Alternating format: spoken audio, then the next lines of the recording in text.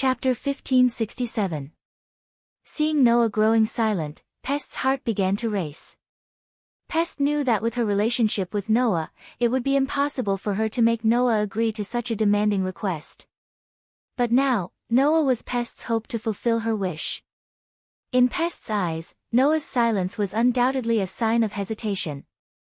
At that moment, Pest appeared to be slightly agitated. Of the 24 solar sovereigns, 2/3 of them are now in your hands. There are only 8 solar sovereigns remaining. I do not know if 8 solar sovereigns will be enough to eliminate the outbreak of the Black Death. Thus, only you can accomplish this matter. If you are able to promise me this, I will do anything. Pest could not help but become agitated. Eliminate the outbreak of the Black Death. To Pest, this matter was both her wish and her curse. Firstly, Pest herself had died from the Black Death when she was alive and had become an undead. Secondly, as the representative of the 80 million undead, Pest's existence could be said to be sustained by the deaths of 80 million undead. Those 80 million undead had also died from the Black Death. It could be said that Pest herself was an existence that carried the fate of the Black Death. Eliminating the Black Death was not only Pest's wish. It was also the wish of the 80 million undead standing behind Pest. Thus, it could be said that eliminating the outbreak of the Black Death was the meaning of Pest's existence. If she was unable to accomplish this wish, Pest might degenerate from an undead into a vengeful spirit. Furthermore, she might be entangled by the resentment of the 80 million undead that wished to eliminate the Black Death. She might never be able to make a comeback.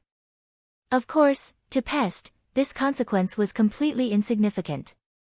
The reason for that was because Pest herself also wished to eliminate the fate of the Black Death.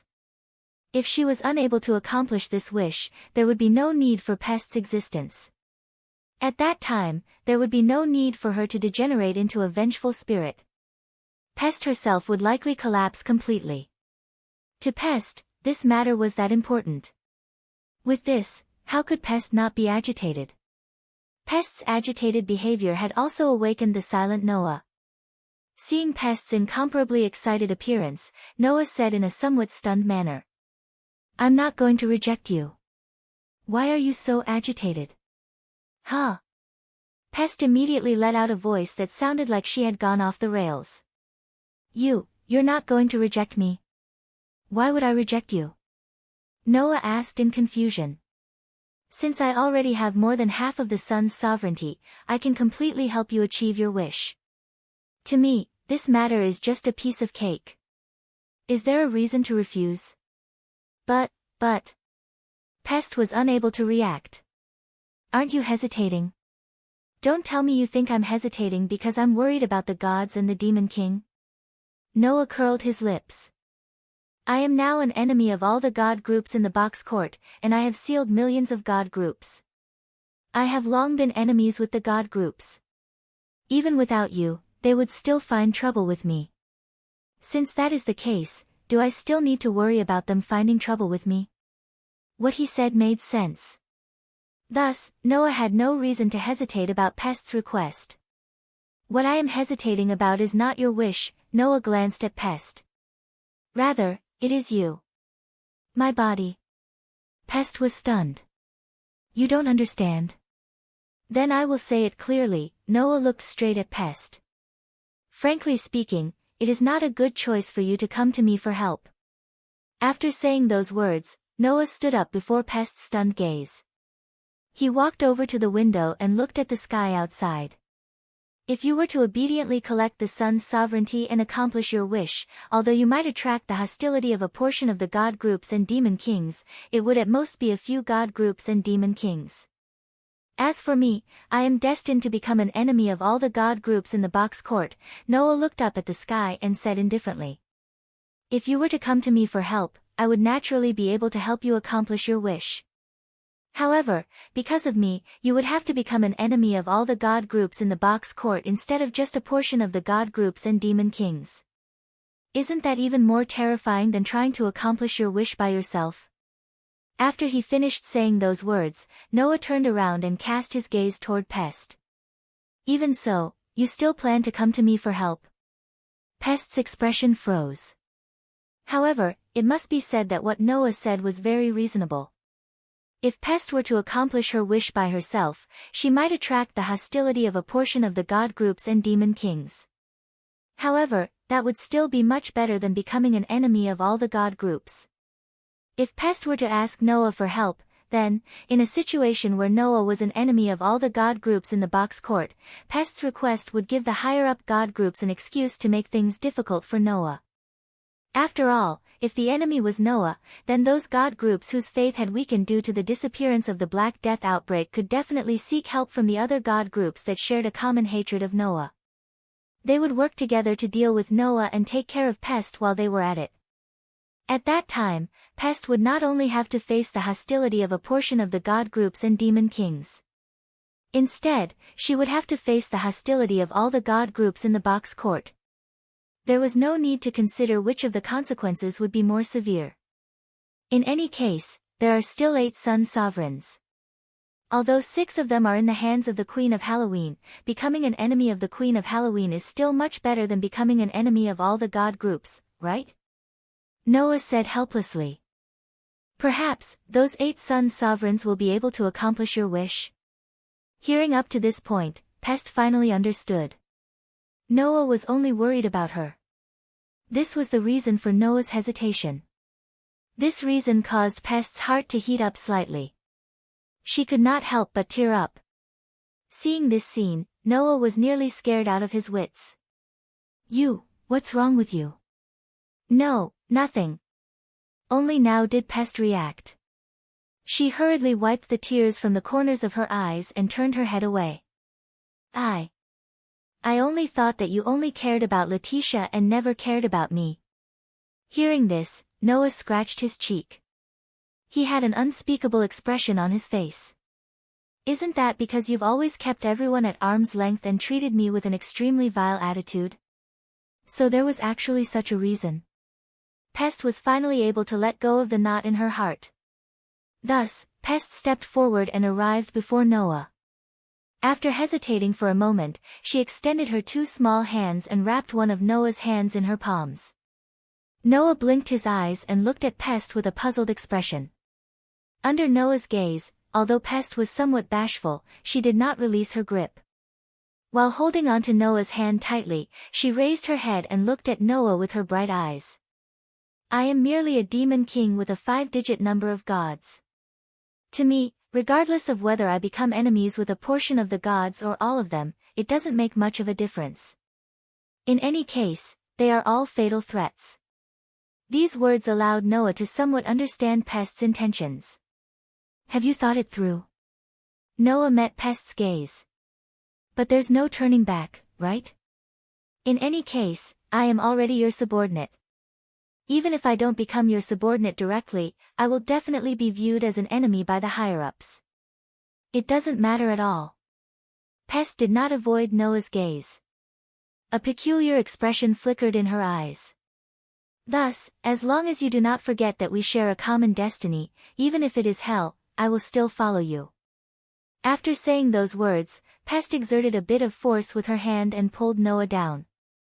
Then, before Noah could react, Pest suddenly moved forward and gently kissed Noah's lips. Noah opened his eyes wide and looked at Pest with an extremely stunned expression. Pest released Noah's hand and took a few steps back. She raised her voice in a somewhat embarrassed manner and said, Letitia also did this when she swore her loyalty to you, right? Your subordinate isn't just Letitia. You are also my master. After saying those words, Pest turned around and ran away. She ran out of Noah's room. Noah did not know whether to laugh or cry. Why are all the little girls by my side so mature? Chapter 1568. Perhaps it was because their relationship in the past was simply too unsteady, but now that they had suddenly opened their hearts to each other, Pest was not used to it. She did not even bother to discuss with Noah about how to prevent the Black Death from breaking out and directly ran away. From Pest's point of view, Noah, who possessed sovereignty over 16 sons, was already capable of helping her fulfill her wish at any time. Since that was the case, there was no need for her to be anxious. After all, Noah was no idle person. He had to deal with all the gods from the box and think of a way to deal with Az Dakaha who would break out of his seal in the near future. He was already vexed enough. Thus, how could Pest have the nerve to ask Noah to immediately help her fulfill her wish? In any case, with Noah's sovereignty over the suns, he could eliminate the Black Death with ease at any time.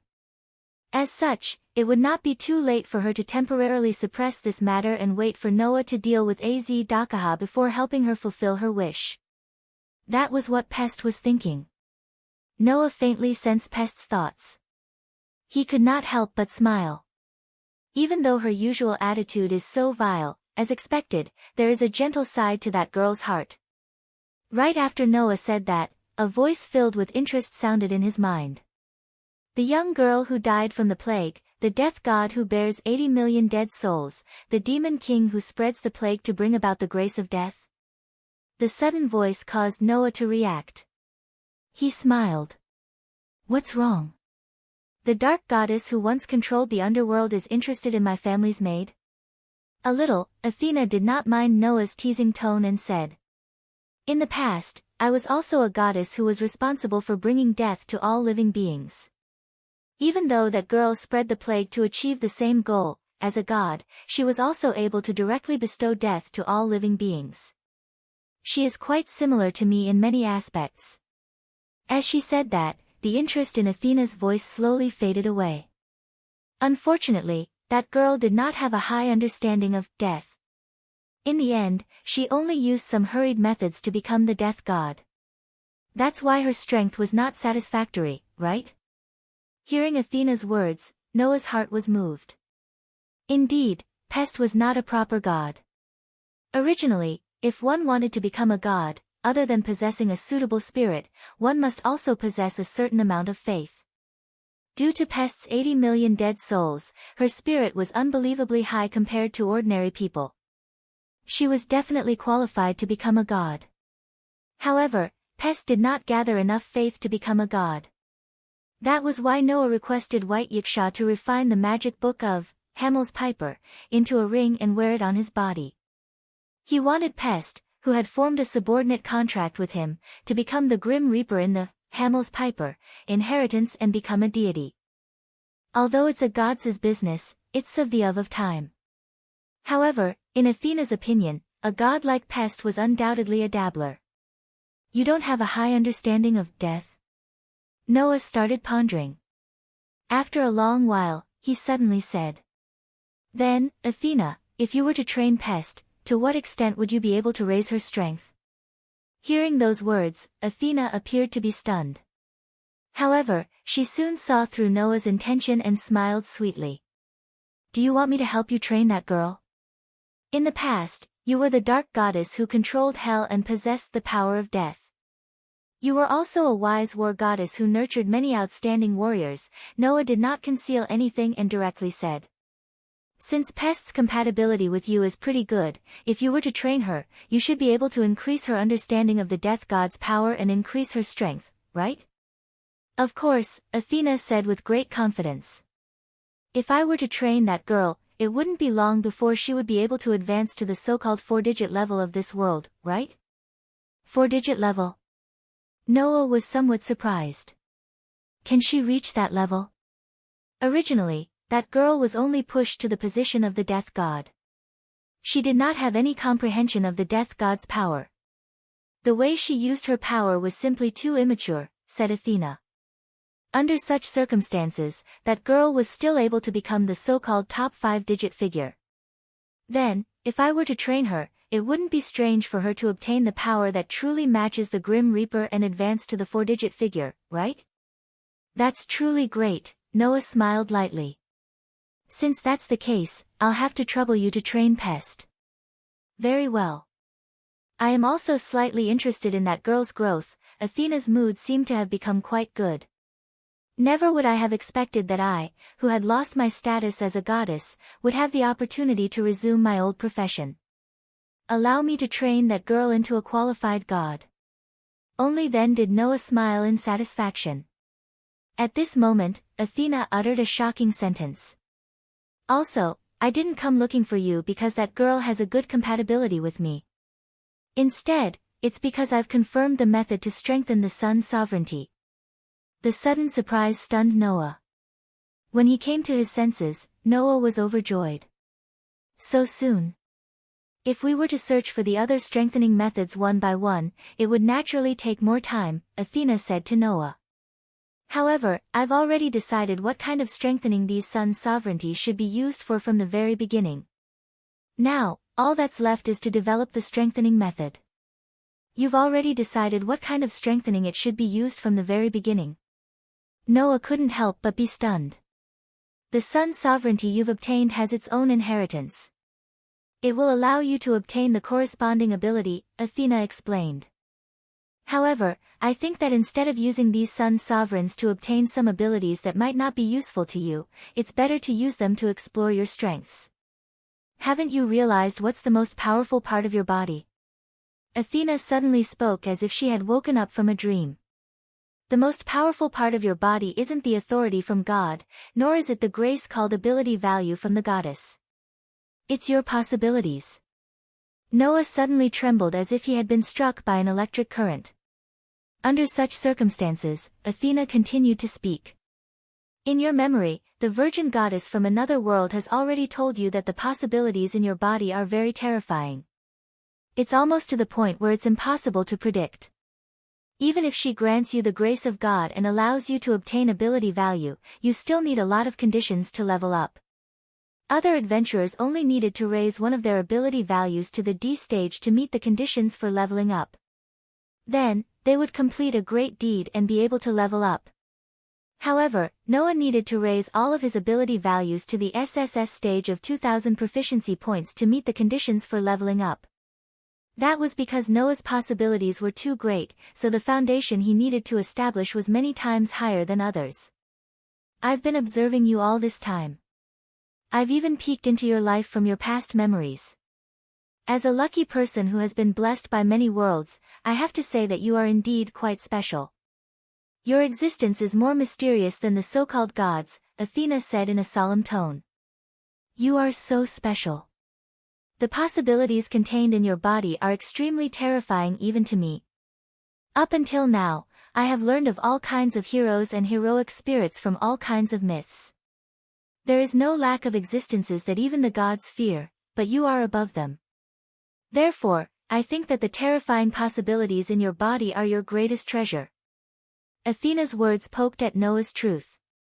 Therefore, from the very beginning, the use of the sun's sovereignty that I thought of was not to strengthen your ability.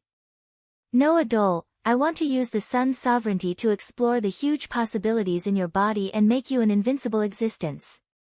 Chapter 1569. Become an undefeatable existence.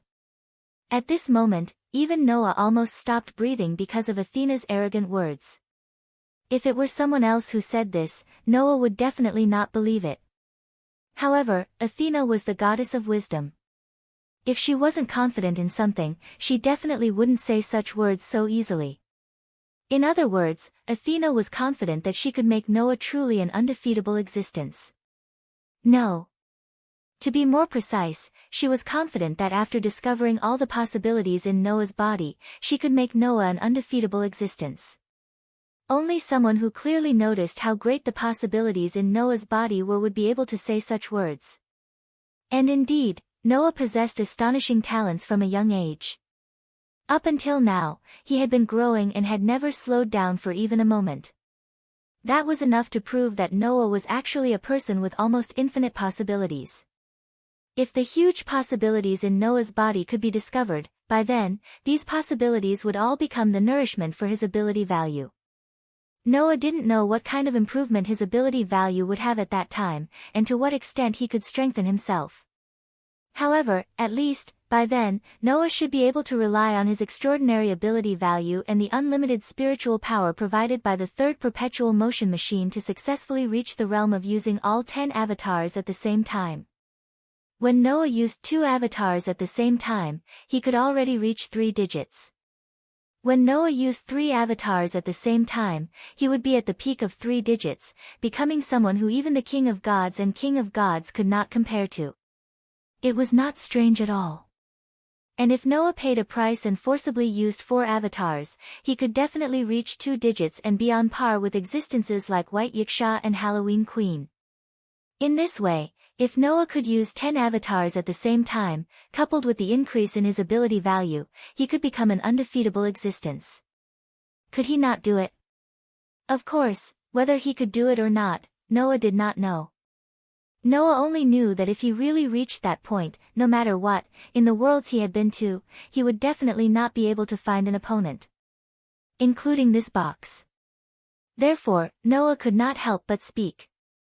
Can the possibilities in my body really be discovered by relying on the sun's sovereignty? If you must say it can or can't, the answer is naturally yes. Athena's voice did not have the slightest hesitation. The sun's sovereignty is a very special existence and has a wide range of uses. Many individuals who occupy special positions in this world use the sun's sovereignty to complete their spirit and achieve great things. That is a process of discovering possibilities. For example, if Gaoji could gather 10 sun's sovereignty and complete the spirit, he could become an individual who was more than a 2-digit existence like Shakyamuni. It was because Gaoji was the 10th incarnation of Vishnu, the hero who saved the world in the apocalypse. His body contained the possibility of becoming a supreme existence. That was why he could use the sovereignty of the sun to complete the spirit and achieve himself.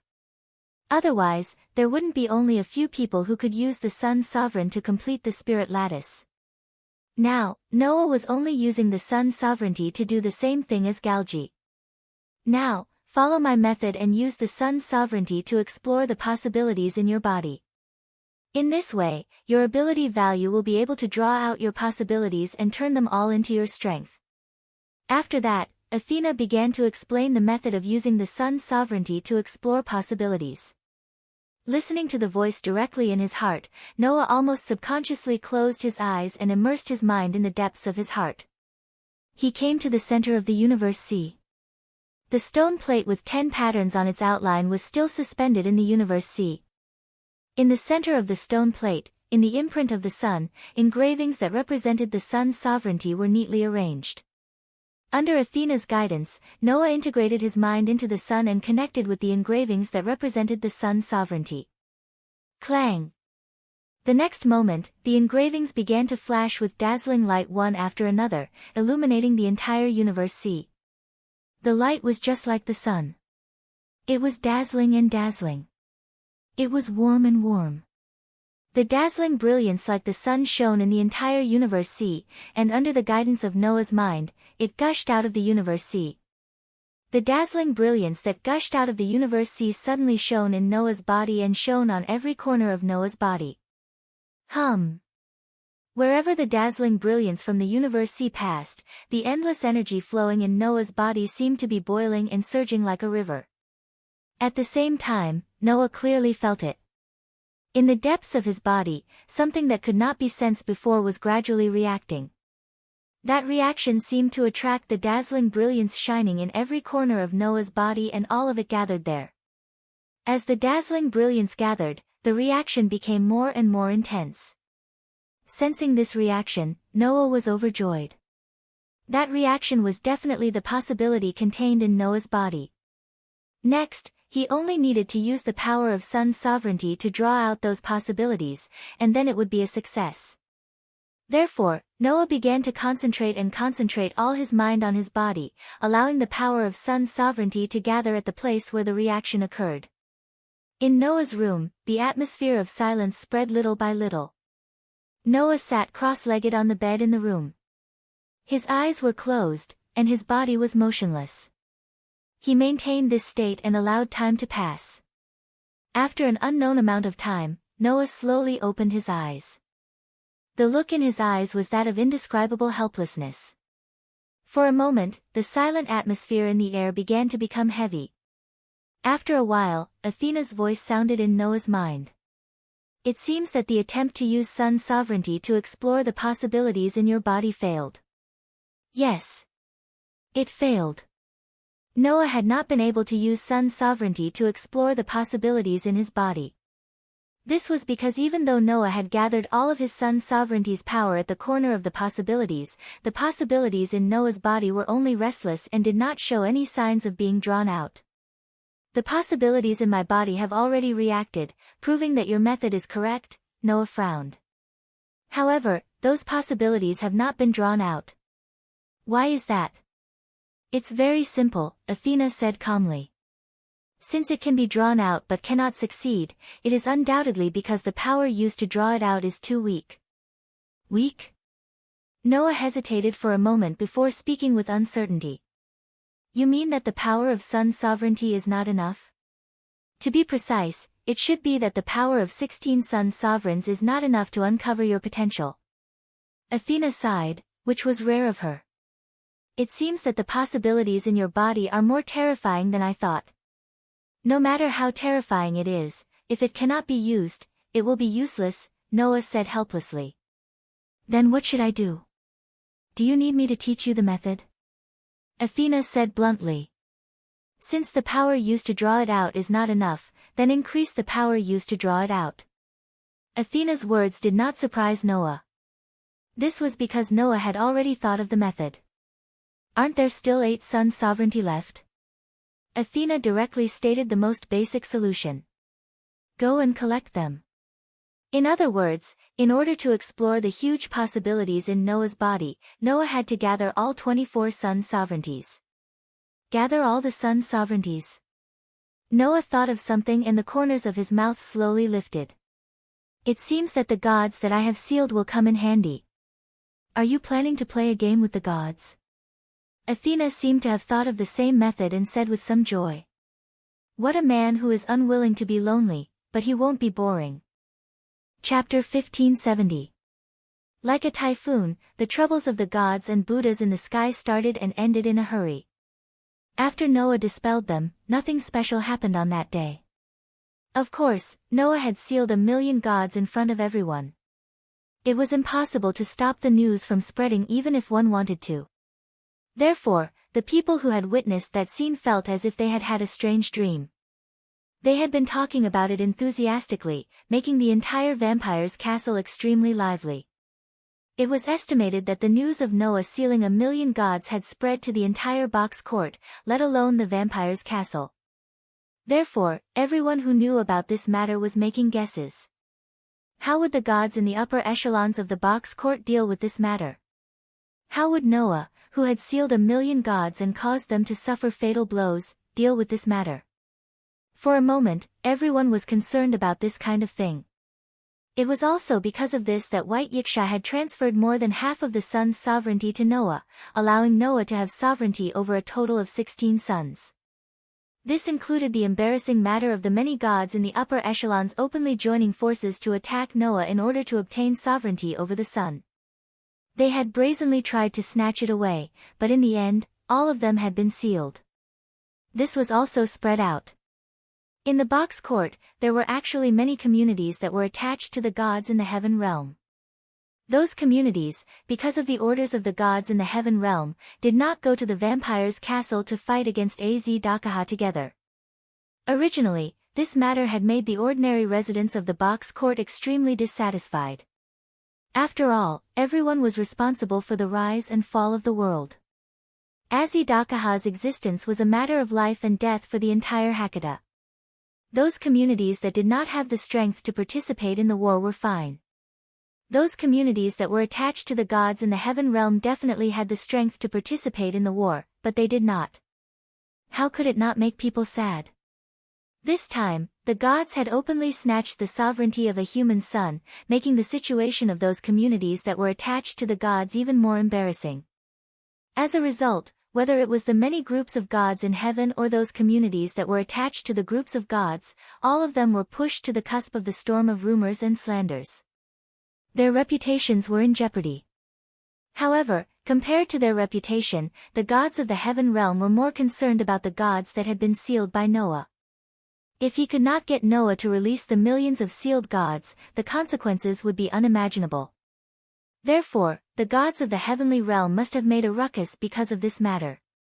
However, the people in the lower bound had no way of knowing how big the uproar in the heavenly realm was. They were still spreading the news by word of mouth, which made the name Noah Dole even more legendary. It also made the reputation of those gods even worse. As for what was happening outside, Noah didn't know either. Today, after waking up early in the morning, Noah headed to No Name's headquarters in the minister's hall to prepare for breakfast. Because there weren't many members in No Name, they usually gathered together to eat. Although Letitia claimed that as a maid, she wanted to serve her master Noah as much as possible, Noah had no reason to eat alone just because he was being served, so he rejected Letitia's proposal. In view of this, now, in the morning, Letitia no longer went to Noah's room to serve him. Of course, this was only limited to the situation where Noah didn't oversleep. If Letitia arrived at the hall and didn't see Noah, then she would probably go to Noah's room to wake him up as a maid and help Noah dress and wash up. In fact, Noah really wanted to complain. Undoubtedly, Letitia was only his subordinate. Why did she always claim to be a maid? At first, it was because of White Yiksha's fooling around that Letitia wore a maid uniform to express her gratitude to Noah. Now, Letitia was playing more and more enthusiastically.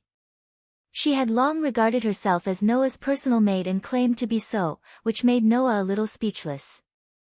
However, in general, Letitia was happy and Noah didn't lose anything. Every day, he could have a cute little maid serving by his side. That was quite a pleasing thing, so Noah didn't correct her. Maybe, sometimes I can deliberately sleep in and enjoy the feeling of being woken up by a golden-haired lowly maid. That's not bad. With this thought, Noah smiled and walked into the hall. In the hall, other than Noah, the rest of the members of No Name were all present. Black Rabbit, whose ears were more sensitive, was the first to notice Noah's arrival. A pair of rabbit ears stood up very flexibly. "Mr. Noah, good morning." "Good morning," Noah smiled at Black Rabbit. The others also noticed Noah's arrival. They all turned to look at Noah. "Good morning." "Good morning, everyone," Noah greeted them. "Good morning, Master," Letitia nodded at Noah. Beside them, Pest also spoke in a very natural manner. "Good morning, Master." However, Pest's words caused the atmosphere in the entire hall to become sluggish. Everyone present turned their astonished gazes to Pest. Their appearance was simply as if they had encountered something inconceivable. Being stared at by so many people with inconceivable gazes, Pest involuntarily took a step back and spoke in a very puzzled manner. What sort of expression is that?" The people present ignored Pest's puzzlement. Instead, they looked at each other in dismay. Their eyes were still filled with disbelief. After a while, Fei Niao looked to Yao and asked as if seeking confirmation of something. Pest addressed Noah as master. She even took the initiative to greet him. That's right, Yao also had an expression of disbelief. That Pest actually addressed Noah as master. She even took the initiative to greet him. Ren hesitated for a moment before speaking in a weak voice. "That can't be, right? Could it be that we've made a mistake somewhere?" "That's right," Black Rabbit secretly sized up Pest. "Miss Pest, you couldn't possibly have eaten something bad, right? You all." Pest clenched her little fists tightly. Character had appeared on her forehead. "Exactly how rude of a person am I in your eyes?" "That's right," Letitia admonished in a methodical manner. "What you all are saying is a bit too rude." Pest crossed her arms before her and nodded repeatedly. However, in the next second, what Letitia said caused Pest to nearly fall down. Pest has only finally come to realize her duty as a maid. Her awakening of her heart to serve others is something that we should acknowledge. Who would wake up from such a messy state of mind? Pest shouted loudly. "I merely acknowledged my master. What's so strange about that?" Hearing those words, Fei Niao, Yao, Letitia, Ren, and Black Rabbit spoke in unison. "It's very strange, right? It's very strange. It's very strange. It's very, very strange, isn't it?" "Yes. It's very strange. I understand now. You all want me to determine the cause of your deaths, right?" Pest lowered her head. Her delicate body started to shiver. A burst of black winds started to swirl around her body. Powerful anger filled the air. Since that's the case, it's decided then. Your cause of death is death from illness. Seeing that Pest was about to flip out, the people present finally realized that the joke had gone too far. Immediately, they cried out in alarm and hid behind Letitia. Unfortunately, it was simply impossible for a little maid who appeared to be only 11 or 12 years old to block so many people. It was as if the group of people were putting on a monkey show. Such a joyous and harmonious scene caused Noah to feel very helpless.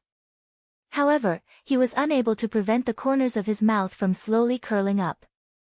Enough, all of you, stop messing around. Noah shook his head with a smile on his face. Then, he looked to Pest. Pest, you too.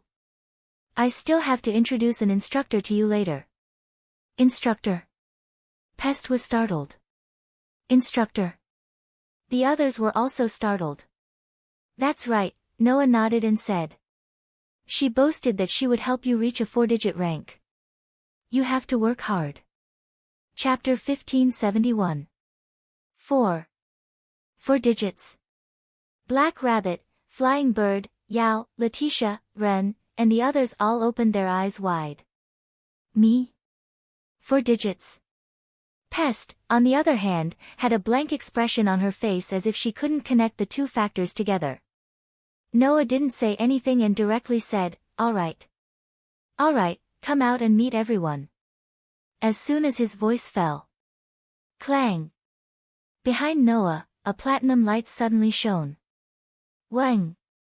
As if unwilling to be outdone, a silver light also blossomed from behind Noah. Within the dazzling platinum light and silver light, 2 petite figures slowly appeared. They absorbed all the light around them into their bodies, as if they were planning to use the light to form their bodies.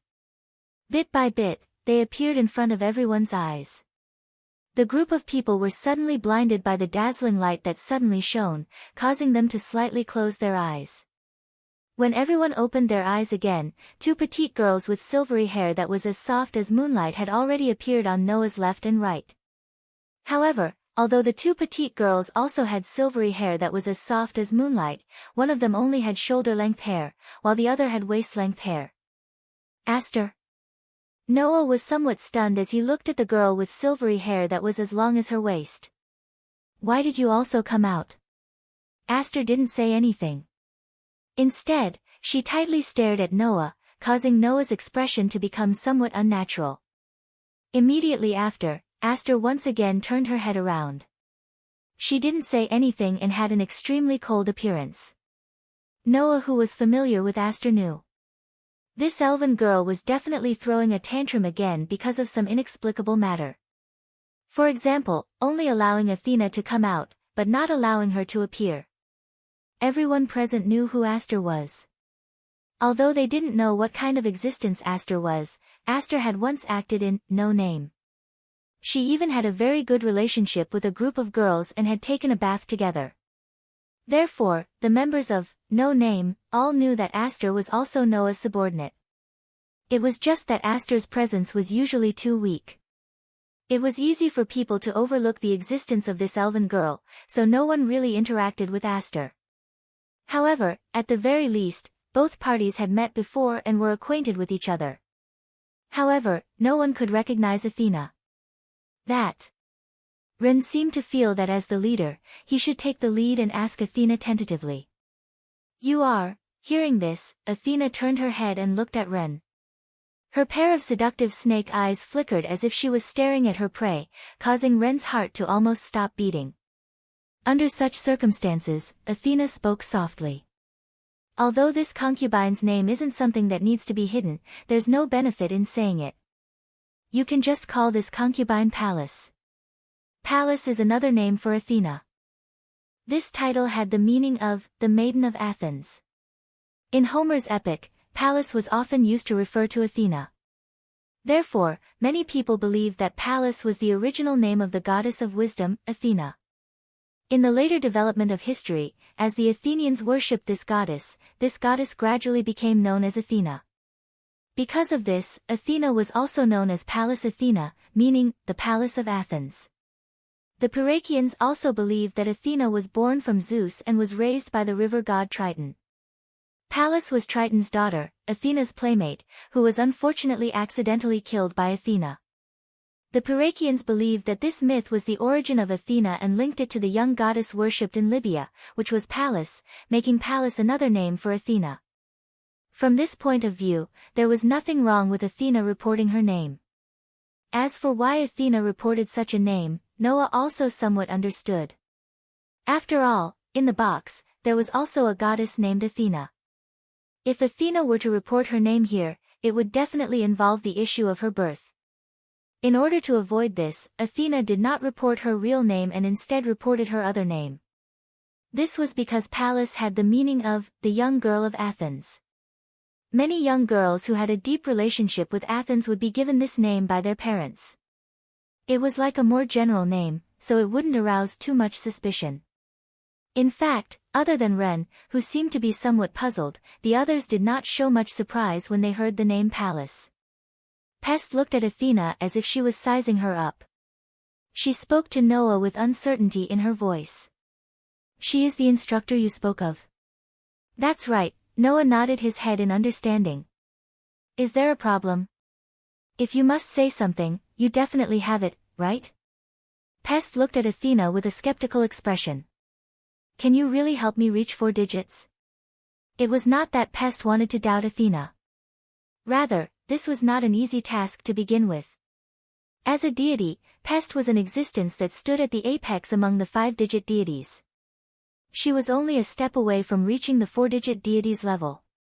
However, this single step was as far as the eye could see. While it might seem like there was only a difference of 1 level between 4 digits and 5 digits, the former was classified as the upper level of the box. Even the majority of the Asura gods and Buddhas were at this level. As for the latter, they were classified as the middle level of the box. In the vampire's castle, there were many communities with 5 digits. For example, the community of Sarah and Shadora, who were the rulers of those levels, had 5 digits. However, in the vampire's castle, apart from Letitia and the Queen's Knight, only 16th Knights had the ability to reach 4 digits. And now, Noah was saying that as long as this young girl, who was not much older than Pest, gave some guidance, Pest would be able to reach 4 digits. Was this convincing? Faced with Pest's suspicion, Athena merely glanced at her. Right at this moment, Pest felt as if all of her body's temperature had been snatched away. Her blood was gradually cooling down. Even her life was slowly slipping away. That sort of sensation caused Pest to feel as if she had fallen into an icehouse. Instinctively, Pest waved her hand. Immediately, a burst of black wind appeared around her. Like a berserk pitch-black air current, the black wind swept toward Athena. The surrounding people immediately cried out in alarm. Hearing the cries of alarm, Pest finally reacted. Her expression changed. However, right at the moment when Pest planned to pull back her hand, the scene that occurred before her caused her expression to freeze. Facing the wind of death that could instantly take away a person's life, Athena looked at it as if she was looking at a toy. She gently extended her hand towards the black wind that was sweeping towards her. Chi! Upon coming into contact with Athena's hand, the black wind immediately emitted a strange sound as if it was a flame that had encountered water. Immediately after, the black wind started to swirl around Athena's hand. It turned into a clump of black gaseous substance that gently landed on Athena's palm. Seeing this scene, the crowd were all stunned. "You!" Pest was even more shocked. Athena lowered her eyes and looked at the clump of black gaseous substance in her hand. With a somewhat disinterested expression, she spoke. "In the past, this humble one was also an existence that brought about the end of life. However, I have now lost the authority to wield death. Yet, I am able to rely on my understanding of death to seize the authority to control the power of death from you. It would appear that your understanding of the power of death is even weaker than this humble one had imagined." Pest was immediately speechless. "There is no need for you to feel ashamed," Athena looked to Pest. With a casual wave of her hand, she dispersed the clump of black gaseous substance in her hand. Although you are still very immature, immaturity also means that you have ample room for growth and improvement. As long as you accept this humble one's training, it will not be difficult for you to reach the 4-digit level. Hearing those words, Pest's eyes started to shine. Pest immediately turned around and looked at Noah.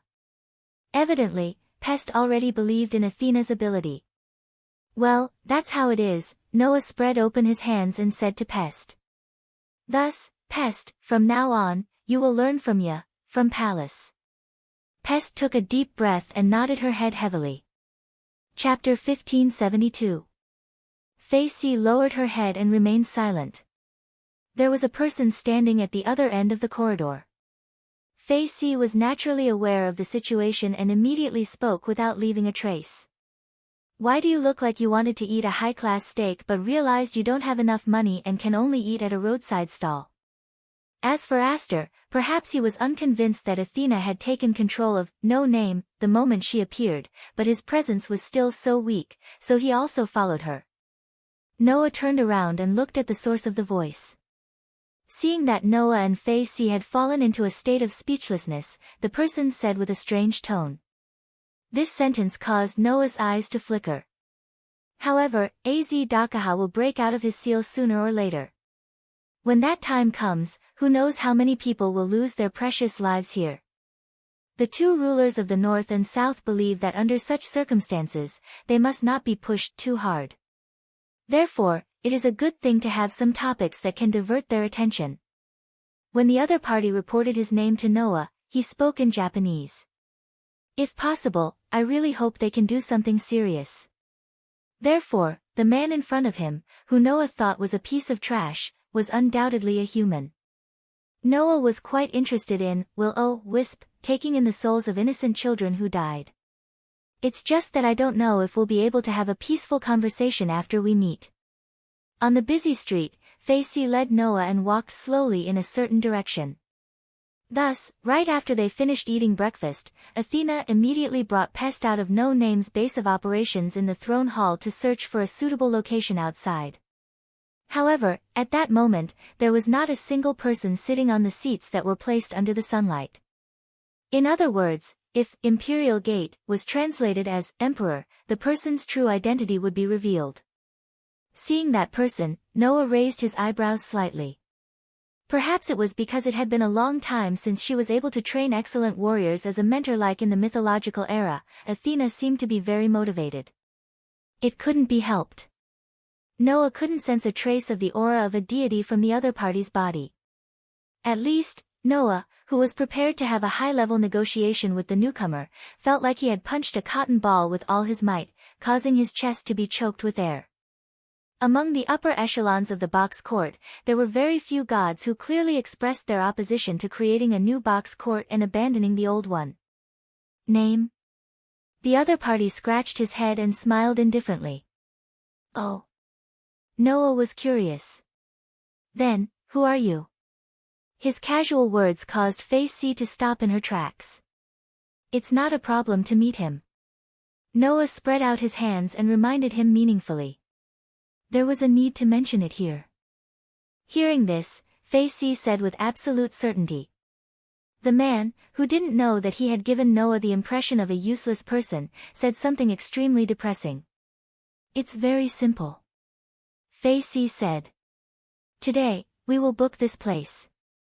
Fei Si said to Noah. Just like before.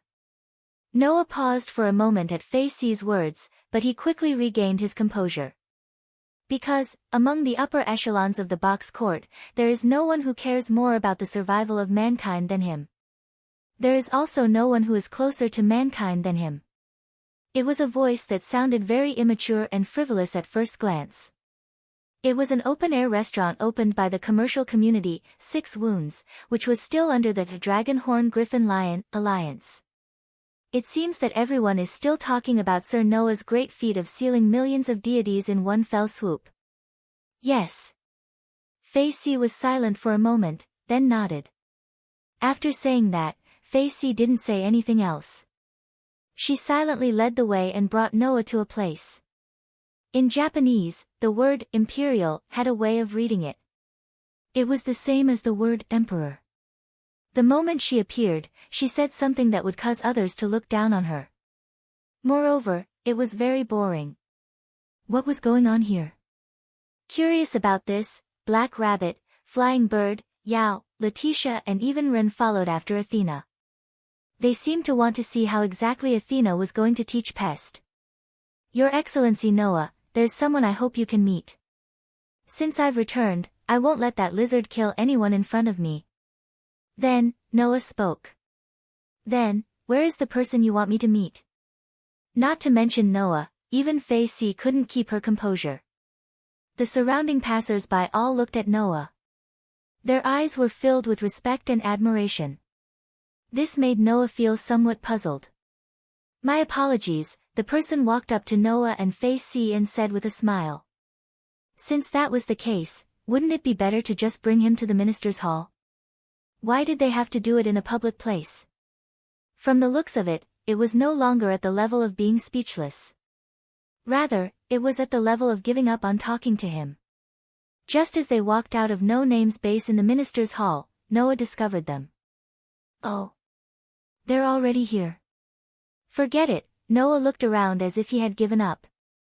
He saw a man walking out from a building not far from the open-air restaurant.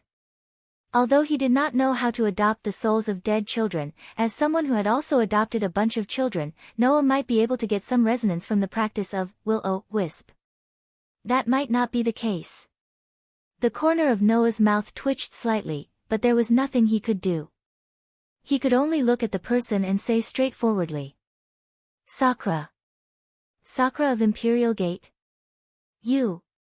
Noah looked at the man who called himself Sakura of Imperial Gate in shock. At that very moment, Noah's heart had successfully formed the impression that the young man was a piece of trash. All of a sudden, Noah frowned. In Hindu mythology, the heavenly emperor, the ruler of the gods, the leader of the 12 heavens and the war gods, one of the founders of Hakata, and also the main god of the Black Rabbit. Please don't worry. Although this is my own idea, I believe that you will be able to negotiate with the other party. As of now, all of Azi Dakahar's doppelgangers have been destroyed. There is nothing else we can do. Fei Si didn't turn around and continued to lead the way, but her tone was very serious. Without any other choice, Noah could only walk out of the base and plan to walk around the streets, or just sit at Vera, Ai Xia, and Jack's place. For Sir Noah to say this, it is very convincing. I believe that you will be able to do it. After all, what we are going to talk about is not suitable for others to know. Why do you say that? With this thought in mind, Noah walked out of No Name's base. I've been waiting for a long time, so I just ordered some drinks. In the end, I realized that this restaurant didn't have a toilet, so I could only go nearby and borrow one. That kind of existence was now in front of Noah. Yeah. Noah shrugged. Then, a voice sounded. The upright Queen Knight seemed to have never known how to beat around the bush.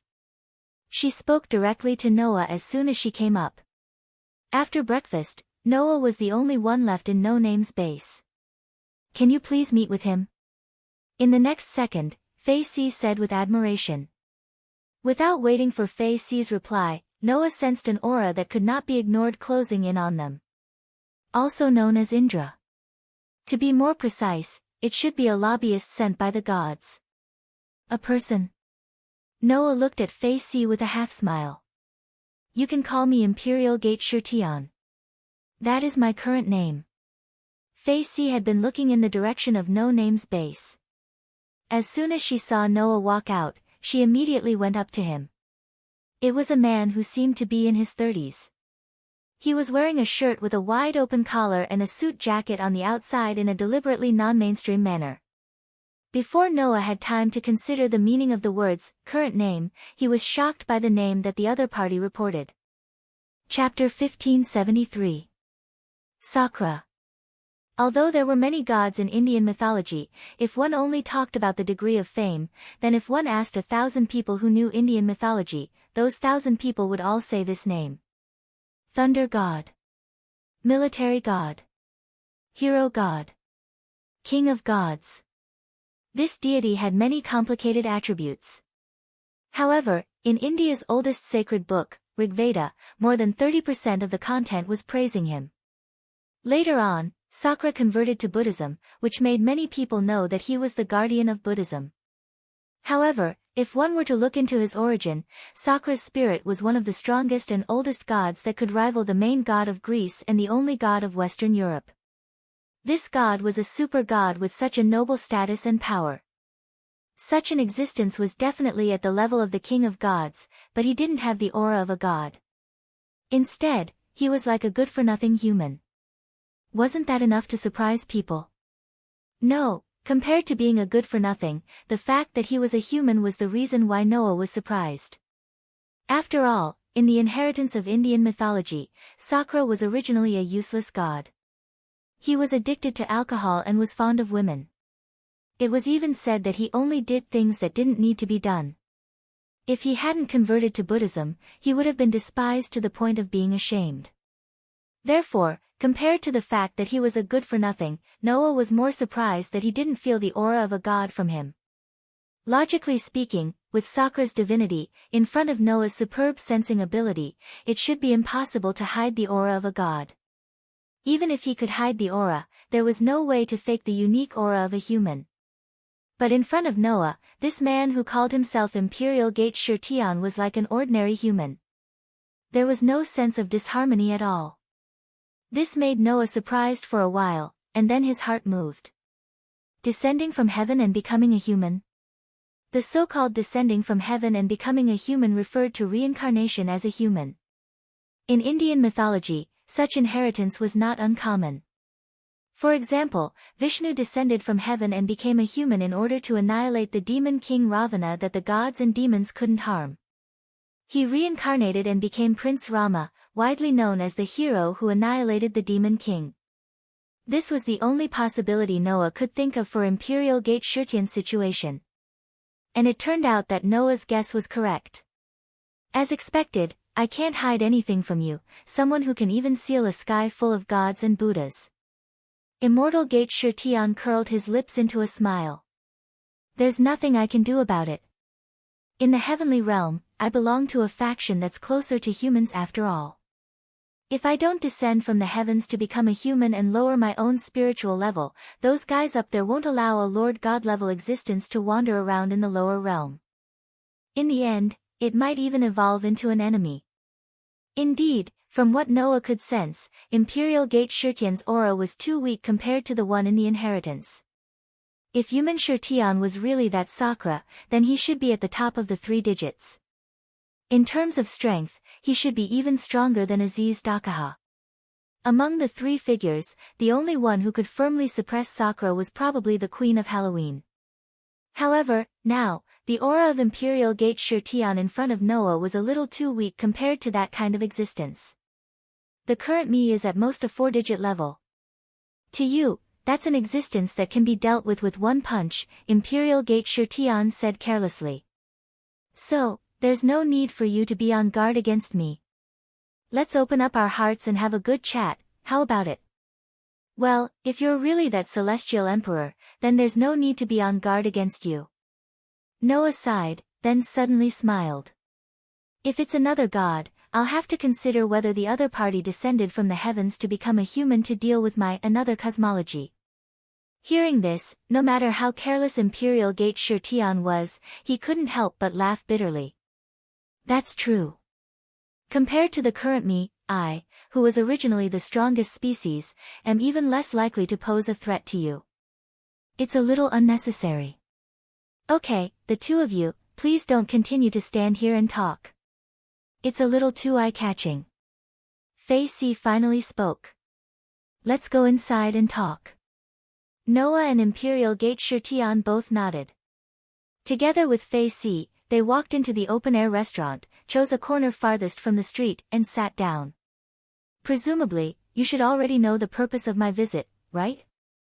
Imperial Gate Shirtian said straightforwardly. I'm here to ask you to release the group of gods that you've sealed. Noah's expression didn't change at all. He picked up the coffee that had just been served by the waiter, took a sip first, and then responded very naturally. The group of gods that you mentioned that I've sealed shouldn't be just the group of gods from Hindu mythology led by the famous celestial emperor, right? That's right. Imperial Gate Shirtian nodded. I hope you can release all the gods.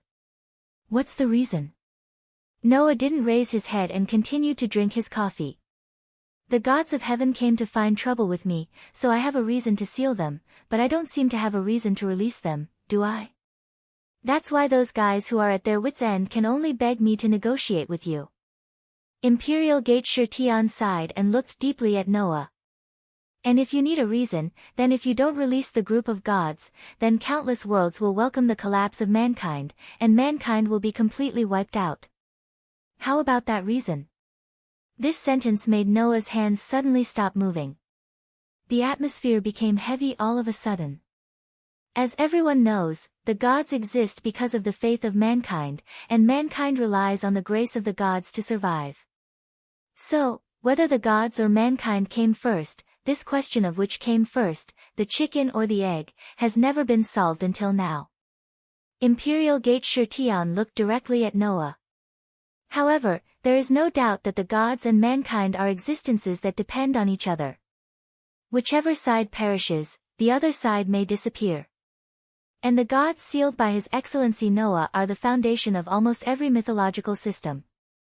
Fei Si continued Imperial Gate Shirtian's words. If His Excellency Noah continues to seal them, it is very likely that it will cause the balance between the gods and mankind to be destroyed. At that time, mankind's faith will be overturned, and the existence of the gods will be wiped out. The entire history of the gods and mankind will completely collapse, and then the mankind of countless worlds will be destroyed, Imperial Gate Shirtian said. As a reason for you to release the group of gods, I wonder if this is enough. The whole place suddenly fell silent. Noah closed his eyes and continued to drink his coffee as he spoke calmly. In other words, you intend to use such consequences to threaten me? It's not a threat. Imperial Gate Shirtian hurriedly shook his head. Anyway, it's useless for you to keep sealing so many gods. At most, you're just venting your anger. Since you've vented your anger, why don't we just end things peacefully? Isn't that good? End things peacefully. Noah opened his eyes and looked at Imperial Gate Shirtian with extreme sarcasm. Then let me ask you. If I release all the gods, can you guarantee that the arrogant gods that I've sealed will not resent me and continue to cause trouble for me, or even the people around me? I really can't guarantee that those fellows won't resent you. Imperial Gate Shirtian scratched his head in annoyance. However, if you believe me, I can make those fellows stop causing trouble for you and the people around you. I can also give you the same promise on behalf of the Queen. If any of the gods were to oppose you in the future, they would be punished by the Queen of Halloween, including the Celtic gods, Fei Si said at the right time. In addition, Your Excellency is trusted by the White Night King and has even entrusted the sovereignty of the sun to you. With the deterrence of the White Night King and the Queen of Halloween, I believe that no god group will be so brazen as to seek their own deaths. If they don't dare to do it brazenly, then wouldn't they dare to do it secretly? Noah pursed his lips. There's a saying that goes, it's easy to dodge a spear in the open, but difficult to guard against a stab in the dark. I don't want to regret my choice today in the future. Imperial Gate Shirtian and Fei Si immediately fell silent. After a while, Imperial Gate Shirtian spoke helplessly. Then, what will it take for you to release the sealed gods?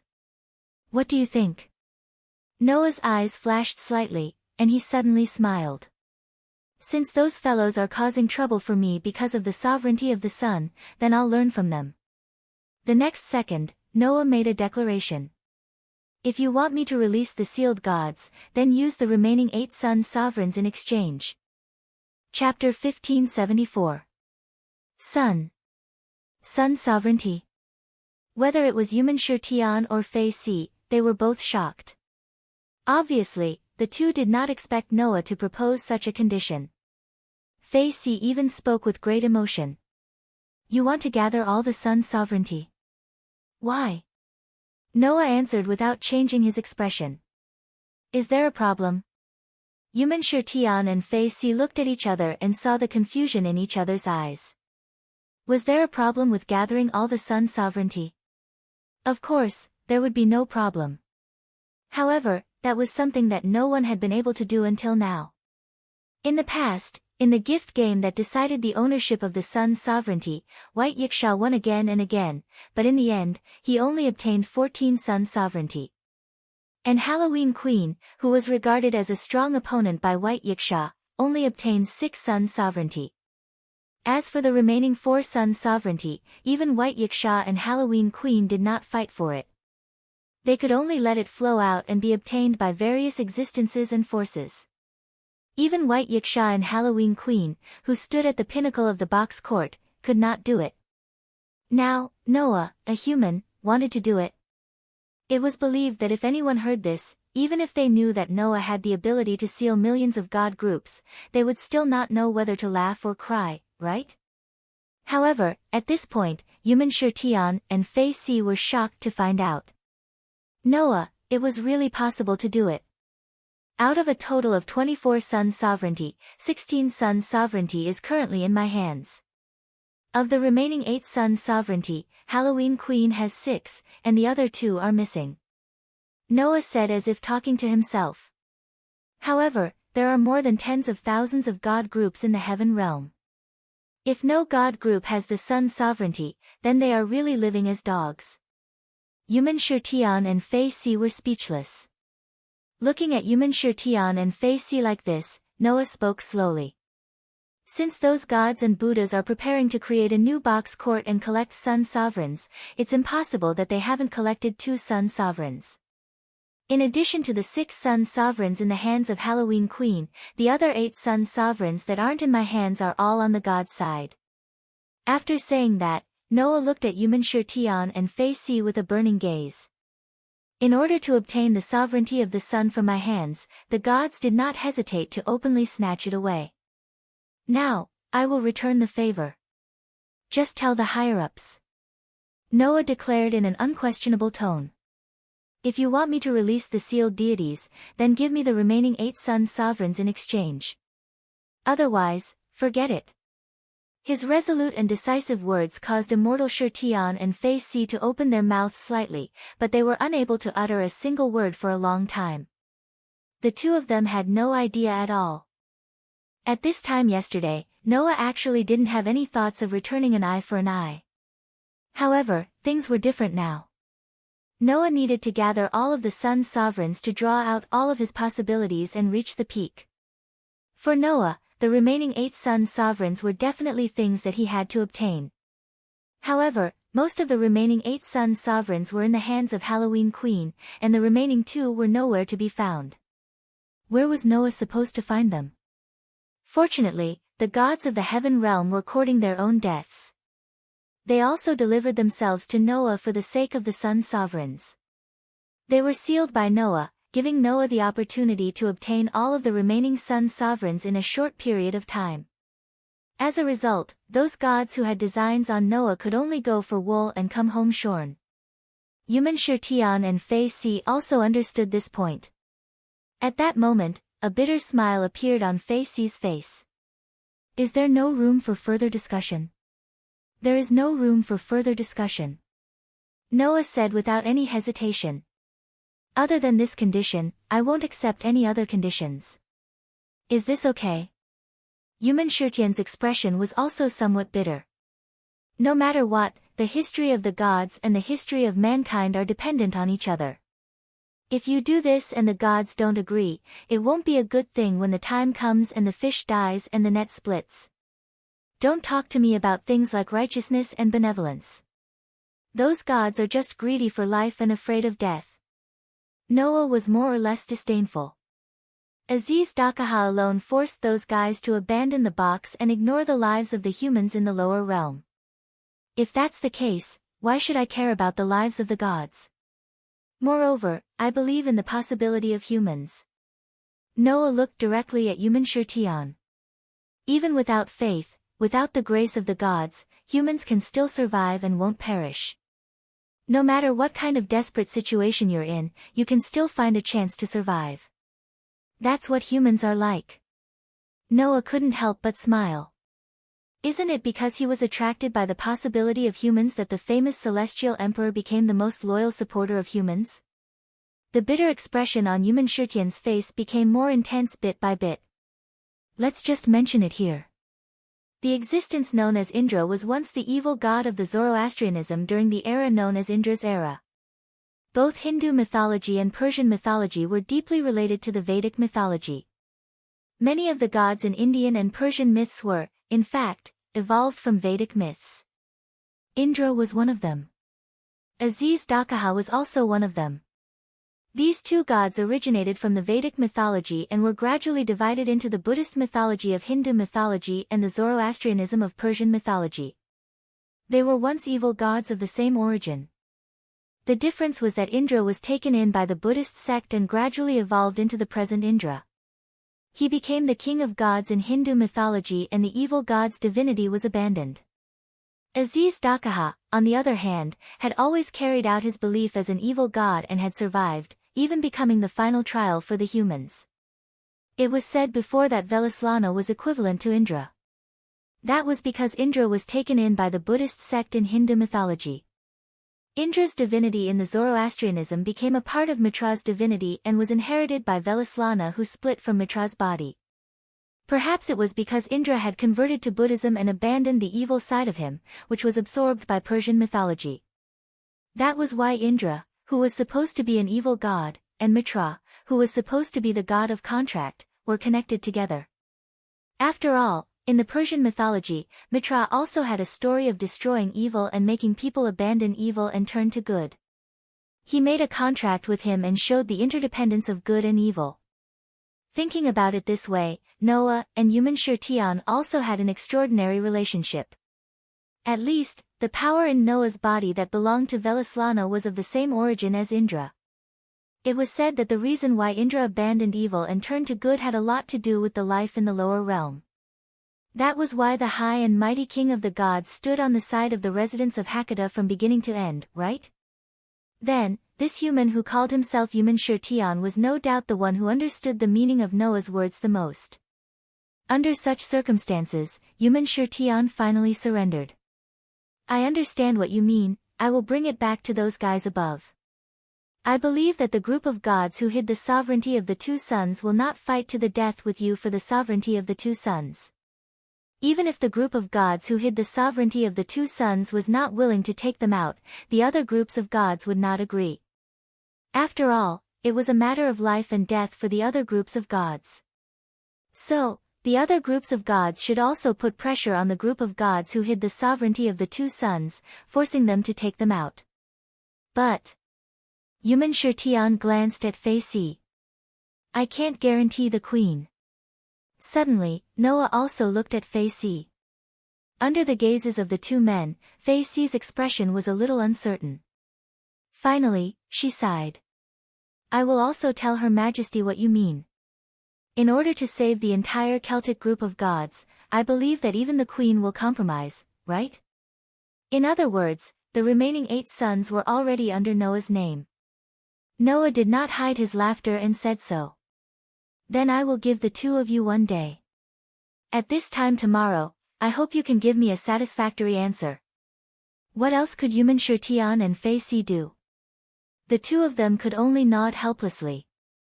Seeing this, the smile on Noah's face became brighter and brighter, and his heart began to become active. At this time tomorrow, perhaps Noah would be able to gather all 24 sons and draw out his own possibility. At this moment, Noah was only looking forward to it. Looking forward to the arrival of tomorrow. Chapter 1575. Under Noah's anticipation, the next day quickly arrived. The members of No Name, who didn't know what Noah had done in a single day, were also in high spirits as they followed Athena and Pest outside for their special training. However, perhaps because they were bored, Aster didn't follow them this time. Instead, he obediently transformed into his elven device and accompanied Noah. Other than Aster, Ren also didn't follow them. After all, 16th Night was still unconscious and couldn't be left unattended. As the leader of the community, Ren seemed to have accepted the responsibility of taking care of 16th Night. Undoubtedly, there were so many cute girls in No Name, but they were reduced to being taken care of by Ren. If 16th Night woke up and found out about this, she would definitely be very unhappy, right? Noah, on the other hand, obediently stayed in No Name's base in the minister's hall until he felt that it was about time. Then, he walked out of the minister's hall and headed towards the outdoor cafe that he had been at yesterday. This time, it was still the same as before.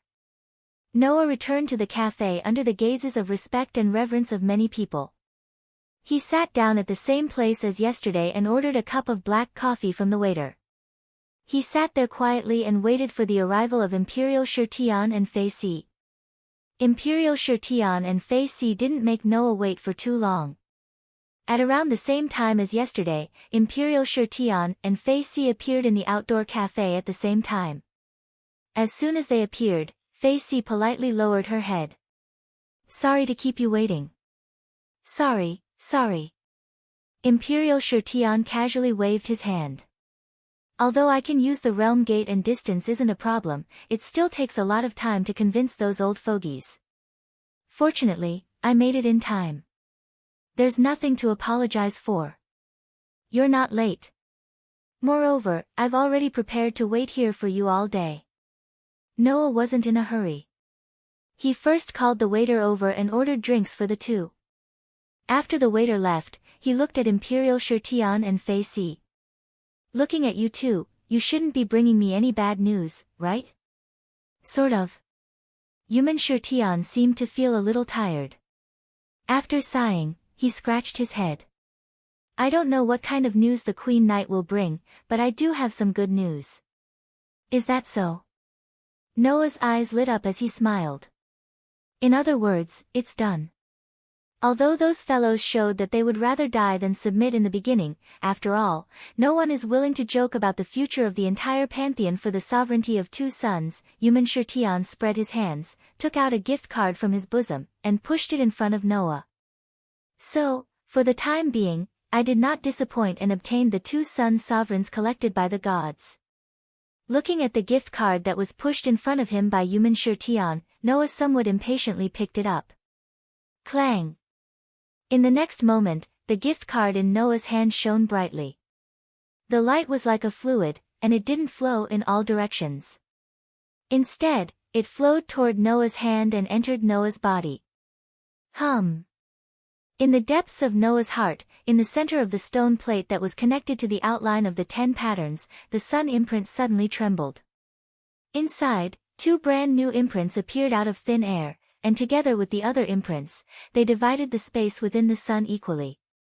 With this, the number of sun sovereigns in Noah's hands increased by 2, reaching the level of 18. Only the 6 sun sovereigns in the hands of the Halloween Queen were left. "Okay, my mission is finally completed." Yuman Shirtian looked at Fei Si with a sigh of relief. "So, what did the Queen say?" Noah also turned his gaze to Fei Si, looking at her pretty face wearing a ball mask.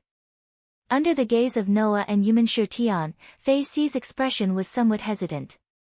Seeing this scene, Noah and Yuman Shirtian frowned at the same time. "What's wrong?" Noah said faintly. "Is the Queen not willing to hand over the sun sovereigns?" "I knew it wouldn't be that simple." Yuman Shirtian was still frowning, but he seemed to be relieved. After all, using the sun sovereigns as the price to release the sealed gods. To put it nicely, it's called a deal, but to put it bluntly, it's a threat. That temperamental queen certainly won't obediently hand over the sun sovereigns, right? Yuman Shirtian analyzed in front of Noah and Fei Si, as if he had suddenly become an outsider, and no matter what happened next, it had nothing to do with him. And what Yuman Shirtian said happened to be one of the answers that Noah had thought of since yesterday. Therefore, Noah didn't show any surprise, as if nothing had happened, and calmly nodded. Sure enough, it's not that easy. Although the Halloween Queen was the central figure of the Celtic gods, she was only one of the central figures. She couldn't make the entire Celtic gods obey her orders. Otherwise, the Celtic gods wouldn't have come to find trouble with Noah and suffer the consequences of their own actions. And in such a situation, why would the Halloween Queen have to pay for the stupid actions of the Celtic gods alone? Presumably, even if the Halloween Queen could pay for it, the other gods and the Celtic gods would have to pay a high price to persuade this figure who was an exceptional existence among the three-digit gods, right? In other words, it was very likely that the negotiation would go wrong in the end, causing them to part on bad terms. Noah had long guessed that there was such a possibility, and he had discussed it with Athena to prepare countermeasures. Now, it was time to use that countermeasure. However, just as Noah was about to say something to Fei Si shook her head and said something that surprised Noah. No, the Queen has actually agreed to transfer the Sun's sovereigns to His Excellency Noah in order to let His Excellency Noah release the sealed gods. Agreed? Noah was slightly stunned. Agreed? Imperial Guard Shi Tian was also stunned for a moment, and then said to Fei Si. Then why are you still hesitating? I'm hesitating because although the Queen agreed to transfer the Sun's sovereigns to His Excellency Noah, she has a request. Fei Si looked straight at Noah and said word by word. His Excellency Noah, the Queen wants me to tell you that if you want the Sun's sovereigns in her hands, she hopes to give it to you in person. What? Noah was surprised. Give it to me in person? Yes. Fei Si nodded heavily. So, please get ready, His Excellency Noah, and come with me to see the Queen. After that, Imperial Guard Shi Tian left directly. According to him, his mission had been completed. If it was to accompany Noah, it would be fine, but there was no need to accompany such a dangerous person. That was natural. Although the Halloween Queen was one of the central figures of the Celtic gods, she was also a demon king.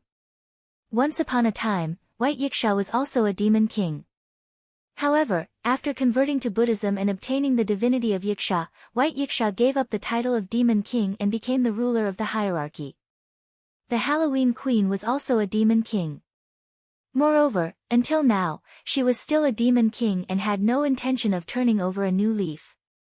Such an existence, coupled with Imperial Guard Shi Tian's evaluation of her as temperamental, was needless to say how dangerous she was. If the Halloween Queen was so dangerous, Noah also did not want to deal with her. However, this time, Noah would not back down here. Noah was determined to get the Sun's sovereigns. Therefore, under Fei Si's lead, Noah and Imperial Guard Shi Tian went their separate ways and walked out of the street. So, where should I go to see the Halloween Queen? Noah asked Fei Si beside him. Go with you to the three-digit stratum? No need for that, Fei Si answered directly. Let's go back to the minister's hall. Back to the minister's hall. Noah could not help but blink. Seeing Noah's puzzled expression, Fei Si explained. The Queen is an existence that dominates the stars and the stars. She can connect any place to her location. Even the door of a parallel world can be easily opened. We just need to go back to the minister's hall to see the Queen. Chapter 1576. Halloween Queen. Just like the name mentioned, it was an existence that had a lot to do with Halloween. Just like the White Knight King was the incarnation of White Knight, Halloween Queen was also the deification of Halloween. Therefore, this existence formed from the Hallowmas divinity was known as the Queen of Hallowmas. There were many rumors about this queen in the world. It was said that she was a typical problem child. If 16 Knights, Flying Bird, and Radiance were considered problem children, then Halloween Queen was definitely a problem child among problem children. At least, 16 Knights, Flying Bird, and Radiance's freedom were limited to only one person. Halloween Queen's pranks, on the other hand, could affect the entire box. Moreover, the most important problem was that Her Majesty's temperament was quite changeable. Sometimes, she could suddenly kill someone while she was smiling. Other times, she would inexplicably forgive the person who made her angry when she was extremely angry. There was even a time when the Halloween Queen did not hesitate to use the power of realm manipulation to teleport the entire environment of other places to a place she liked because the environment of one of the outer areas of the box court was quite bad. Because of this, she did not hesitate to make a move. She used the power of realm manipulation to teleport the entire environment of other places to create a place she liked at will, causing a huge commotion. Therefore, Halloween Queen was the Devil Queen, and Imperial Gate Shirtian disliked her so much. In any case, Halloween Queen was indeed very dangerous. Even Fei Si had to admit this fact. So, the Queen didn't say that I can go with you. If I go with Sir Noah to see the Queen, it is very likely that the Queen will be angry. In the main hall of the throne hall, Fei Si said to Noah who was beside her. Your Excellency Noah, please decide for yourself what to do next. Decide for myself? Noah was really helpless. In other words, as long as I walk around the throne hall, I can see Halloween Queen. If there must be an explanation, then it's more or less like that. Fei Si was also helpless and could only give Noah such a suggestion. In short, Sir Noah only needs to walk around the throne hall and avoid places with people. If you see any door that you normally don't, then go in and take a look. After saying that, Fei Si turned around and left the main hall of the minister's throne hall. Looking at Fei Si's receding figure, Noah wanted to call out to her several times, but in the end, he held himself back and sighed. I have no choice. I can only walk around casually. Noah didn't doubt that he could find the person he was looking for. After all, Fei Si had also said that the Halloween Queen, who could manipulate the star realm, could connect any place to her location. Her ability was quite impressive. Noah only knew two existences who could control realms. Vera could control the realm of life and death. Maxwell could manipulate the realms of cold and heat. However, the two of them were like children in front of the Queen of Halloween. Noah heard that the Halloween Queen could manipulate the realm of the world at will just by flipping through the pages of a book. With such a degree of power, it would not be strange for him to treat the entire world as his own backyard. Therefore, Noah took a step forward and strolled through the corridors of the entire throne hall. Along the way, many people who were also stationed in the throne hall bowed to Noah in fear and awe when they saw Noah. Noah only nodded slightly in return. After which, he deliberately avoided places where there were people and strolled along the empty corridor. This time, Noah walked at least 10 to 20 laps, which took him a whole hour. In the end, not to mention the door that usually didn't exist, even the door that usually existed, Noah tried to open it, but there wasn't even a ghost. Gradually, Noah began to feel impatient. Is the Halloween Queen playing with me? After a long time, Noah couldn't help but have such a thought. Imperial Guard Shirtian said that the Halloween Queen's temperament was quite erratic. Then, when Noah wanted to see the Halloween Queen, the Queen was likely to deliberately not let Noah find her. In other words, if it was the other way around, forget it.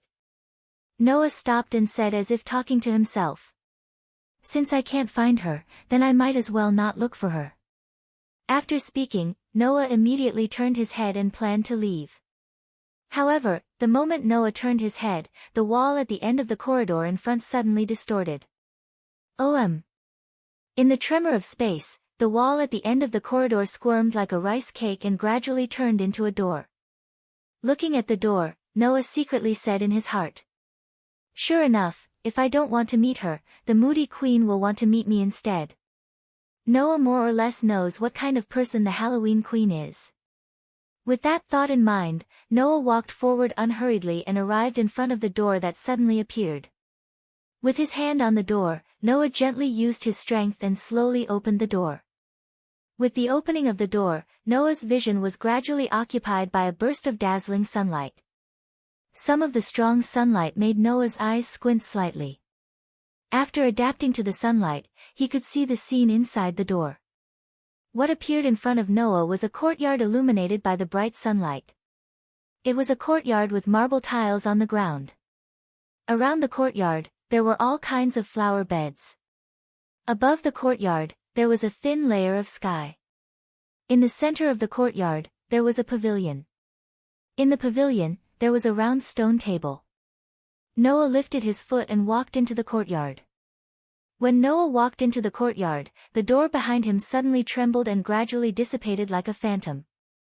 This scene made Noah frown slightly, but he didn't say anything and continued to walk inside the courtyard. However, Noah didn't finish this part of the road.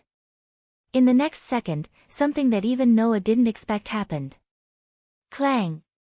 The ground of the entire courtyard suddenly flashed with a bright golden light. Noah's face changed, and without hesitation, he jumped up and flew into the air. In that instant, the entire ground that was shining with a bright golden light actually shattered bit by bit like glass. Not only the ground, but even the surrounding space and even the sky above were like fragile glass, cracking little by little in the sound of kacha kacha. Finally, it completely collapsed. Noah only felt that the sky was spinning, and immediately, the whole world collapsed. As if to replace the collapsed world, Noah was directly thrown to a place. Noah, who was suspended in the air, surveyed his surroundings. However, the scene that entered his eyes caused his pupils to involuntarily shrink. At this moment, Noah was in the darkness where there was no gravity at all. There was no sky here, nor was there any land. There was only boundless darkness. In this boundless darkness, the only source of light was a huge celestial body. Yes. Star. The place where Noah was now was called the universe by others. So, there was no gravity or even air here. The feeling of suffocation began to attack Noah's mind. Noah held his breath as he scanned the surrounding celestial bodies. The next moment, Noah's eyes gradually became dignified. Because Noah saw it. Black shadows flew out from the celestial bodies like locusts, covering the sky and the earth as they surged out from the celestial bodies. Those black shadows, some were phantasmal beasts with the appearance of various wild beasts, some were ferocious demons, and even angels with wings on their backs. With his superb sensing ability, Noah could easily detect them. Those phantasmal beasts, angels, and demons, each of them was at least a 5-digit existence. An army composed of all kinds of 5-digit existences, like bees flying out of their hive, rushed out into outer space in swarms. Their target was Noah. Teleporting people to outer space in an instant, and summoning phantasmal beasts, angels, and demons? Is there a need to consider who can do such a thing? Want to show me who's boss? Halloween Queen. Endless divine power suddenly flowed in Noah's body. In the depths of Noah's heart, the stone plate with 10 patterns on the outline suddenly turned and pointed in one direction. The pattern of a warrior holding a golden sword. Chapter 1577. In the boundless cosmic sea, the space trembled repeatedly, causing waves of invisible ripples to reverberate in the surroundings. Amidst the frequent tremors of space ripples, the phantasmal beasts, angels, and demons rushed out from the celestial bodies like locusts. They seemed to have directly passed through an invisible door, constantly shortening the distance between them and Noah.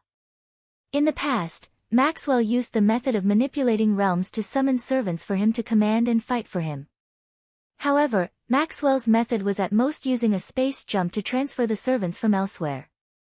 Now, the Queen, who manipulated the star realm, crossed the barrier between celestial bodies and celestial bodies, summoning phantasmal beasts, demons, and angels from other worlds. Although the celestial bodies seemed to be in the same space, in fact, those celestial bodies were not in the same world at all.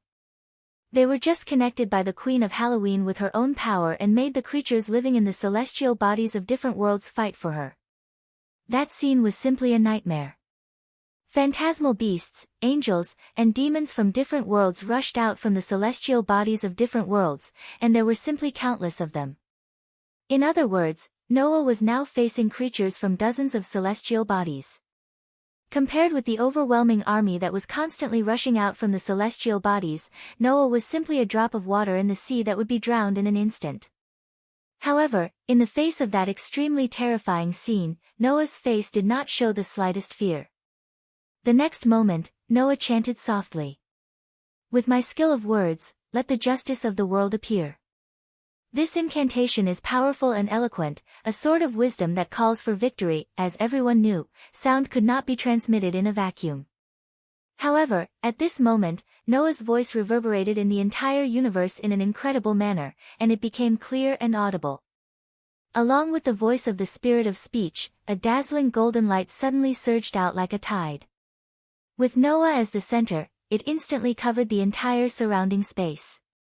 Immediately, Noah closed his eyes and declared loudly as if talking to himself. Queen of Halloween, you are the personification of Halloween, and also an existence that has been deified by people. The bright light that covered the entire surrounding space suddenly stagnated, and there were bursts of dim light shining inside. Halloween, also known as All Saints' Day, is a traditional Western festival. By the 2000s, this festival had become an entertainment activity. However, looking at its origin, Halloween was originally a traditional sacrifice held during the prosperous period of the ancient Celtic people. Amidst the dim light, golden swords engraved with mysterious runes gradually took shape. In an instant, they filled the entire space as though they were arrayed in a formation. In ancient times, the Celtic people had a tradition of worshipping the sun, which changed its brilliance with the change of the 4 seasons, as a symbol of life and death. Death. That was the Celtic people's belief in the sun, and that belief was the prototype of Halloween. The neatly arranged golden swords suddenly spun, the tips of the swords pointing in all directions. The day of Halloween is the day when summer officially ends, and also the beginning of the new year. On this day, the harsh winter begins. People believe that the souls of the dead will return to their former homes on this day, and look for life on the living to be reborn. Moreover, they also firmly believe that this is the only hope for people to be reborn after death. At this moment, the golden swords silently swept out, drawing a beautiful trajectory in the universe and shooting toward the locust-like phantasmal beasts, angels, and demons that were swarming over like a swarm of locusts. The living are afraid that the souls of the dead will come to seize life. Therefore, people will extinguish the fire and candles on this day, so that the souls of the dead can't find the living. They will also dress up as demons and ghosts to scare the souls of the dead away. After that, people will reignite the fire and candles, and start a new year. Therefore, this day is the time to worship the souls of the dead in ancient times. While avoiding the interference of evil spirits, they also worship the ancestral spirits and good spirits with food to pray for peace to survive the harsh winter. The phantasmal beasts, angels, and demons that were ranked in the top 5 seemed to be unusually disdainful of the golden swords that were shooting toward them. They let out a roar that could not be heard in the vacuum, and fearlessly charged toward the golden swords that were shooting toward them like raindrops. Queen of Halloween, the reason why you are the center of the Celtic gods is because Halloween is the time for the Celts to worship. On this day, the sun's radiance changes according to the changes of the seasons. The Celts worship the sun as the symbol of life and death. This proves that you have an extremely deep relationship with the sun. Thus, you were gradually regarded as the god of the Celtic gods, and because of this, you were deified and became the center of the Celtic gods. Just as the phantasmal beasts, angels, and demons were about to collide with the rain of golden swords that were shooting toward them like raindrops, the golden swords that were emitting a bright light suddenly stopped. However, among the Celtic gods, the real sun god is Ruger, the father of Cuchulainn, the son of light. Logically speaking, the center of the gods should be Ruger, who is the sun god, but in the end, it became you who has a deep relationship with the sun. Why is that? The golden swords that had stopped suddenly spun around and pierced into the void like meteors. The reason is very simple. The Celtic people have the concept of ancestor worship. The custom of this people is to worship their ancestors as gods. Ruger was created based on this concept. In the void that was pierced by the golden swords, the rippling power that was originally reverberating like an invisible ripple was violently cut off. Worshipping a famous person in the past as a god should be classified as a heroic spirit, but because of this, Ruger received the postnatal belief and was elevated to a god. In other words, the sun god Ruger is not the strongest kind. The invisible ripples that were cut off by the golden swords were the power of Halloween Queen's realm manipulation. This power was mercilessly cut off by the sword of spirit speech that existed specifically to cut off the Queen of Halloween's ability, disappearing without a trace like a ripple. The power that connected the star realms was cut off, and the stars in different worlds also disappeared one by one. The army of phantasmal beasts, angels, and demons that swarmed out like a swarm of locusts suddenly let out roars and shouts of unwillingness. The moment the power of the realm disappeared, they also continuously disappeared and returned to their original world. Because Ruger is not the strongest kind, in the end, as the personification of Halloween, you, who was born in the sun, will be the center of the Celtic gods who are mostly postnatal gods. You will exist as the strongest kind in Celtic mythology to manage the operation of the sun. After severing the power of the star realm and the star realm, the golden swords that covered the sky and earth immediately turned into streams of light and gathered together. In the stream of light, a huge golden sword that was more than 1,000 meters long gradually took shape. The sword body bloomed with a dazzling light like the sun. Noah suddenly stretched out his hand and pointed at the endless universe in front of him. That is to say, Queen of Halloween, although you are a festival that has been deified, you are not a god. Instead, you are a star spirit born from the sun in the realm of life and death. That is your true essence. The gigantic golden sword that reached the heavens and the earth suddenly tilted and slashed down heavily at the endless space that Noah was pointing at. Puchi. With an incredible tearing sound that could be heard in the vacuum, the huge golden sword that slashed down directly cut a crack in the endless universe. I am the strongest, and I hold all victory in my hands. Whether human or demon, I am the one who defeats the hostility of all enemies. I will defeat any enemy that stands in my way, in the holy words of the God of Victory, which symbolized the eternal invincibility of the God of Victory. The endless universe that was violently slashed began to spread with the huge crack as the center. Then, the universe that was full of cracks once again shattered little by little like fragile glass. Noah, who was floating in the cosmic sea, only felt a solid feeling coming from under his feet. The air also suddenly poured into his lungs, allowing his breath that had been held to finally return to normal. Only then did Noah slowly open his eyes. Then, a figure was imprinted into Noah's eyes. Chapter 1578. When Noah opened his eyes, the first thing that entered his field of vision was the girl who was like the incarnation of the sun. At this time, Noah had returned to the courtyard he saw before, standing in the position where he was transferred to the universe at the beginning. In front of Noah was naturally the pavilion with the round stone table. The girl, who was as bright as the sun, was sitting behind the round stone table, holding her cheek with one hand, tilting her head, and looking straight at Noah with the curious eyes of a playful girl. Are you Noah Doria? You're much more interesting than I thought. The girl's voice was as clear as water droplets dripping on a lake. It was quite pleasant to hear. And the other party's appearance was so beautiful that people couldn't take their eyes off her. Long hair that was as bright as gold and reached her waist. Dazzling eyes that were like the combination of sky blue and emerald gems. She was wearing a princess-like dress, but also like the dance dress of a minority race. It was quite gorgeous. On her head, a crown-like headdress sat there, complementing her bright golden hair that reached down to her waist, giving off a very dazzling and noble feeling. Looking at the extraordinarily beautiful girl who was looking at him with a curious gaze, Noah's expression didn't relax at all. Because, the body of the girl who seemed to be 17 or 18 years old was an incarnation connected to the star. The strongest species that dominated day and night, life and death, spring and summer, autumn and winter, and the star realm and star realm. The star spirit of the sun, Queen of Halloween. An existence equal to White Yiksha, at this time, appeared in front of Noah like a playful and cute young girl. Facing Queen of Halloween's curious gaze, Noah's eyes flashed with a somewhat sarcastic light. It's really difficult to see you, Your Majesty. His words made the Halloween Queen pout her cute little mouth, making her look more like an ordinary young girl. Then, the other party said such a sentence as if she was being difficult. Just call me Queen, I don't like that kind of address. Is that so? Noah said, unmoved.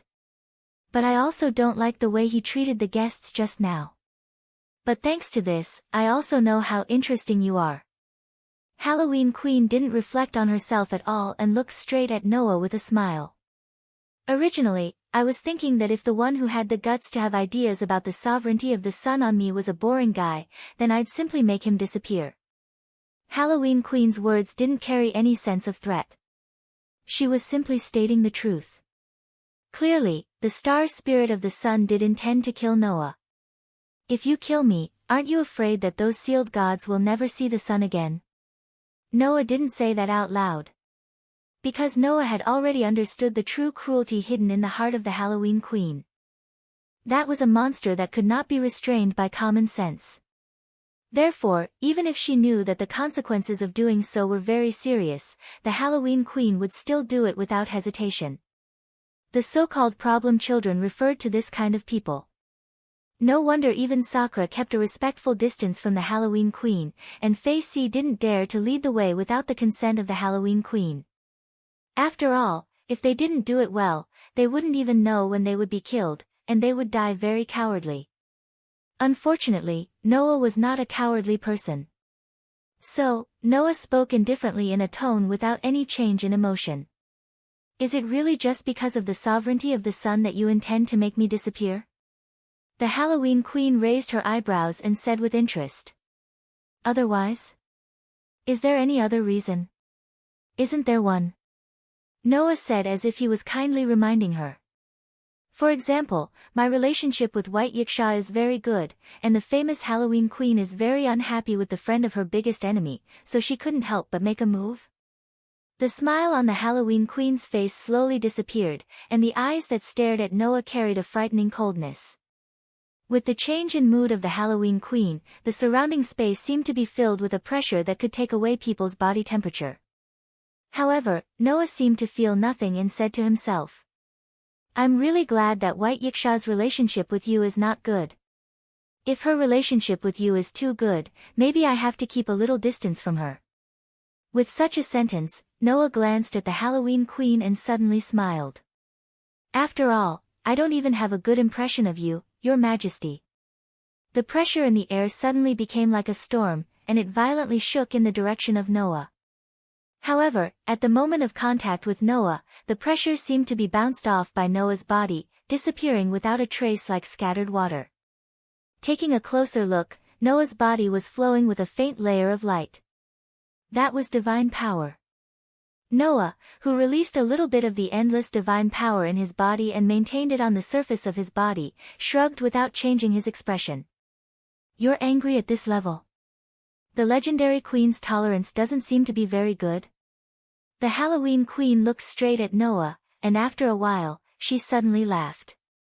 You're really interesting. The Halloween Queen was like a blooming flower, and a beautiful smile appeared on her face.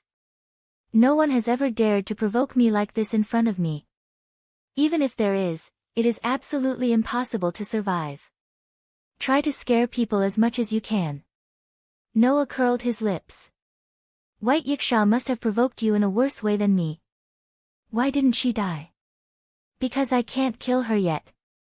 The Halloween Queen puffed up her cheeks. Although it's very unpleasant, I have to admit that this is the truth. Is that so? Noah looked at the Halloween Queen with a faint smile.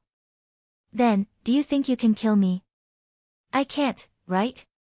The Halloween Queen tilted her head and said somewhat naively. At least, I don't have the feeling that I can kill you. You can easily eliminate my power, and you have more sovereignty over the sun than I do. Plus, you have another cosmology. In the box, there shouldn't be anyone who can kill you, right?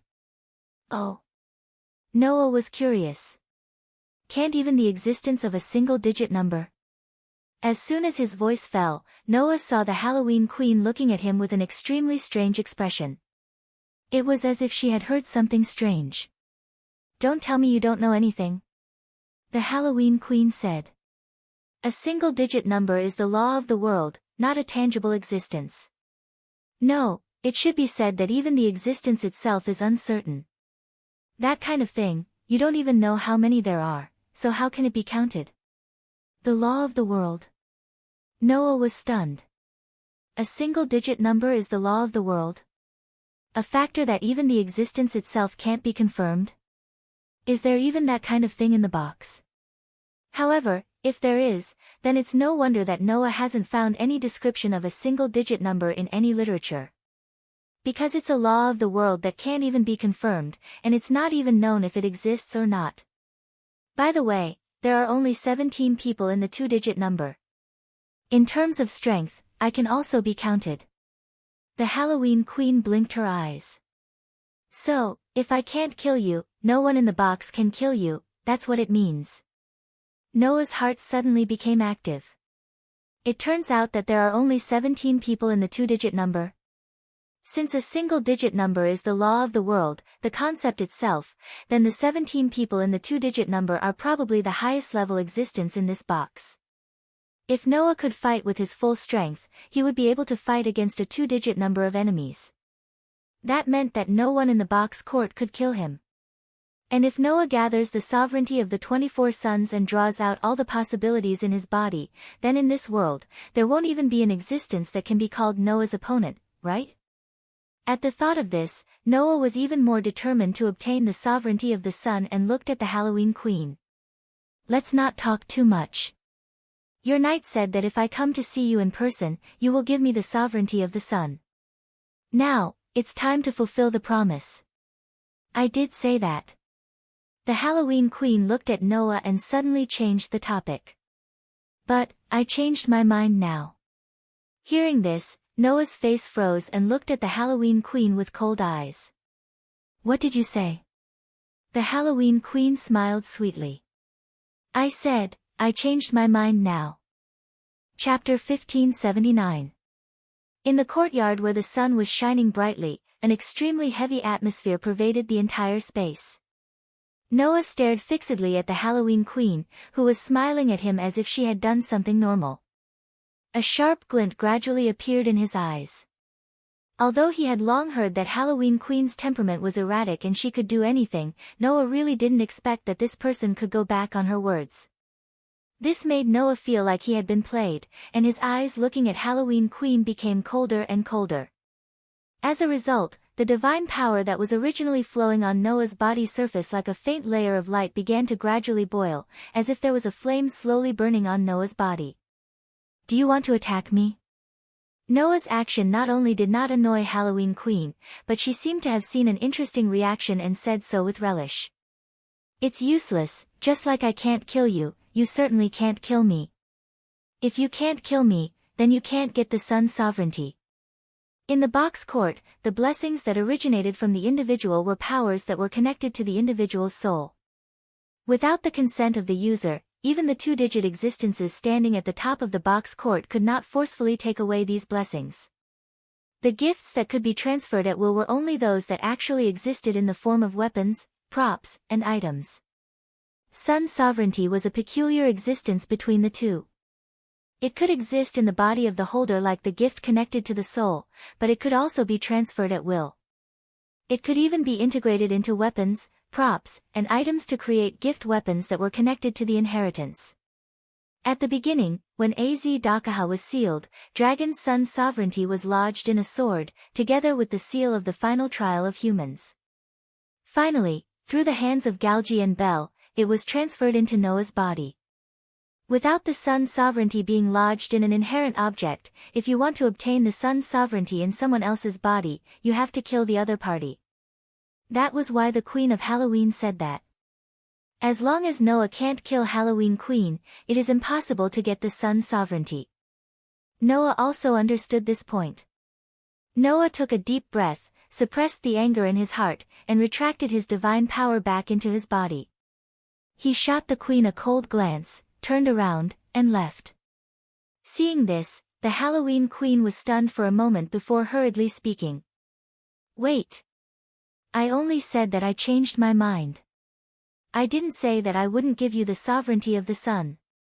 This sentence made Noah's movements slightly stagnate. Not only was there no joy in his heart, but it also made the anger that he had suppressed with great difficulty become even more vigorous. Turning around, Noah stared at the Halloween Queen with a piercing gaze. At this moment, Noah made up his mind. If the Halloween Queen couldn't give a reason, then she would turn hostile. Perhaps sensing the impatience in Noah's heart, the Halloween Queen no longer beat around the bush and spoke bluntly. I can give you all the sun's sovereignty, but you have to promise me one thing. Noah replied without hesitation. No way. Good. No way. The Halloween Queen replied subconsciously, and then she realized something was wrong and spoke in astonishment. Hey. No way. Seeing the stunned expression on the Halloween Queen's face, Noah sneered. There is an agreement between us. If your god group gives me the sovereignty of the sun, I will release all the sealed god groups. That is to say, I have given you the conditions for you to hand over the sovereignty of the sun. Now you want to add another condition. How can there be such a good thing? I almost forgot about those guys. The Halloween Queen's voice suddenly became toneless. What a troublesome guy, it's better to just kill them all. Is that all you want to say? Noah closed his eyes as if he had lost all interest. Then give me an answer. Can this deal be completed? Deal? The Halloween Queen seemed to have lost interest in this matter and said casually. What if I say no? It's very simple, Noah said. No matter which god group it is, I won't release them. In that case, the gods of heaven will be furious because of this, but in a helpless situation, they will definitely attack the Celtic gods where the Halloween Queen is. At that time, whether in her position or in other places, the Halloween Queen will be targeted. For the Queen of Halloween, that was definitely not something she could be happy about. So, the Halloween Queen's brows finally frowned, and she spoke with great displeasure. Didn't those guys already give you 2 sun sovereigns? I didn't say that I will release the god group who gives me the sun sovereign. Otherwise, wouldn't those god groups who don't have the sun sovereign have nowhere to go? Noah curled his lips. Besides, my condition is that you must exchange 8 sun sovereigns. Since your god group can't give me 8 sun sovereigns, then I have no reason to release the sealed god group. The Halloween Queen was silent. After a while, the Halloween Queen looked at Noah and smiled. I didn't expect that one day, I would actually be threatened by a human. It's really something that I never thought of before. Undoubtedly, there was a flower-like beautiful smile on her face, but there was no smile in the Halloween Queen's eyes. Noah was very sure. If it weren't for the fact that the Halloween Queen was not confident in killing him, then, the Halloween Queen would have definitely done it by now. After all, Her Majesty was in existence who would kill just because she felt unhappy. Even if she maintained a smile, she would not hesitate to do cruel things. Are you really not going to consider listening to my conditions? The Halloween Queen said in a clear voice. That's just a very easy thing for you to do, isn't it? Something that I can do easily. Noah suddenly looked deeply at the Halloween Queen, as if he understood something. He suddenly spoke. I see, your purpose is to make me break up with White Wuxia. The expression on the Halloween Queen's pretty face froze. Don't be surprised. Noah shrugged. Since it's something that I can easily do, and it's something that you, the Halloween Queen, can feel happy about, then, there's only one thing I can think of. Looking at your reaction, my guess is true. The Halloween Queen didn't say anything else, she just looked at Noah and said expressionlessly. So, you won't agree? I can agree, Noah said sarcastically. It's just that I'm a very vengeful person. I generally treat others the way they treat me. Since Her Majesty went back on her words to me, then I might learn from her. In that case, will you obediently hand over the sovereignty of the sun to me? Hee hee. The Halloween Queen suddenly giggled without any warning. You're really interesting. Looking at the Halloween Queen's sudden laughter from the bottom of her heart, Noah once again realized how erratic the other party's temperament was. She was simply temperamental. Well, for the sake of you letting me spend a very meaningful time, I'll give you my sovereignty of the sun. With such a sentence, the Halloween Queen took out a gift card and placed it on the stone table in front of her, staring at Noah with great joy. 1,000 years ago, the White Wuxia King and I spent a lot of effort to compete for the sovereignty of the sun. We even became enemies with each other and became enemies. In the end, we only obtained a part of the sovereignty of the sun. 1,000 years later, she and I personally transferred our sovereignty of the sun to a human. As a price, I hope your future performance will still be as interesting as today. If you disappoint me, I may personally take it back. Noah didn't take the Halloween Queen's words to heart at all. For this temperamental queen, Noah felt that the best way to treat her was to ignore her. Therefore, Noah's gaze turned directly to the gift card on the stone table. Suppressing the excitement in his heart, he stepped forward and picked up the gift card. A dazzling light shone and rushed to Noah's palm like flowing water and merged into Noah's body. Noah finally obtained all the sovereignty of the sun. Chapter 1580. Rumble. Above the boundless sky, a thundercloud suddenly appeared. Like a wave, it surged to the other side of the sky. A chariot was being pulled by two raging bulls with lightning flashing all over their bodies. Along with the thundercloud that filled the sky, the chariot was moving forward. Of course, the thundercloud that filled the sky didn't come from the chariot. Instead, it came from the bodies of the two raging bulls. The two raging bulls that were surrounded by lightning and carrying the thundercloud were both divine beasts that had been bestowed with Godhead. Under the pull of the two raging bulls, the chariot was running wildly in the sky. And on the chariot, there were 3 people standing. Myron Shirtian was holding the reins and driving the two raging bulls with Godhead as if they were riding horses. He was driving the chariot in an extremely wild manner as he galloped forward. Noah and Fei Si stood behind Myron Shirtian. Looking at Myron Shirtian, who was skillfully driving the two raging bulls and using them as horses to pull the chariot, they couldn't help but look at each other. Should I say, as expected of the king of gods of the Indian gods?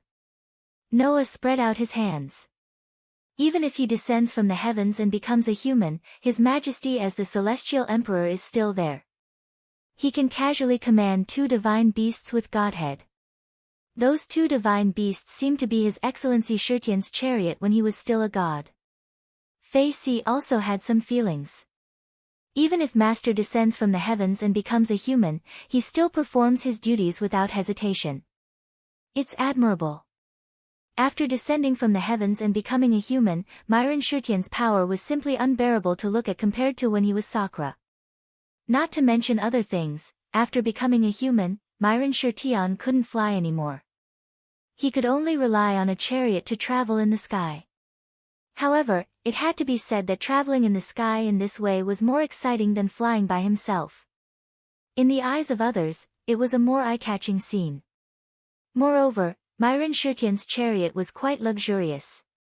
It was quite eye-catching. As the chariot of the famous Sakra, Noah's Gate of Babylon also had this chariot. However, there was a war chariot, but there was no climate ox that could pull it.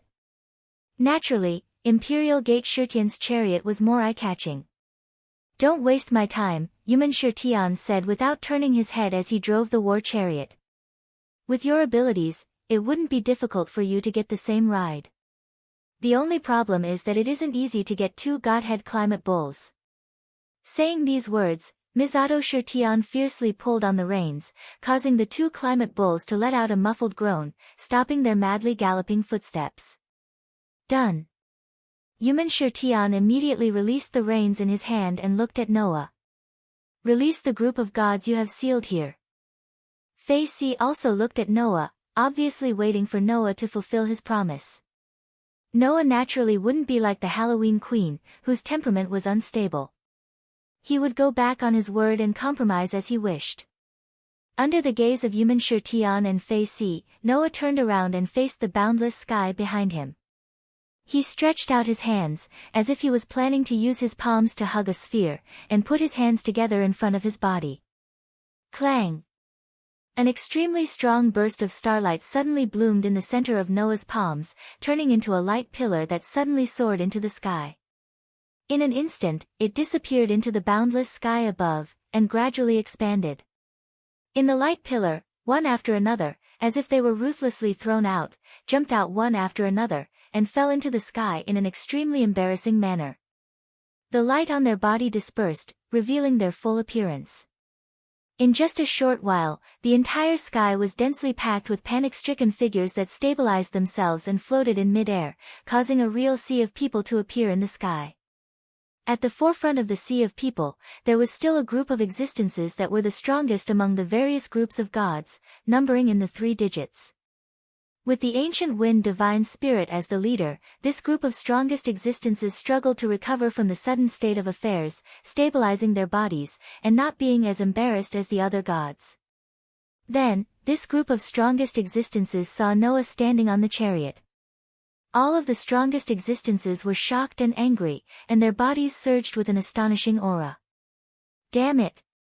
Bastard! How dare you seal us? Just a mere human." With the eruption of the aura of the strongest existences, the gods and Buddhas in the sky finally noticed Noah's existence, and one after another, they revealed shocked and angry expressions. However, before the gods and Buddhas in the sky could erupt, an extremely sharp gaze swept across all of them. "Don't tell me you want to be sealed again." Noah's pair of deep, dark eyes flashed with a sharp light. "I don't mind doing it again, but this time, don't even think about coming out again." His extremely clear voice reverberated throughout the entire sky, causing the gods and Buddhas to stop breathing, and finally, fear appeared on their faces. Including the strongest existences. At this moment, Fei Si stepped forward and came to Noah's side. She raised her hand, and a flag appeared in her hand, fluttering in the wind. "That's..." The ancient wind divine spirit's expression changed. "The flag of the Queen of Halloween? This is an order from the Queen of Halloween." Fei Si immediately declared loudly. "All the Celtic gods and their subordinate communities are not allowed to be enemies with the human hero Noah Dole. All of you, stand down." A commotion began among the gods and Buddhas in the sky. At this moment, Iman Shirtian stepped forward again and raised a flag. Seeing that flag, the commotion among the gods and Buddhas in the sky became even more intense. That was because that flag was the flag of the Sky Army. The Sky Army, which was established to annihilate the Demon King, had the martial gods from various mythological systems. And those martial gods were all led by Di Shirtian. In other words, Iman Shirtian was the leader of the Sky Army. Therefore, when Iman Shirtian raised the Sky Army's flag, almost all the gods and Buddhas recognized his identity. D. Sakra. Why? Why is he here? Ignoring the commotion among the gods and Buddhas in the sky, Iman Shirtian also declared loudly. "This is an order from the leader of all the gods and Buddhas in the Sky Army. I hereby declare that from today onwards, all the gods and Buddhas in the heavenly realm are not allowed to be enemies with the human hero Noah Dole. Everyone, return to the upper level without delay." The whole place fell into a dead silence. All the gods and Buddhas entered a state of confusion. Including the strongest gods and Buddhas. Sakra. The ancient wind divine spirit clenched his fists and shouted. "What the hell is going on? What's going on?" Iman Shirtian's face was expressionless. "Can't you guys guess?" Hearing this, the gods and Buddhas looked at each other and vaguely guessed the reason for this development. You are using us as hostages to force the gods and Buddhas in the heavenly realm to compromise?" The ancient wind divine spirit glared at Noah. "Despicable. Despicable?" Noah said sarcastically as if he was amused. "So that's how it is. Using hostages is despicable and shameless, and seizing by force is noble character and unquestionable integrity. Thank you for your guidance." The ancient wind divine spirit was speechless, but he couldn't swallow his anger. He looked at Iman Shirtian with a gloomy face. "Sakra, are we just going to let this go? Do you still want to cause trouble for him?" Iman Shirtian acted as if this had nothing to do with him and didn't care. "I don't object, but the premise is that you have a way to deal with another cosmology of the illusory star Tai Sui. Let me make it clear in advance. In order to save you, we paid a total of 8 sun sovereignty as the price. If you are sealed again, then this time, no one will be able to save you." 8 sun sovereigns? The ancient wind divine spirit was shocked. Doesn't that mean that the human has gathered all the sun sovereigns? That's right. Iman Shirtian looked at the ancient wind divine spirit. So, let's stop here. All of you, go back. This time, the gods of the heavenly realm have lost.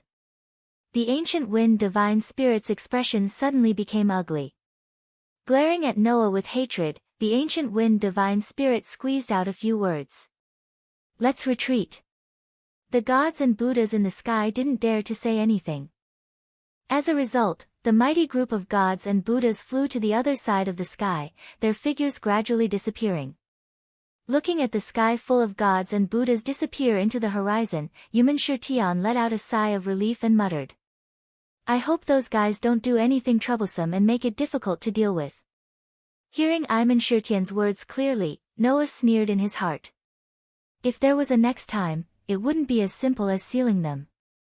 Chapter 1581. After releasing the gods of heaven sealed by the another cosmology, Yumen Shirtian drove the climate ox chariot and sent Noah and Faith back to the castle.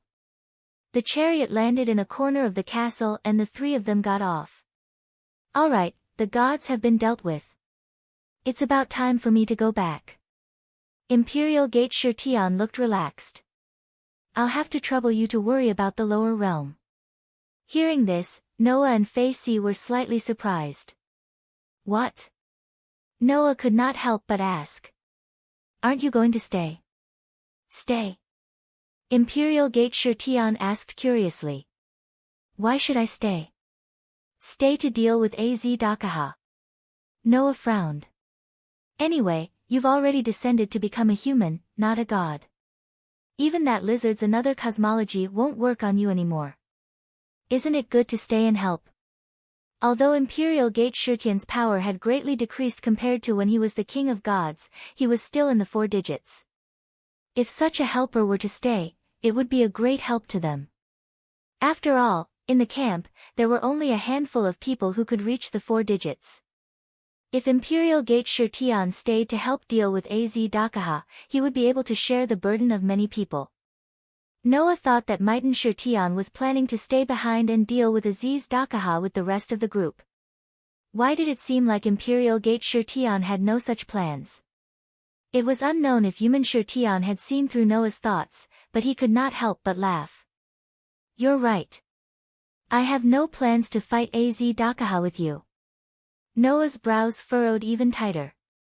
Not to mention Noah, even Faisi had a confused look on her face. Seeing that, Yumen Shirtian sighed and asked such a question. Do you know what the essence of the final trial is? Fei Si was slightly startled by this question. The essence of the final trial? Noah said uncertainly. Isn't it just a trial given to humans? That's right. The so-called humans' final trial is, in fact, a trial given to humans. Yumen Shirtian nodded.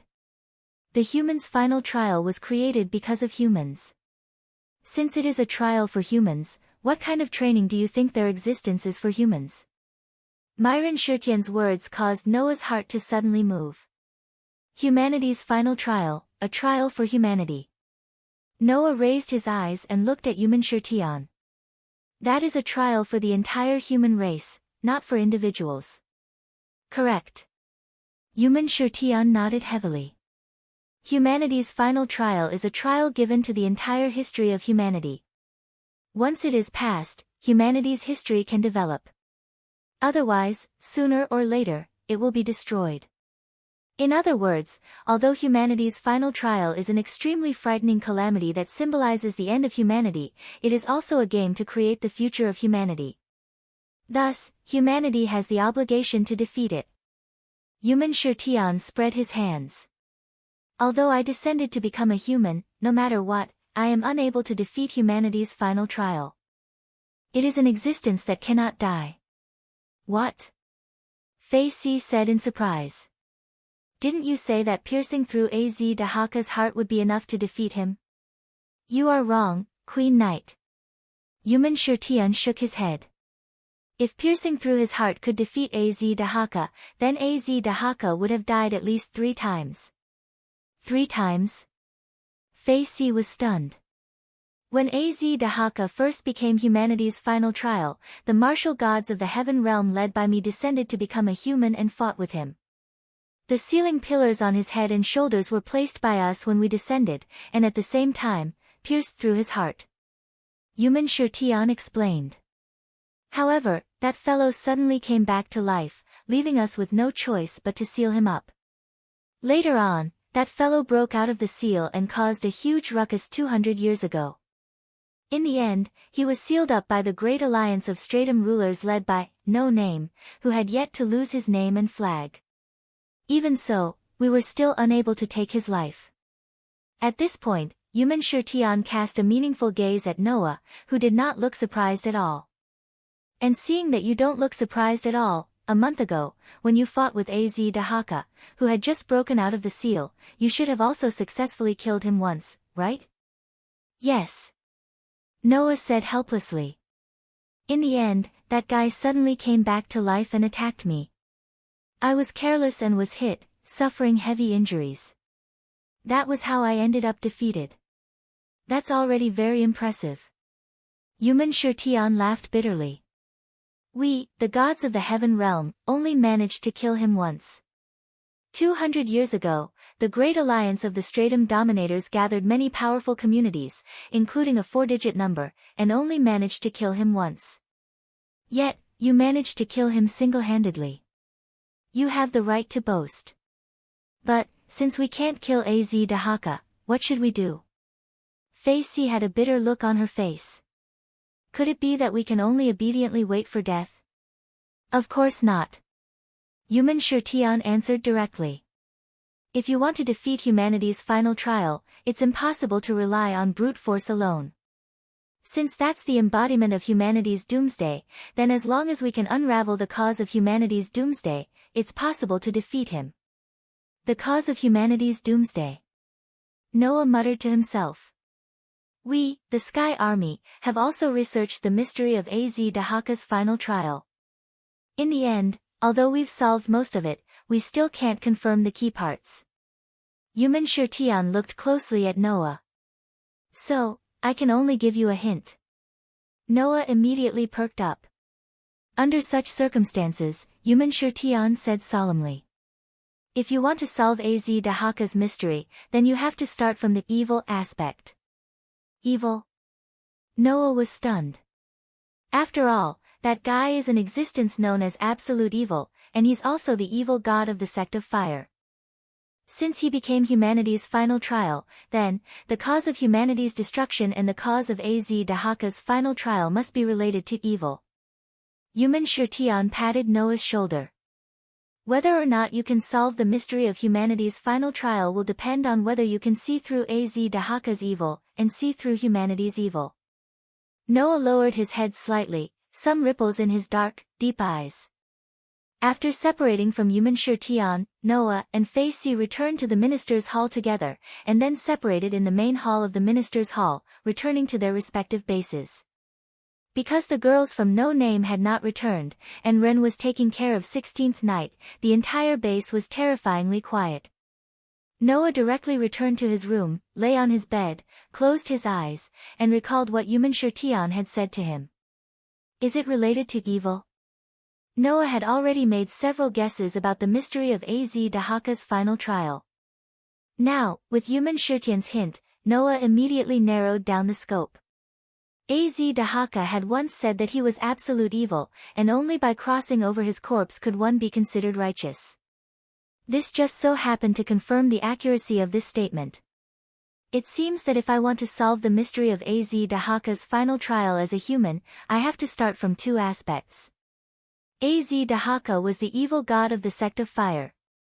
If he wanted to solve the mystery, he had to first understand the evil of the three-headed demonic dragon in the sect of fire. Az Dahaka was also a human's final trial. Because he was an existence that was born from the elements that caused the destruction of humans, he naturally had to find the answer from the evil of humans. The evil of humans and the evil of gods, what is the relationship between these two evils? Noah felt that he seemed to have begun to come into contact with the key to solving the mystery. I'll go back and discuss this with Athena. After making up his mind, Noah temporarily suppressed the matter of Az Dahaka in the bottom of his heart, and his mind was immersed in the depths of his heart.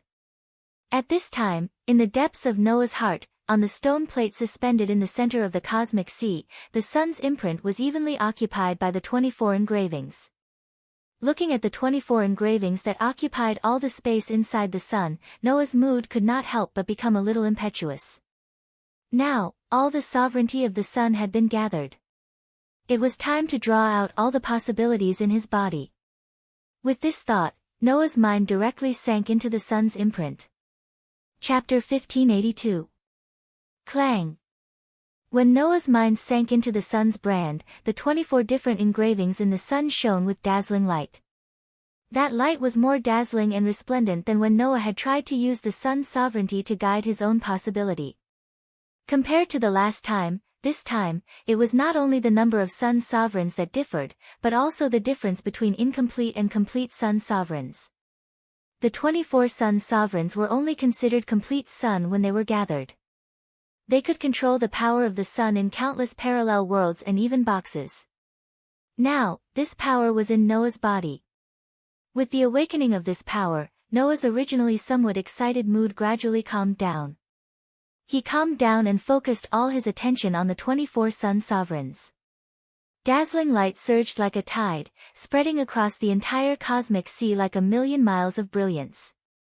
Just like the last time, the dazzling light illuminated the entire cosmic sea and directly shone out of the cosmic sea, gently sprinkling on every corner of Noah's body. Noah, who had already experienced it once, did not let the power of the sun's sovereignty stay in his body. Instead, he followed the memory of the last time and gathered all the light in one direction. If someone knew the situation in Noah's body clearly, they would definitely be able to discover it. That direction was the deepest part of Noah's body. Under the cover of the dazzling light that gradually gathered, a throbbing began to occur in the deepest part of Noah's body. Noah was neither happy nor sad. He gathered more of the power of the sun's sovereignty together and gathered it in the deepest part of his body, trying to connect with the throbbing possibility. Suddenly, the dazzling light condensed from the power of the 24 sun's sovereignty was like a spider web, entangling the throbbing possibility bit by bit. When all the light gathered together and firmly entangled the throbbing possibility in the deepest part of Noah's body, Noah took a deep breath. With a thought, he let the dazzling light slowly draw out the throbbing possibility. Last time, he had failed at this step. As the power of the sun's sovereignty was not enough to draw out all the possibilities in Noah's body, even though the power of the sun's sovereignty firmly wrapped around Noah's possibilities, those huge possibilities were still hidden in the deepest part of Noah's body, not even to the extent of popping out. This time, Noah gathered the power of all 24 sovereign suns in the deepest part of his body without wasting a single bit. He connected with the throbbing and carefully pulled it out. Buzz, buzz, buzz. The possibility that was originally just a little throbbing suddenly trembled violently like never before. This phenomenon did not surprise Noah. Instead, it delighted Noah. It was good that there was a reaction. What he was most afraid of was that it didn't respond. If there was no reaction, then there was no way to start anything. And if it reacted, it meant that at the very least, this action could affect it and make it react. Therefore, without any hesitation, Noah focused all his attention and manipulated the power of the sun's sovereignty. He pulled out the possibility hidden deep in his body little by little. Buzz, buzz, buzz, buzz, buzz. The throbbing possibility trembled even more violently. Under such circumstances, the huge possibility finally emerged a little. However, before Noah could react, an accident happened. The slight possibility that emerged from Noah's body suddenly trembled violently. Bang! The dazzling light entangled in the throbbing possibility suddenly exploded, turning into a burst of light particles and gradually disappearing. On the other hand, the huge possibility that was drawn out seemed to have gone berserk. Not only did it shrink back into the depths of Noah's body, but it also started to tremble violently. In the next second, a huge impact exploded in Noah's body. The sudden change made Noah's heart stop. Then, the impact of the explosion directly rushed to Noah's mind, making Noah feel a pain in his head. Immediately, the feeling of the world spinning attacked him. At this moment, Noah's consciousness was cut off. At this moment, Noah only felt that his whole body seemed to be trying to rise to somewhere, and kept moving upwards. That feeling was like his soul was out of his body. What's going on? What's going on? What's going on? In the midst of the spinning world, Noah only had time to have such a question. Then, at a certain moment, Noah felt that the spinning world began to gradually disappear. However, his body felt light, as if he was floating in the sky. Immediately, Noah opened his eyes. As soon as he opened his eyes, Noah was stunned. Because, what entered Noah's eyes was not the room he was familiar with, but a pure white space. And in this pure white space, pieces of feathers that emitted a soft white light were like leaves floating in the ocean, gently floating around. Looking at this scene, Noah was stunned. A pure white space with feathers that emitted a soft white light floating around. Noah only knew of one place like this. Between the worlds? Without a doubt, this was between the worlds. Why did I return to between the worlds? Before this question could be answered, Noah found that something was wrong. The first thing that was wrong was Noah's body.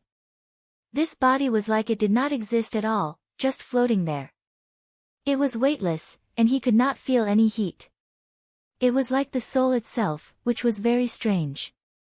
The second thing that was wrong was the pieces of feathers.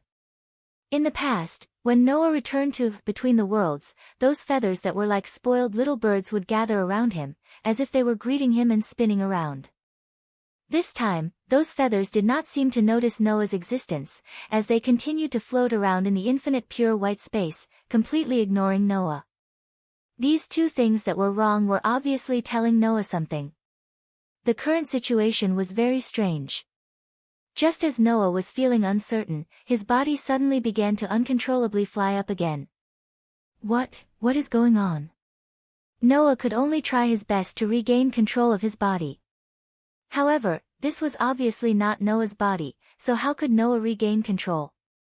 In the end, Noah could only helplessly allow his body to uncontrollably fly up, and in the end, he was getting further and further away from those feathers. Noah could only raise his head and look at the sky. In the next second, Noah was surprised. Because, in the sky above the originally pure white, between the worlds, a dark red sky had appeared out of nowhere. Noah was getting closer and closer to the dark red sky, and even directly disappeared into it.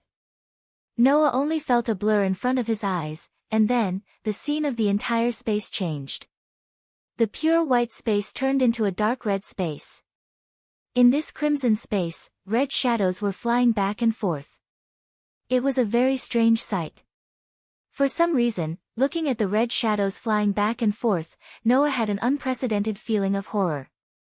Not only because the scene was very strange, but also because the red shadows flying back and forth were like the Grim Reaper wearing a cloak and holding a sickle. In other words, in this dark red space, there were countless red Grim Reapers flying back and forth. What is this place? Noah resisted the creepy feeling in his heart, and looked around. At this time, Noah's body involuntarily floated forward again. Noah could only allow his body to float forward as he cast his gaze forward. After an unknown amount of time, Noah saw it. He saw a pitch-black sphere. In the entire dark red world, it was the only existence with other colors. But, looking at the dark ball, Noah's creepy feeling in his heart became more and more intense. It was also at this moment that the pitch-black ball moved. It turned over. Above the black orb that had turned over, there was actually a dark red pupil. That was an eye, staring in the direction of Noah. Noah's head exploded with a boom. In the room, Noah, who was lying on the bed, suddenly opened his eyes, his whole face covered in cold sweat. Recalling what he just saw, Noah covered his head, and murmured in a daze. What is that? Chapter 1583. Hia. In an open space at the edge of the vampire's castle, Pest, who was wearing a black and white spotted dress, let out a delicate shout. Black wind was unceasingly swirling around her body.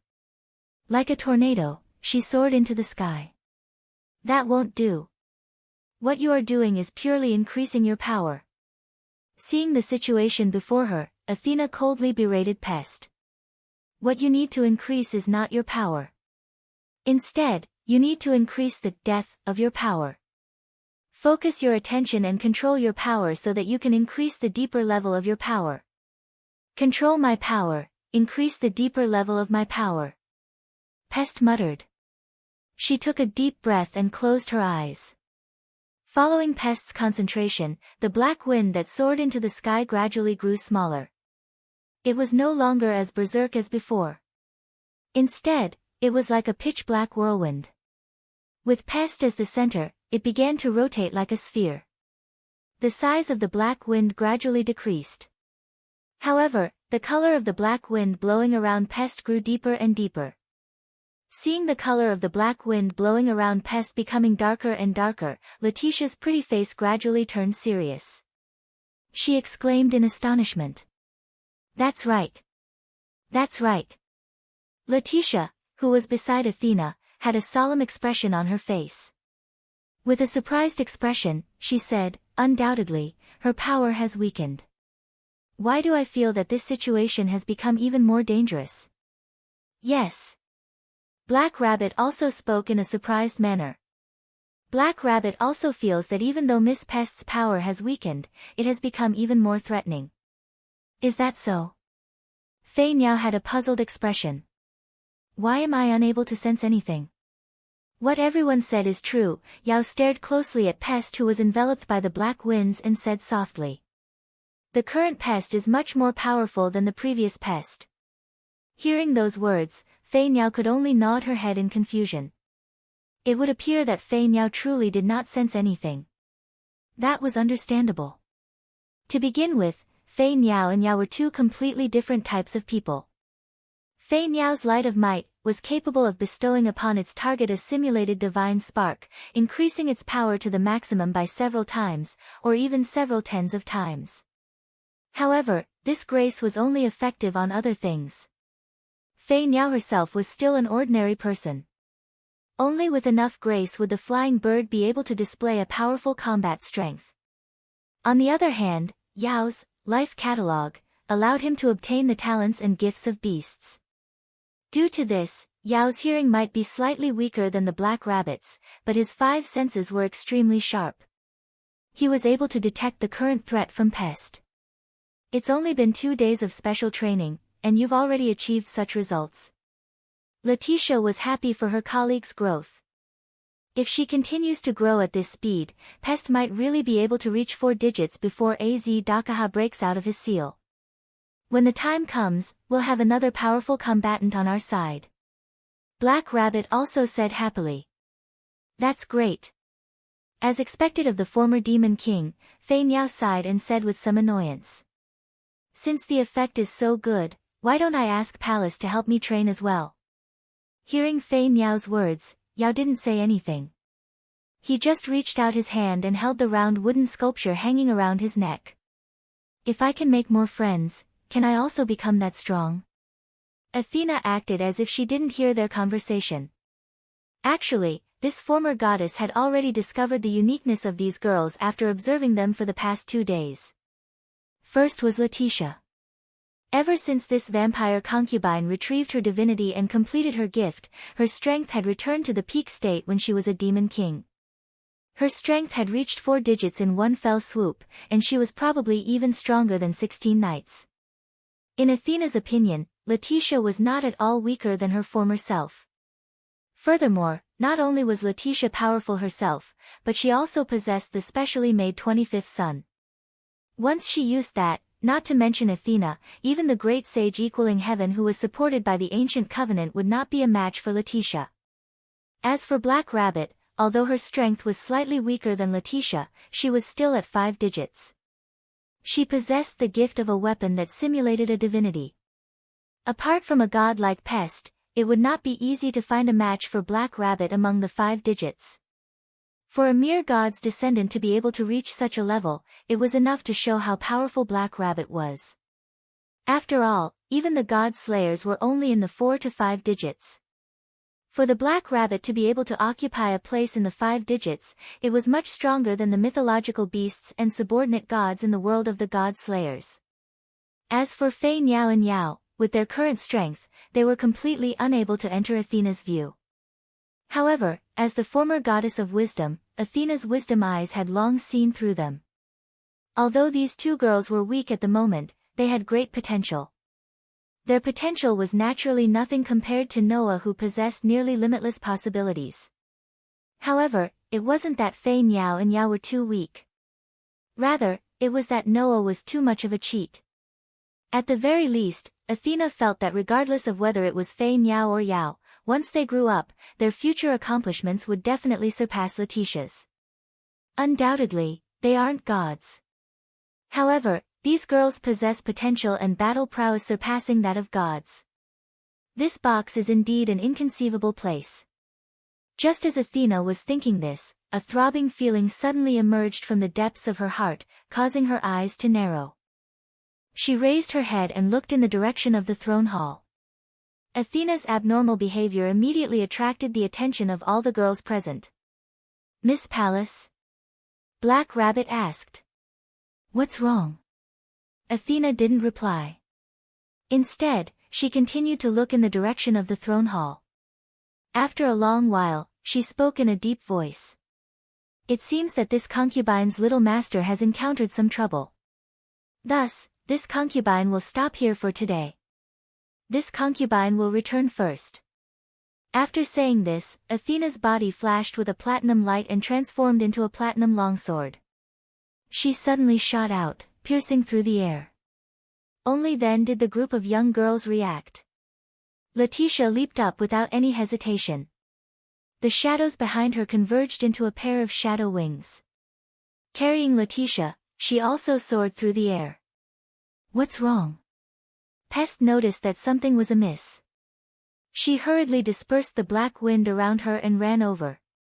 "What happened?" Black Rabbit doesn't know either. Black Rabbit said in a somewhat flustered manner. However, according to Miss Pallas, it seems that something has happened to Mr. Noah. "Something has happened to Master?" Pest was startled. She glared at Black Rabbit. "Why didn't you say so earlier?" After saying that, Pest turned around and transformed into a burst of black wind. She shot toward the horizon and flew in the direction of the throne hall. Only Black Rabbit, Fei Niao and Yao remained. They looked at each other in dismay. "What are you still standing there for?" Fei Niao shouted. "Chase after her." Only then did Black Rabbit and Yao react. One directly leaped high into the air, while the other picked up Fei Niao and created a whirlwind. In the blink of an eye, all the people in the open space disappeared without a trace. Bang! In the throne hall, the door to a room was violently pushed open by a group of girls. A loud and clear sound rang out. In the room, Noah was sitting on the edge of the bed. As for Athena, she had arrived before him. Together with Aster, they were standing on either side of Noah. Both of them were looking at the door. Seeing the group of girls pushing open the door in a panic, Noah said in a speechless manner. "What are you all doing?" Seeing Noah sitting there perfectly fine, the group of girls who thought that something had happened to Noah were immediately confused. "Noah?" Yao asked in a probing manner. "Are you all right?" Hearing those words, Noah rolled his eyes.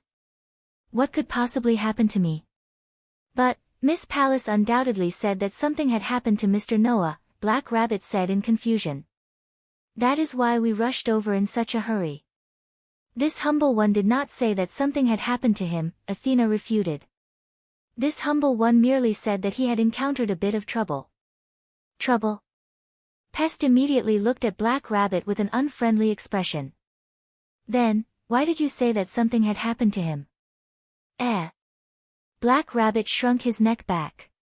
I merely thought that since Miss Pallas and Lady Letitia were so flustered, something must have happened." Fei Niao and Yao immediately grabbed Black Rabbit's ears angrily. "It's you, Rabbit, ruining things again." You must be punished. No. Don't. Black Rabbit screamed miserably. Chapter 1584.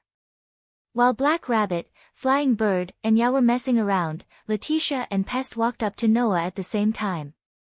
Master, Letitia asked with concern. Are you really all right? Is there some trouble that you can't solve?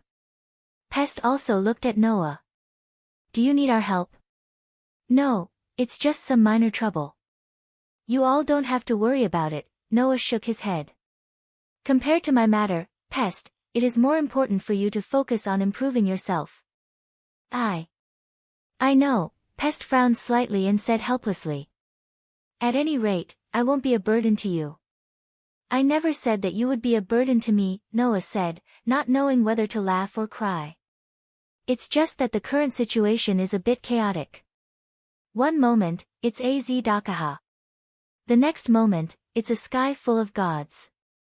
Who knows what will happen next? At a time like this, you have an opportunity to improve yourself. You should do your best to grasp it. That way, you'll be able to deal with things better in the future. What Master says is correct, Letitia nodded in agreement. Pest, you should focus on improving yourself. That way, you'll be able to help Master the most. Pest naturally understood what was going on. She could only nod her head. Noah then looked at Fei Miao and Yao, who had been grabbing Black Rabbit's ears, causing Black Rabbit to cry out in pain. Enough, enough. You all can leave. There is no benefit in gathering here. Go and do your own things. Right after Noah finished saying those words, Letitia and Pest spoke in unison. Is there no problem? What problem could there be? Noah shrugged. It's not like you all don't know about my ability. That's right. Black Rabbit immediately broke free from Flying Bird and Yao's demonic hands. With teary eyes, he covered his ears as he spoke. Even 1,000,000 gods are no match for Mr. Noah. There is no need for us to worry about him. The group of girls looked at each other before nodding their heads. Then, Pest turned her gaze to Athena. Today's training, just follow the same rhythm as before, Athena said in an unquestionable tone. I'll check on your progress tomorrow. I understand. A hint of nervousness appeared on Pest's beautiful face. It would appear that after 2 days of interaction, Athena's impression of her as a teacher had been deeply engraved in Pest's heart. This caused Pest to feel a trace of reverence toward Athena's words and deeds. After that, the group of girls greeted Noah and left Noah's room noisily. After the group of girls left, the casual expression on Noah's face gradually disappeared and was replaced by a heavy expression. Master. Aster finally opened his mouth. Are you really okay? As someone who had been by Noah's side all this while, Aster also didn't know what had happened. Aster only knew that Noah was using the 24 sovereignty of the suns to draw out the possibility of his body. Midway, an accident suddenly occurred.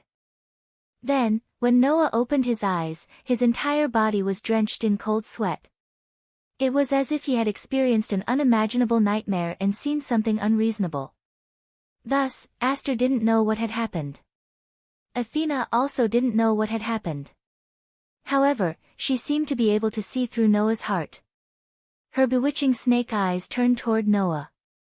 Did something unexpected happen? Athena was more or less able to guess what had happened. After all, Athena knew that Noah was preparing to obtain the remaining 8 sovereignty of the suns today. He was going to gather all of the sovereignty of the suns in one go to draw out the possibility of his body.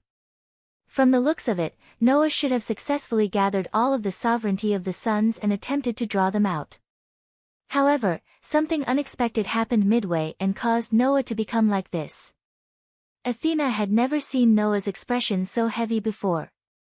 Moreover, it was not only heaviness, but also confusion, panic, and even fear.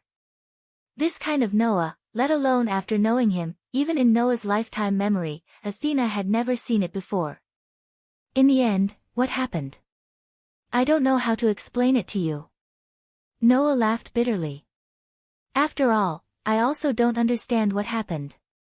What was the crimson space above the between worlds? What were those red shadows that looked like the Grim Reaper? Also, what exactly was that extremely terrifying pair of eyes that caused Noah's mind to explode with a bang? Noah didn't know any of these. Noah only knew that it was definitely not a dream. When he was young, Noah often dreamt of himself looking at the sky full of feathers in the between worlds. In the end, it was not just a dream, but a revelation that was connected to Noah's destiny. Since the first time he entered the between worlds, Noah had never had that kind of dream again. Now, suddenly dreaming of the between worlds, and the inexplicable crimson space above the between worlds, Noah absolutely could not treat it as a pure dream. If it was just a dream, it would definitely not make Noah's heart palpitate to this extent. Could it be? Noah murmured with a gloomy face.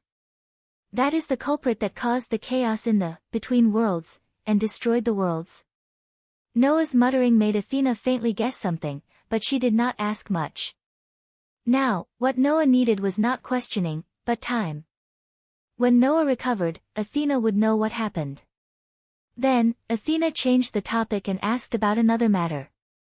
You have tried to use the 24-sun sovereignty to draw out the possibility of the body, right? Did you fail? Athena's words made Noah more or less wake up. Because of the unexpected things, Noah forgot about this matter.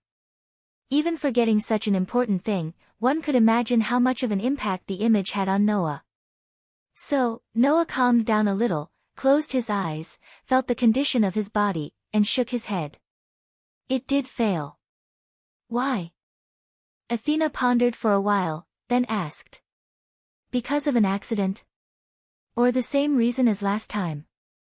It should be the same reason as last time. Noah answered truthfully. Although the 24-sun sovereigns managed to draw out a sliver of the possibility that was hidden deep within my body, it immediately broke off due to the heavy burden. And the trace of possibility that was drawn out, before it returned to the deepest part of Noah's body, Noah saw the image. It seems that Noah's plan to explore all the possibilities in his body finally allowed him to begin to touch the most real part of his destiny. Suddenly, the scene of when he saw the eye appeared in Noah's mind again. Athena, who didn't know what Noah was thinking, frowned deeper and deeper, and finally sighed helplessly. Even the entire sun's sovereignty couldn't draw out all the possibilities in you. My fated enemy, what kind of existence are you? What kind of existence? Noah clenched his fist and said self-deprecatingly. I also want to know what kind of existence I am. Hearing this, Athena closed her eyes, and when she opened them again, her seductive eyes looked directly at Noah. Since even the power of the sun's sovereignty couldn't draw out all the possibilities in your body, then the path of drawing out the possibilities may be lost. In other words, the use of the sun's sovereignty to draw out the potential has to be abandoned? Noah suddenly frowned and couldn't help but ask. Could it be that the method isn't the most suitable one? Not suitable. Athena raised her eyebrows. Are you doubting my wisdom? No, of course not. Noah quickly shook his head. I'm just thinking that maybe it's because I'm too special, so some other factors are needed. Maybe that's part of the reason. Athena's expression softened. If that's the case, then give me a little more time to think about it. Noah could only nod. At this time, Noah felt his hand being held.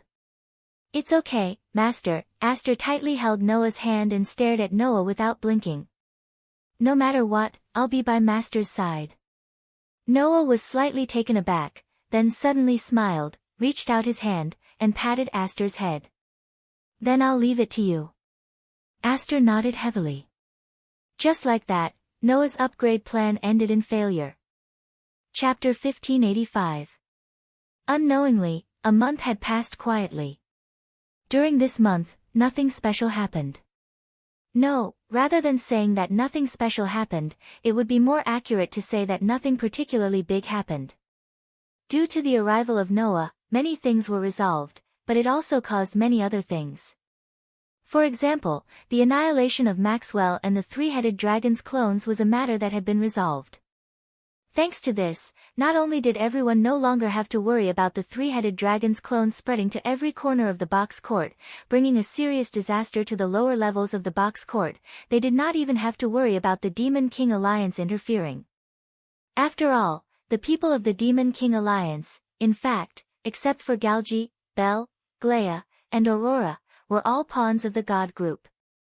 Now, Maxwell of the third perpetual motion organ had been eliminated, Galgi and his group had raised the flag of rebellion, and the God group had been attacked by Noah. The Demon King Alliance suddenly seemed to have disappeared without a trace and never appeared again. As for the many God group in the heaven realm, perhaps they were really afraid of Noah and did not dare to act rashly. In the eyes of the God group, Noah had long been a threat that was no less than the final trial of humans.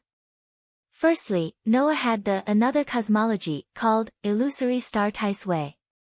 Those gods and star spirits who were the strongest species, whether in 2 or 3 digits, had no chance of winning against Noah.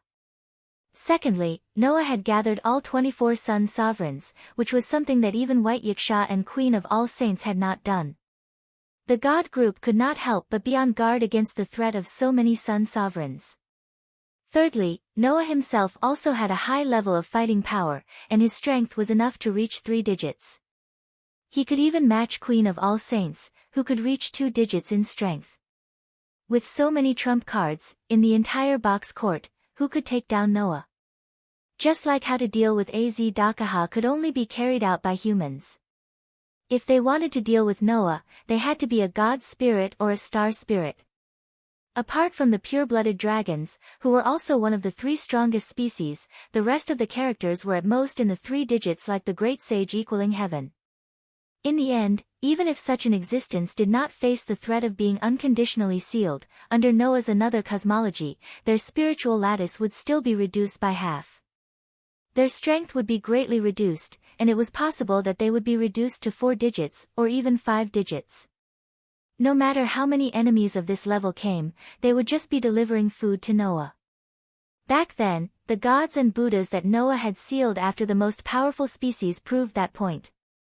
In addition to the sovereignty of all 24 suns, the gods no longer dared to openly target Noah. Thus, for the past month, Noah's life had been relatively peaceful. Noah knew that the gods had not given up on the sovereignty of the suns that he possessed. Unless the gods had given up on creating a new faction. Therefore, the gods were definitely still eyeing Noah covetously, waiting for an opportunity to appear. Without the interference of the gods and the Demon King Alliance, and the 3 demonic dragons clones had all been dealt with, this period of time was naturally rather peaceful. The only thing that wasn't calm was Az Dakaha's seal. According to the reports that Sarah and Shadora had received, recently, there had been frequent earthquakes on the ground.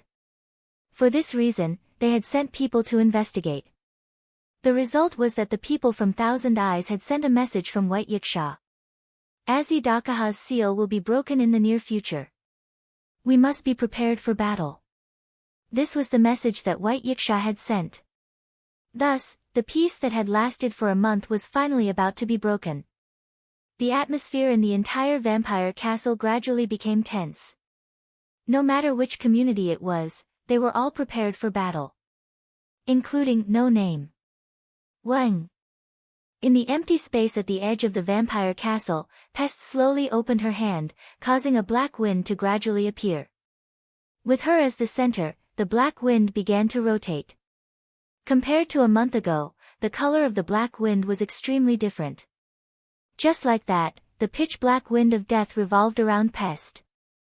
Under Pest's control, the wind of death would swirl around her like a tornado, then a whirlwind, then a violent storm, and then a gentle breeze. Her control of the wind of death had reached perfection. At the same time, the aura on Pest's body was also extremely different from before. A month ago, the aura of this death god of the Black Death gave people the feeling that it was like a shadow. It was erratic and rather oppressive. Now, the aura that Pest gave people was like that of a true death god. It was ominous and filled with a sense of danger. It was somewhat similar to the aura of Athena. Seeing Pest skillfully controlling the pitch-black black wind, all of the members of No Name, with the exception of Ren, were mesmerized by the scene before them. Floating in the pitch-black wind, the scene of a petite young girl wearing a black and white spotted dress fluttering in the wind was ominous. However, it did not hinder her beauty. Pest possessed an extremely delicate and adorable appearance to begin with. When combined with that beautiful scene, it was not strange for one to be mesmerized by her. Looking in Pest's direction, Noah's superb perception ability clearly reflected Pest's aura that was clearly different from a month ago. Seeing this, Noah couldn't help but smile. With this, we have another 4-digit battle power on our side. That's right. After a month of tempering by Athena, Pest's strength had increased by leaps and bounds. Her strength had finally increased to a 4-digit battle power. She managed to increase a 5-digit battle power to a 4-digit battle power in a single month. Letitia looked at Athena with a gaze of admiration. Pallas, you are truly amazing.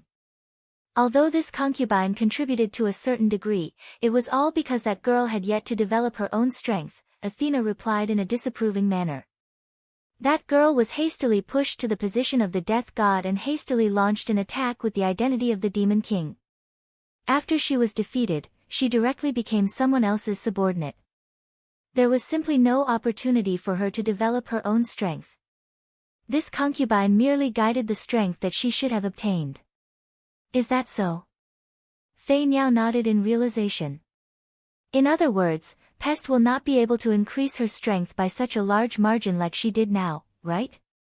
Unless there is some sort of opportunity, Athena nodded and said.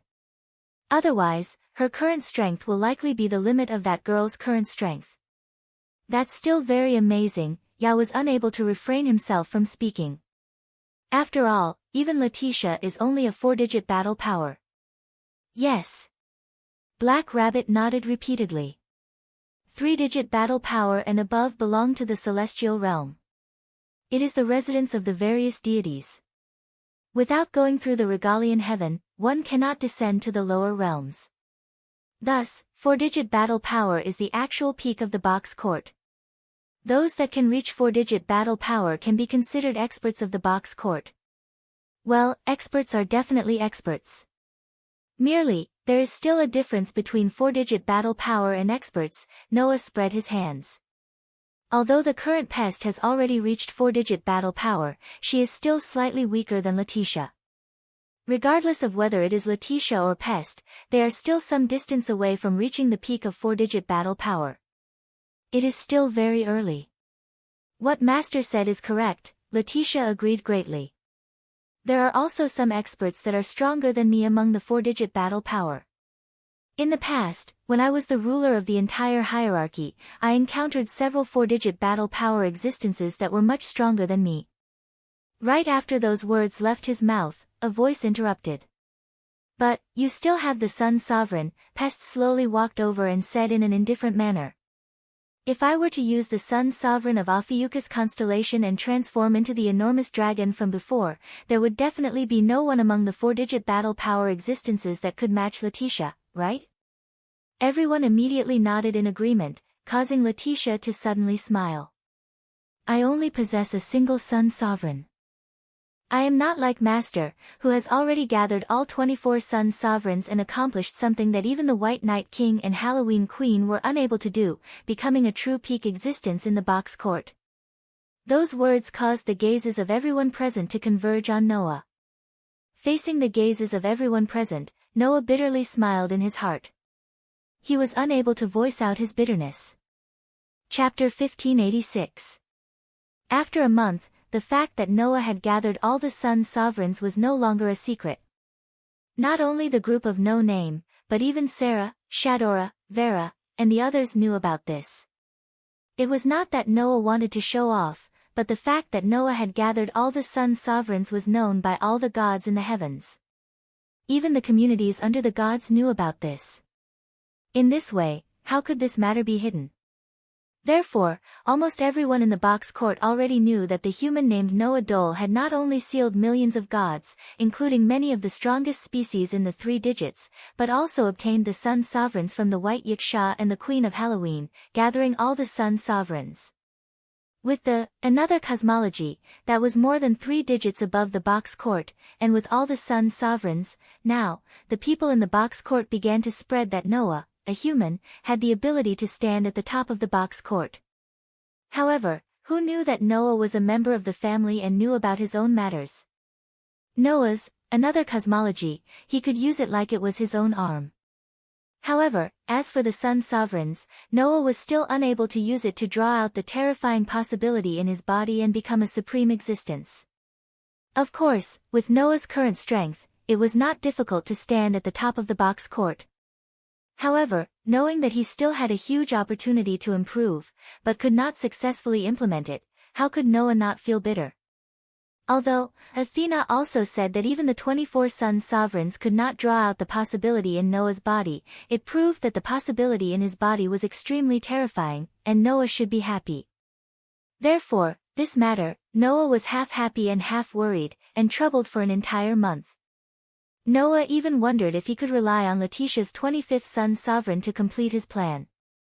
Unfortunately, the sun sovereign of Ophiuchus was not the orthodox sun sovereign, but a special sun sovereign that was specially made to reward Letitia for becoming a full authority ruler. This sun sovereign could only be used by Letitia. Letitia had once said that the knights of the box court who guarded the order of the box court could also be used by the vampires. Other than the vampires, no one else would be able to use the sun even if they obtained it. It was the sun sovereign that was tailor-made for Letitia. Even if it possessed some of the magical effects of sun sovereignty, it could not be counted as true sun sovereignty. The proof was that Letitia could only use the sun sovereignty and transform into a pure-blooded dragon species. However, she did not receive any enhancements corresponding to the inheritance, nor did she have the ability to summon a star beast. In fact, she did not even have the many wonderful uses that the sun sovereignty should have. This sun sovereignty could not even be used by individuals who needed sun sovereignty to complete their spiritual lattice. In view of this, from all aspects, the Ophiuchus constellation's sun sovereignty was useless to Noah. Only Letitia could use it. When No Name was destroyed by the Demon King Alliance and Letitia was captured by the Demon King Alliance, who had always been pursuing the sovereignty of the sun, only took away Letitia's godhead and did not have any ideas about the sovereignty of the sun. This was also one of the reasons why the Demon King Alliance, who had always been pursuing the sovereignty of the sun, only took away Letitia's godhead and did not have any ideas about the sovereignty of the sun. In any case, gathering all the sun sovereigns was a good thing. Although Noah did not achieve his goal, it could not be said that he was unhappy. Thinking of this, Noah secretly felt helpless in his heart and scratched his head. Even if you praise me so much, I still have opponents that I can't defeat. Noah's words made the group of girls present go silent. What's wrong? Fei Niao asked Noah. You still haven't solved the puzzle of Az Dakaja's final trial as a human? No. Noah sighed. Otherwise, that lizard wouldn't be a thorn in my heart. Really? Yao Du was a little surprised. Not even a little progress. There is still progress. Noah corrected. It's just that the key part has not been solved. In this month, other than drawing out possibilities, Noah spent the rest of his time solving the puzzle of Az Dakaja's final trial as a human. With the help of Athena, the goddess of wisdom, Noah successfully solved most of the puzzles according to the hints given by Mighten Shirtion. However, Noah could not find a clue about the most central part. Not to mention Noah, even Athena could not solve it. Even the gods of the heavens had pondered over this puzzle for thousands of years. How could Noah and Athena be able to solve it so easily in a month's time? It's just the most crucial part. Noah's tone was a little irritated. It's the most crucial part that I can't find a clue about. There was not much time left until Az Dakaja broke the seal. If he could not solve the puzzle of the human's final trial, then, when the time came, Noah would still be unable to defeat Az Dakaja. Could it be that he could only seal Az Dakaja like the gods of the heavens and the great alliance of the former rulers of the hierarchy? Just as Noah had this thought, not far away, Ren ran over in a flurry. As he ran, Ren shouted with great joy. Say! Everyone. Mr. 16th Knight has woken up. This sentence made everyone present stunned, then their faces lit up with joy. Vampire's Castle, Throne Hall, in the base of no name, in a ward. Was I unconscious for a whole month and a half? On the bed, 16th Knight scratched his head and said in a bad mood. Although it feels good to be alive, I didn't expect that so many interesting things would happen while I was unconscious. Who should I look for compensation? When the group of no name heard 16th Knight's words, they did not know whether to laugh or cry. Just like you said, it feels good to be alive. Noah crossed his arms in front of him and said to 16th Knight. You can't ask for more. 16th Knight, you should be glad that you woke up at the right time. Speaking of which, before I fought with that lizard, I heard that you sacrificed yourself heroically. I almost cried. 16th Knight's mouth curved into an unruly arc. As a comrade who also survived, I really want to ask you, little brother, did you really fight with that guy alone and almost forced it into a desperate situation? When he said this, 16th Knight's expression was still as arrogant as before, but the seriousness and gravity in his tone was quite obvious. To be honest, ever since I was born, I have never met an opponent that I couldn't defeat with my fists. That guy was definitely the first. 16th Knight raised his hand and slowly clenched it into a fist. I still remember the first time I met that guy. I threw a punch at it, but the lizard didn't even take a step back. Instead, my fist was shattered. Everyone suddenly became silent. From then on, I knew that guy was different from the people I met before. 16th Knight turned his head and looked at Noah. Can you really defeat it? Under 16th Knight's gaze, Noah slowly closed his eyes. After a while, he suddenly opened them. Yes. Is that so? 16th Knight was silent for a while and then shrugged. As expected of little brother. I originally thought that you were at most at the same level as me. Now I know that the monster has been by my side for a long time. This doesn't sound like something you would say, 16th Knight. Noah could not help but say. What? After experiencing failure once, you've fallen into depression? Ha! 16th Knight looked at Noah in disbelief. Then, he started laughing loudly. Oi oi oi, little brother, you couldn't possibly be thinking that I'm the type of person who can't accept failure, right? Then, what is the truth? Noah said calmly. You who have never experienced failure before, are you able to calmly face this failure? The smile on 16th Knight's face gradually disappeared as he looked around. He saw that Black Rabbit, Fei Niao, Yao, Ren, Letitia, and even Pest were all looking at 16th Knight with complicated gazes. 16th Knight clicked his tongue. He seemed to be extremely displeased with this situation. Then, he suddenly thought of something and laughed. Hey, little brother, let's fight. Chapter 1587. At the edge of the vampire castle. A gust of wind blew from high up in the sky, stirring up a cloud of dust that looked like a hazy mist. In the sandstorm, Noah and 16 Knights were facing each other with some distance between them. Not far away, the members of No Name all had different reactions when they saw this scene. Why did it turn out like this? Black Rabbit complained dejectedly. Undoubtedly, they are partners of the same community. Why did it turn out like this? You've already said this no less than 10 times, Black Rabbit, Fei Niao said impatiently, as if he had seen through everything. Even if they are partners of the same community, it is impossible for them to get along with each other peacefully. Even family members who are related by blood can hate each other, let alone partners. Something's not right, Yao shook his head and denied Flying Bird's words. Noah and 16 Knights did not have any conflict. That's right, Ren nodded. It's just that Mr. 16 Knights doesn't seem to be in a good state right now. That's why things have turned out this way. Losing to Aziz Dakaha without being able to retaliate should have some impact on 16th Knights, who has always relied on her extremely powerful innate talent to win every battle, right? Letitia stared at the arena in front of her. That's why Master agreed to 16 Knights' rash challenge. After all, even if that guy doesn't say anything, he must be worried about his partner, right?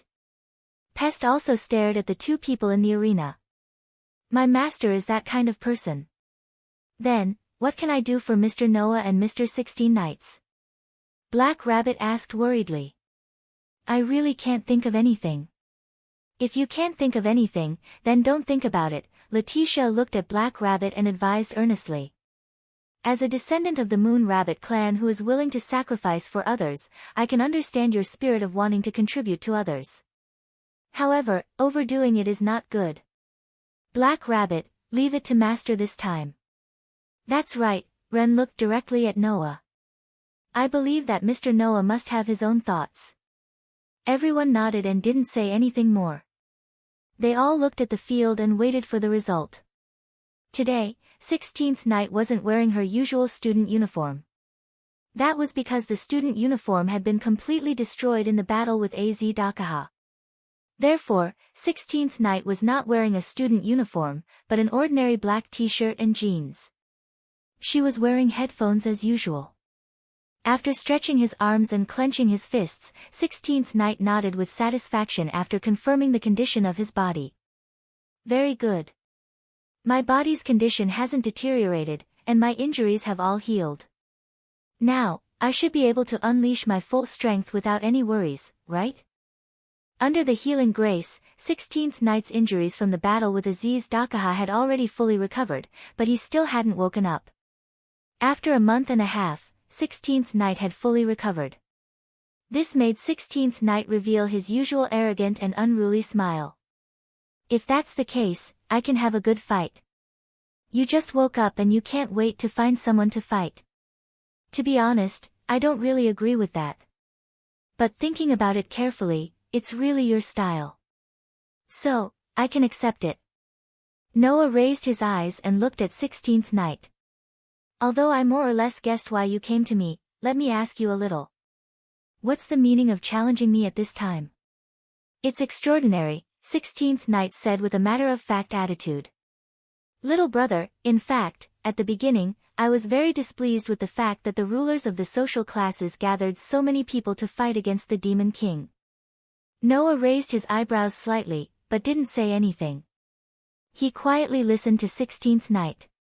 In the beginning, when I heard that the opponent was a true Demon King, and not one of those Demon Kings who abused their authority, do you know how excited I was? 16th Night fiercely clenched his fist. After coming to the box court, I've always wanted to fight the Demon King and defeat him. This kind of thing really makes my blood boil. In fact, after trying it out, I also felt quite satisfied. During the Fire Dragon's birth festival, 16th Night gave Pest to Noah and didn't fight the Demon King.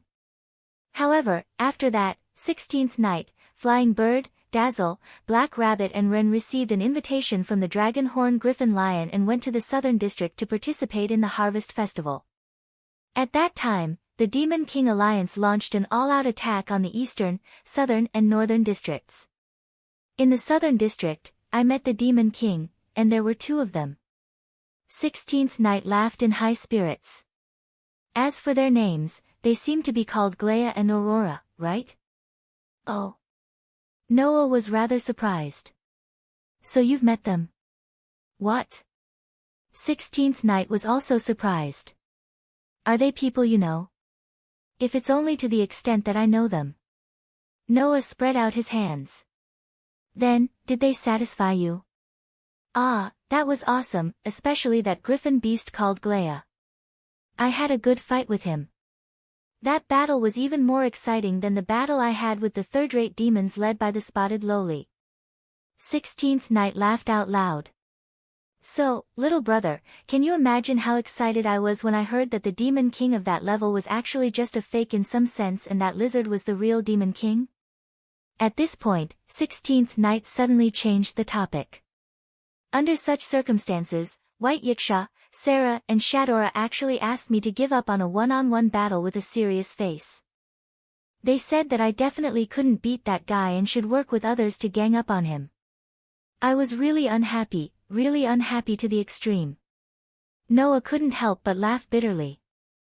Well, with 16th Knight's personality, she would indeed be quite unhappy when encountering such a thing, right? However, I wasn't so unappreciative as to ignore everyone's opinions. Since White Yiksha, who returned the godhead, had to fight personally and even had to work with others, if I insisted on fighting alone, I wouldn't be stupid, but stupid. 16th Knight glanced at Noah. Moreover, I later received news that something happened to you, little brother. Even if I was unhappy, I endured it. In other words, after receiving the news that something happened to Noah, 16th Knight's attitude toward this matter changed. In the beginning, she simply wanted to challenge the Demon King, but now she had to bear the mission of crusading against the enemy who killed her companions. Even if it was me, I wouldn't be so stupid as to issue a pure challenge to someone who killed my companions. 16th Knight looked straight at Noah. So, at that time, I decided. Little brother, if you really die in the hands of that guy, then your revenge will be taken by me. Noah fell silent. In the end, as you already know, I lost miserably, 16th Knight said in a self-deprecating manner. If it was only a defeat in a challenge, although it would be equally unreconciled, I wouldn't go so far as to not admit it. But with the hatred of my companions, I was utterly defeated. Az Dakaha used absolute power to tell me that I didn't even have the right to avenge my companions. This was the reason why 16th Knight was in a strange state after waking up. Although it couldn't be said that he was in a dispirited state, this was the first time this young man, who had always relied on high standards of strength to overcome difficulties, had been beaten black and blue all over when he did something with pure thoughts other than having fun on his mind. This way, even a person made of iron would be affected, right? Not to mention someone like 16th Knight who had extreme confidence in himself. Noah had long guessed that 16th Knight's self-confidence was damaged because he lost to Az Dakaha, causing his condition to become a little strange. But Noah didn't expect that the reason for 16th Knight's setback was because of him. And then? Noah sighed. You challenged me as soon as you woke up. Was there a special reason? There must be a reason, 16th Knight said bluntly. I wanted to complain to you about the consequences of going missing, and I also wanted to test my ability. Most importantly, I wanted to see how far I could go against an opponent on the same level as that lizard. 16th Knight looked straight at Noah. I wanted to confirm this. Chapter 1588. At this moment, Noah could clearly feel the unswerving determination in 16th Knight's words. To 16th Knight, this battle was not a playful one either. He had always been extremely confident in his own abilities, so much so that he believed that there was no one stronger than him. This was the first time in his life that 16th Knight felt unsatisfied with his own abilities. He did not believe in himself and did not want to admit it. Because of this, he felt somewhat lost. If it was an ordinary person, they would have long since fallen into a low ebb. However, 16th Knight was not an ordinary person. Although this man possessed a high level of combat strength, he was still a smart person. He clearly understood what kind of situation he was in, which was why he was so anxious to prove his abilities and get rid of this unnecessary confusion. That's why, little bro, let me see what kind of power you have that could single-handedly face off against a human in the final trial. 16th Knight raised his tightly clenched fist and stared at Noah. If you show mercy, I might not forgive you. 16th Knight's words shocked the members of No Name, who were watching from the sidelines. Mr. 16th Knight. Black Rabbit anxiously stood up. No matter what, this is too. Before Black Rabbit could finish his sentence, he was interrupted by Letitia. Don't say any more, Black Rabbit. Letitia did not look at Black Rabbit. Instead, she looked straight at 16th Knight and said, let them deal with it themselves. But. Black Rabbit anxiously paced around. I don't want to see companions from the same community mercilessly fight each other. Then let's properly experience it now. Pest's words poked at Black Rabbit's weak point. Perhaps, the same thing will happen in the future. Who knows? Black Rabbit held his breath and his rabbit ears drooped. Alright, Black Rabbit, don't worry so much. Flying Bird said as if she was both comforting and persuading. Those two are not enemies. Even if they are unavoidably injured, the most worrying thing will definitely not happen. Yes, Yao nodded. There's no need to worry. Let's just wait and see, Ren said as a conclusion. Now, we can only trust those two. This is what we should do as companions of the same community. Everyone fell into silence and didn't speak another word. On the other side, Noah also felt 16th Knight's determination. I understand, Noah said faintly. I'll show you what I'm capable of. His words ignited 16th Knight's passion. That couldn't be better. As soon as he finished speaking, the entire place suddenly fell silent. Bang!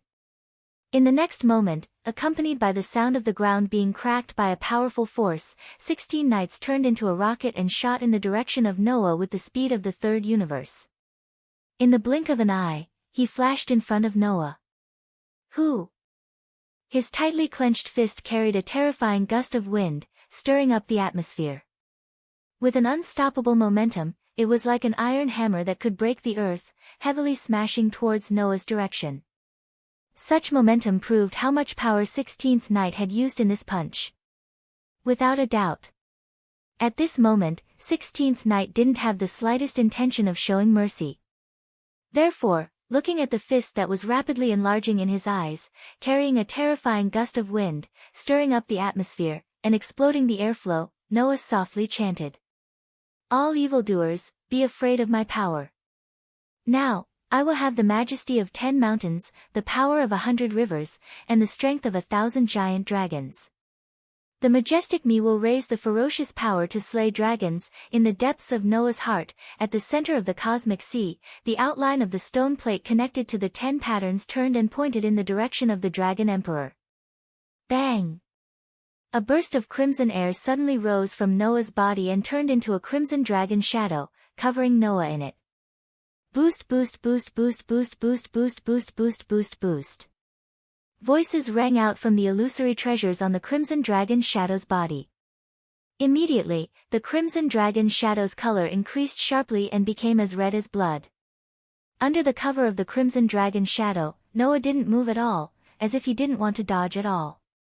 This scene caused hesitation to appear in 16th Knight's eyes, but it was quickly replaced by sharpness. Whoosh!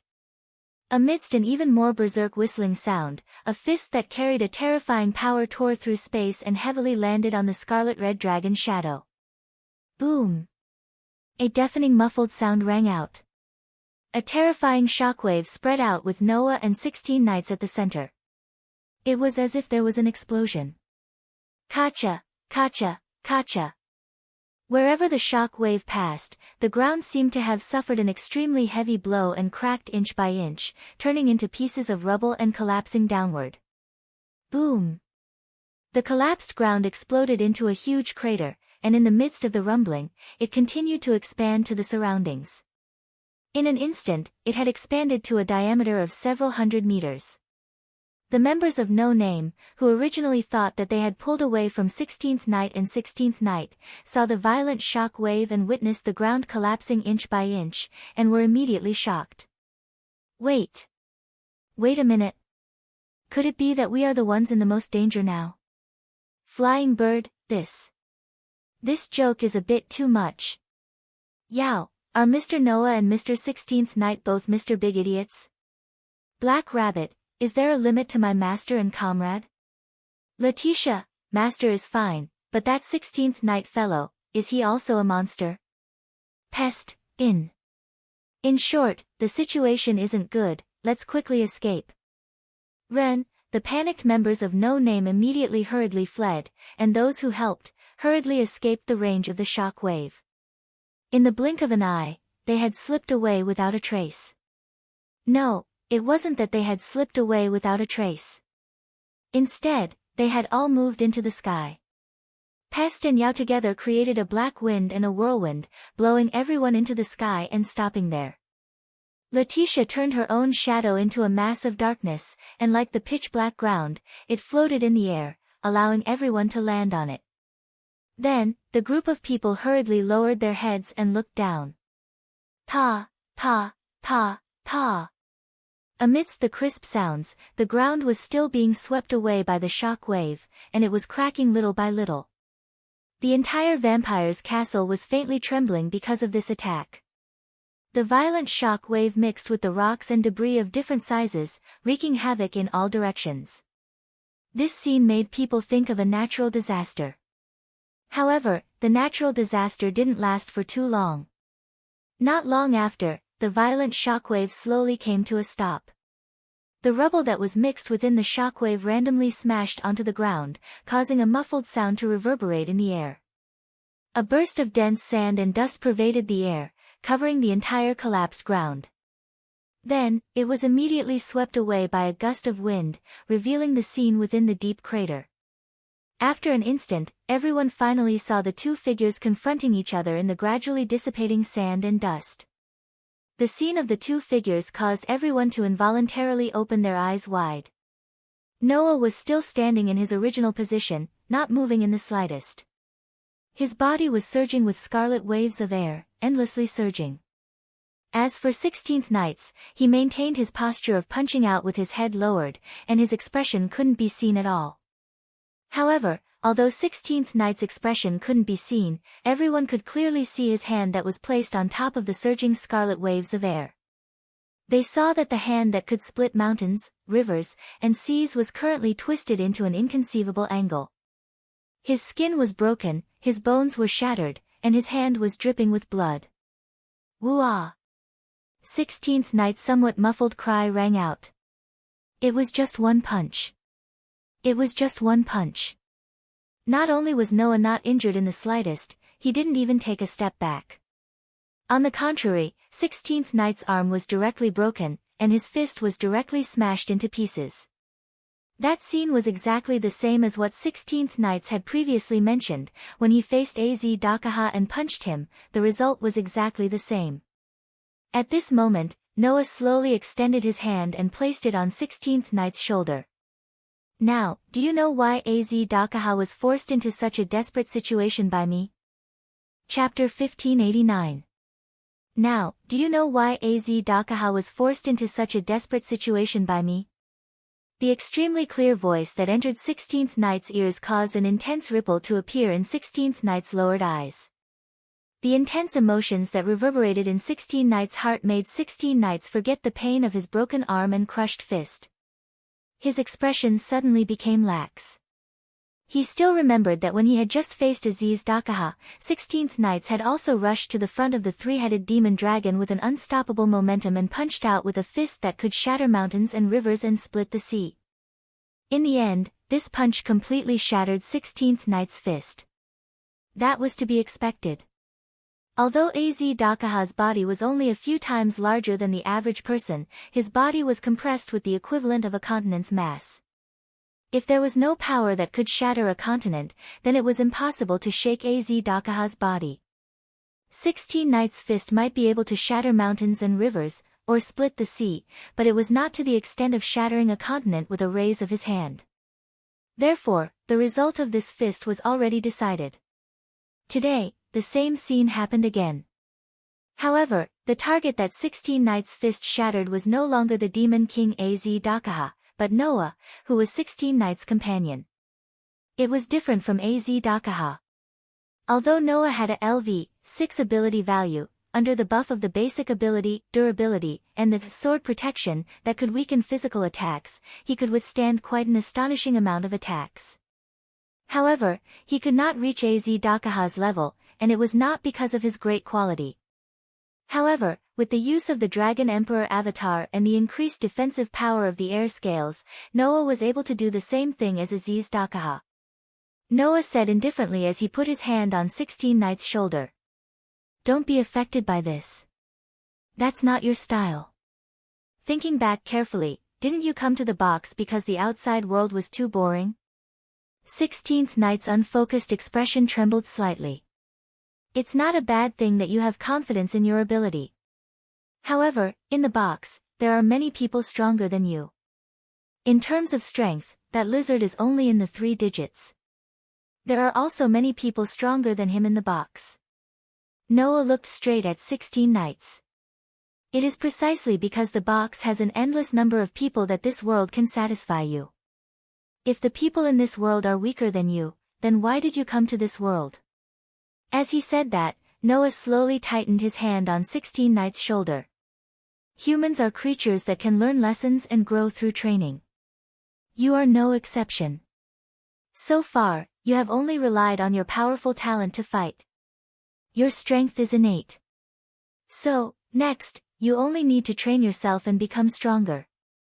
Isn't that enough? Following Noah's words, the crimson dragon's shadow on his body began to slowly dissipate. I hope you remember this. You are not someone who will stop here. You still have more room for development. Do you understand? Noah's words made 16 Knight's expression return to normal and he fell into silence. It wasn't just 16th Knight, even No Name's group who were looking down at the huge crater from the sky fell silent. After a while, 16 Knights raised his head and looked at Noah. I want to ask you a question. Noah did not answer and only nodded. Under such circumstances, 16th Knight asked this question. In the beginning, when we met, why didn't you use your current strength? When Noah first came to this world, he encountered 16 Knights, Flying Bird, Dazzle, and Black Rabbit. At that time, Noah and 16 Knights also fought. However, in that battle, both of them fell at the same time. At that time, Noah did not use his current strength at all. Otherwise, 16th Knight wouldn't have beaten Noah black and blue all over. What? You think I'm looking down on you? Noah shook his head and laughed. It's not like that. At that time, I just came to this box. For some reason, I was temporarily unable to use my true strength. Therefore, at that time, it was not that I did not want to use it, but that I could not use it. Is that so? 16 Knight's expression eased a lot. Such a powerful strength, it shouldn't be as simple as a gift, right? You're right. Noah hesitated for a moment and then answered truthfully. This strength is not the strength of the person who was given it, but the strength of the person who gave it, which is authority. Noah didn't know about this until some time after he came to this world. In the box, there was also the concept of authority. In the world of God Slayer, authority referred to the strength of a god.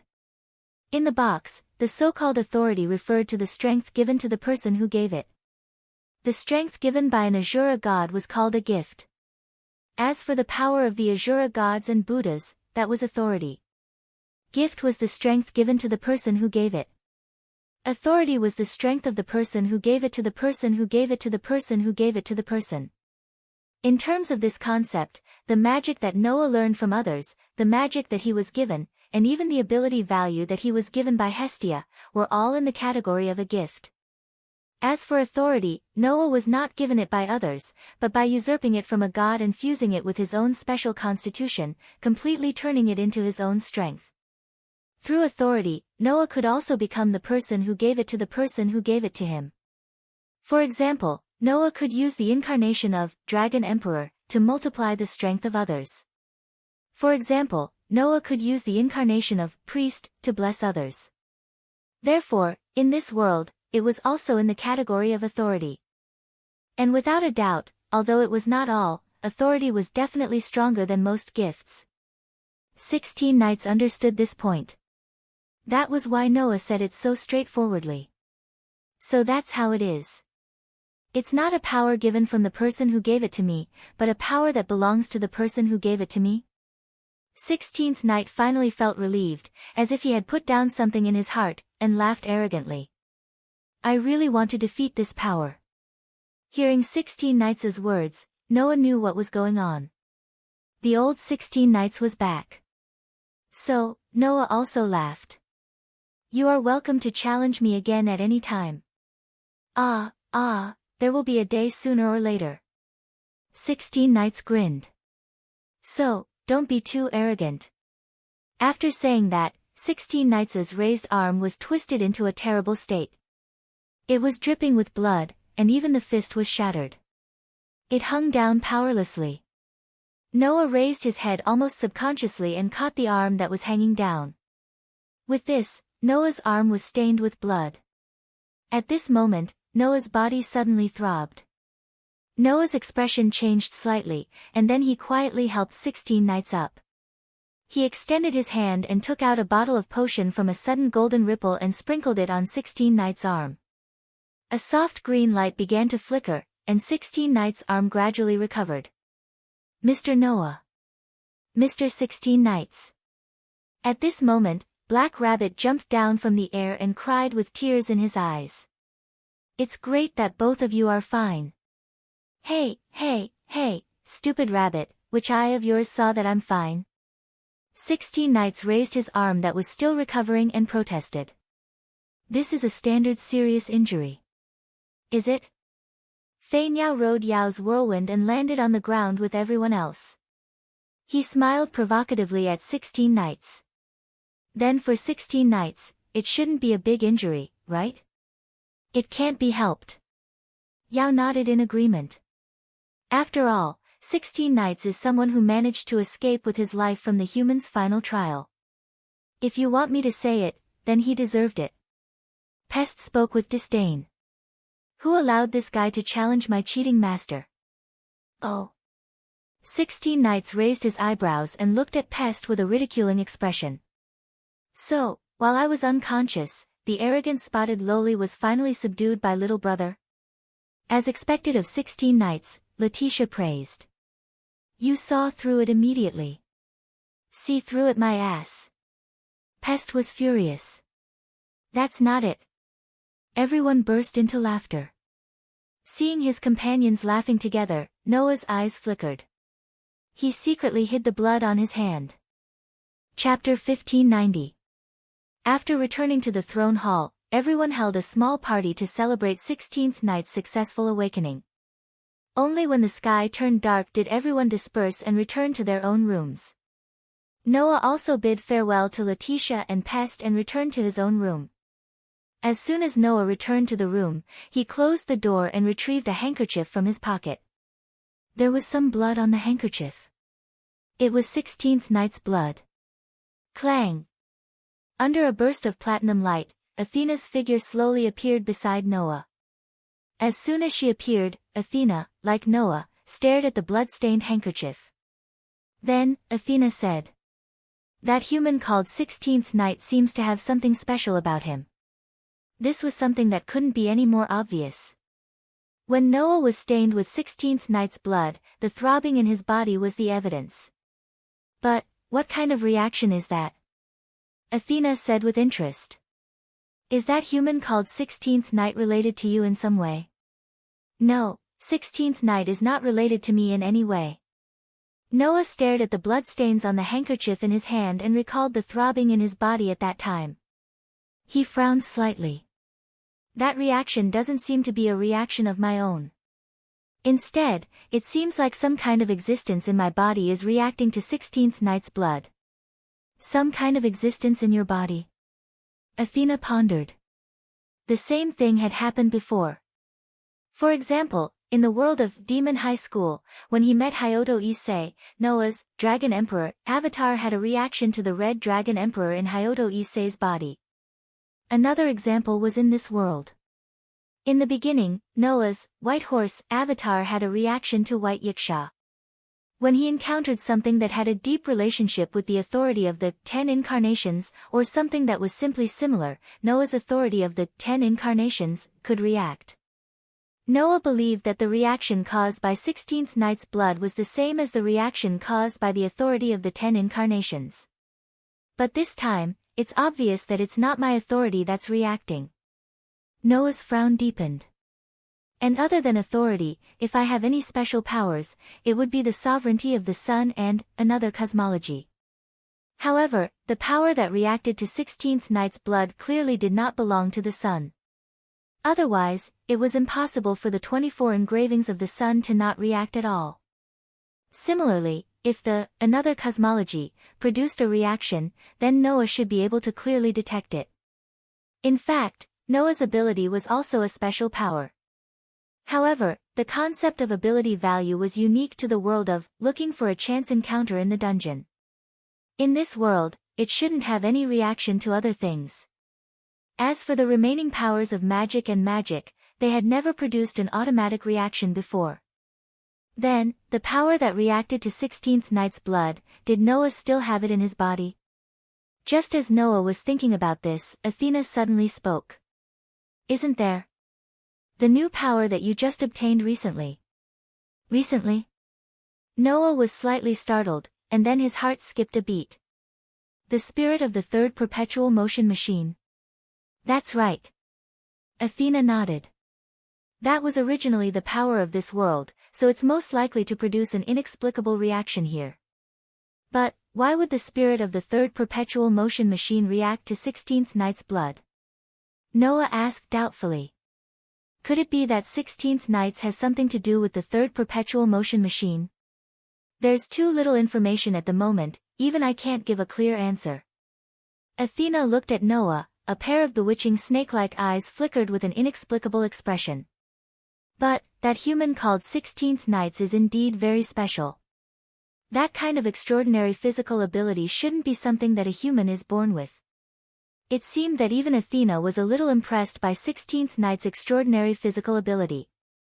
Otherwise, this proud and arrogant goddess would not have said such words. The third perpetual motion machine. Noah stared at the blood on the handkerchief in his hand. If that's the case, maybe, 16th Knight's body is very likely to have the third perpetual motion machine. If that was the case, the third perpetual motion machine would produce energy out of nothing and be contained in 16th Knight's blood. That was why the third perpetual motion machine in Noah's body reacted to 16th Knight's blood. Because the third perpetual motion machine's spirit sensed the same source of energy. Oh. Athena was a little surprised. You mean that 16th Knight's has the third perpetual motion machine in his body? It's just a guess. Noah said. I'm even thinking that 16th Knight's might be the third perpetual motion machine. It's the third perpetual motion machine. Athena suddenly understood. In other words, the existence called 16th Knight's is actually the experimental body of the third perpetual motion machine? I don't know. Noah shrugged. It's just a guess at best. But everything starts from a guess. Athena glanced at Noah. Your conjecture is very likely to be correct. Maybe? Noah sighed. It's just that I didn't expect that I would actually encounter the real third perpetual motion machine and its spirit, and even have one of them. Thinking of this, Noah suddenly thought of Maxwell. Speaking of which, Maxwell's demon is also an inseparable factor with the existence of the third perpetual motion machine. Noah said almost subconsciously. And as the imaginary demon of Maxwell's demon, that guy seems to have used the three-headed demonic dragon's army more than once, right? After hearing Noah's words, Athena slightly narrowed her eyes. Thinking about it carefully, I've discovered some strange things. What a coincidence, I've also discovered some strange things. Noah looked at Athena and smiled. I just don't know if we're thinking of the same thing. Are you testing this concubine's wisdom? My fated person. Athena said calmly. Then let me tell you. You and I are definitely thinking of the same thing. Well, because it's indeed very strange. Why haven't we noticed it until now? Noah's eyes flashed. Although he used space jump to transport the three-headed demonic dragon's body parts, that guy Maxwell didn't even suffer a single backlash from those body parts. Although AZ Dakaha's avatar wasn't without a shred of intelligence, it was definitely not an existence that would casually listen to the orders of others and work for others. If someone had any ideas about AZ Dakaha's body parts, the first thing they would face would definitely be the crazy retaliation of those body parts. However, not only did Maxwell control the two-headed dragon army without the slightest bit of disobedience, he also didn't suffer a single backlash from the two-headed dragon army. Don't you find this matter strange? Maxwell has the soul of the third perpetual motion machine. Noah muttered to himself. The two-headed dragon is the body part of the three-headed demonic dragon, AZ Dakaha. Hearing Noah's mutterings, Athena seemed to understand something. What? Athena asked. You think that the third perpetual motion machine is related to the three-headed demonic dragon? It's possible. Noah's lips slowly curled up. If that's really the case, then the third perpetual motion machine is very likely to be the final piece of the puzzle of the final trial that we've been searching for. Athena's eyes lit up and she chuckled. Although it's just some wild ideas, I can't say that there's no such possibility. Hearing this, Noah closed his eyes and a large amount of information flashed through his mind. Among them, there was the knowledge of the evil god, Az-Dakaha, and most of the puzzles of the final trial that Noah and Athena had researched over the past month. Now, the existence of the third perpetual motion machine just happened to fill in the last piece of information. Wang. In an instant, in the depths of Noah's mind, in the center of the cosmic sea, on the outline of the stone plate that was connected to the 10 patterns, one of the patterns flashed with a dazzling light. That was the incarnation of the warrior. Feeling this change, Noah was overjoyed and laughed out loud. The puzzle is finally solved. Chapter 1591. In the main hall of the throne hall, at the round table that was usually used for meetings, several key figures of the community were gathered here. No name. Salamandra. Dragon Horn Griffin Lion. Other than Thousand Eyes, who was still in charge of monitoring the situation at White Yiksha's side, the rest of the leaders of the community based in the throne hall were all present. It was not just the leaders. For example, all of No Name's members were gathered and lined up behind Ren, who was the leader. As for Salamandra's side, other than Shadora, Mandora, who was the advisor, was also present. Only Sarah, the only one present, was Dragon Horn Griffin Lion. In addition, the Queen's Knight, Faith Reese, was also present. Just like before, only Ren, Sarah, Shadora, and Faith Reese could be seated. However, everyone's eyes were not gathered on the 4 seated people, but on Noah, who was standing behind Ren. The reason for this was not because they were not used to Noah's strength and position, but because today's meeting was held at Noah's request. Therefore, everyone's eyes were gathered on Noah. Mr. Noah. Sarah said to Noah. You gathered us all here, is there something important you want to announce? Under everyone's gaze, Noah nodded. Then, Noah said something that would not stop until it shocked everyone. I think it's time to declare war on Az-Dakaha. That one sentence made everyone present stand up in shock. What? Sarah, Shadora, Mandora, and even Faith exclaimed. Mr. Noah. Ren also looked at Noah with great surprise, obviously not knowing about this. If even the leaders were like this, then there was no need to talk about the people in No Name. Brother? 16th Knight frowned, which was rare. Are you kidding me? Although the rest of the girls did not say anything, judging from their expressions, they definitely had the same feeling as 16th Knight. There was no other way. Noah's decision was too abrupt. Under such circumstances, it was Noah himself who was the calmest. I'm not joking. That lizard's seal won't last much longer. Instead of waiting like this, why don't we just start a war? Hearing Noah's words, everyone looked at each other. That's true, but is it necessary to start a war now? Sarah raised her hand. Az-Dakaha's seal can still be maintained for a while. If we start fighting now, does Mr. Noah intend to release Az-Dakaha in advance? That's right. Noah nodded. There's no need to wait any longer.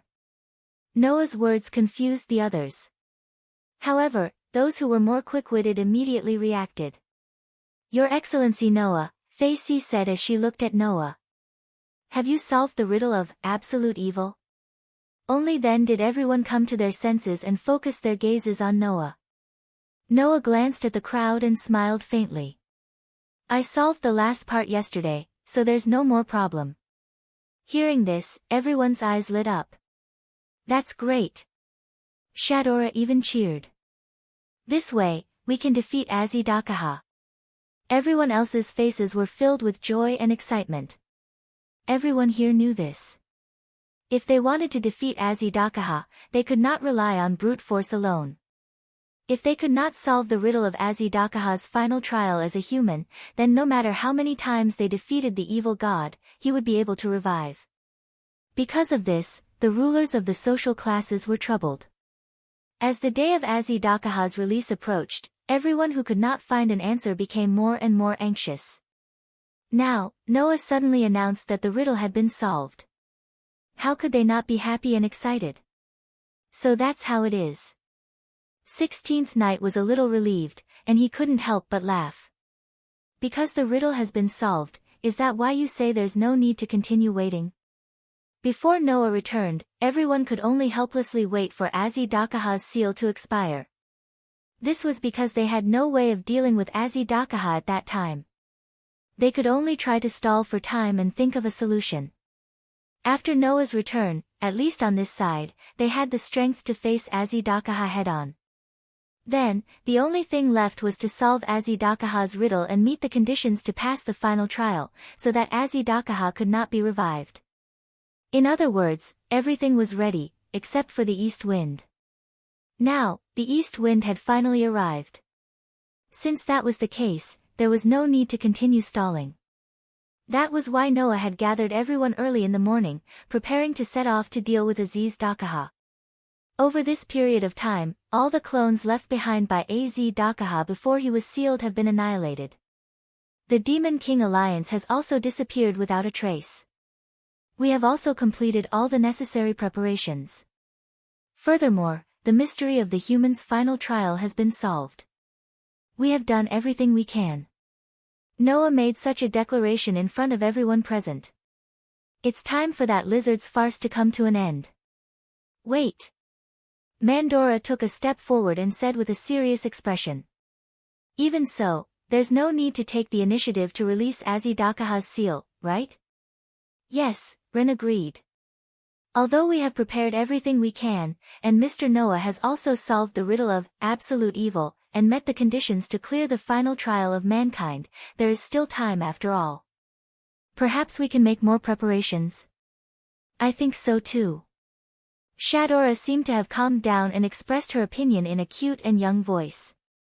Even if the riddle of absolute evil is solved, Azidakaha is still a demon king with 3 digits. No amount of preparation is enough to deal with such an existence. I agree too, Fei Si also said. If there's still time, then we should make good use of it. That would be a wise move. What? Do you think I'm so excited about solving the riddle that I can't wait to find trouble with that lizard? Noah smirked, his voice revealing a hint of indifference. Don't worry, as long as the riddle of the final trial is solved, then I can deal with Azidakaha alone. That indifferent tone made everyone feel an incredible sense of confidence. No, it was not right to say that he was confident. More accurately, it was a matter of course. From the beginning, Noah had already decided. Azidakaha would be dealt with by him alone. Therefore, now that the riddle had been solved, Noah did not need to wait any longer. Dealing with Azidakaha was a matter of course for Noah. I will settle the score with that lizard personally. Noah swept his gaze across everyone. If you trust me, then leave everything to me, Yizichin said. Everyone fell silent. After a while, Sarah finally spoke. Since Mr. Noah is confident in dealing with Azidakaha, then that's great. But I think it's better to wait a little longer.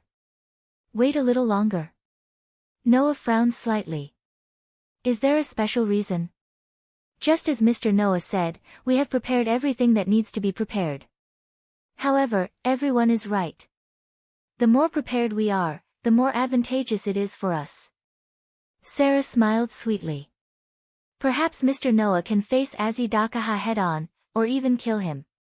But to defeat Azidakaha, besides solving the riddle, you also need to weaken his spiritual core and expose the weakness of his heart. When Sarah said this, Noah knew what this ruler of the hierarchy was worried about. Chapter 1592. If he wanted to kill Azidakaha, he would have to penetrate the 3 weak points on his body. His head. His shoulders. His heart. Azidakaha would only die if all 3 of his weaknesses were penetrated.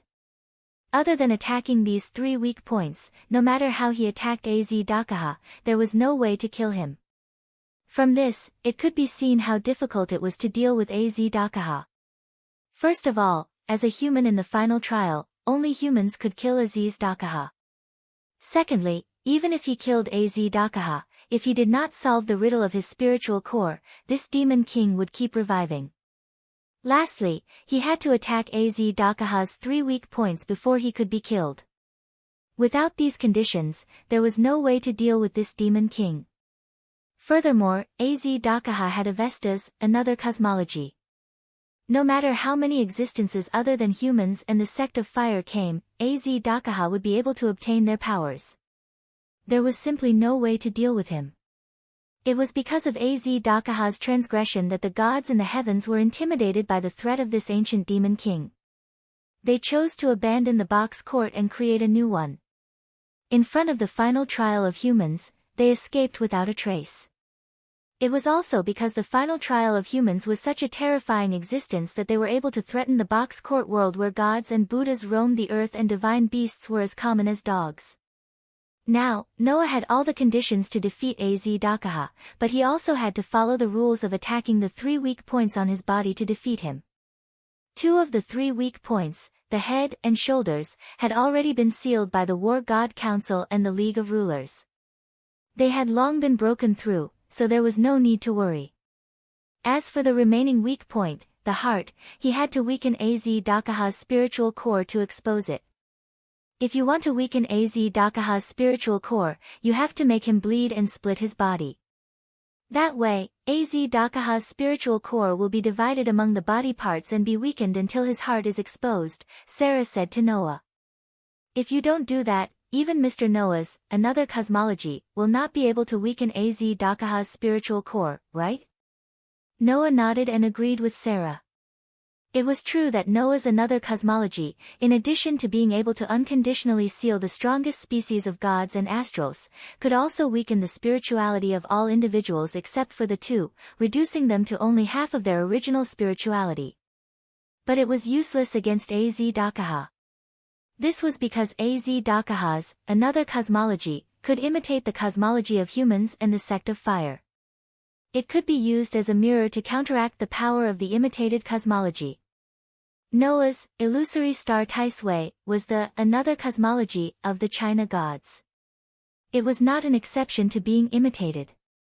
Therefore, if Noah used his, another cosmology, to weaken Az-Dakaha's spiritual core, Az-Dakaha would definitely use his, another cosmology, to counteract the power of the spiritual core. In that case, Noah's, another cosmology, would be useless against Az-Dakaha. In the end, Noah could only let Az-Dakaha bleed to weaken his spiritual core and expose the weakness of his heart. But in that case, the blood would turn into endless body parts.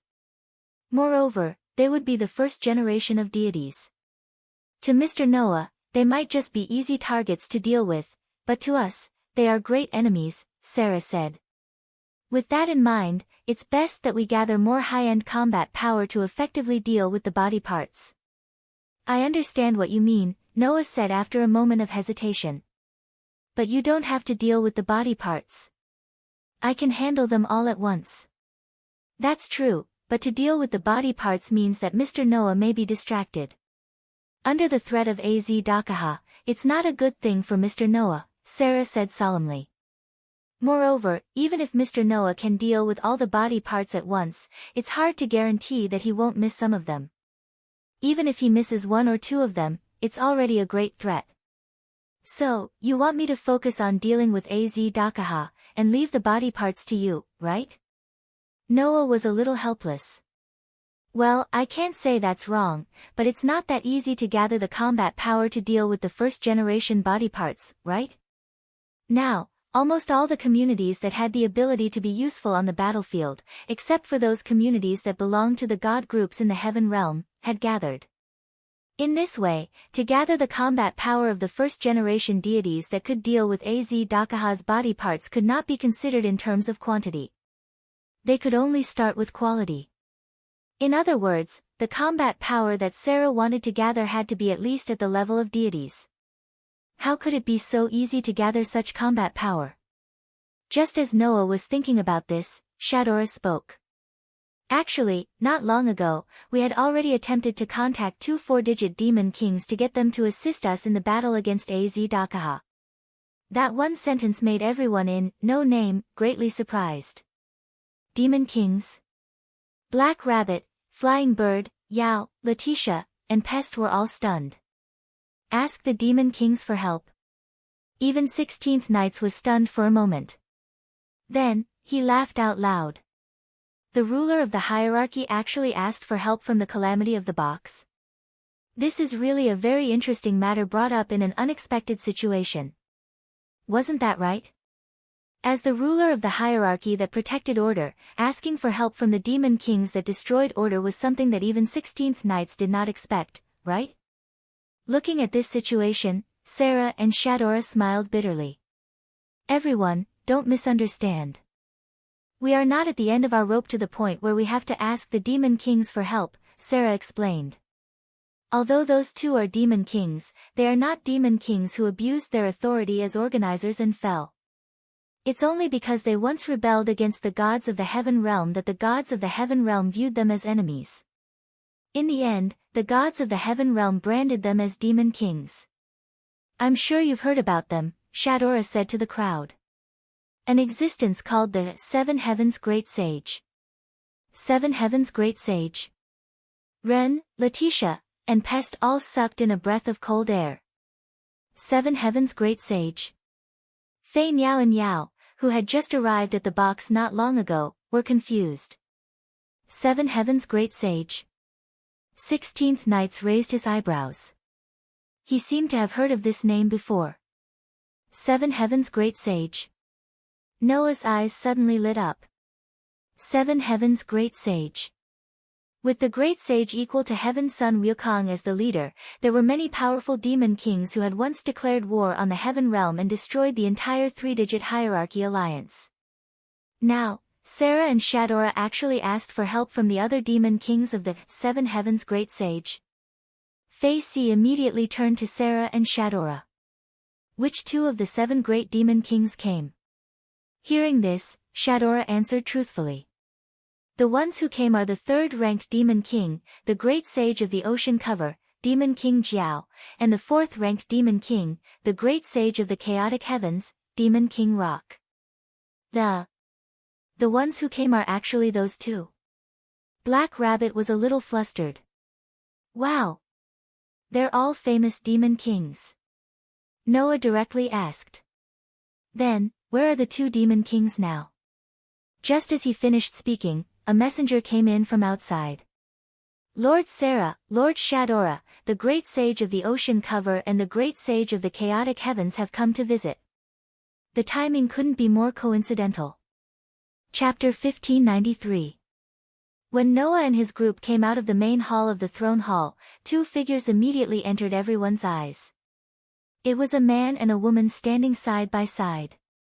On the left was a man wearing a luxurious Han Chinese robe. One of his eyes was covered with an eye patch. His figure was relatively slender, and the only eye that was exposed was like a man's. On the right was a young girl with long black hair. Her clothes were boldly open from her shoulders to her back. She had gorgeous decorations, but her appearance was somewhat young. A man and a woman like this stood outside the door of the throne hall. They seemed to be chatting about something. It wasn't until everyone came out of the throne hall that they stopped their discussion and cast their gazes over. In an instant, everyone's gazes met one after another. Regardless of how others felt, Noah looked at the man and woman and frowned slightly. It was not for any other reason, but because those 2 people made Noah feel a little strange. First of all, the young girl's entire body exuded a noble temperament, but her aura contained a scorching heat that could not be ignored. It felt like a ball of flame with the appearance of a young girl. With just a slight touch, it could be burned to ashes. However, that was not strange. Because this young girl did indeed have the ability to burn the entire vampire castle into nothingness in an instant. This young girl was the fourth-ranked rock demon king of the seven heavens, great sage, the highest divine bird in the heaven realm, the direct descendant of the great golden-winged rock Jialing. Great golden-winged rock. That was a divine bird that could rival the 12 heavens protectors. It was one of the 3 strongest species, possessing the highest level of grace for gods and dragons. That was a flame that could burn the soul into nothingness once it came into contact with an individual.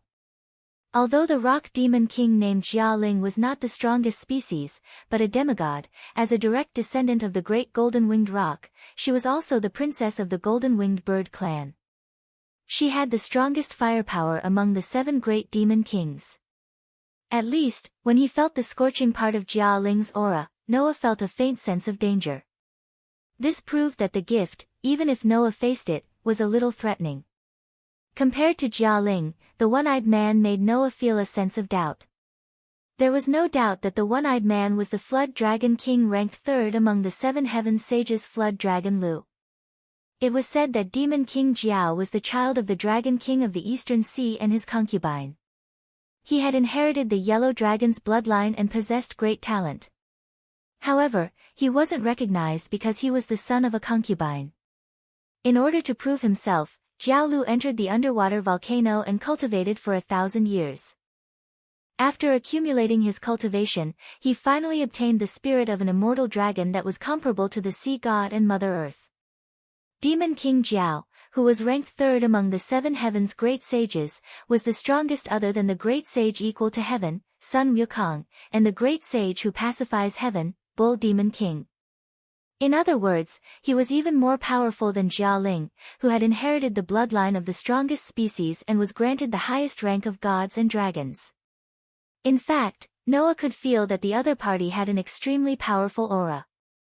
However, for some reason, not only was that aura not as intimidating as the rock demon King Jialing, it instead had a kind of decadent feeling. It was that feeling that made Noah frown imperceptibly.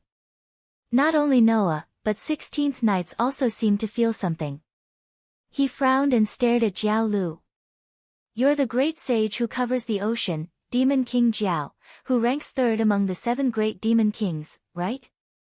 16th Knight's tone had already surpassed the level of asking and questioning. It was close to interrogating. "Mr. 16 Knights?" Sarah and Shadora both exclaimed in surprise. Instead, Demon King Jiao, the great sage who covers the ocean, hurriedly stepped forward like a peacemaker. "Well, don't mind it, don't mind it. It's not worth it to hurt your friendship over someone like me." When Jiao Lu said this, he used a strange accent that was no different from a Guanxi accent. Moreover, there was a faint hint of mockery in his words. It wasn't mockery directed at others but at himself. Even Jia Ling frowned and stared at Jiao Lu when he sensed the self-mockery. "Do you have to maintain such a disappointing appearance in front of others?" Second brother. Being stared at by his ridiculously beautiful adopted sister with angry eyes, Jiao Lu immediately let out a dry laugh and looked like he had a headache. Obviously, Jiao Lu had been stabbed by his sworn sister's words many times. However, there was nothing he could do about it. Who would have thought that the famous great sage who covers the ocean, Demon King Jiao, would have such a dispirited appearance? No one would have thought that he could cause trouble in the heaven realm and was second only to Sun Wukong and the Bull Demon King among the 7 great demon kings. Even if these factors were not taken into account, Jiao Lu was a 4-digit expert. With Jiao Lu's strength, which was second only to Sun Wukong and the Bull Demon King, it was estimated that he was almost at the top among the 4-digit experts, right? Even Letitia, Pest, and Faith Reese might not be a match for such an existence. Therefore, that dispirited appearance without any domineering aura, not to mention Jia Ling, who was his adopted sister, even Noah and the others couldn't stand it. "What should I say?" 16th Knight said bluntly. "You're a little different from what I imagined." "Is that so?" Jiao Lu didn't waver at all and revealed a suspicious smile. "Then, what do you think? How should I put it?" 16th Knight's expression looked a little bored. "I'm a little disappointed." "Just a little." Jiao Lu couldn't help but laugh bitterly. "That's the greatest praise for me. Sure enough, this four-digit demon king's words revealed a hint of self-mockery. His disappointing appearance caused many people present to look at each other in dismay. The atmosphere suddenly became incomparably oppressive. Sensing the incomparably oppressive atmosphere, Black Rabbit, who had the spirit of contributing to others deep in her bones, was anxious. Just as she wanted to jump out to mediate the atmosphere, a sharp gaze stared at her. In that sharp gaze, there was even a bit of killing intent. Thus, Black Rabbit's figure froze there. Her neck stiffened as she turned her head and looked in the direction of the gaze. She saw that Jia Ling was using a pair of burning eyes to stare at Black Rabbit. More or less, a scorching aura leaked out from his body. That aura awakened everyone present. Jiao Lu seemed to understand something all of a sudden, and a terrible expression appeared on his face. In the next second, Jia Ling stared at Black Rabbit and spoke in disdain. So, there are still Buddhist beasts here. As soon as he spoke, it was an insult. Black Rabbit's neck shrunk slightly as tears of grievance appeared in her eyes.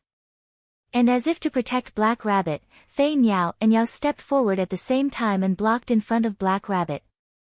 I heard that you're also a four-digit demon king, right? Fei Niao glared at Jia Ling. The famous demon king turns out to be this kind of person who doesn't keep his mouth shut. Compared to my side, your side has surprised me even more, Jia Ling said with a tone that was both surprised and cold. Two little human girls actually want to protect the toy of Sakura of Buddhism. Hearing the unconcealable disgust in Jia Ling's mouth, Yao tilted his head and asked. Do you hate Buddhists? Hate? Jia Ling smiled sweetly. That smile was so beautiful that it was suffocating. However, the coldness in the smile was enough to pierce one's bone marrow. Under such circumstances, Jia Ling opened her mouth. I can't wait to kill all the Buddhists, don't you think I hate them?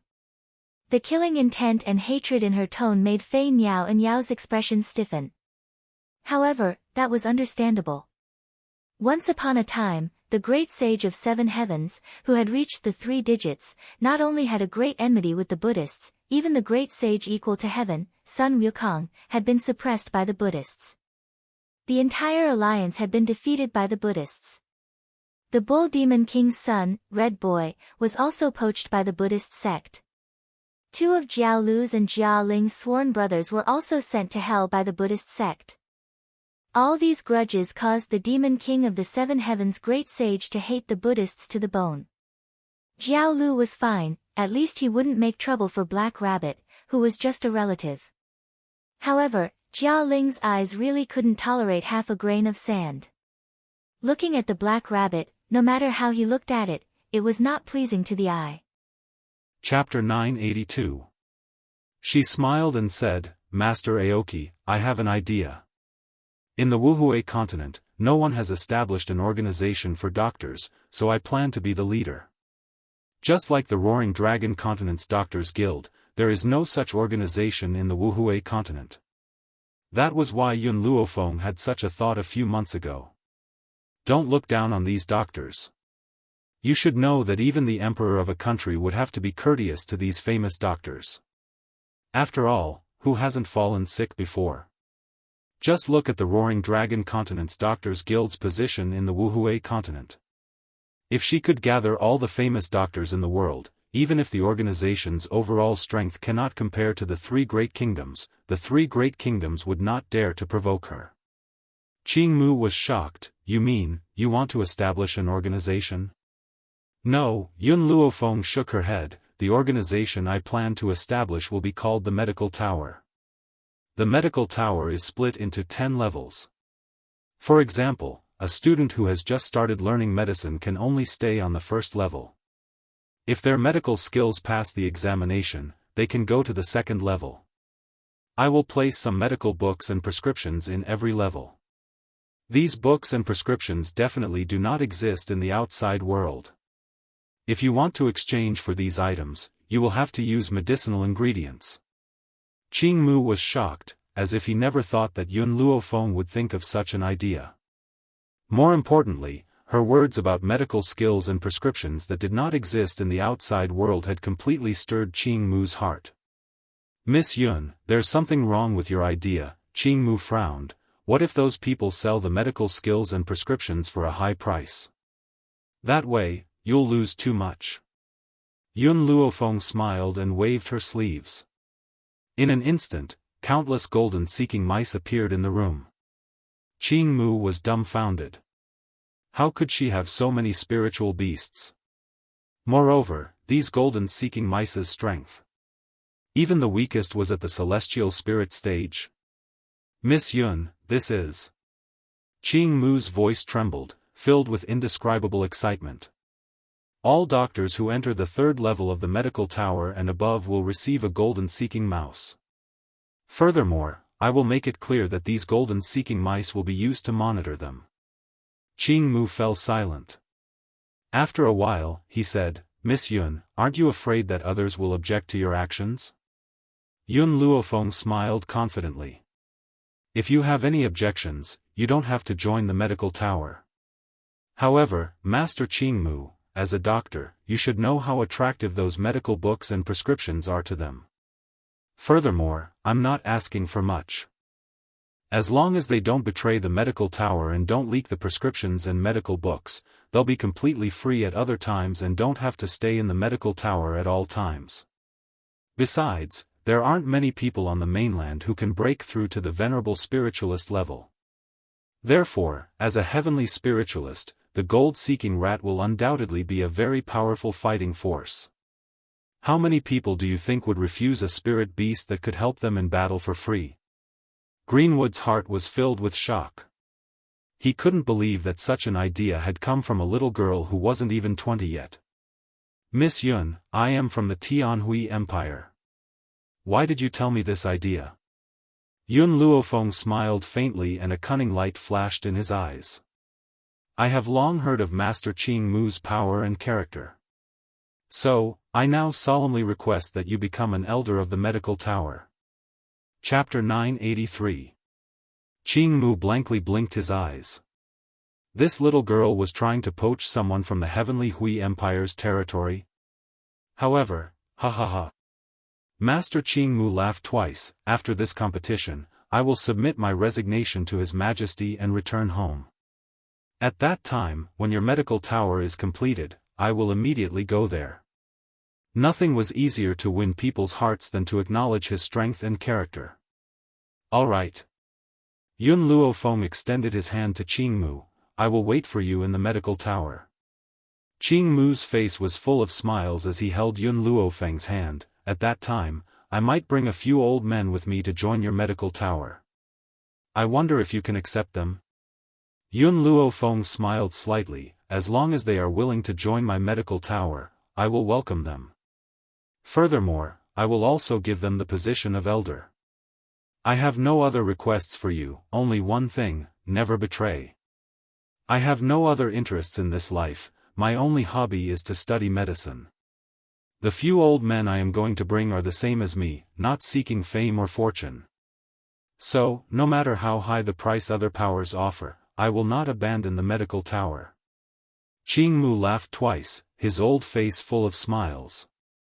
Indeed, fame and money were more important to him than medical skills. Even if it was for the sake of the few medical skills and prescriptions that Yun Luofeng had proposed, he would still stay in the medical tower for the rest of his life. Never abandon. After Qing Mu left with a face full of smiles, Fire walked out from the divine grimoire space. She sat on the beam and looked at Yun Luofeng with a smile. Master, you are really sinister. This Qing Mu obviously has quite a bit of influence in the Imperial Hospital. If he were to open his mouth, perhaps a lot of people would follow him and run away. At that time, when the Emperor of the Heavenly Hui Empire sees his empty Imperial Hospital, he would probably have the heart to cry. Yun Luofeng raised the corner of his lips and said, after the medical tower is established, the medicinal herbs that the small tree and the rat clan need will finally be settled. As she finished speaking, she seemed to have thought of something and turned to the gold-seeking rat clan.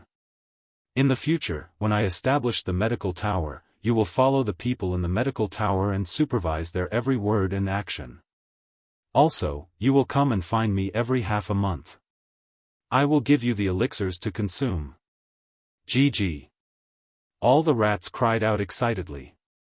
To them, as long as there were elixirs, they would definitely do their best to complete the task given by Yun Luofeng. Meng Meng, you don't need to go. Yun Luofeng turned towards Meng Meng, raising the corner of his lips. You and your mother will stay by my side. The Rat Empress was already a venerable spirit, so she couldn't let her leave. As for Meng Meng, Milk Tea was infatuated with her, so she couldn't bear to part with her. How could she do something like separating them? Meng Meng nodded and squeaked twice. Meng Meng, you've already reached the advanced celestial spirit realm. I'll ask little Mo to leave the spiritual herbs in the medicine field to you later. You should break through to the venerable spirit realm as soon as possible. Meng Meng's eyes were filled with excitement. She looked at Yun Luofeng with gratitude. If it wasn't for her, perhaps the Rat Clan would still be the clan that was being bullied in the Forest of No Return, and she wouldn't have such power. You don't need to thank me. Yun Luofeng curled his lips. You should thank Milk Tea. Back then, he was the one who asked me to accept you. In fact, when Yun Luofeng first saw the Rat Clan, she had wanted to take them for her own use. However, in front of Meng Meng, she had to return the credit to Milk Tea. And she could only help him this much. Chapter 984. In the afternoon. Many people had heard about what happened in the morning, so the venue was even livelier than before. Lu Chenyi stood in the middle of the circle of women with a gentle smile on his face. He waved his folding fan and patiently answered the women's questions. However, when he saw the girl who walked in from outside the venue, his gentle eyes darkened, but he quickly returned to his sunny smile. Miss Yun, I hope that you will be lucky enough to defeat me in the next battle. In other words, Yun Luofeng's victory had nothing to do with her strength. Idiot. Yi Shima snorted coldly. He raised his eyebrows with a touch of arrogance. The winner takes all. Since you lost, it means that you are not as good as me. A person who can't even afford to lose is destined to be a failure. Lu Chenyi's eyes darkened again, and his lips curved into a smile. His smile was no longer as gentle as before. Instead, it was filled with a sense of danger. What if I defeat Yun Luofeng? Yi Shima smiled sarcastically. Defeat my sister-in-law? Are you out of your mind? You have already lost once, and you still dare to talk nonsense? If they were in Tianyun Nation, Yi Shima would have already attacked him. Unfortunately, they were in Tianyun Nation now. If he was not careful, the entire Yi family would be implicated. Lu Chenyi gently waved his feather fan and looked at Yun Luofeng. If I defeat you, I want you to be my woman. Do you dare to accept? This woman was too arrogant, and he wanted to ruthlessly trample on her dignity and tear off her arrogant face. Yun Luofeng stopped in her tracks and finally turned around. Her words were so arrogant that everyone in the venue instantly turned to look at her. Do you think you are qualified to compete with me? Do you think you are qualified to compete with me? This woman was as arrogant as ever. Didn't you, Lu Chenyi, say that you want to compete with me? What right do you have to compete with me? After saying this, Yun Luofeng slowly turned around under Lu Chenyi's gloomy gaze and slowly walked towards the venue. Lu Chenyi's face darkened, and there was a hint of anger in his eyes. Yun Luofeng, are you afraid? Do you not dare to accept my challenge? It turns out that the people of Heavenly Cloud Nation are a bunch of cowards. Master! Master! Lin Ruobai and the rest of the army knew that this was Lu Chenyi's way of provoking them, but they couldn't help but look at Yun Luofeng anxiously. Yun Luofeng stopped in her tracks and slowly turned around. Her dark eyes gradually landed on Lu Chenyi. Lu Chenyi's lips curled into a faint smile. He knew that everyone would be affected by his provocation, even Yun Luofeng was no exception. Miss Yun. Lu Chenyi softened his tone and smiled at Yun Luofeng. Just as he opened his mouth, he was interrupted by the young girl's voice.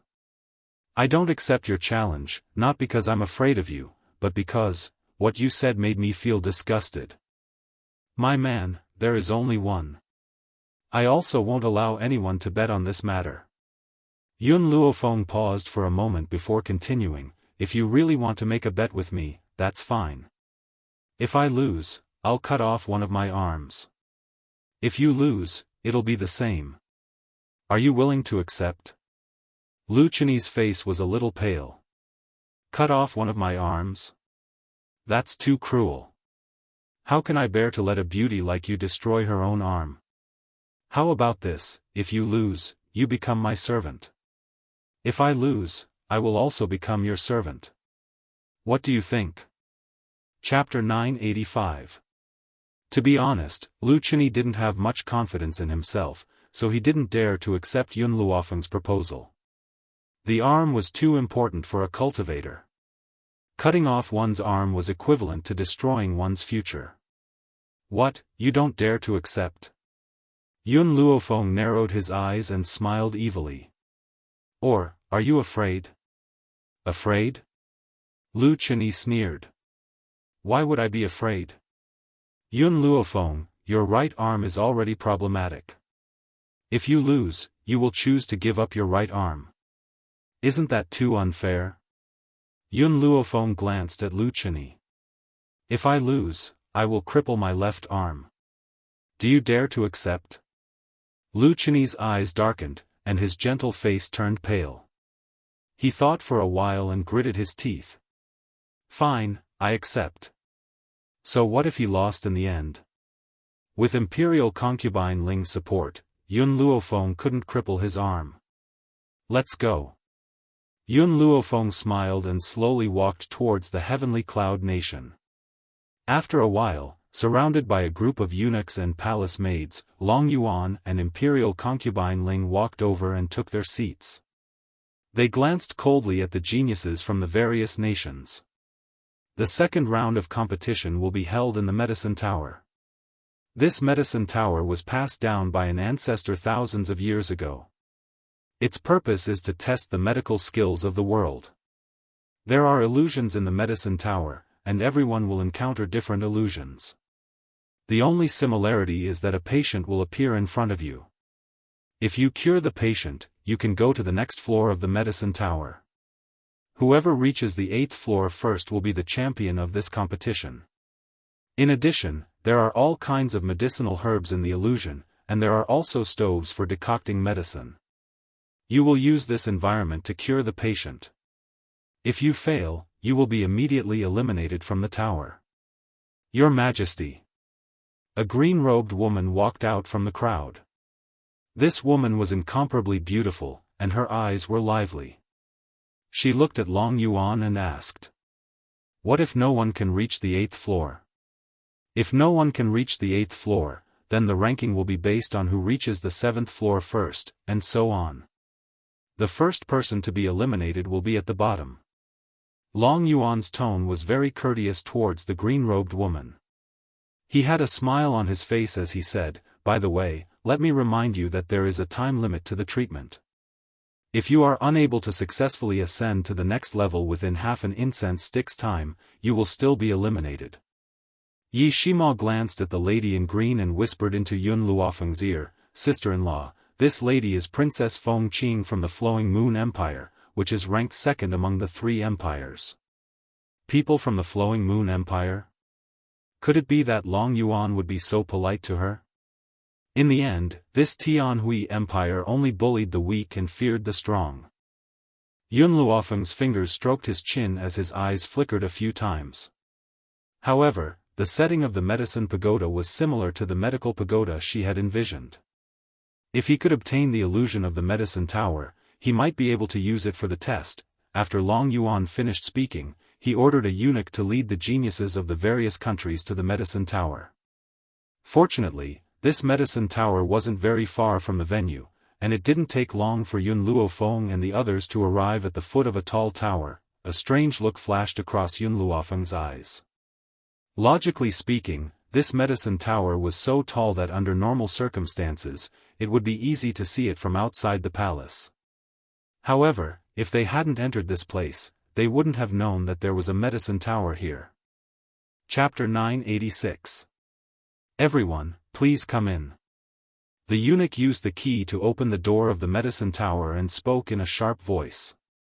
The geniuses hurriedly rushed into the medicine tower and disappeared into the white fog. At this moment, 10 paralyzed patients appeared in front of Yun Luofeng. They were all holding their chests and wailing, their pale faces filled with pain. Yun Luofeng was startled. Did Long Yuan say that there were 10 patients in the first stage? I don't think so. Fire had appeared beside Yun Luofeng. She leaped and landed on a tree at the side, swinging her legs as she looked down at the young girl. Master, with your strength, saving these 10 patients shouldn't be a problem.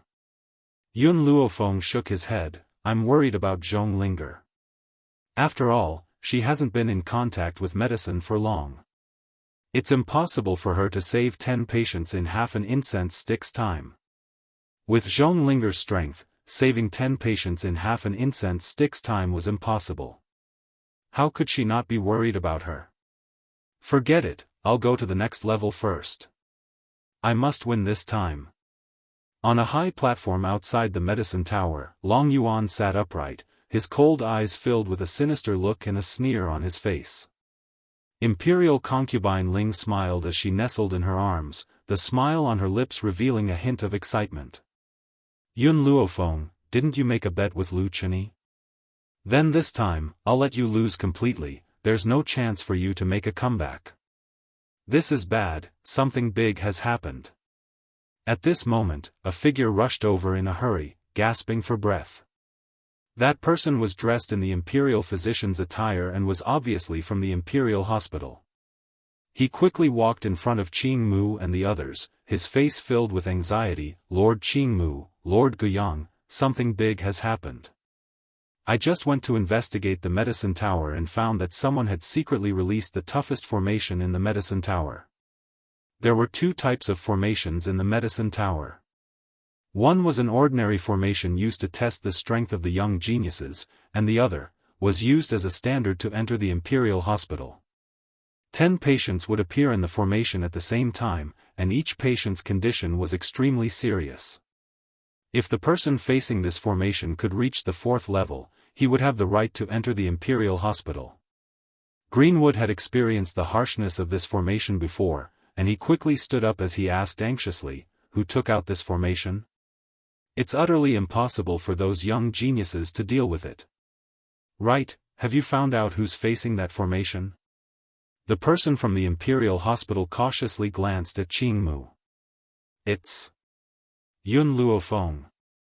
Boom! Like a bolt from the blue, Greenwood staggered and nearly fell to the ground.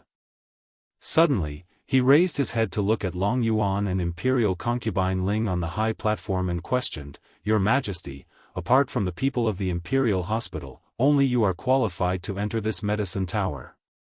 Therefore, if I may be so bold as to ask, is this matter done by your Majesty? Greenwood gritted his teeth, his eyes filled with disappointment and anger. He knew that the emperor did not like Yun Luofeng, but he never thought that he would use such a method to make things difficult for her. This duel was unfair. Long Yuan furrowed his brows and his expression turned cold and stern. Greenwood, how dare you? This matter is clearly the responsibility of the imperial hospital, yet you still dare to question me? You. Greenwood trembled with anger. Chapter 987. He had always been disappointed with Long Yuan, but he had never been as desperate as he was today. When the late emperor died, his brothers fought for the throne. If it were not for his protection, Long Yuan, the crown prince, would not have been able to ascend the throne so smoothly. Now, the person he had supported had become a fatuous emperor who was obsessed with beauty. Qing Mu, Guiyang was afraid that he would say something rebellious again and quickly pulled him back. He frowned and looked at Long Yuan. Your Majesty, I plead with your Majesty to allow the geniuses from all the countries to start the competition again. Long Yuan sneered, the competition has already begun. How can it be stopped just because you say so? I cannot let Yun Luofeng delay the other geniuses. This time, even Guiyang and the others were completely disappointed. Were they really going to continue to be loyal to a fatuous and tyrannical emperor? Now that Long Yuan was following imperial concubine Ling's orders, it would not be long before he would listen to her and cripple them. Qing Mu must have eaten a bear's heart and a leopard's gall to dare to talk to me. Long Yuan's face darkened and he snorted coldly. Imperial concubine Ling's eyes flickered a few times. She smiled lightly and leaned on Long Yuan's chest. Your Majesty, our Tianhui Empire does not lack powerful doctors. I don't think Qing Mu is of any use. Just dismiss him. Long Yuan held his forehead, feeling a headache coming on. Qing Mu has always been against me. Do you think I don't want to cripple him? It's just that Qing Mu once saved my father's life. If I kick him out, I'm afraid that the officials will be disappointed. Imperial concubine Ling raised her eyebrows and did not continue to persuade Long Yuan. Her beautiful eyes swept over Qing Mu with a sneer on her face. Qing Mu must not stay. Otherwise, this old man might complain about her to His Majesty at some point in time. If His Majesty really did not want to kick him out, she did not mind using some means to ruin his reputation. When everyone in the army heard Qing Mu and Long Yuan's words, they were all furious. If Imperial concubine Ling had not stopped them, they would have rushed forward and fought with their lives. This is the Wuhui Empire. Master has not come out yet. Let's not make trouble for her. I believe in Master's strength. This difficulty will not be a problem for her. These were Imperial concubine Ling's words. It was also because of these words that the army's restlessness calmed down. Yes. In their hearts, Yun Luofeng was a godlike existence. No hardships or tribulations could defeat her. Now, all they had to do was wait here quietly. That would be enough. Half an incense stick's time has passed. Someone has been eliminated. In that instant, everyone turned in the direction of the medicine tower. The door of the medicine tower was pushed open, and several young men walked out with their heads hung low. They couldn't even pass the first floor, so it was easy to imagine what kind of punishment they would face when they returned. Your Majesty, Yun Luofeng's speed is really slow. Imperial concubine Ling smiled mockingly. She's walking so slowly even when leaving the medicine tower. I'm guessing that she's not satisfied, so she doesn't want to leave the medicine tower. If they failed, the medicine tower would teleport them to the entrance and let them leave on their own. Even if they failed in the upper floors, they would still be teleported to the entrance of the first floor. Therefore, Imperial concubine Ling guessed that Yun Luofeng must be hiding in the back and refusing to come out, afraid of embarrassing himself. Long Yuan said coldly, even if she doesn't want to leave, the medicine tower will throw her out to prevent her from affecting the other matches. Chapter 988. Saving 10 patients in the time it took for half an incense stick to burn. Only the old men from the Imperial Hospital could do this. Yun Luofeng was such a young genius. Where did she get this kind of ability? Therefore, everyone believed that she would be eliminated on the first level. My beloved, just wait and see. If Yun Luofeng refuses to leave, the medicine tower will lose its temper. Long Yuan laughed as he turned his gaze towards the medicine tower and spoke slowly. However, when he looked, his entire expression changed. The medicine tower did not toss Yun Luofeng out as he had expected. Instead, it slowly closed up. Once the medicine tower closes, it means that those who have been eliminated have left the medicine tower. Is there something wrong with the medicine tower? Imperial concubine Ling asked as she bit her lip. In an instant, Long Yuan's sharp gaze turned towards the young men who had been eliminated. Have those who have been eliminated left the medicine tower? Is there anyone hiding inside and unwilling to come out? The young men were stunned and shook their heads. No, we are the only ones who have been eliminated. Long Yuan's expression became even uglier. You didn't see Yun Luofeng? Reporting to your Imperial Majesty, only a few of us have been eliminated. We didn't see anyone else. No Yun Luofeng? How is that possible? Long Yuan clenched his fists tightly as his expression became even more ashen. Half an hour has passed, why hasn't Yun Luofeng been eliminated yet? Similarly, the others were dumbfounded because of this. Yun Luofeng hasn't been eliminated? Does this mean that she has successfully entered the next level? Qing Mu and Guyang looked at each other and saw the shock in each other's eyes.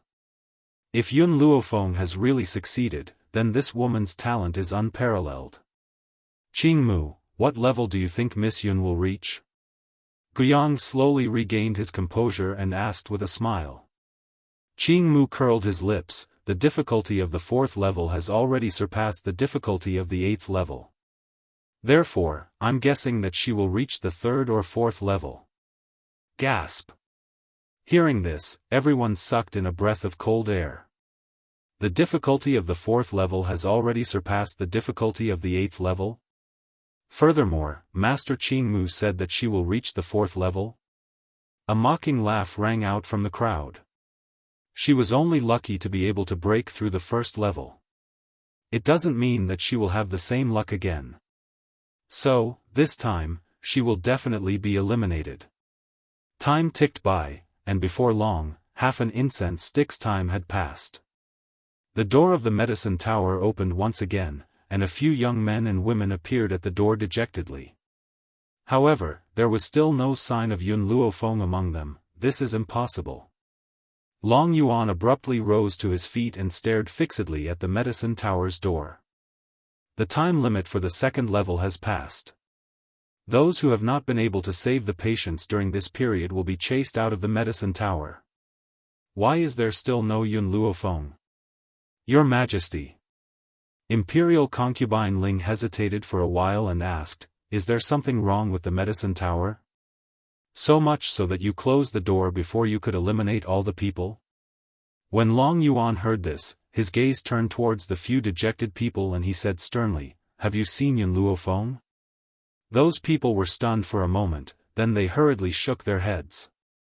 It seems like, she hasn't come out yet. If there was a problem with the medicine tower and not everyone was eliminated, then why did these people claim that they had not seen Yun Luofeng? Especially since there were people from Lanxiang country among those who had been eliminated. It was even more impossible for them to have helped Yun Luofeng cheat. Chapter 989. Long Yuan's body went limp and he slumped into his chair. His dignified features were now completely pale and his expression was extremely ugly. Those who were eliminated still didn't know what happened. They looked at each other and then someone explained the situation to them. When they heard that the array Yun Luofeng faced was used for the Imperial Hospital's assessment, they were dumbfounded. In this subtle atmosphere, half an incense stick of time passed. At the same time, the door of the medicine tower was pushed open. Another group of young people who didn't pass the test stood at the door dejectedly. However, among those people, Yun Luofeng was still not there. The 3rd floor's test is over. Since Yun Luofeng wasn't eliminated, it means that she has entered the 4th floor. The 4th floor was only accessible to the doctors of the Imperial Hospital. And now, Yun Luofeng had already entered the 4th floor. Hiss! Everyone couldn't help but suck in a breath of cold air as they looked at the closed door of the medicine tower. Guyang, do you think this girl can successfully enter the 5th floor? Qing Mu's face was full of excitement and his voice was trembling. No one knew better than the people of the Imperial Hospital how difficult this test was. If Yun Luofeng could successfully break through to the 5th floor, it meant that her strength wasn't much different from the doctors of the Imperial Hospital. But the doctors of the Imperial Hospital were already over 50 years old. How old was this girl? To have such achievements at such a young age, the Tianyun nation had really picked up a treasure this time. The time for the 5th floor was also up. Yun Luofeng was still not among the young people who stepped out. The crowd had already become numb from the initial shock. They seemed to have accepted the shock that Yun Luofeng had brought to them. Qing Mu and Guyang looked at each other and saw the joy in each other's eyes. They could imagine that if Yun Luofeng's actions today were to spread, even the 2 empires would do their best to win her over. How many floors do you think Yun Luofeng can reach? It's hard to say, but I think she's almost at her limit. The 6th floor will definitely eliminate her. The crowd began to talk. Their eyes were no longer filled with mockery. Instead, they were guessing how far Yun Luofeng could go. The door of the medicine tower opened again. Lu Chenyi placed his hands behind his back and walked out with a smile on his face. He looked around and asked, "Where's Yun Luofeng? Are you hiding now that you've lost? You guys should let her out." "Don't worry, I, Lu Chenyi, always have tender and protective feelings for the fairer sex. I won't really break her arm." In the medicine pagoda, those who were able to enter the 6th level were already considered geniuses. Therefore, Lu Chenyi was certain that Yun Luofeng would not be able to reach this step. What puzzled Lu Chenyi was that if it was a normal day, those love-struck fools would definitely surround him and ask about his well-being.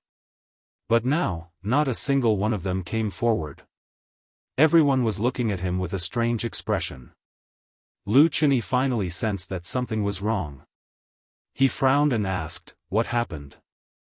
At this time, Imperial concubine Ling, who was on the high platform, looked a little embarrassed. She said in a stern tone, "Lu Chenyi, you've really embarrassed our Lanxiang country." He only reached the 6th floor and came out. Even Yun Luofeng hasn't left the medicine tower. Lu Chenyi's face darkened when he heard Imperial concubine Ling scolding. However, what she said next stunned him. Chapter 990. Yun Luofeng hadn't left the medicine tower. He turned his head in shock and looked at the tightly shut door. His face turned pale in an instant. His pair of gentle eyes were also filled with shock. Imperial concubine Ling simply ignored her. She snorted coldly and looked at the medicine tower with gloomy eyes. Yun Luofeng must not be allowed to live. Among all the countries on the mainland, only a few people could break through to the 7th floor. Once they broke through, they would not be far from the 8th floor. The rule of this competition was that whoever broke through to the 8th floor and completed the task within the 8th floor would receive a jade token from the Heavenly Hui Empire. Obtaining this token would prove that one had passed the entire medicine tower. After all, although the medicine tower had a time limit, one had to enter the next floor within half an hour. It wasn't impossible to complete the task ahead of time. For example, if a loser was eliminated from the 5th floor, there might be a genius who had successfully entered the 7th floor.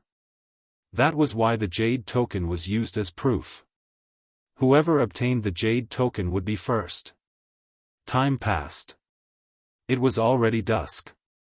The door of the medicine tower opened to everyone's anticipation. The dusky sunlight poured down and fell on the girl standing at the entrance of the medicine tower. The girl's clothes were as white as snow, her eyebrows were like a painting, and the corners of her lips were raised in an evil smile. Her beauty was unparalleled. Lu Chenyi forgot that he had lost the competition. He stared blankly at the peerless beauty in front of him. His gentle eyes were filled with amazement. For more than 20 years, there had been countless women by his side, but none of them had been so breathtakingly beautiful. "Miss Yun, you came out?" Qing Mu laughed, "It's okay. It's good enough that you were able to enter the 7th floor. Moreover, your array was difficult. Even if you only reached the 4th floor, you would still be able to surpass those who entered the 8th floor." Qing Mu's words made the girl frown. A strange light flashed in her eyes. Just then, Long Yuan's cold voice came from above, "A failure is a failure." She was kicked out of the 7th floor, which proves that she is not first in this competition. But Miss Yun's test was many times more difficult than the others. Qing Mu still wanted to argue for Yun Luofeng. In his opinion, Yun Luofeng deserved the title of champion. Unexpectedly, Long Yuan ignored Qing Mu's words. "I don't care what kind of test she has received. Since she is not the first person to break through the 8th level, it means that she has also lost." He raised his chin slightly and looked down at Yun Luofeng.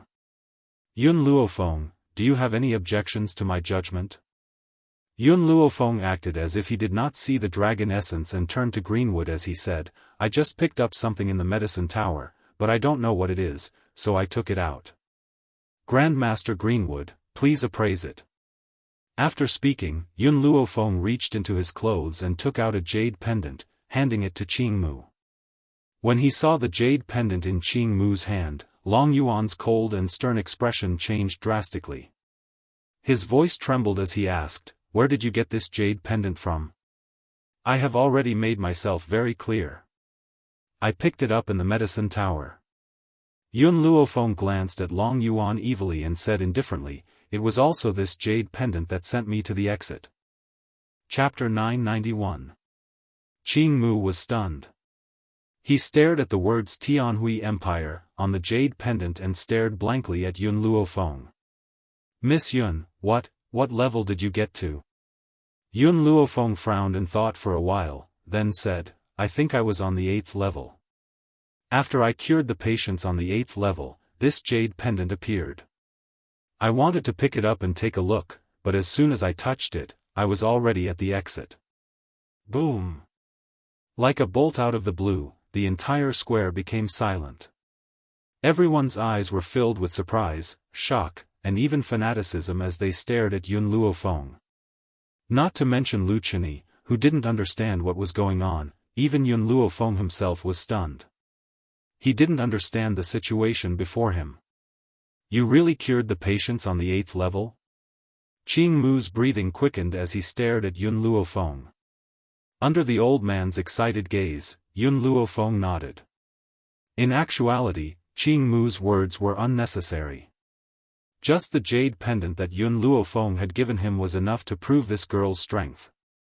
He just couldn't believe it, so he wanted to confirm it again.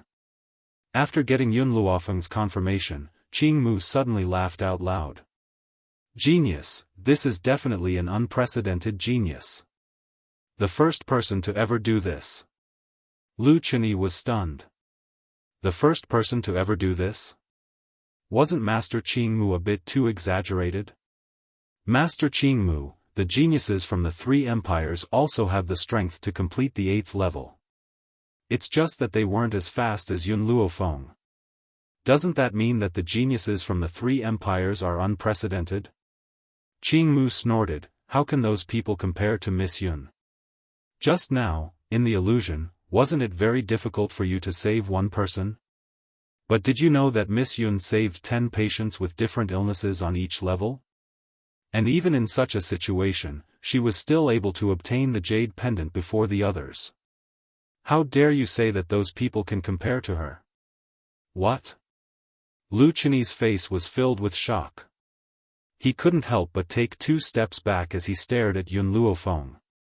No wonder the others looked at him strangely when he said those words. It was no wonder that when Yun Luofeng came out, even the flower addicts who used to surround him also looked at him with fanatical gazes. It turned out that the illusionary realm that Yun Luofeng fell into was not on the same level as his. How could they compare? As far as he knew, Master Greenwood and Master Guiyang had failed to reach the 5th level. Even if the strength of these 2 old men had increased, they still wouldn't be able to reach the 8th level.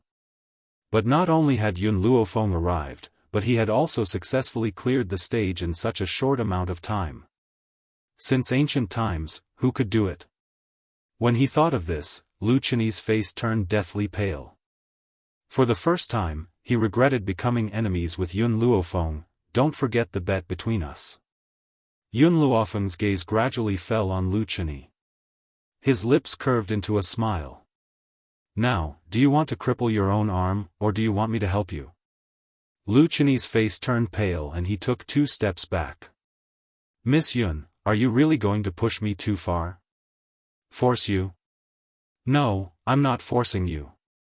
I'm just fulfilling your wish. Yun Luofeng smiled evilly at Lu Chenyi and took a few steps closer to him. After all, you were the one who proposed this bet. I was forced to accept it. Chapter 992. Yun Luofeng had already walked up to Lu Chenyi and was looking down at him with a slight smile. Lu Chenyi's face turned even paler as if he was being oppressed by the girl's gaze. He looked pleadingly at Imperial Concubine Ling and pleaded, "Imperial Concubine, save me." He had not seen all the beauties in the world yet. How could he lose his life here? Imperial Concubine Ling's beautiful face darkened and she glared at Yun Luofeng. "Yun Luofeng, the rules of the competition state that members are not allowed to make private bets. All bets are invalid." Yun Luofeng raised his brows. "Why haven't I heard of this rule before?" "Humph," Imperial Concubine Ling snorted, "I made this rule in private. You're just ignorant if you haven't heard of it. I'm ordering you not to touch a single hair on Lu Chenyi's head." She slammed her fair, jade-like hand heavily on the table, her willowy eyebrows furrowed and her voice was stern. Lu Chenyi heaved a sigh of relief. With Imperial Concubine Ling's protection, his arm was safe. However, at that moment, a sharp sword light flashed and instantly severed the tendon in Lu Chenyi's arm. Blood spurted out, accompanied by a shrill cry that resounded throughout the world. Everyone was dumbfounded and turned to look at the girl in white who was standing under the gentle breeze. The girl had a faint smile on her face. Her picturesque features were stunning. She smiled at the shocked and angry gazes as her snow-white robe fluttered in the wind. Yun Luofeng. Long Yuan's rage surged into the sky, and he suddenly stood up and berated in a stern voice. "How audacious of you!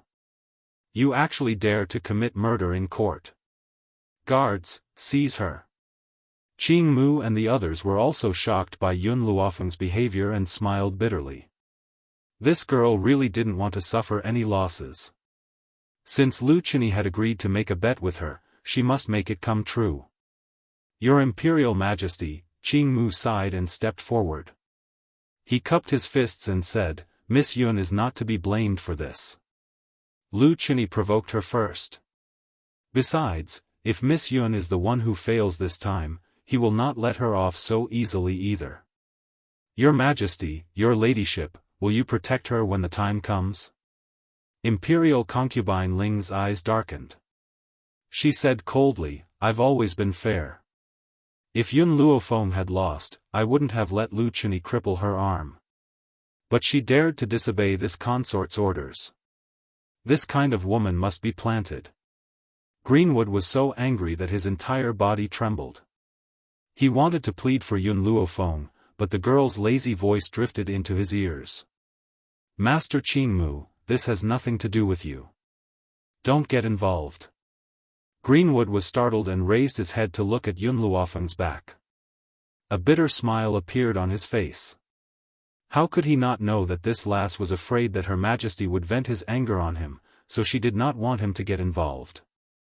"Did you just say that I broke Lu Chenyi's arm?" Yun Luofeng smiled and looked at Long Yuan and Imperial Concubine Ling. "Then I'd like to ask you, which eye did you see it with?" Long Yuan was stunned. Indeed, they had only seen a flash of light and Lu Chenyi's arm had been broken. As for who had done it, it had not been revealed. "Who else could it be but you?" Imperial Concubine Ling said coldly, "Lu Chenyi made a bet with you. Moreover, you said that you would break his arm. Now that his tendons have been cut, no one would do it except for you." Chapter 993. Yun Luofeng shrugged helplessly. "If you want to frame me, I have no other choice. Maybe Lu Chenyi is too arrogant and has made a lot of enemies. Maybe someone saw the fight between me and Lu Chenyi, and that's why he crippled his hand." Arrogant? Everyone's mouths twitched when they heard this.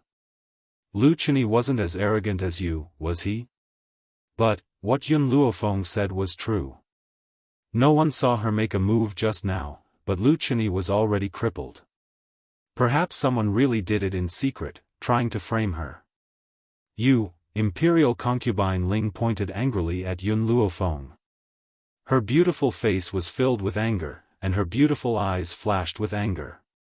"Beloved concubine," Venerable Dragon Source grasped Imperial Concubine Ling's hand and turned his gaze to Yun Luofeng. "Yun Luofeng, if you don't want people to know, don't do it.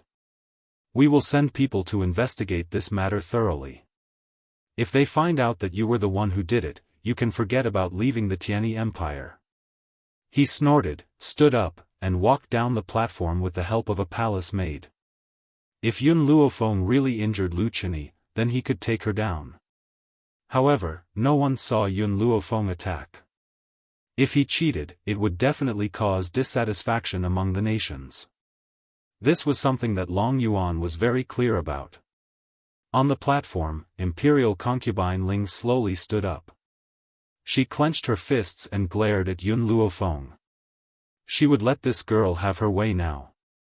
When the martial arts competition came, she would die a horrible death. Master! Master! Sister-in-law! Yi Shima and the others quickly walked to Yun Luofeng's side. Their eyes were full of joy. Sister-in-law, this time, you won the championship for our heavenly cloud nation. You will always be our pride. Over the years, even if Yi Shima was not in Kargalik, he would be summoned back before the National League tournament. Unfortunately, the people of Heavenly Cloud Nation were always at the bottom of the list, whether it was the medical competition or the martial arts competition. They had never been shaken. But now, with the appearance of Yun Luofeng, not only did the Heavenly Cloud Nation break away from its position of being the laggard for thousands of years, but also rushed to the forefront in an instant. How could he not be excited? The surrounding people also looked at each other. In the end, a genius from a certain country mustered up his courage and walked in front of Yun Luofeng. His face was full of shame. I'm sorry. I even talked about you like that before. I'm really sorry. The genius girl lowered her head to Yun Luofeng and bowed deeply. In the mainland, if one wanted to gain the respect of others, then one must possess enough strength to shock the world. Otherwise, one could only face the mockery and ridicule of others forever. However, once you display super strength, even those who used to look down on you will look at you in a different light. Yun Luofeng glanced at the woman in front of him and his lips curled into a smile. The curve of her lips was very beautiful, but it was also very evil. If Yun Luofeng was a man, his smile would definitely enchant the hearts of many young girls. As long as you don't rely on subjective assumptions to rely on one person in the future. Also, if you want to find a man, you need to keep your eyes open. A person like Lu Qinyi is destined to be fickle. The genius girl's face turned red. She lowered her head and said, I won't worship him anymore. Chapter 994. As a physician, she admired Lu Qinyi not only because of his handsome appearance, but also because of his talent as a physician. Apart from the geniuses of the three empires, Lu Qinyi was perhaps the most talented physician. However, Yun Luofeng's appearance shattered all of this. The woman stole a glance at Yun Luofeng from the corner of her eyes shining with longing. A genius like this was worthy of her lifetime's admiration. Even if the other party was also a woman, is there anything else? Yun Luofeng raised his eyebrows as he looked at the woman who had yet to leave. The woman's face turned even redder, and she replied in a voice as soft as a mosquito, No. Nothing. With that, she hurriedly left. However, before she left, she turned to look at Yun Luofeng again. TSK. Yi Shima laughed heartily. He put his arm around Yun Luofeng's shoulder and moved his head closer. Sister-in-law, it seems like you like both men and women? Yun Luofeng's face darkened, and he pushed Yi Shima's hand away from his shoulder. If Yun Xiao sees what you're doing, he'll definitely throw you a million miles away. The corner of Yi Shima's mouth twitched, and he awkwardly lowered his arm. That second brother of mine is not only a vinegar jar, but I also don't know who he inherited his cold personality from. His adoptive mother was such a domineering person, but she gave birth to a son with facial paralysis. However, the only person who can cure his facial paralysis is you, sister-in-law. Yi Shima winked at Yun Luofeng as he spoke with a smile. Yun Luofeng's eyes warmed as he thought of Yun Xiao. His black eyes were like the stars in the night sky, bright and piercingly bright. Not far away, Xiao Yuqing's cold eyes lingered on the young girl. There was a hint of infatuation in her eyes. However, the light in the young girl's eyes was like a thorn that pierced his heart, causing him to clench his fists. While he was staring at Yun Luofeng, he did not know that there was also an infatuated gaze staring at him from behind. After the competition ended, Yun Luofeng returned to the courtyard. Before she had time to rest, there was a commotion outside the courtyard. There were even sounds of fighting. Fire, let's go. Let's go and see what's going on. After Yun Luofeng said this, he slammed the door and left. The quarreling people in the courtyard heard the movement behind them. They all stopped and turned to look at her. Sister-in-law? Yi Shima was stunned. Did we disturb your rest? Yun Luofeng did not say anything. He narrowed his eyes and looked at the uninvited guest opposite Yi Shima. A dangerous glint flashed across his eyes. Who can tell me what happened? He. A sneer suddenly sounded out, and then the group of people moved aside. It wasn't long before a tall figure appeared within her field of vision. Xiao Feihua. She already knew that since she injured Lu Chini, the people from Lanxiang nation wouldn't let her off. Yun Luofeng. Xiao Feihua slightly raised his chin and arrogantly said, "You touched the people of my Lanxiang nation. How should I settle this debt with you?" Yun Luofeng curled his lips. Which eye of yours saw that I injured him? It doesn't matter if you don't admit it, as long as I believe that you injured him. Xiao Feihua's eyes were filled with viciousness. Your Tianyun nation will always be at the bottom. How dare you injure my people? Honestly speaking, in this physician tournament, are you all going to be in last place once again? Chapter 995. Xiao Feihua's words startled the people around him, and a trace of awkwardness flashed across their faces. Xiao Feihua didn't go to the competition today. Instead, he went to the brothel to have fun. When he heard that Yun Luofeng injured Lu Chini, he immediately rushed over in anger. As a result, he still didn't know what happened in the competition. Your Highness, Tianyun nation. A guard was afraid that Xiao Feihua would continue to embarrass himself, so he wanted to tell him about the competition. However, he was interrupted by Xiao Feihua's impatient voice. What's wrong with Tianyun nation? There's no way to survive after offending my Lanxiang nation. I'm guessing that Lu Chini must have defeated Yun Luofeng in the competition, which made her so angry that she wanted to kill him. If you really can't afford to lose, then don't come to the competition to embarrass yourself. The guards who were originally aggressive were so ashamed when they heard Xiao Feihua's words that they couldn't wait to find a hole to hide in. Only those who followed Xiao Feihua to the brothel didn't know what was going on. They still stood proudly next to Xiao Feihua.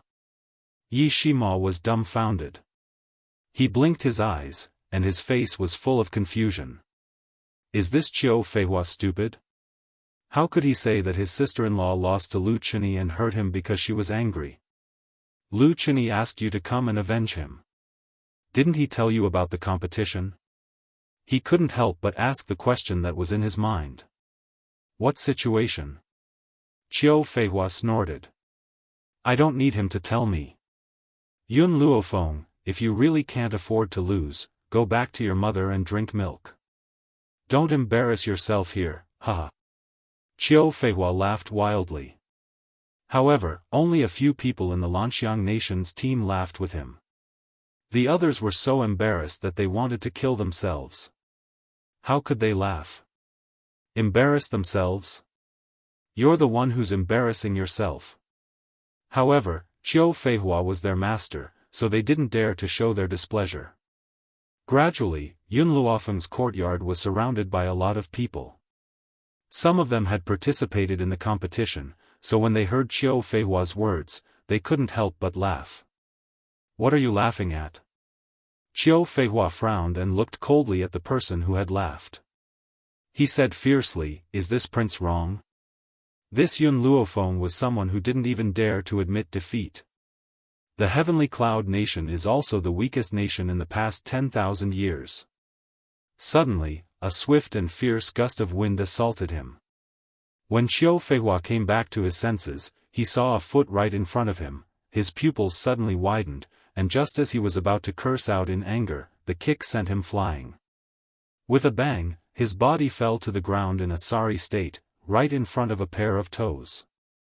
TSK, youngsters nowadays are really violent. Xiaofan, who originally had a belly full of anger, immediately flew into a rage when he heard this aged voice.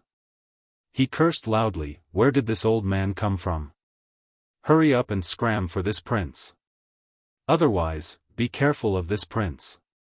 He quickly climbed to his feet and turned around, wanting to continue cursing at the old man in front of him. Unexpectedly, a familiar face entered his line of sight, causing his eyes to widen and his face to fill with terror. "Otherwise what?" Guiyang smiled and asked kindly. The old man's kind smile made Xiaofan's heart tremble, and he almost cried out in fear. "Gu! Master Guiyang, why are you here?" Chapter 996. Guiyang smiled faintly, "I am the referee of this competition. Now that the competition is over, I am here to give out the prize." "Oh, I see." Xiaofan stroked his wildly beating heart and chuckled as he tried to get close to her. "Master Guiyang, who is the champion of this competition? Which genius from the three empires is it?" Guiyang looked at Xiaofan strangely. "I said I am here to give out the prize, why are you asking me who is the champion?" Xiaofan was stunned for a moment, like a monk scratching his head in confusion. He asked doubtfully, "Master Guiyang, are you in the wrong place? This is the courtyard of the heavenly cloud nation, the people from the other two empires do not live here." "This old man is not in the wrong place," Guiyang's face sank and said impatiently, "the champion of this competition is Yun Luofeng from the heavenly cloud nation." Boom! It was as if a bolt of lightning had struck Xiaofan's head, causing the smiling Xiaofan to be petrified. Champion of the competition? Yun Luofeng? Impossible, the heavenly cloud nation is at the bottom of the world, how could they be the champion of the competition? Master Guiyang, you must be mistaken. It is impossible for the heavenly cloud nation to be the champion. Only the geniuses from the three empires have this kind of strength. Xiaofan swallowed hard, his back was already soaked with cold sweat, and his teeth were trembling. He really can't associate Yun Luofeng with the champion? Guiyang glanced at Xiaofan coldly. "I am afraid that Lu Qinyi from your Lanxiang nation knows this better. He made a bet with Miss Yun, and if he lost, he would have to break one of his arms. Before you question this old man, go back and see Lu Qinyi first." Xiaofan staggered and almost fell to the ground. Lu Qinyi was injured not because Yun Luofeng lost the competition, but because of the bet between the two? But because of the bet between the two of them? Suddenly, he turned to the guards behind him and said angrily, "Do you know the truth? Why didn't you tell this prince the truth?" Thinking of his behavior just now, Xiaofan really wanted to find a hole to hide in, at least it was better than being embarrassed here. The guards were suffering in silence. They had wanted to remind His Highness, but His Highness had interrupted them. They were afraid of angering His Highness, so they didn't dare to say another word. Who knew that His Highness would push the blame onto them? "I'll deal with you when we get back," Xiaofan said fiercely. He then turned to Yun Luofeng and snorted, "Don't think that just because you won the doctor's convention, it proves that your heavenly cloud nation is strong. If you lose the next two matches, you will still be at the bottom. Let's go." He flung his sleeves forcefully and led a group of guards away like stray dogs. He no longer had the arrogance of charging over. When Xiaofan returned to Lanxiang nation's territory, the first thing he did was to find Lu Qinyi to settle the debt. If it wasn't for Lu Qinyi, he wouldn't have lost his face in front of everyone. Poor Lu Qinyi. He had already lost an arm. Now, he had to face Xiaofan's anger. It was only at this moment that he felt regret in his heart. More than that, he felt endless despair. On the contrary, Yun Luofeng returned to her room under the gaze of everyone. She immediately closed the door and declined everyone's visit. She was preparing for tomorrow's competition. Chapter 997. Guiyang smiled faintly, I am the referee of this competition. Now that the competition is over, I am here to give out the prize. Oh, I see. Xiao Feihua stroked his wildly beating heart and chuckled as he tried to get close to her. Master Guiyang, who is the champion of this competition? Which genius from the three empires is it? Guiyang looked at Xiao Feihua strangely. I said I am here to give out the prize, why are you still asking me who is the champion? Xiao Feihua was stunned for a moment, like a monk scratching his head. He asked doubtfully, Master Guiyang, are you in the wrong place? This is the courtyard of Heavenly Cloud Nation, the people from the two empires do not live here. This old man is not in the wrong place. Guiyang's face sank and said impatiently, the champion of this competition is Yun Luofeng from Heavenly Cloud Nation. Boom! It was as if a bolt of lightning had struck Xiao Feihua, causing the smiling Xiao Feihua to be petrified. Champion of the competition? Yun Luofeng? Impossible, Heavenly Cloud Nation has been at the bottom for thousands of years, how could they be the champion of the competition? Master Guiyang, you must be mistaken. It is impossible for Heavenly Cloud Nation to be the champion. Only the geniuses from the three empires have this kind of strength. Xiao Feihua swallowed hard, his back was already soaked with cold sweat, and his teeth were trembling. He really couldn't associate Yun Luofeng with the champion? Guiyang glanced at Xiao Feihua coldly. I am afraid that Lu Qinyi from your Lanxiang nation knows more about this matter. He made a bet with Miss Yun, and if he lost, he would have to cut off one of his arms. Before you question this old man, go back and see Lu Qinyi first. Xiao Feihua staggered and almost fell to the ground. Wasn't Lu Qinyi injured because Yun Luofeng lost the duel and flew into a rage? But because of the bet between the two of them? Suddenly, he turned to the guards behind him and said angrily, do you know the truth? Why didn't you tell this prince the truth? Thinking of his behavior just now, Xiao Feihua really wanted to find a hole to hide in, at least it was better than embarrassing himself here. The guards were suffering in silence. They had wanted to remind His Highness, but His Highness had interrupted them. They were afraid of angering His Highness, so they didn't dare to say another word. Who knew that His Highness would push the blame onto them? I'll deal with you when we get back, Xiao Feihua said fiercely. He then turned to Yun Luofeng and snorted, don't think that just because you won the doctor's convention, it proves that your Heavenly Cloud Nation is strong. If you lose the next two matches, you will still be at the bottom. Let's go. He flung his sleeves forcefully and led a group of guards away like stray dogs. He no longer had the arrogance of charging over. When Xiao Feihua returned to Lanxiang Nation's territory, the first thing he did was to find Lu Qinyi to settle the debt. If it wasn't for Lu Qinyi, he wouldn't have lost his face in front of everyone. Poor Lu Qinyi. He had already lost an arm. Now, he had to face Xiao Feihua's anger. It was only at this moment that he felt regret in his heart. More than that, there was endless despair. On the contrary, Yun Luofeng returned to her room under the gaze of everyone. Immediately, she closed the door and declined everyone's visit. She was preparing for tomorrow's competition. Chapter 998. Xiao Yuqing was startled and shook his head. This is not your fault, I have never blamed you. Perhaps Xiao Yuqing's mother would never have guessed that she had painstakingly sent Xiao Yuqing away so that he could avenge her. Who would have thought that Xiao Yuqing would fall so deeply into it that he would even forget about revenge? I still have things to do, so I'll be leaving first. Xiao Yuqing slowly turned around and left in a hurry. He was afraid that if he continued to stay, his yearning for her for so many years would be uncontrollably vented out. He was even more afraid of seeing her disgusted eyes. Master, Fire looked in the direction Xiao Yuqing left and blinked. Does this guy like you? Yun Luofeng shook his head. I do not have a deep relationship with him, and even if he does not seek revenge for his parents, he will not have any feelings for me. Because she was the enemy who killed his mother, Fire curled his lips. It seemed that his master only had Yun Xiao in his heart. This Xiao Yuqing had obviously shown it so clearly, but his master could not feel it. Master, I think this Xiao Yuqing looks pretty good, but unfortunately, he is not even half as good as Yun Xiao. Since you have Yun Xiao, of course you won't care about other men. Yun Luofeng laughed. What?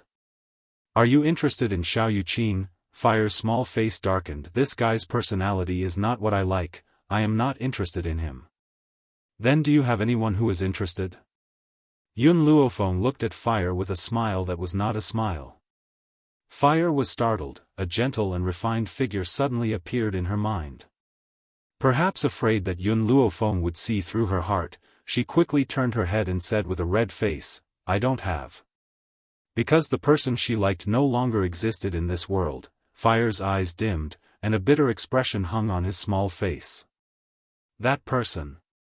He had probably reincarnated many times, and had even removed himself from his memories. Yun Luofeng did not ask any more questions. She stretched and walked towards the bed. It's getting late, I'll rest first. I still have to continue the competition tomorrow. The next day, early morning. A stage was set up in the venue. There was a sea of people, and at a glance, it was densely packed with human heads. The originally noisy crowd became even livelier after seeing the arrival of the Heavenly Cloud Nation's people. It's Yun Luofeng. I've already heard that she obtained first place in the physician conference. TSK, so what? Her medical skills are good, but that doesn't mean she's strong. You don't know, do you? A few days ago, the envoy from the Lanxiang nation went to challenge the Heavenly Cloud Nation, but he was kicked out by Yun Luofeng. Yesterday, when Prince Qiu Feihua of Azure Flight Nation went to find trouble with her, he was also sent flying with a single kick from her.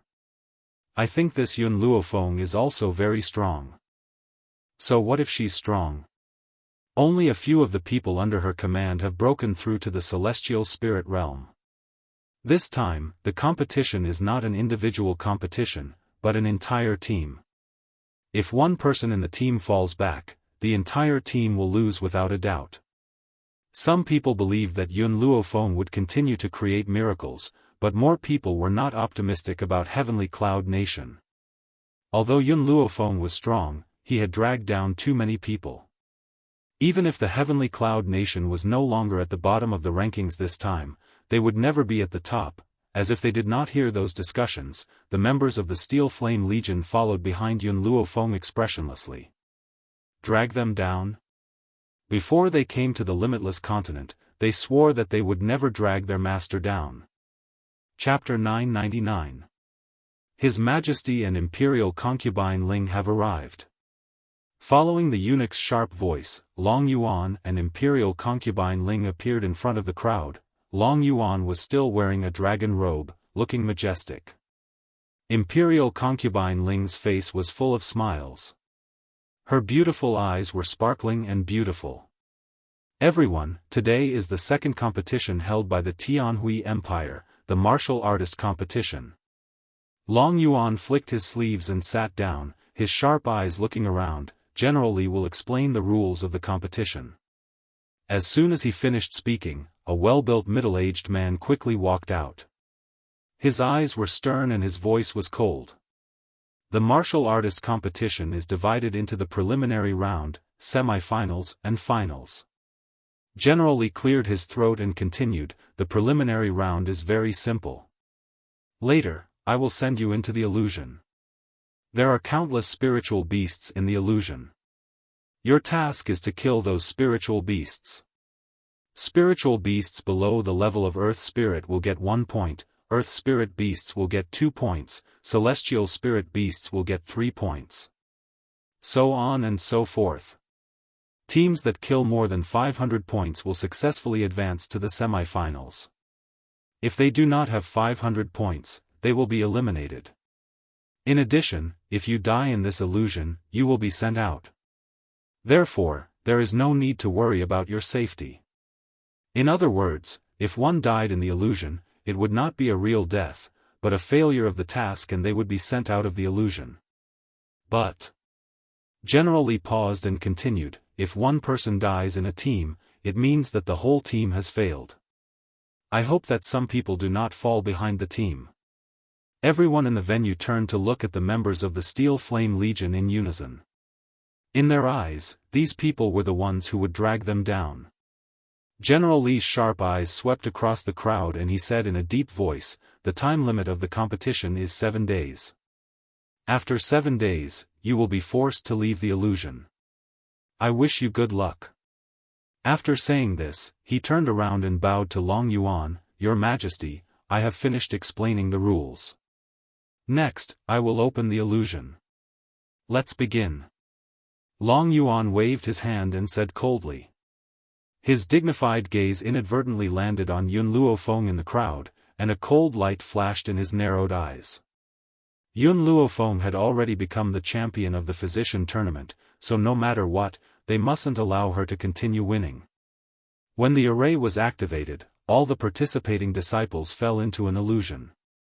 At the same time, a few lines of numbers appeared in the sky outside the formation. The numbers corresponded to the names of the various countries. Master. Within the illusion, little Mo sensed Yun Luofeng's unease and couldn't help but ask, "What happened?" Yun Luofeng collected his thoughts and said faintly, "There are too many formations in this Tianhui Empire.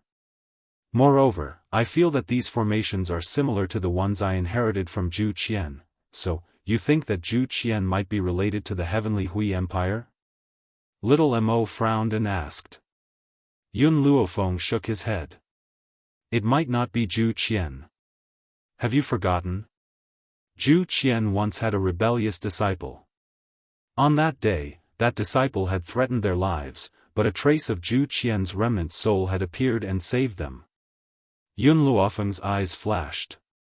No matter what relationship the Tianhui Empire had with Zhu Qian, they were destined to be enemies. Chapter 1000. Yi Ling, Qing Yan, Yun Luofeng turned to look at the army and said in a deep voice, "In the next few days, you will kill the spirit beasts, I will not interfere. Let me see your current strength." "Yes, Master." Everyone in the army was full of fighting spirit, each of their eyebrows glowing brightly. They had followed Yun Luofeng for many years, but this was the first time they showed their strength in front of her. Therefore, they would not let her down and would definitely use all their strength to deal with this assessment. "Very, very good." Yun Luofeng raised his eyebrows and smiled lightly, "Big brother, Xiao Bai, these few days, you don't need to intervene, just let the army fight to their heart's content. Strength could not be improved by cultivation, what could really make one stronger was also indispensable in battle." Although the members of the Steel Flame Legion were all extremely powerful, they still lacked tempering. Perhaps this would be an excellent opportunity for them to do so. Outside the illusion, the numbers had begun to rise by leaps and bounds, especially the Peerless Empire, whose number had already soared to 30 points. The Flowing Moon Empire and the Tianhui Empire followed closely behind, followed by the Wind Cloud Empire and the Lanxiang Empire. These two countries were like a dark horse, instantly breaking through to the front of the crowd. "I wonder who is at the bottom of the competition this time?" As soon as these words fell, everyone unconsciously turned to look at the last place. In the last place, the 3 words, Heavenly Cloud Nation, were reflected in everyone's eyes, corresponding to the unexpected number, 0. The number of the Heavenly Cloud Nation was actually 0. In other words, in the past half a quarter of an hour, the Heavenly Cloud Nation had not been able to kill a single spirit beast. Just how weak were they to make their numbers appear as 0? TSK, it seems that we really overestimated the Heavenly Cloud Nation. I originally thought that with the existence of Yun Luofeng, no matter how weak they would not be at the bottom. Now it seems that I thought too much. I remember that when they first registered, their strength was not bad. How could they not even be able to kill a single spirit beast? Perhaps the people of the Heavenly Cloud Nation are timid and found a place to hide. In the venue, the sounds of discussion mixed with ridicule spread throughout the entire venue. At the same time, in the depths of the illusion, Yun Luofeng was lying lazily under a tree. She held the back of her head with her left hand and leaned against the tree trunk in a devilish manner. There was a smile on her face as she looked deeply at the army fighting the spiritual beasts. It must be said that she was very unlucky this time because the first spirit beast she encountered was a celestial spiritualist. In particular, the one in the lead had become an advanced celestial spiritualist long ago, which was only a step away from becoming a venerable spiritualist. It was very difficult for everyone in the army to deal with it. Even so, they did not think of giving up, nor did they consider asking Yun Luofeng for help. They were only using all their strength to fight against these spirit beasts. Finally, a spirit beast fell into a pool of blood under everyone's concerted efforts. With the death of one spirit beast, the other spirit beasts also couldn't withstand the crazy killing methods of this group of lunatics. One by one, they lost the ability to fight and were then killed by the army. It's moving. The number of the heavenly cloud nation has moved. In the venue, those who stared at the data without blinking suddenly noticed that the number of the heavenly cloud nation had changed, and suddenly their eyes widened. 3 points, 15 points, 24 points, looking at the constantly rising number, everyone was a little dazzled. Chapter 1001. Not long after, Heavenly Cloud Nation rushed to the front and was only a few places away from Lanxiang Nation. Everyone gasped. They didn't understand what happened. Why did Heavenly Cloud Nation's data increase so quickly? 11th place, Heavenly Cloud Nation has reached 11th place. Do you think Heavenly Cloud Nation can enter the top 10? I think it's very dangerous. The top 10 are all famous forces. According to Heavenly Cloud Nation's strength, they may not be able to enter the top 10, just as this person said, in the next few days, even though Heavenly Cloud Nation's data kept increasing, it still didn't reach the top 10. Instead, it stayed firmly at the 11th place. Even so, Heavenly Cloud Nation's position in the hearts of the people changed. 6 days passed quickly, and in the blink of an eye, there was only 1 day left. In these 6 days, apart from eating, drinking, and sleeping, the crowd spent the rest of their time in the venue, staring at the soaring numbers. Perhaps it was because the rankings had already been determined on the first day. Hence, in the past few days, the rankings had not changed at all. The Peerless Empire still maintained its unshakable position, while the Heavenly Cloud Nation was still ranked 11th. I think Heavenly Cloud Nation has no hope of entering the top 10. Among the crowd, a young man shook his head and said regretfully. Lanxiang Nation lost to Heavenly Cloud Nation in medical skills, but they won in the competition. It's not a loss. That's not necessarily true. This is just an elimination round. As long as they can enter the top 15, they can enter the semifinals. So, an elimination round doesn't mean anything. For Heavenly Cloud Nation, some people still held hope in their hearts. After all, every year, it was the same few forces that won, and it was too boring. If Yun Luofeng was a dark horse and entered the semifinals, it would definitely cause a climax. In the illusion, Yun Luofeng's body slowly left the tree trunk and stood up from the ground. She was wearing a spotless white dress, and her beautiful face raised a wicked smile. The competition has passed for 6 days, and now there is only 1 day left. In that case, it's time for me to make my move. In the noisy venue, everyone's eyes were fixed on the 3 countries in front, unable to take their eyes off of them. From their point of view, the rankings at the back were basically set, and there would not be any changes. However, the top 3 empires might be able to break through the previous rankings. This was especially so for the Flowing Moon Empire, which was in 2nd place. They were 20 points behind the Peerless Empire.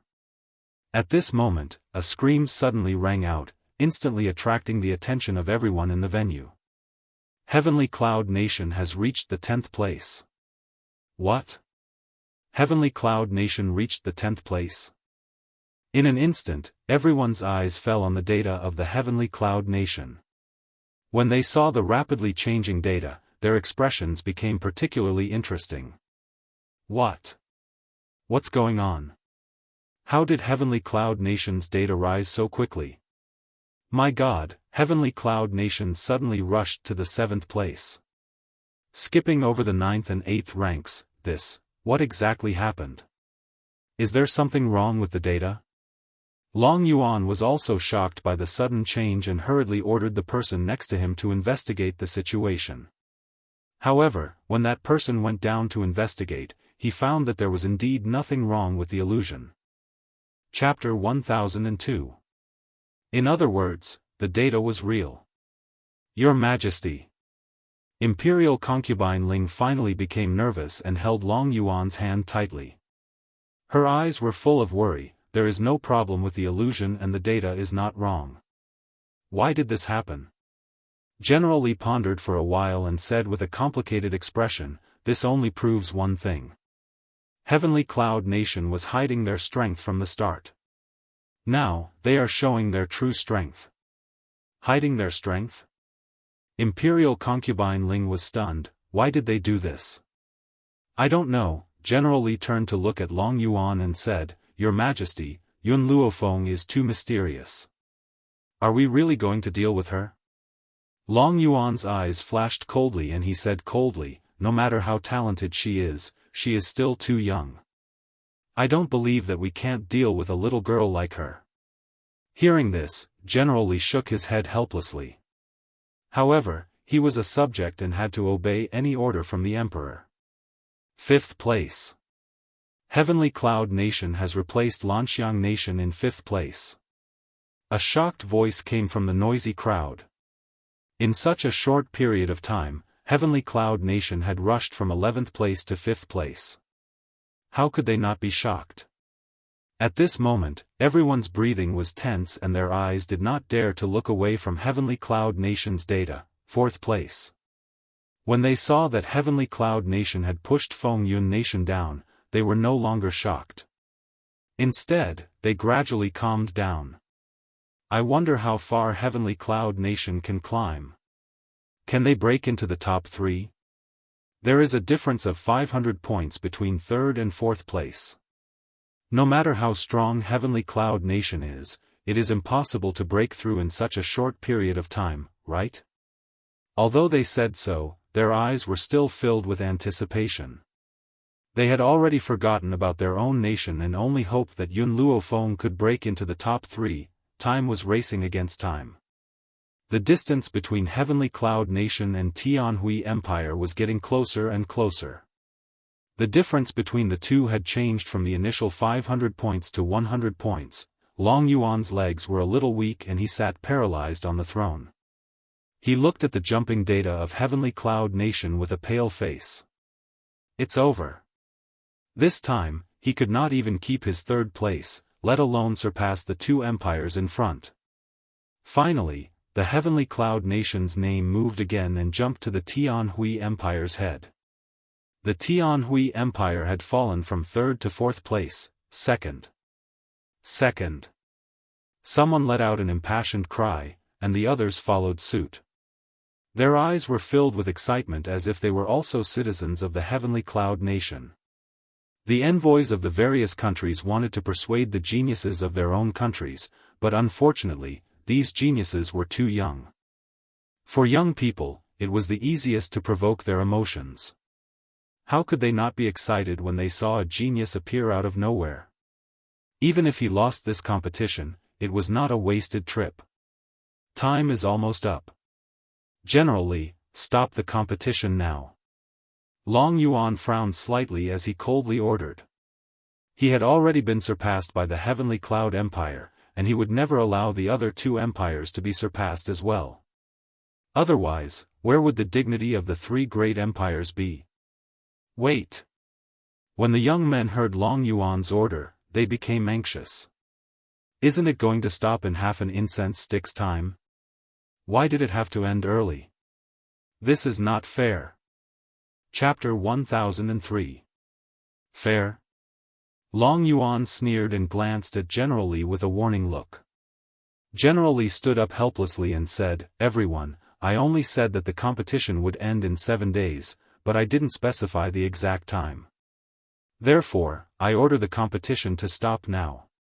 The geniuses of the various countries became more and more excited. No one thought that the Heavenly Hui Empire would be so shameless. Seeing that the Heavenly Cloud Nation was about to reach second place and maybe even first place, they ordered the competition to stop. Of course, compared to these small countries, the people from the other two empires agreed with the Heavenly Hui Empire. After all, they didn't want to be surpassed by the Heavenly Cloud Nation, so stopping the competition now was the best choice. Guards! Turn off the illusion. General Li's voice was cold and stern as he ordered. Immediately, someone stepped forward to turn off the illusion. Just as the illusion was turned off, the name of the Heavenly Cloud Nation continued to jump. Perhaps it was because the illusion was turned off, but the names of the various countries were blurred. Even so, the geniuses of the various countries still saw the last jump of the name of the Heavenly Cloud Nation. Second place, it must be the second place. If the Heavenly Cloud Nation was given a little more time, the first place would have been theirs. The geniuses of the various countries were either excited or regretful, but most of them were angry at the Heavenly Hui Empire for cheating. This was the most unfair competition they had ever experienced. Fortunately, the Heavenly Cloud Nation didn't get the first place. Long Yuan wiped the cold sweat off his forehead and continued, otherwise, the three empires would have lost all their face. If he had given the order earlier, she wouldn't have gotten the second place. Thinking of the last jump of the name of the Heavenly Cloud Nation, Long Yuan felt very unhappy. At this time, the illusion was completely turned off, and the blurred words gradually returned to their original appearance. Needless to say, the first place belongs to the Peerless Empire. As for the second place, the geniuses of the various countries looked up at the data. However, when they saw the ranking, they were all stunned. The first place was written in the largest and most conspicuous font, but in this conspicuous position were the words, Heavenly Cloud Nation. Those three words were like three faces that were looking at Long Yuan with mockery. First place? This is impossible. Long Yuan's face suddenly turned livid. There is a gap of nearly 20 points between the second and first place. How could Heavenly Cloud Nation suddenly jump to first place?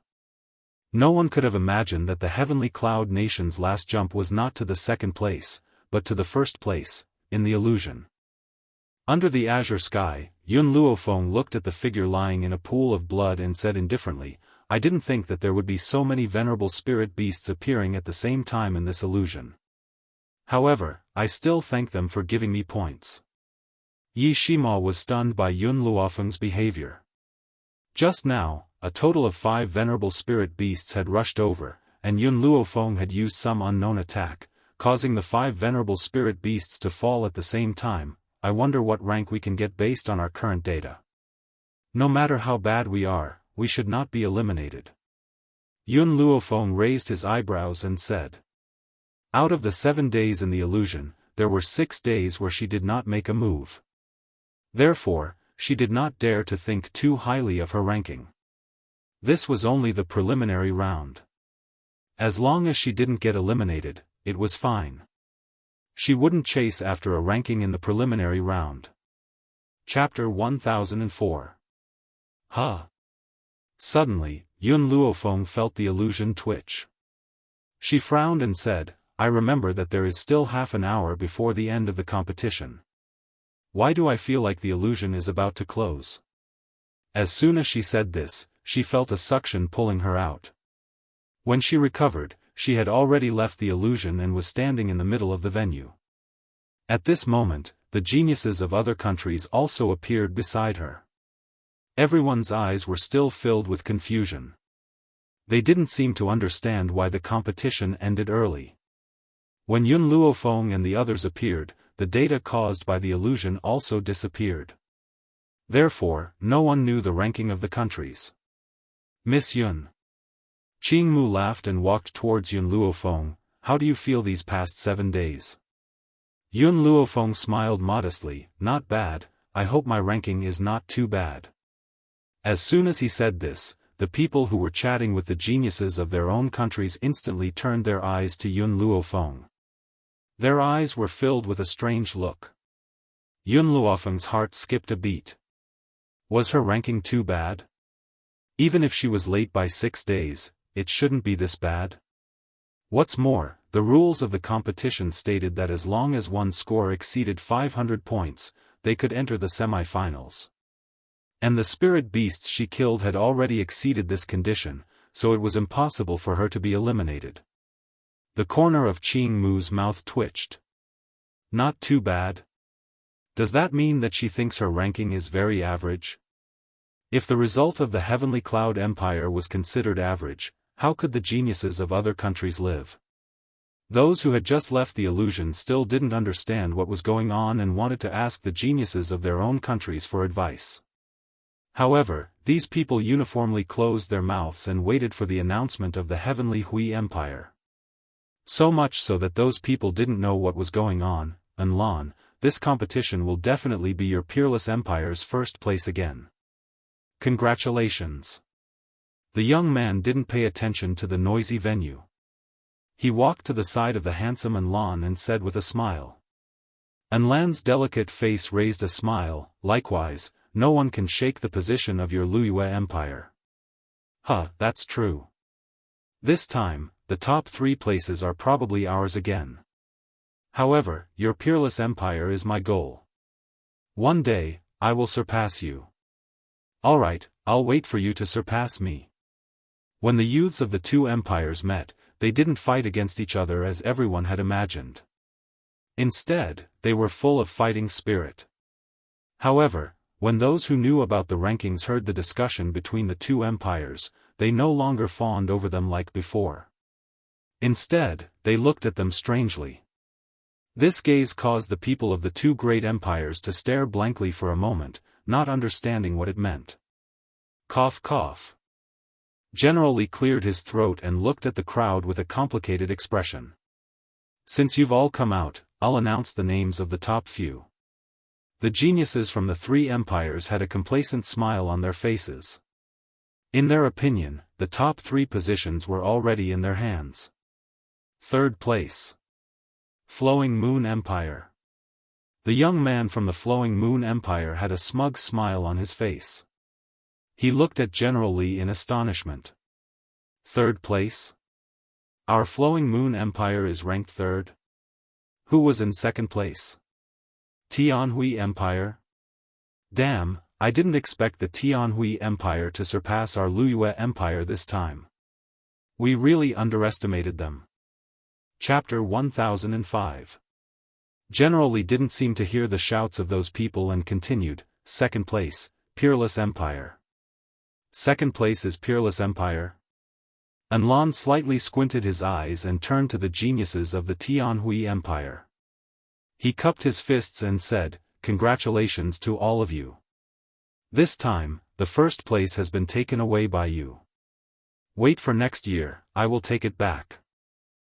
Thank you. The geniuses of the Tianhui Empire didn't see Long Yuan's gloomy face at all. Since the Liyue Empire was 3rd and the Peerless Empire was 2nd, the 1st place must belong to the Tianhui Empire. Some geniuses couldn't help whistling proudly to celebrate the victory of the Tianhui Empire. General Li's face became more and more ugly. He took a deep breath and said, 1st place. Heavenly Cloud Nation. Heavenly Cloud Nation? Those who didn't know what was going on froze when they heard those 3 words. The 1st place is Heavenly Cloud Nation? Did they hear it wrong?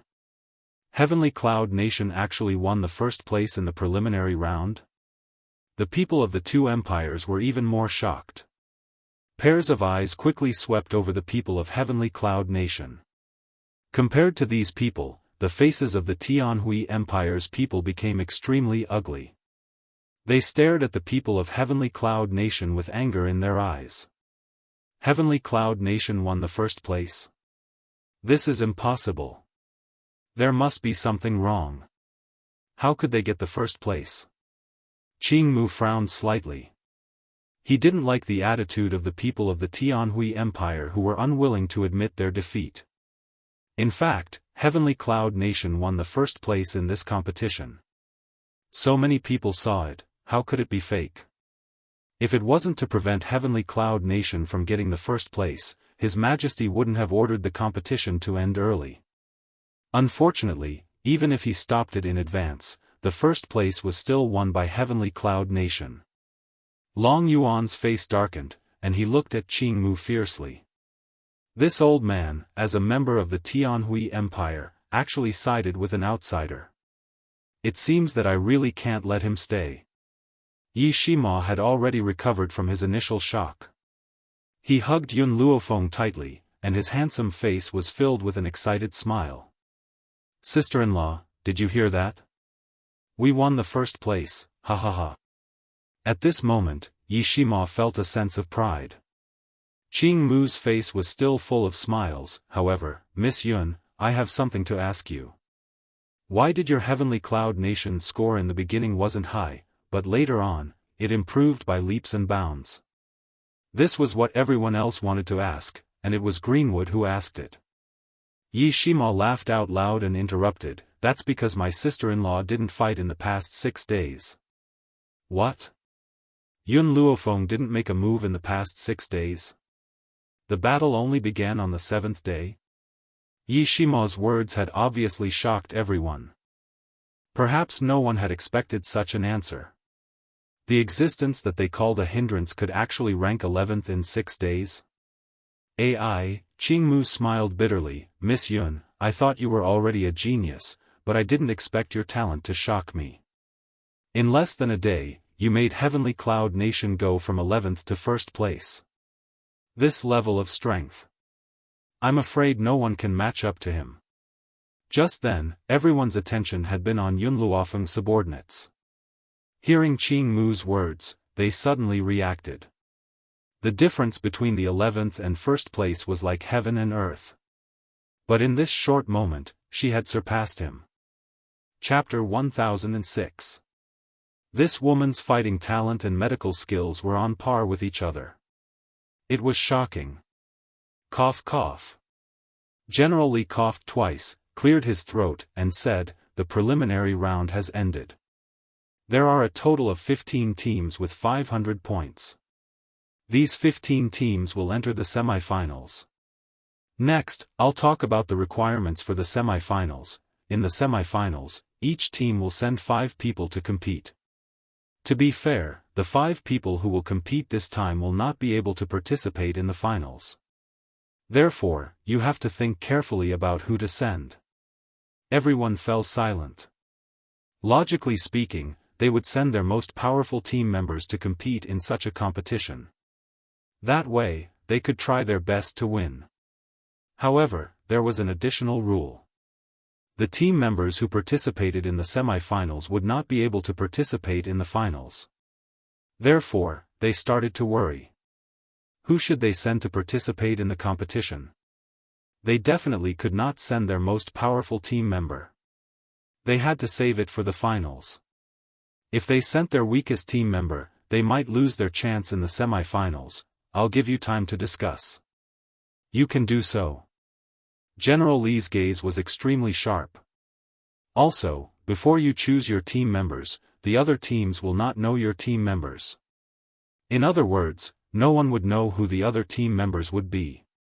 This made the competition more difficult. At this moment, General Li's stern voice was heard again. You have 15 minutes.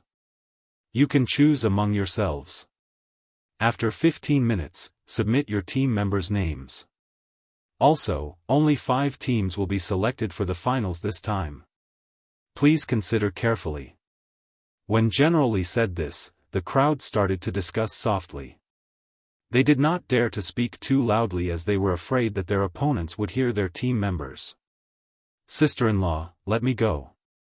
Yi Shima frowned and said. Yun Luofeng shook her head. You don't have to participate in the semifinals. Then, she looked at the rest and raised her eyebrows. Tan Shu, Cho Hongye, Gu Li, Yu Tongtong, and Lin Ruobai. The 5 of you will participate in this competition. Apart from Lin Ruobai, who had advanced to an advanced Earth spiritualist, the rest were low-level and intermediate-level Earth spiritualists. They were also the weakest in the army. Yi Shima was stunned. He frowned and said, Sister-in-law, they are all Earth spiritualists. I'm afraid it's not appropriate. why don't you let me go? I'll definitely win for you. You need to face the finals. You shouldn't go on stage at this time. Besides. She paused and smiled. I have confidence in my people. I have faith in my people. Hearing Yun Luofeng's words, those who had been called out all puffed out their chests and raised their heads, their tones impassioned. Master, we won't let you down. Yun Luofeng did not lower her voice like the others, and her subordinates did not conceal themselves either. Hence, the entire hall turned their attention to her. A young man from the Tianhui Empire, dressed in luxurious clothes, rolled his eyes a few times. No one knew what he was thinking, but the corner of his mouth evoked a cold arc. Miss Yun. Qingmu looked at Yun Luofeng's team, hesitated for a moment, then said, I think that you should send someone at the heavenly spirit stage. Otherwise, the competition this time will be a bit dangerous. No need. Yun Luofeng knew that Greenwood had good intentions, and a smile appeared on his face. Chapter 1007. Based on their strength, it's enough. Qingmu shook his head and sighed. Seeing that Yun Luofeng had made up her mind, he could not say anything else. His eyes were filled with worry. 15 minutes is up.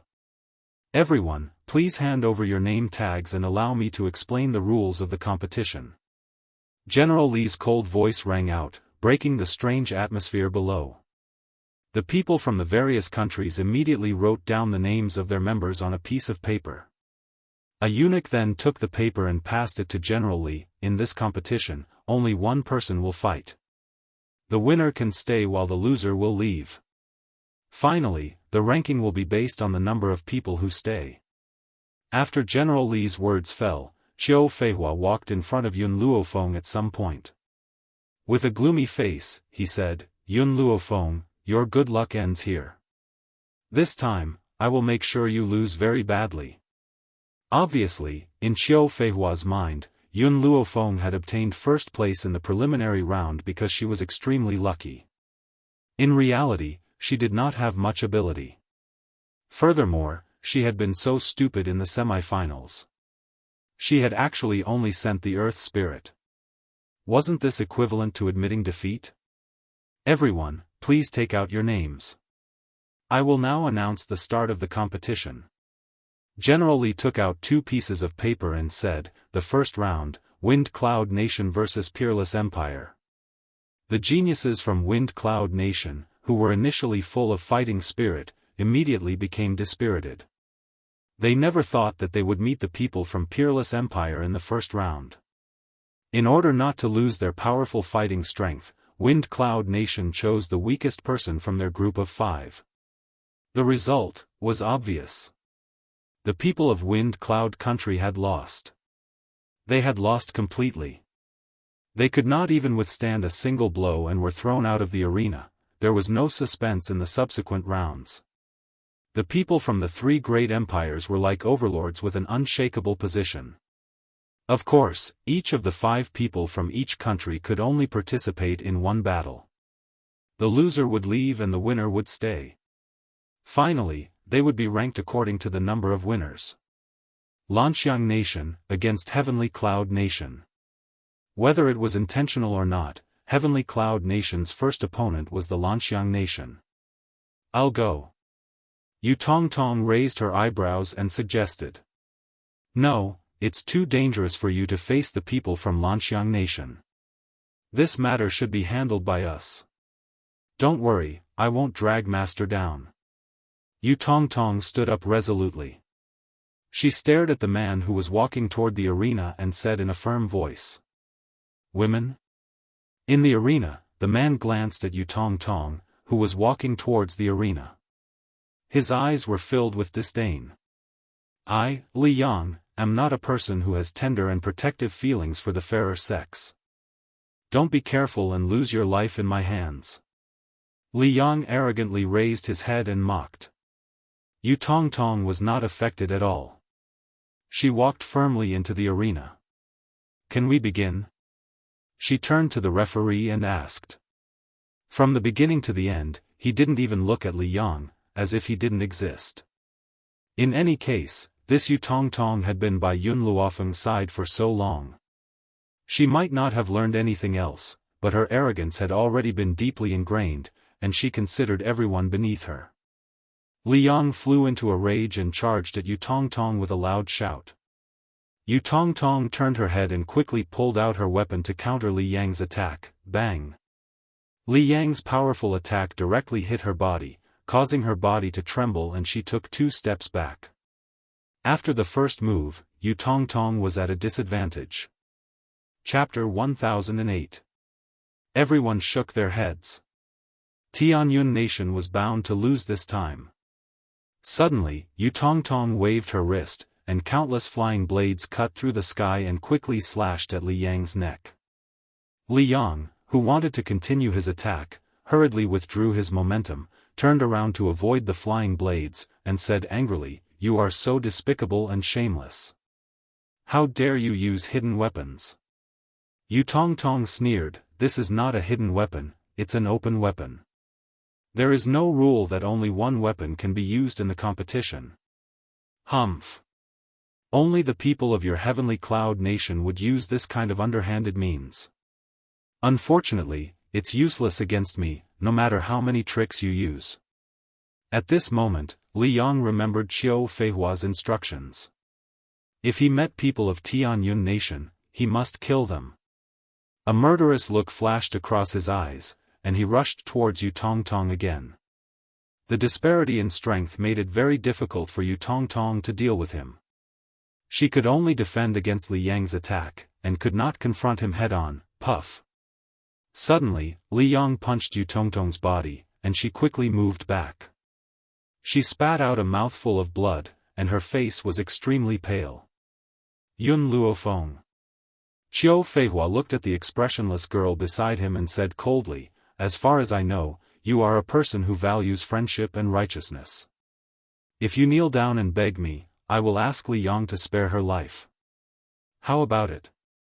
As if he did not hear Xiao Feihua's words, Yun Luofeng's eyes were fixed on the battle in the ring. Xiao Feihua sneered, "If you insist, don't blame me for being rude." After that, he turned to Li Yang and said sternly, "Li Yang, kill this woman." When Li Yang heard this, his momentum became stronger, and he shot towards Yu Tongtong like a sharp sword. But just as he arrived in front of Yu Tongtong and was about to kill her with the sword in his hand, Yu Tongtong suddenly held his sword tightly with both hands. Li Yang's eyes flashed with a trace of astonishment, and the strength in his palm became stronger, and he pressed the sword down hard. "Don't struggle pointlessly. It's better to die early." Blood flowed down the woman's palm, but she seemed to be unaware of it, and the corners of her mouth raised into a smile. "I said that I will not be a burden to the team." Bang! Yu Tongtong exerted force in her palm and abruptly pinched Li Yang's long sword into 2 halves. She held one of the halves in her hand and threw it at Li Yang. Li Yang was greatly shocked, and hurriedly dodged to the side, while the broken sword was inserted into the pillar. "I don't want to lose, and I will not lose." Yu Tongtong wiped the blood from the corner of her mouth and rushed toward Li Yang at an extremely fast speed. Just as Li Yang came back to his senses, he saw Yu Tongtong in front of him. He used his bare hands to block her attack. At this moment, he saw that Yu Tongtong, who was originally empty-handed, had a sharp sword in her hand. With a poochie sound, the sword pierced through his palm. "Ah!" A shrill cry resounded throughout the venue. Li Yang forcefully pulled out the sharp sword in his palm and covered his injured palm. His handsome face was deathly pale as he stared at Yu Tongtong. He gritted his teeth and said, "Sinister villain, you sneak attacked me again." Yu Tongtong smiled coldly, "My master taught us that as long as we can win, we can use any despicable means.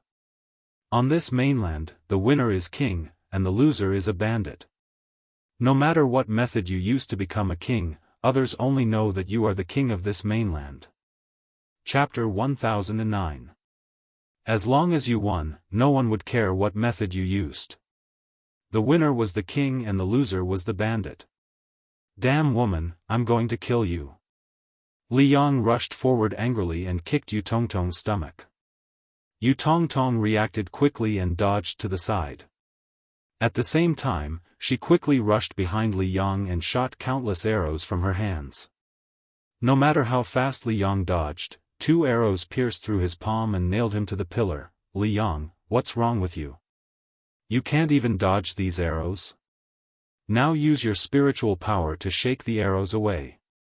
Qiu Feihua frowned and scolded angrily. At this moment, Li Yang's initial shock had turned into horror. He, who was deep in anger, only now realized that ever since his palm was pierced by the sword, he could no longer use his spiritual power. Otherwise, Yu Tongtong wouldn't have been able to dodge his kick and these arrows wouldn't have hurt him. Did you poison the sword just now? Li Yang gritted his teeth and asked. So what if I did? So what if I didn't? You lost. Yu Tongtong laughed and looked at General Li. He can't move anymore, you can announce my victory. General Li sighed with mixed feelings.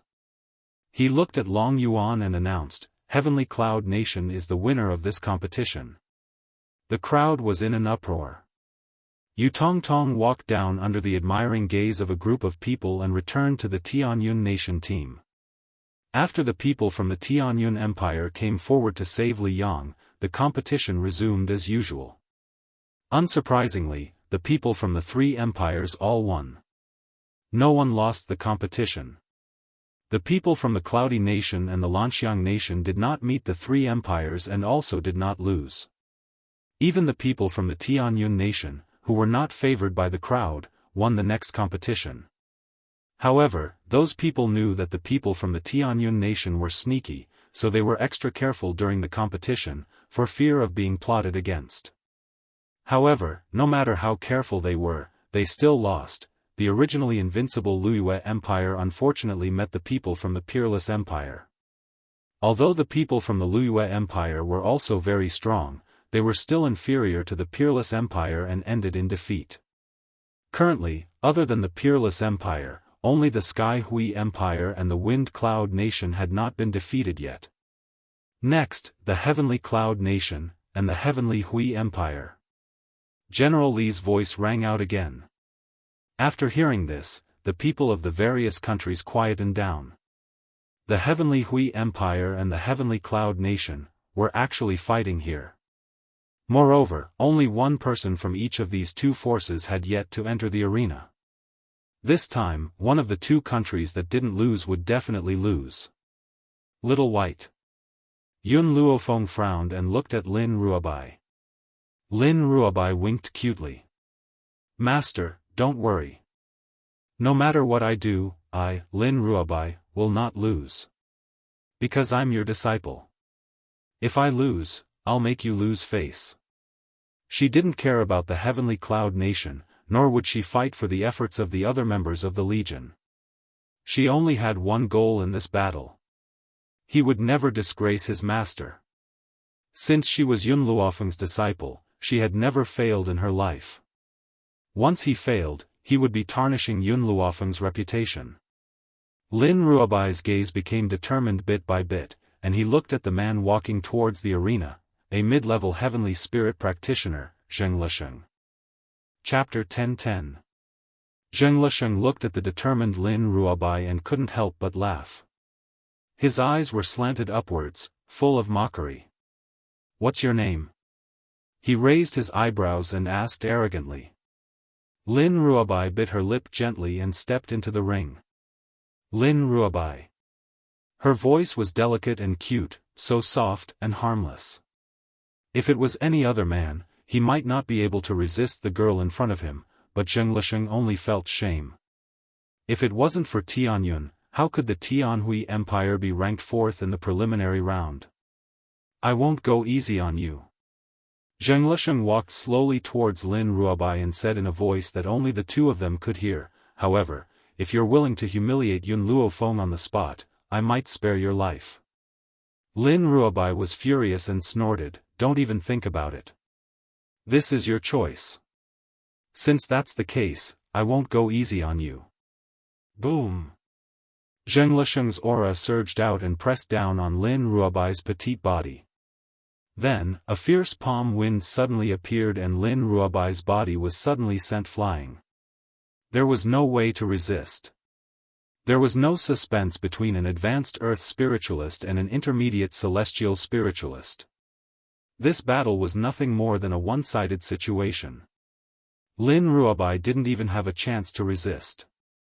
Staring at the battle in the ring, Yun Luofeng frowned slightly and a cold light flashed across her eyes.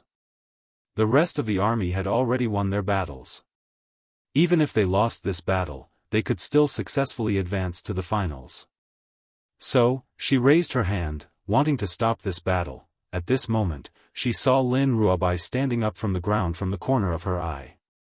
She also saw the determination in the girl's eyes. She wanted to fight and didn't want to give up. Sensing Lin Ruobai's emotions, Yun Luofeng was startled and slowly put down her hand. Sister-in-law, Yi Shima was a little anxious. Your disciple is no match for Zhenglisheng. I think we should stop the battle. Yun Luofeng shook her head. Let's wait a little longer and observe the situation. We'll make a move when we have no other choice.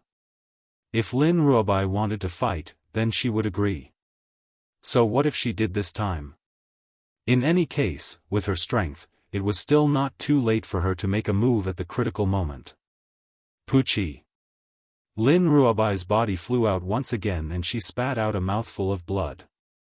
However, this time, she forced herself to stand up from the ground. Her bright eyes were filled with determination. Don't worry, I won't let you die so easily. Otherwise, how can I take revenge on your heavenly cloud nation? Zhenglisheng sneered. He quickly arrived in front of Lin Ruobai and sent a flying kick towards Lin Ruobai's stomach. Lin Ruobai fell heavily to the ground. She felt as if all the bones in her body had fallen apart, and the pain was unbearable. Cough cough. She coughed out a mouthful of blood and stood up again with determination. However, her palm was still covering her lower abdomen, and her delicate and cute little face was pale. This was a one-sided trampling. In the face of Zhenglisheng's attacks, Lin Ruobai was completely powerless. In just a short while, he was riddled with wounds, a tragic sight to behold. Even the speed at which he stood up was not as fast as before. It was as if he had reached his limit. Enough, just admit defeat. Someone in the audience could not stand it anymore and hurriedly tried to persuade him. Xiao Bai, you are already very strong. However, the opponent is much stronger than you. Don't hold on any longer. Everyone in the army was also anxious. After spending so much time together, they had long developed a good impression of this lively and cute girl. Naturally, they did not want her to suffer so much pain. Chapter 10-11. Strong? Lin Ruobai smiled. Her smile was sad. No, I'm not strong at all. If I was really strong, why couldn't I defeat the enemy? Why would I be a burden to you? But, I don't want to admit defeat. Lin Ruobai raised her bruised face slightly. I don't want others to say that such a powerful master accepted such an incompetent disciple. For master, even if there is only a glimmer of hope, I must win. The whole venue was quiet, and the geniuses from all the countries looked at Lin Ruobai with complicated eyes. This girl, she was only about 14 years old, but she had such a strong spirit. Even if she lost this battle, her spirit alone was enough to shock everyone. Hope. Zhenglisheng slowly walked to Lin Ruobai's side, slightly lowered his eyes, deliberately lowered his voice, and said, "You have no hope. Also, by the way, let me tell you, this time, no one from the Heavenly Cloud Nation will be able to leave. Especially that girl named Yun Luofeng, she is very good-looking. If she is taken to the military camp as a prostitute, the border soldiers will be able to enjoy the blessings of women, haha." Of course, these words were deliberately said by Zhenglisheng to provoke Lin Ruobai. After all, no matter how strong the Tianhui Empire was, they couldn't forcibly detain the geniuses of other countries. Otherwise, it would definitely cause the anger of other countries. Even the two empires in front of them would not allow such a thing to happen. Unfortunately, Lin Ruobai was innocent and always believed in others' words. Therefore, when she heard these words, she was completely angry and punched Zheng Lisheng's chest. Zheng Lisheng easily grabbed Lin Ruobai's arm and sneered, angry? No, I'm not just this. Your companions, the Tianhui Empire, will not leave a single one alive. Lin Ruobai trembled with anger, spat on Zheng Lisheng's face, and said angrily, "You are despicable and shameless." Zheng Lisheng's eyes darkened, wiped the spit on his face, and shot a gloomy look at Lin Ruobai's body like a knife. Such an uneducated wild girl, I think she was born without a mother. Lin Ruobai's body suddenly froze, and her little face was pale and colorless.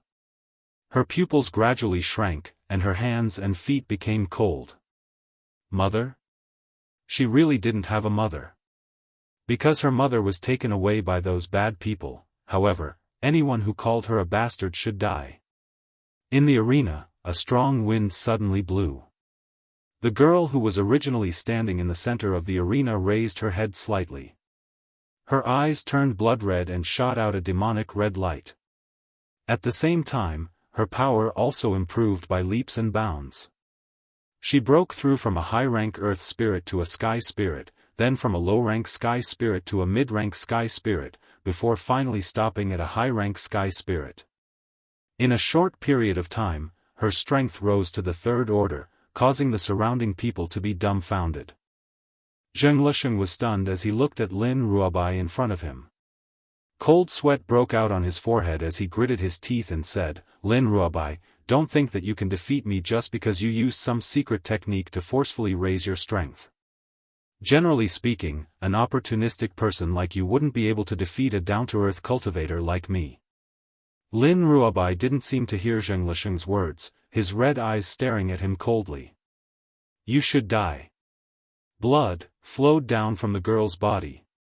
Her clothes had long since been soaked in blood, just like the color of her eyes. Chapter 10-12. At this moment, Lin Ruobai finally made her move. Her expression was no longer adorable like before. She was as cold and indifferent as a god of death. A murderous aura spread from her body and she quickly charged towards Zheng Lisheng. Long Yuan stood up abruptly and ordered sternly, "Quick, stop her." Unfortunately, it was too late. A sword suddenly appeared in Lin Ruobai's hand, and she pierced Zheng Lisheng's throat with it. It was as if the blood spurting out of Zheng Lisheng's mouth had stimulated her, causing her blood-red eyes to flash with greed. Kill. She wanted to kill even more people.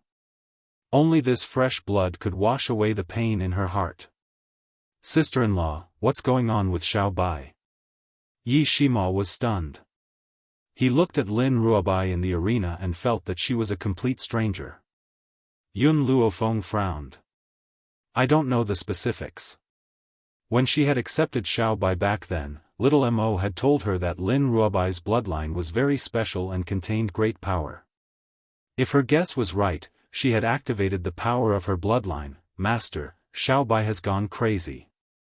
Hurry up and stop her. Otherwise, she might not even recognize her own family." Little Mo's anxious voice rang out from Yun Luofeng's soul. At this moment, a few guards of the Empire had already made their move and charged towards Lin Ruobai in the arena. Their attacks were filled with murderous intent and it was clear that they wanted to kill Lin Ruobai. Suddenly, a white robe flashed and landed in front of Lin Ruobai. She raised her hand to block the guards' attacks. With a loud bang, the guards were sent flying out of the arena and landed pathetically on the ground. "Xiao Bai." Yun Luofeng wrapped her arms around Lin Ruobai's body and pressed her head onto her shoulder domineeringly. "I'm sorry, I shouldn't have allowed you to participate in the competition. Don't worry, I won't let anyone bully you with me around." Clang! Lin Ruobai's fingers loosened and the blood-dripping sword in her hand slowly fell to the ground with a crisp sound. Yun Luofeng felt her shoulder soaked in liquid. She let go of the young girl in her arms and lowered her head to wipe the tears from the corners of her eyes. Her voice was full of tenderness. "From the moment I accepted you as my disciple, I will be responsible for your future. It doesn't matter if your mother is not by your side, I will accompany you to find her. With Yun Luofeng's ears, how could he not hear what Zheng Lisheng said to Lin Ruobai? But now that Zheng Lisheng was dead, she could not make him suffer a fate worse than death. Master, Lin Ruobai's eyes were still glistening with tears, but he smiled silently. I won. I didn't lose face for you. At this moment, the red light in Lin Ruobai's eyes had already receded, and his black eyes, which were as bright as the stars, were restored. Her smile was very bright and beautiful, so bright and beautiful that it made Yun Luofeng's heart clench. Fortunately, Lin Ruobai woke up quickly. She couldn't imagine what would happen if Lin Ruobai didn't wake up. Thinking of this, Yun Luofeng's eyes narrowed unconsciously. She walked over to Zheng Lisheng's body and fiddled with it for a while, then walked over to Lin Ruobai. Long Yuan had finally recovered from his initial shock. Now that he saw Zheng Lisheng's body, he immediately flew into a rage. Lin Ruobai, your heavenly cloud nation is really bold. How dare you commit murder in front of me? General Li, arrest these people. This. General Li hesitated for a moment, then carefully replied, Your Majesty, swords have no eyes. The rules of our competition did not state that we cannot kill others by mistake. Chapter 1013. Even though the one who died was a member of the Tianhui Empire, General Li still had to state the rules. Otherwise, the Tianhui Empire would be ridiculed by the world. Long Yuan snorted coldly. It is also not stated that killing is allowed. They dared to hurt the geniuses of the Tianhui Empire. This is an unforgivable crime. The geniuses from the other empires were disdainful. Zheng Lisheng also wanted to kill Lin Ruobai, but Long Yuan did not stop him. Now that the one who died was a member of the Tianhui Empire, he wanted to avenge himself. Even the people from the Peerless Empire and the Luyue Empire frowned. They were obviously dissatisfied with Long Yuan's actions. However, now that the three empires were on the same side, no one stood up to say a word. General Li, what are you waiting for? Take these people down. Long Yuan roared angrily as he coldly ordered. Yes. General Li cupped his fists and ordered the guards to surround the people from the Tianyun Empire. Your Majesty. Qing Mu's expression changed. Your behavior is very inappropriate. How will the world view our Tianhui Empire? Qing Mu, do you want to commit treason? Long Yuan glanced at Qing Mu and said coldly. Qing Mu could not stand it anymore, so he stood up and said a few words. Long Yuan immediately accused him of treason. If he continued to speak, he might also be implicated. After thinking about this, Yun Luofeng raised his hand to stop Qing Mu, who was about to continue speaking. I can handle this. Qing Mu was startled and nodded helplessly. Miss Yun, you are the pride of the medical community. Today, even if I have to sacrifice my life, I will protect you until the end. It was useless to add flowers to a brocade, but it was rare to find help in a time of need. Under such circumstances, Qing Mu still stood up to protect her. Yun Luofeng would never forget this friendship. Everyone, Yun Luofeng did not look at Long Yuan, but at the geniuses from the other empires. Do you really think that Xiaobai is at fault? You all saw the situation just now. Zheng Lisheng wanted to kill her first and she only fought back. If Zheng Lisheng did not die, the one who died would be my disciple. If it were any of you, what would you do? Everyone was silent. If the enemy they faced wanted to kill them, and they had the ability to fight back, they would definitely kill the enemy first. Yun Luofeng raised the corners of her lips and a devilish smile appeared on her beautiful face. However, this Tianhui Empire intends to avenge a personal grudge. How dare you attack my disciple in the name of a referee? But since he did this to my disciple today, he will use the same method to deal with you in the future. If a referee is not fair and just, how can he convince the public? How could he convince the masses? These 4 words reverberated throughout the entire venue, causing the hearts of the geniuses from the various countries to turn cold. Indeed, without fairness, how could the masses be convinced? This matter obviously has nothing to do with the Heavenly Cloud Nation. The Tianhui Empire is using the name of the referee to avenge their personal grievances. If we sit back and do nothing today, will we be the next Heavenly Cloud Nation? Although after the last few matches, all the countries have been impressed by the Heavenly Cloud Nation. But even so, don't expect them to stand up and say anything. Not many people were as selfless as Greenwood. Therefore, Yun Luofeng had placed the Tianhui Empire on the opposite side of the other countries. He also told them that the fate of the Heavenly Cloud Nation was likely to be their future. Chapter 10:14. Long Yuan's expression changed. He glared angrily at Yun Luofeng and shouted, "Yun Luofeng, don't try to mislead us. I believe that the geniuses of the various countries will not be fooled by your words." The people from the various countries did not respond to Long Yuan's words. Instead, they continued to whisper amongst themselves as they looked at Long Yuan with vigilance in their eyes. Yun Luofeng's words had already taken root in their hearts. It played a significant role. Your Majesty, General Li lowered his head and advised, if you want to deal with Yun Luofeng, there are other ways. If you make a move on him now, I'm afraid the other countries will be displeased. After all, Yun Luofeng is representing Heavenly Cloud Nation in this competition. Long Yuan took a deep breath.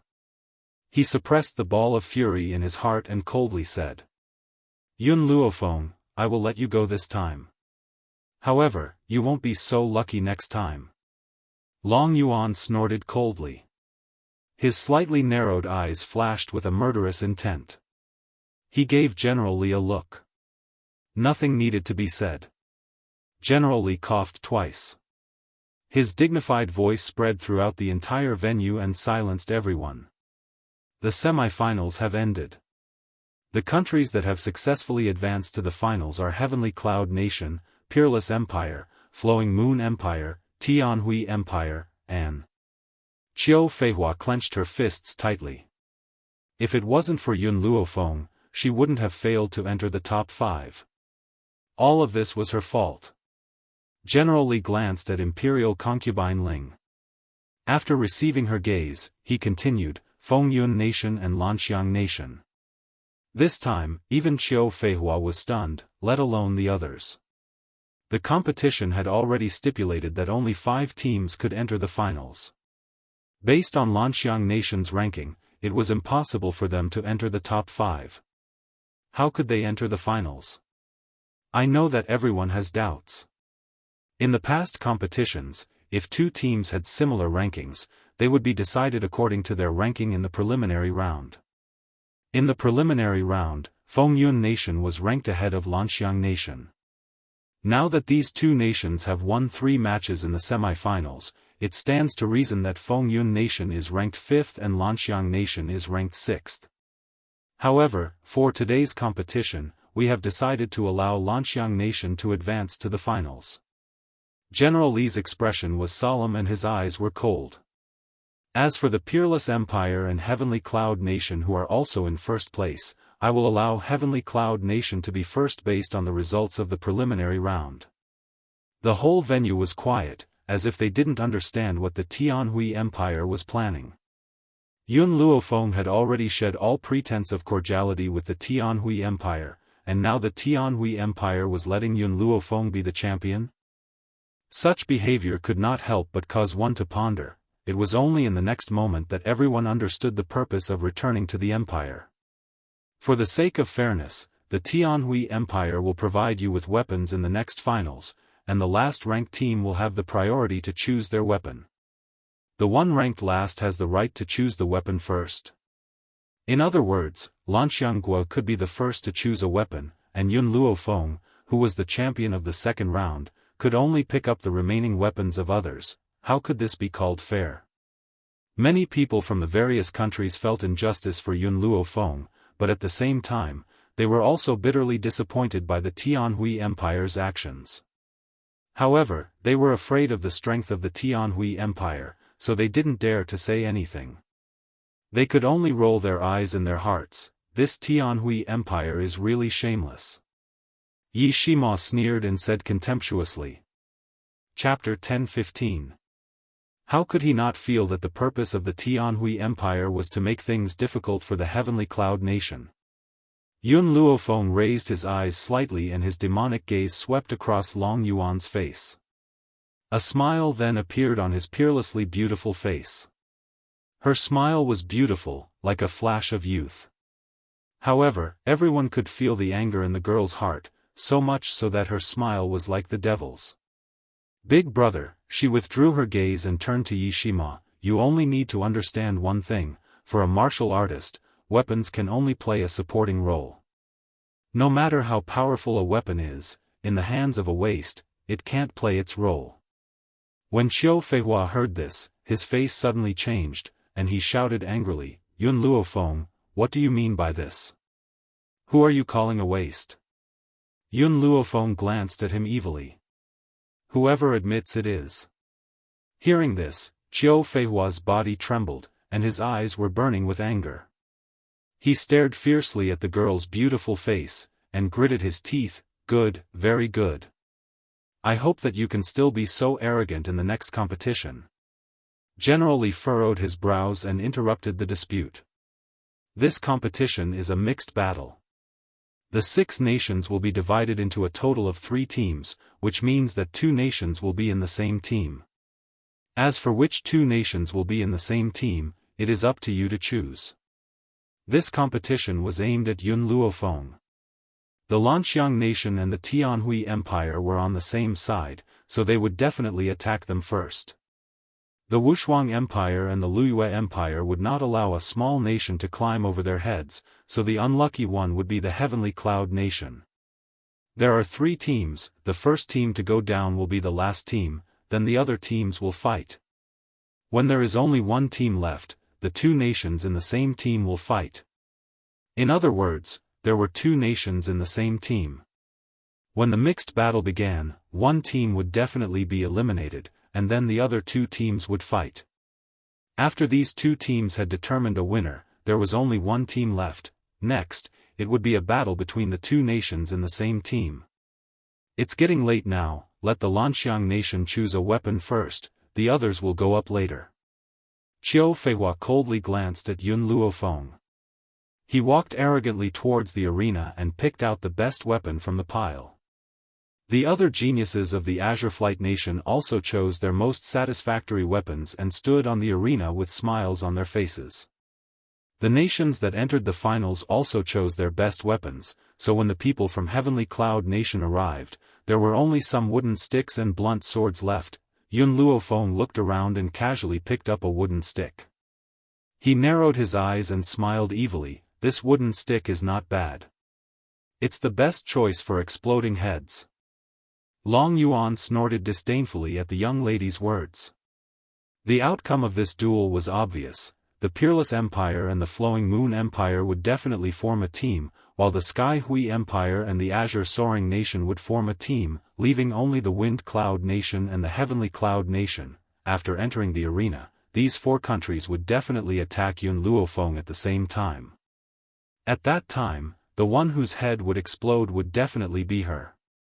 Sure enough, as Long Yuan said, the Flowing Moon Empire did not hesitate and stood together with the Peerless Empire, forming a team. The Lanxiang nation also went to the side of the Heavenly Hui Empire. Only the people from the Wind Cloud Nation and the Heavenly Cloud Nation were left looking at each other. Chapter 10:16. Xiao Yuqing's cold eyes stared deeply at Yun Luofeng. There was a complicated look in her pitch-black eyes. I never thought that after so long, we would have the chance to fight side by side. Everyone was stunned. Xiao Yuqing, who was famous in the Cloudy Nation, was an old friend of Yun Luofeng. Could it be such a coincidence? Yun Luofeng smiled and her eyes curved. Guess, who do you think will be the champion this time? You or me? It's definitely you.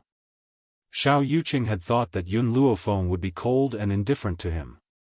He hadn't expected that he would answer her question. Immediately, his heart relaxed, and he pursed his thin lips and said, I haven't seen you for a few years and you've grown a lot. I'm looking forward to fighting you in the finals. The young girl's voice startled Xiao Yuqing. He raised his head with a determined look in his eyes. All right, I'll see you in the finals. These two people's words and actions had already determined that they would be the victorious team. It seemed that everyone who knew Yun Luofeng was an arrogant and egotistical person. Ridiculous. Qiu Feihua glanced at the two of them and sneered, with just the two of you? You think you can win? You can even boast to the heavens. Xiao Yuqing frowned slightly and glanced coldly at Qiu Feihua. Before he could speak, a group of people behind him could not help but stand up and scold him. Lanxiang Nation, you've been defeated by our Cloudy Nation twice. What right do you have to humiliate Master Xiao? Master Xiao is powerful. People like you can't possibly compare to him. It was obvious that in the eyes of the people of the Cloudy Nation, Xiao Yuqing was very popular. Even the princes and princesses of the royal family followed him like a lackey. Humph. Qiu Feihua's expression changed and she scoffed, since you're so confident, let's see which team is stronger later.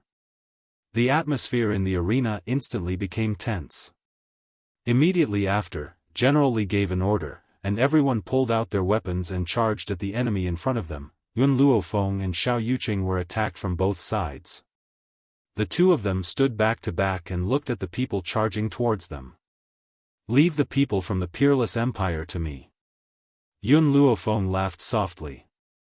Her expression was relaxed and she did not seem nervous at all. You'll handle the people from the flowing moon empire. Can you do that? She did not mean for Xiao Yuqing to lead the people of Windcloud country to fight against the drifting moon empire. Instead, she meant for him to face all the geniuses of the drifting moon empire alone. Xiao Yuqing nodded, her voice as cold as ever, all right. Then let's compete and see who can finish the battle first. Yun Luofeng narrowed his eyes and smiled evilly. As for the people from the Tianhui Empire and the Lanxiang Nation, there's no need for us to take action. Let the Fengyun Nation and my subordinates deal with them. When the people from the four nations heard Yun Luofeng's arrogant words, they gritted their teeth in anger. The one in the lead was a genius from the Wuhui Empire. The killing intent on his body was especially thick, and he planned to kill Yun Luofeng in one move. When that person was right in front of him, Yun Luofeng turned his head to look at Long Yuan and asked, "Can I kill during the competition?" Long Yuan was stunned. If he said that he could not kill, he would not be able to use this opportunity to kill Yun Luofeng. Hence, he nodded slightly. Swords have no eyes. I can't do anything if someone accidentally kills me. If that's the case, then it's easy. Yun Luofeng smiled evilly. He raised the long rod in his hand and smashed it fiercely towards the genius from the Tianhui Empire. Chapter 10:17. Bang! The sound of his head exploding rang out in the arena. His brain instantly burst out and mixed with blood, staining the back of his head. A wooden stick is indeed more handy than a sword. Yun Luofeng curled her lips and glanced at the others with an evil look.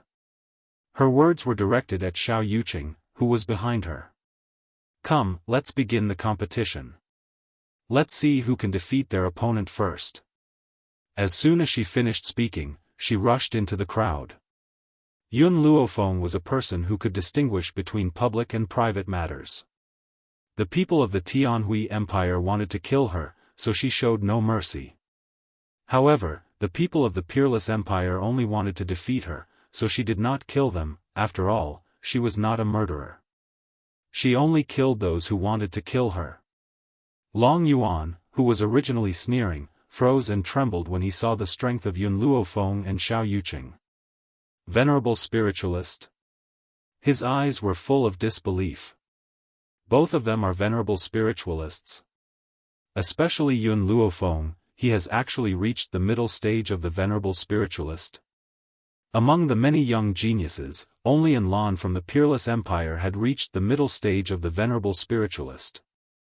However, Lan was a few years older than Yun Luofeng, but he was already known as a genius. If Yun Luofeng had this kind of strength at such a young age, who in the entire continent could compare to him? Long Yuan suddenly felt a little regretful. If he had known earlier about Yun Luofeng's strength, he would not have done this. However, there was no turning back. No matter how much he regretted it, there was no turning back. Middle stage of the venerable spiritualist. Imperial concubine Ling clenched her fists tightly, her nails digging into her palms. She stared at Yun Luofeng with resentment. This brat clearly said that she was an advanced celestial spiritualist when she registered. How did she suddenly become a middle stage of the venerable spiritualist? She must be deliberately hiding her strength. If this woman was allowed to continue to grow, it would be detrimental to her. The people from the other countries were also shocked by Yun Luofeng's strength. Pairs of eyes stared at her in astonishment. When they saw that Lan was powerless in her hands, everyone looked as if they had seen an ant raping an elephant. It was incredible. Under Yun Luofeng's attacks, the many geniuses of the Wuhui Empire gradually became disorganized. Many of them had already fallen off the arena, wailing endlessly below. Suddenly, Yun Luofeng stopped his attack and frowned slightly. Compared to the peerless empire, I don't want the people from the Lanxiang Empire and the Tianhui Empire to get a ranking, so, the girl quickly turned around, and the wooden stick in her hand set off a fierce gust of wind. The few people from the Lanxiang nation and the Tianhui Empire who were still on the stage were swept off the stage, and fell into the crowd with a bang. Lan stared blankly at Yun Luofeng, a strange feeling spreading in his heart. When he saw Yun Luofeng walking towards him, he hurriedly raised his hand. "I'll go down myself. I don't need to trouble you." Admitting defeat was better than being swept off the stage. Therefore, Lan tactfully jumped off the stage and nodded at Yun Luofeng. In the beginning, he indeed did not want Yun Luofeng to step on the heads of the three empires, but now, he felt that this girl was not someone who would stay in a small pond. One day, she would become a dragon from a carp. Before Yun Luofeng bore a grudge against the peerless empire, he must stop and no longer oppose her. Otherwise, based on this girl's talent, it was very likely that she would attack the peerless empire in the near future. When the people from the Liyue Empire saw that the people from the peerless empire had retreated, they did not continue to fight. Both of them jumped off the stage and left the venue in a sorry state. Chapter 10:18. They won? The team that was least favored actually won the competition? Especially since this was a battle between four nations? General Li sensed Long Yuan's rage and hurriedly cleared his throat. "Since the Heavenly Cloud Nation and the Cloudy Nation have won, then the two of you can start fighting to determine a winner." Xiao Yuqing looked at Yun Luofeng and said coldly, "I forfeit." Even Yun Luofeng frowned slightly, his gaze landing on Xiao Yuqing, let alone the others. "Don't forget, we agreed to fight in the finals. Do you want to forfeit?" Xiao Yuqing nodded. "I've already placed second for Windcloud Nation and I don't owe them anything. The championship is not important. Furthermore, I don't think I'm a match for you." General Li was stunned. He did not expect this to happen. Just as he was about to speak, Long Yuan's furious voice rang out. "You want to forfeit? I won't allow it. You two must fight. Since you two are old acquaintances, I will let you kill each other. This is the only way to quell my anger. If it was someone else, they might fear Long Yuan's authority. Unfortunately, the person he met was Xiao Yuqing. Xiao Yuqing had always been cold and indifferent. Therefore, Xiao Yuqing did not even look at Long Yuan. He led the people from Wind Cloud Country down the arena, leaving behind a gust of wind that made the hearts of some of the geniuses from the various countries skip a beat. "I've decided, Lu Chunyi is a thing of the past to me. I've already thrown myself into Xiao Yuqing's arms. Did you see what he did just now? He's so handsome and arrogant. Compared to Xiao Yuqing, I admire Yun Luofeng more. Even though we're both women, I don't mind being a lesbian with her. I think that Xiao Yuqing and Yun Luofeng are a good match." Unfortunately, Yun Luofeng already has a husband. Perhaps it's a pity, the hall was extremely noisy. However, after these two matches, Yun Luofeng's name was destined to spread far and wide. Let's go back and rest. Yun Luofeng stretched lazily, there's still one more match tomorrow. She narrowed her eyes slightly and her lips curled into a smile. After tomorrow's competition, she would finally be able to set off for home, the next day. At the first glimmer of dawn, the streets were already bustling with noise and excitement. The people were all discussing the battles that had taken place in the past few days. When Yun Luofeng was mentioned, their gazes were filled with reverence. In the end, all the words merged into one and spread throughout the entire street. That sentence was, "Come, let's go watch Yun Luofeng tame beasts." In an instant, everyone rushed to the beast taming ground. Their goal was to get a good spot early so that they could watch Yun Luofeng's match. Thus, when Yun Luofeng arrived at the beast taming ground, he was shocked by the situation before him. The entire beast taming ground was densely packed with people. Some people even occupied the walkways. If it wasn't for the fact that the dangerous beast taming ground didn't allow people to enter, perhaps this group of people would have occupied the cages for themselves. Fuck, Yi Shima couldn't help but curse. Why are there so many people today? Be it the medical skills competition or the martial arts competition, there had never been so many people. The geniuses of all the countries, and even the nobles of the Tianhui Empire had come to visit. Their goal was to see Yun Luofeng tame beasts. Chapter 10:19. Miss Yun. A young man ran over excitedly when he saw Yun Luofeng. Impulsively, he reached out to shake Yun Luofeng's hand. However, at this moment, his arm was suddenly squeezed tightly by a large hand. Yi Shima held onto his arm tightly, raised his eyebrows and said coldly, "Stay away from my sister-in-law." The young man's face turned red and he hurriedly defended himself, "Young Master Yi, you've misunderstood me. I just admire Miss Yun too much. I was too excited just now so I overstepped my boundaries." After saying this, the young man turned to Yun Luofeng and continued, "Miss Yun, in the previous two battles, you have made everyone look at the Tianyun nation in a new light. Therefore, I believe that you are also a genius in the area of beast taming. Also, I am a doctor. Can I join the Tianyun nation and work for you?" Facing the young man whose face was filled with hope, Yun Luofeng slightly raised the corners of her lips. Her eyes were filled with an evil light. Every frown and smile of hers was extremely moving and beautiful. "If one day, a force known as the Medical Tower appears, I welcome you to join the Medical Tower." As soon as she finished speaking, Yun Luofeng slowly walked towards the beast-taming platform. Her silhouette was very faint and her fine black hair was flying in the wind. The young man's eyes shone brightly as he stared unblinkingly at the girl walking away. In a firm voice, he said, "My name is Moe. If one day, a force known as the Medical Tower really appears, even if I am thousands of miles away, I will definitely go." Yun Luofeng stopped in her tracks and entered the beast-taming ground without looking back. In the beast-taming ground, a few geniuses were already waiting.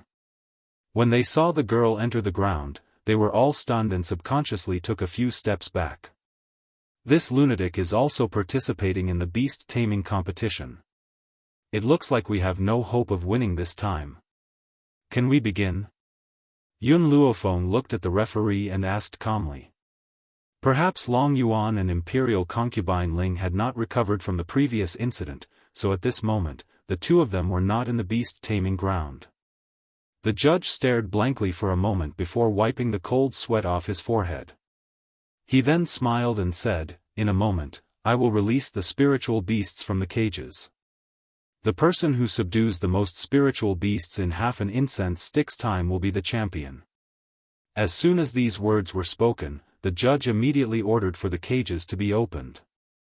Instantly, the spiritual beasts, who had regained their freedom, charged out in a frenzy and pounced towards the crowd. At the same time, a faint aura emanated from Yun Luofeng's body. From afar, there seemed to be a fiery red light above her head.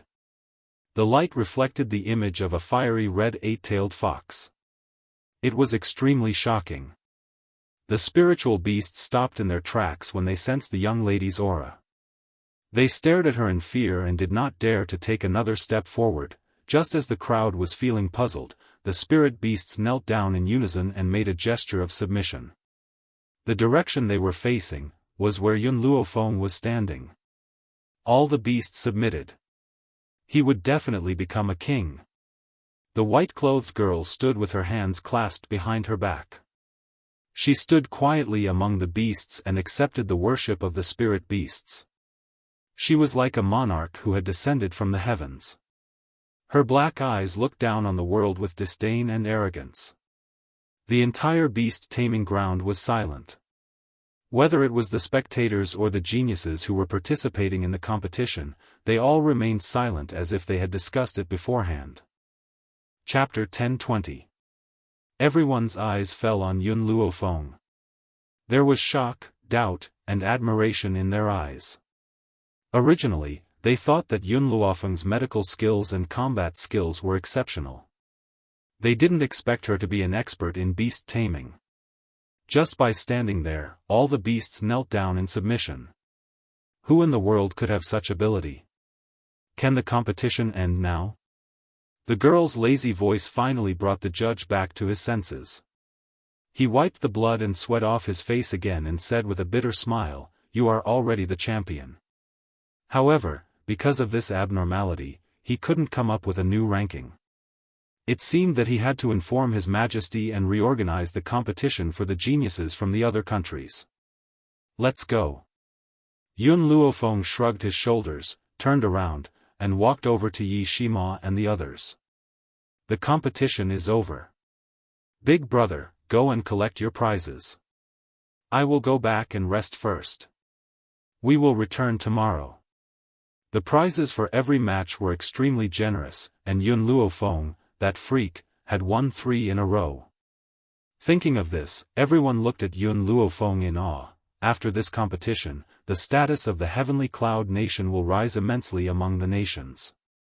In the inner courtyard of the palace, Long Yuan, who was reading memorials in the imperial study, fell silent when he heard his subordinate's report. A strange feeling emerged in his heart. Perhaps making an enemy of Yun Luofeng was a wrong decision. However, there was no turning back. He could only brace himself and continue down this path. "Your Majesty, Master Qing Mu is here to see you." Suddenly, a eunuch hurried in and reported. Long Yuan frowned slightly, his face expressionless. "Let him in. I want to see what he is here for." The eunuch obeyed the order and left. Not long after, Qing Mu, dressed in a green robe, walked in from outside the door. He cupped his fists and said directly, "Your Majesty, I am already old.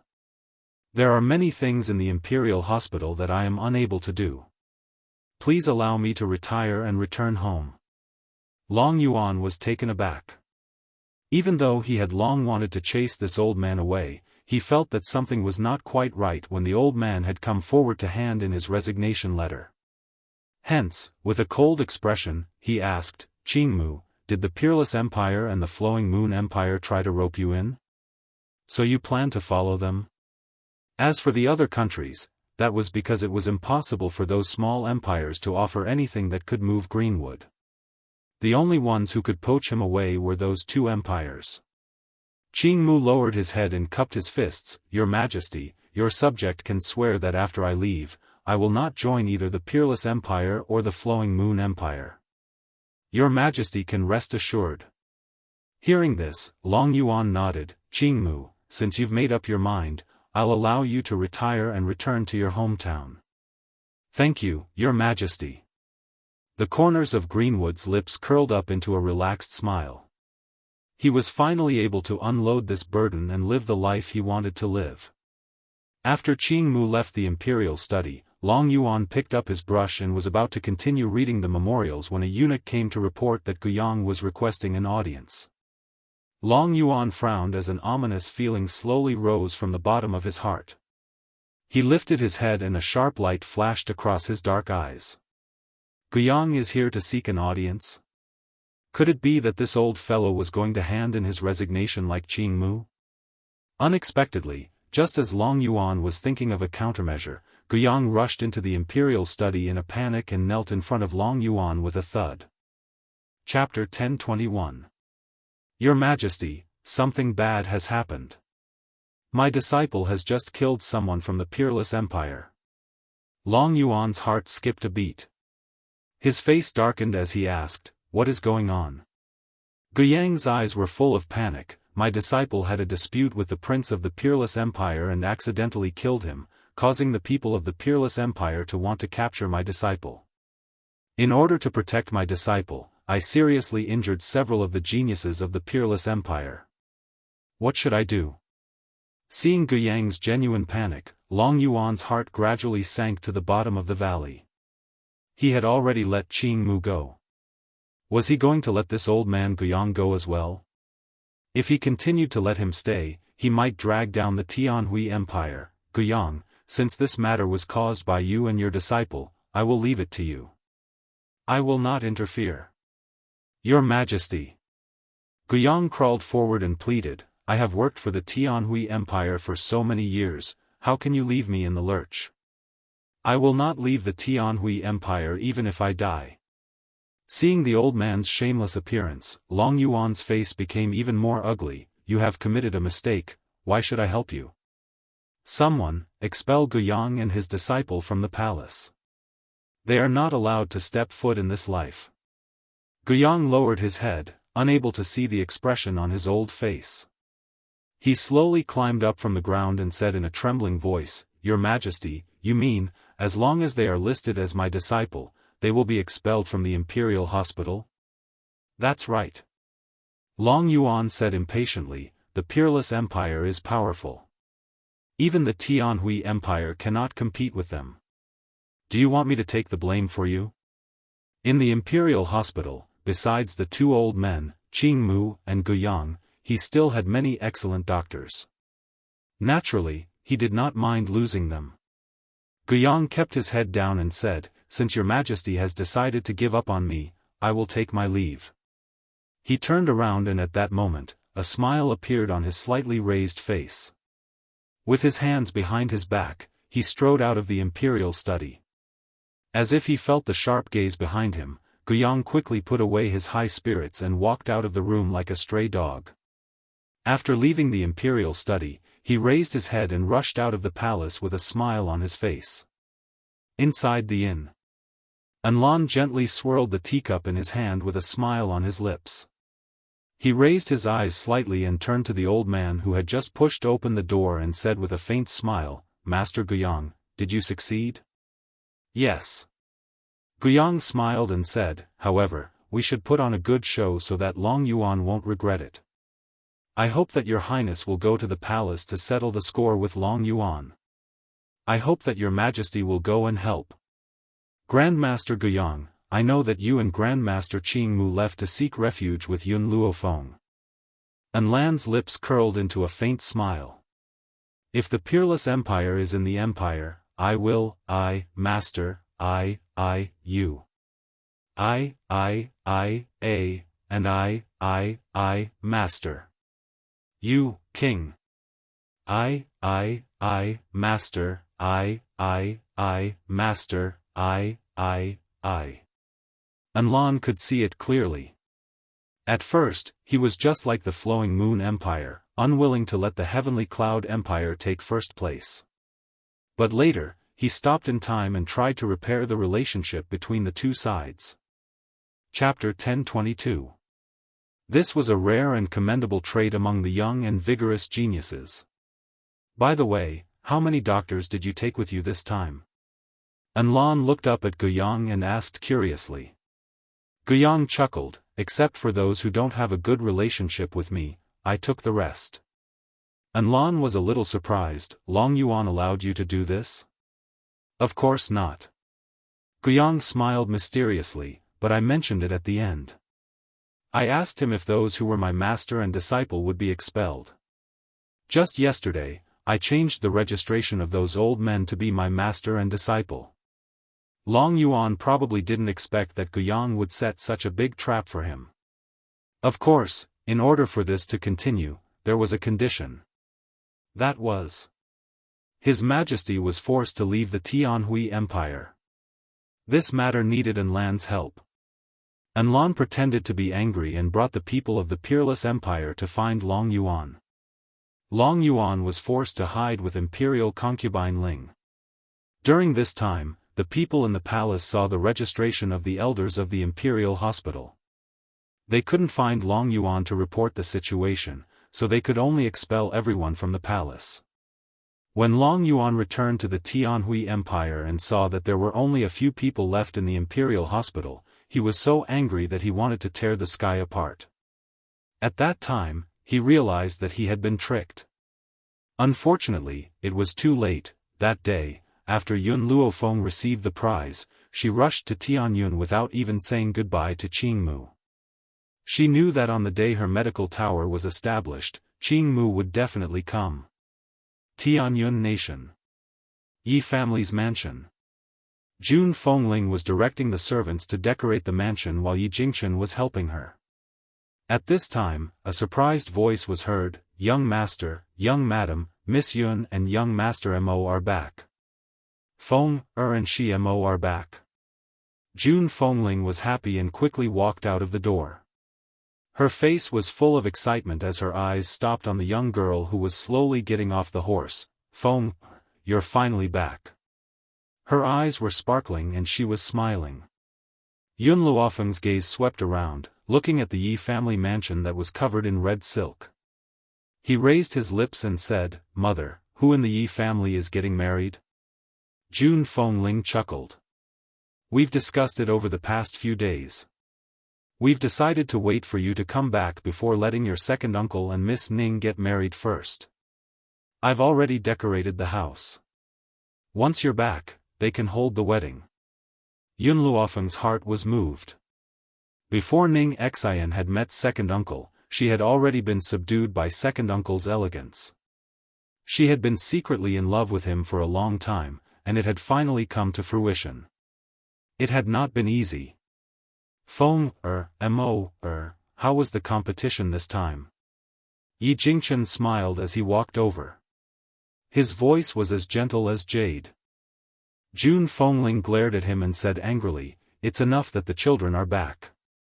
Why do you still ask about the result of the competition? Whether we win or lose in this competition, it won't affect us." In her heart, there was nothing better than being together as a family. So what if he lost the competition? She never cared about success or failure. Godmother, Yi Shima laughed and walked forward. "I won't tell you the result of this competition for now. It won't be long before you know it." There were countless countries participating in this competition.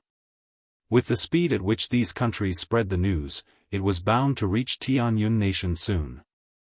Chapter 1023. At that time, he would definitely give his adoptive parents a pleasant surprise. "Mo, it doesn't matter if you lost, adoptive mother won't mind. You must be tired from the journey, I'll let the maidservants take you to rest." Seeing that Yi Shima was unwilling to tell the result of the competition, Jun Fengling thought that it was another failure, but she didn't blame him. Instead, she comforted him.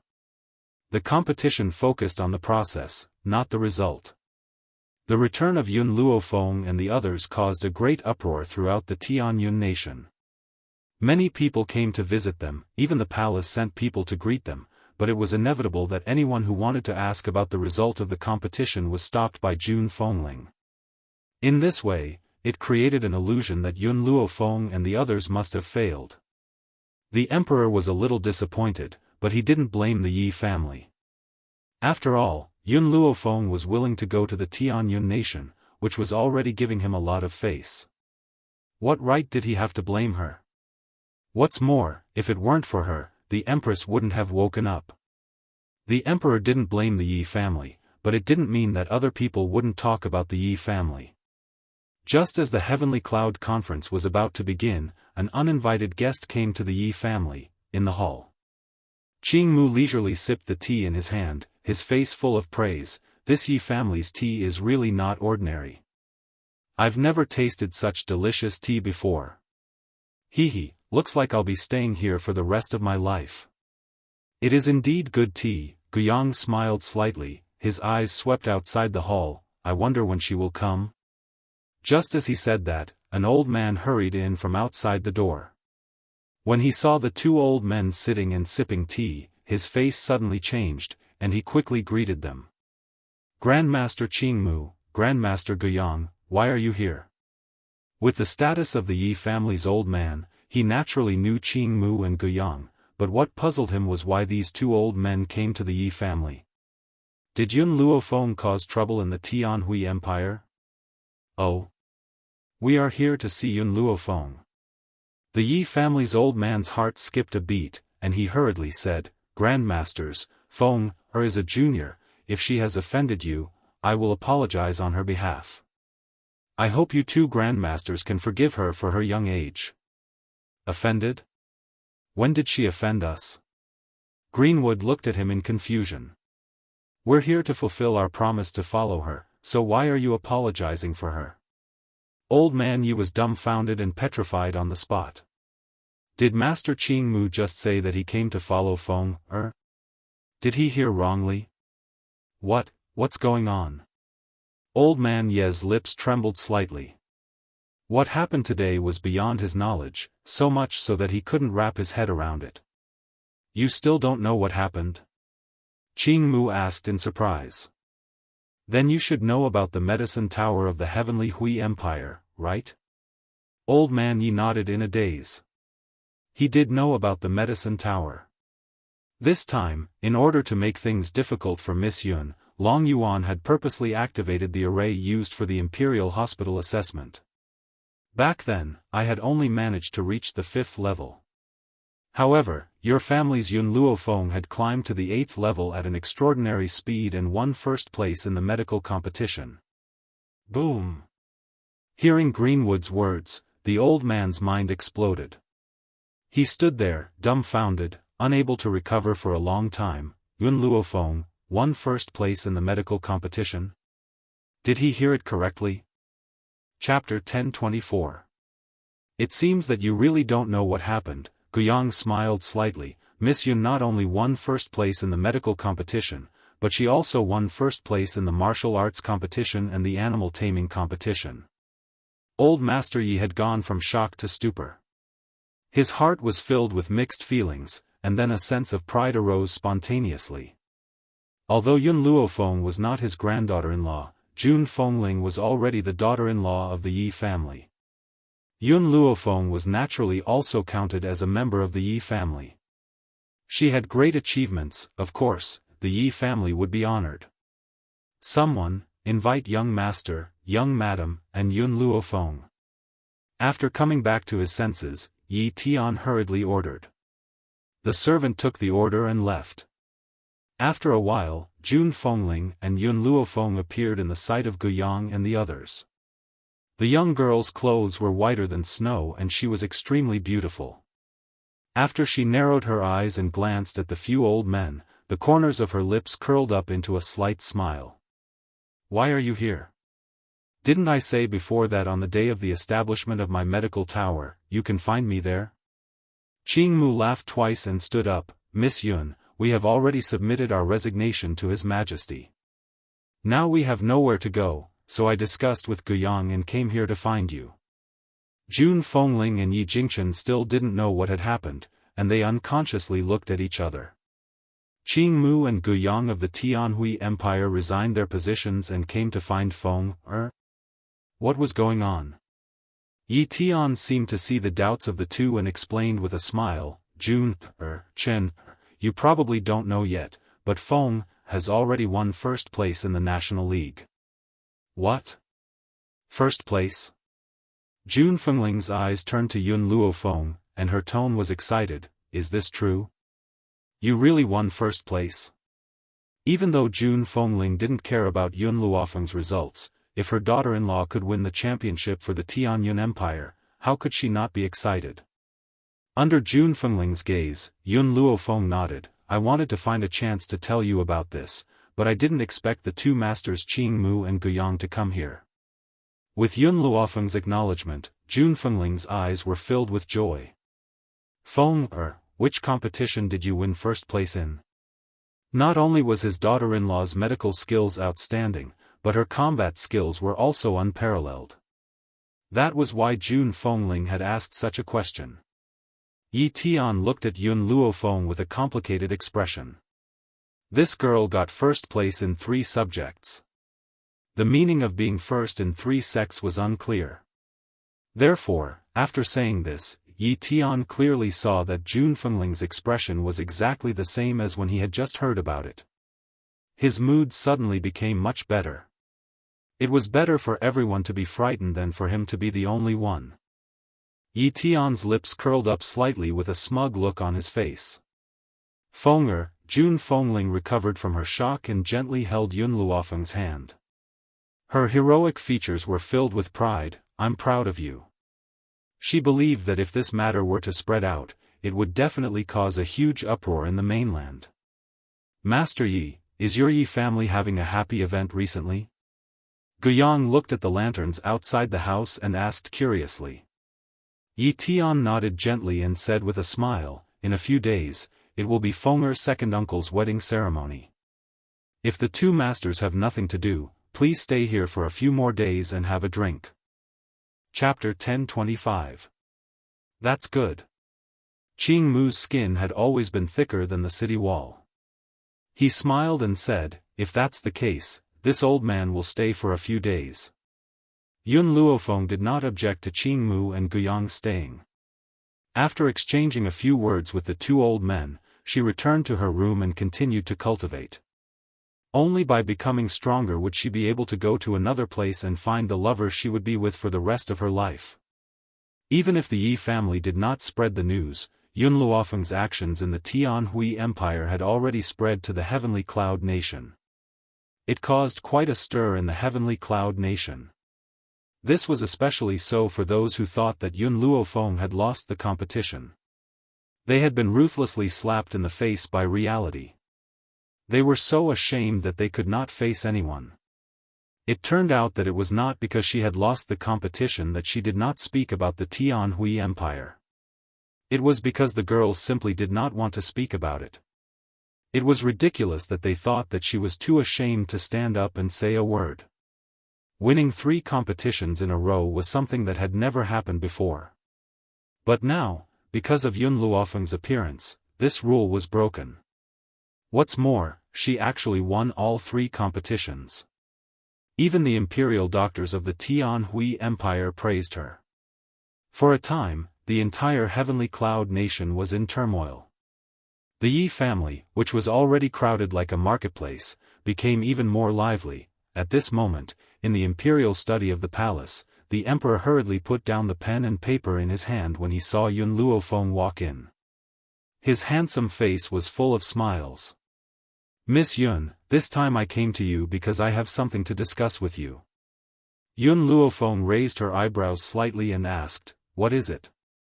The specific matter is related to this time's tournament. The emperor smiled and said, according to the rules, this time our Heavenly Cloud Nation won first place, so the other countries will give some land to the Heavenly Cloud Nation. Therefore, I intend to give this land to you. Yun Luofeng's fingers gently stroked her chin, her black eyes flashing. She had been worrying about where to build the medical tower. Now that the emperor had given her a fief, it just happened to solve this problem for her. Good. Yun Luofeng smiled lazily. He raised his black eyes slightly and said in an evil voice, after my second uncle gets married, I will go to my fief. The emperor was in a good mood and couldn't help but laugh. Miss Yun, it is my honor to have a genius like you in our Heavenly Cloud Nation. You can rest assured that I will take care of your family. The emperor was the ruler of the world, so his words naturally carried enormous weight. In the end, he fulfilled his promise and did his best to protect the Yun family until Yun Luofeng returned. If not for him, perhaps Yun Luofeng would not have made it home in time. Yun Qingya's wedding was very grand. On that day, the entrance of the Yi family was almost blocked by the flow of people. If not for the fact that the palace had sent people to maintain order, perhaps those late guests would not have been able to enter the Yi family. Inside the mansion, it was decorated with lanterns and streamers. Maids and servants came and went, preparing the wedding banquet for the guests who came to congratulate them. The old man's face was full of smiles. In the face of the congratulations from these dignitaries, he was so proud that his beard was about to reach the sky. Just at this moment, a voice rang out. It was very clear in this noisy mansion. The envoy of Yulin Kingdom has come to send a congratulatory gift to congratulate young Master Qingya. The old man was startled for a moment.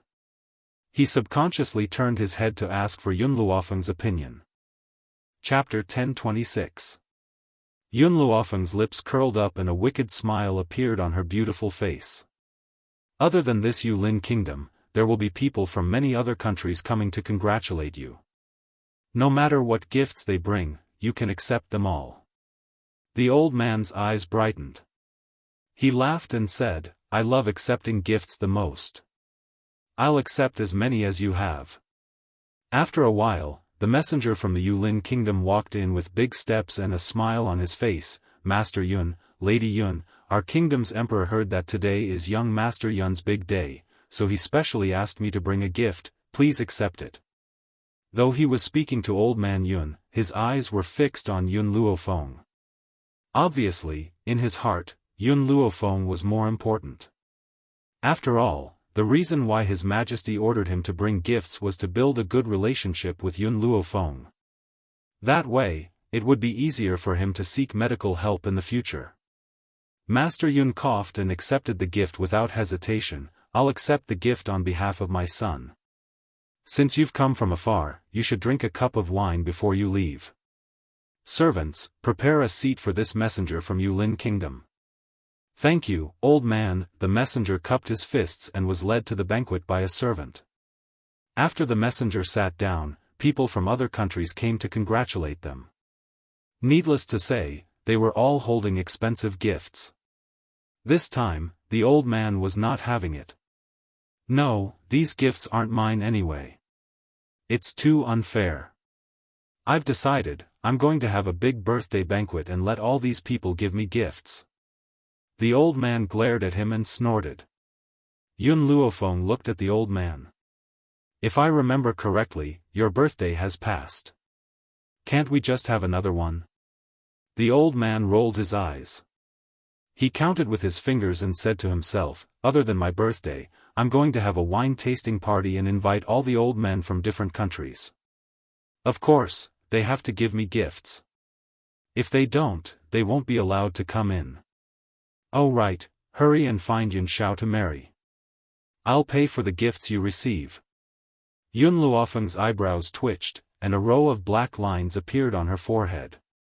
She helplessly looked at the scheming old man. You can set another old man's day, or you can celebrate your birthday 10 times a year. Having 10 birthdays is a little unreliable, but, although I've never heard of this senior's day, it doesn't stop me from including it. I've decided to do it this way from now on. Yun Luofeng's expression darkened even more. He reckoned that in a few days, the treasuries of all the countries would be emptied by this old man. His Royal Highness, Prince Anlin of the Peerless Empire has sent someone to deliver a congratulatory gift. Princess Qing Shuang of the Luyue Empire has sent someone to congratulate Lord Qingya. Suddenly, 2 voices rang out at the same time, instantly attracting everyone's attention. The Peerless Empire and Flowing Moon Empire had also come. This Yun Luofeng actually had the face to invite people from these 2 empires? When Yun Luofeng heard this voice, she slightly raised her eyebrows. She raised her black eyes and looked at the envoy who had just entered the house. It was unknown when Guyang had walked in front of Yun Luofeng, but he smiled and said, Miss Yun, the reason I was able to leave the Tianhui Empire this time was all thanks to Prince Anlan's help. He helped me with only one request. If the Peerless Empire is in trouble in the future, he wants Miss Yun to lend a hand. Of course, if you are unwilling to help, he will not force you. Chapter 1027. As for Princess Qing Shuang. Guiyang paused, then continued, she is considered a rare existence in the Flowing Moon Empire. Even though Princess Qing Shuang is not strong, her medical skills are excellent. However, I don't know why she did not participate in the tournament this time. I also don't know why she sent someone to congratulate Sir Qingya. Yun Luofeng stroked his chin and thought for a while, those who come are guests. Grandfather, please entertain the guests. The old man gradually recovered from his shock. Although he had not been on this mainland for long, he knew of the three famous empires. Now, the two highest-ranked empires had come to congratulate Yun Qingya. Just as the old man was hesitating, the messengers from the two empires walked forward one after another. The messenger from the Peerless Empire was an old man. He smiled amiably and said, "Old Master Yun, my prince has asked me to give you a congratulatory gift to congratulate young Master Yun on your marriage." Hee, a delicate laugh came from the side. A beautiful woman walked forward, smiling without showing her teeth. Her curved eyebrows were captivating. "You must be Miss Yun." Princess Qing Shuang heard about Miss Yun's great achievements in the tournament and wanted to come personally. However, something came up, so she asked me to come in her place. This is a congratulatory gift prepared by the princess. Please accept it. The old man bluntly took the box from the beautiful woman and laughed. "Servants, show the two envoys their seats." The beautiful woman smiled. Before leaving, she looked at Yun Luofeng again and said, "Miss Yun, the princess asked me to remind you to be careful of the Tianhui Empire." Everyone could hear the intention of the Flowing Moon Empire to befriend them. Therefore, everyone had a higher opinion of Yun Luofeng. Of course, Yun Luofeng did not care much about this. In her opinion, if she wanted people to look up to her, she had to rely on her own strength to stand at the top of the mainland. Although the Peerless Empire and the Flowing Moon Empire were trying to please her, if she did not have strength, why would these two empires look up to her? In the end, strength was the most important thing. Yun Luofeng slightly lowered her eyebrows, her black eyes filled with determination. After second uncle got married, it was time for her to leave the imperial city and go to the fief to develop her own power. Endless City. Within a radius of 100 li, there was nothing but flat land. The Endless City was divided into 4 parts. The East City was filled with the rich and powerful, the South City was flourishing with commerce, and the North City was filled with well-off families. Only the West City was a place where a group of people at the bottom of society lived. There were also countless wastelands that no one exploited, causing the West City to become desolate. However, the western part of the city was exceptionally lively today.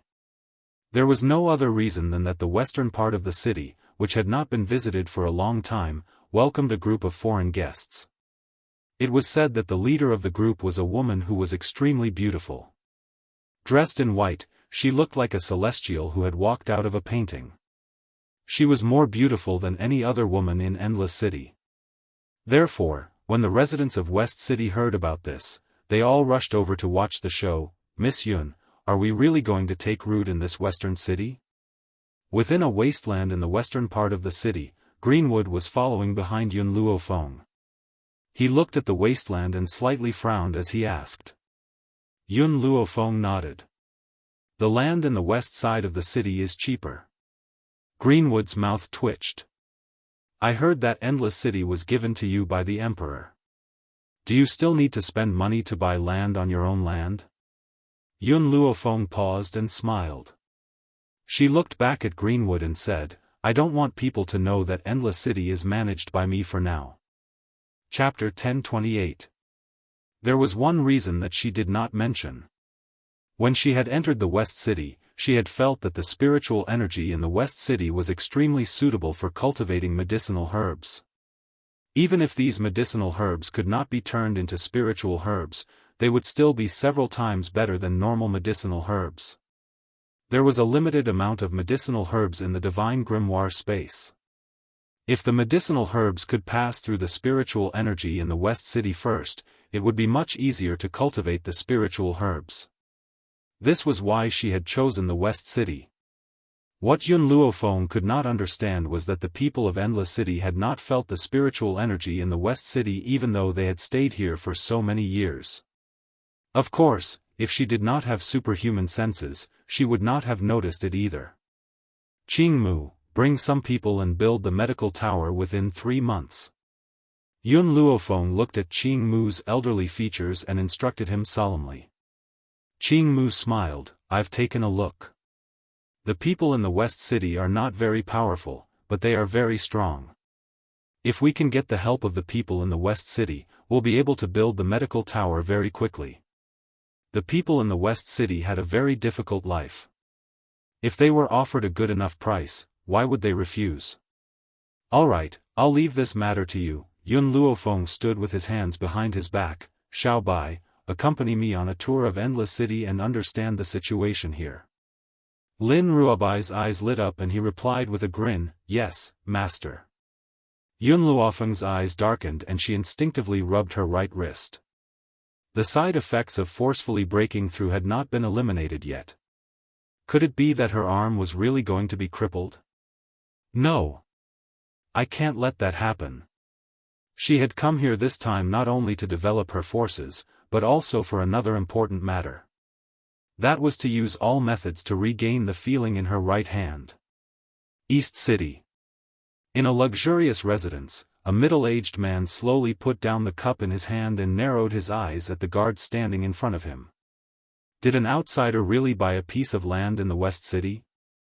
The guard replied respectfully, reporting to Patriarch, that foreigner has indeed bought a large piece of land in the West City. Furthermore, this subordinate can see that the group of people seems to be very rich. Hee, the middle-aged man sneered, I don't know if those people are stupid. There are so many places in the Endless City, but they chose a desolate place like the West City. One look and I can tell that they have too much money and nowhere to spend it. Immediately go and inquire about those people, then report back to this Patriarch. Yes, Patriarch. The guard cupped his fists and respectfully retreated. Father. The young woman next to the middle-aged man frowned when she heard this. Her beautiful eyes flashed with light. You want to trick those people? These brainless people, if I don't screw them over, who else should I screw over? The middle-aged man sneered, actually, they should be thanking me for tricking them. After all, they have a lot of money and people are after them. They might even be killed because of this. Father, what do you want to do?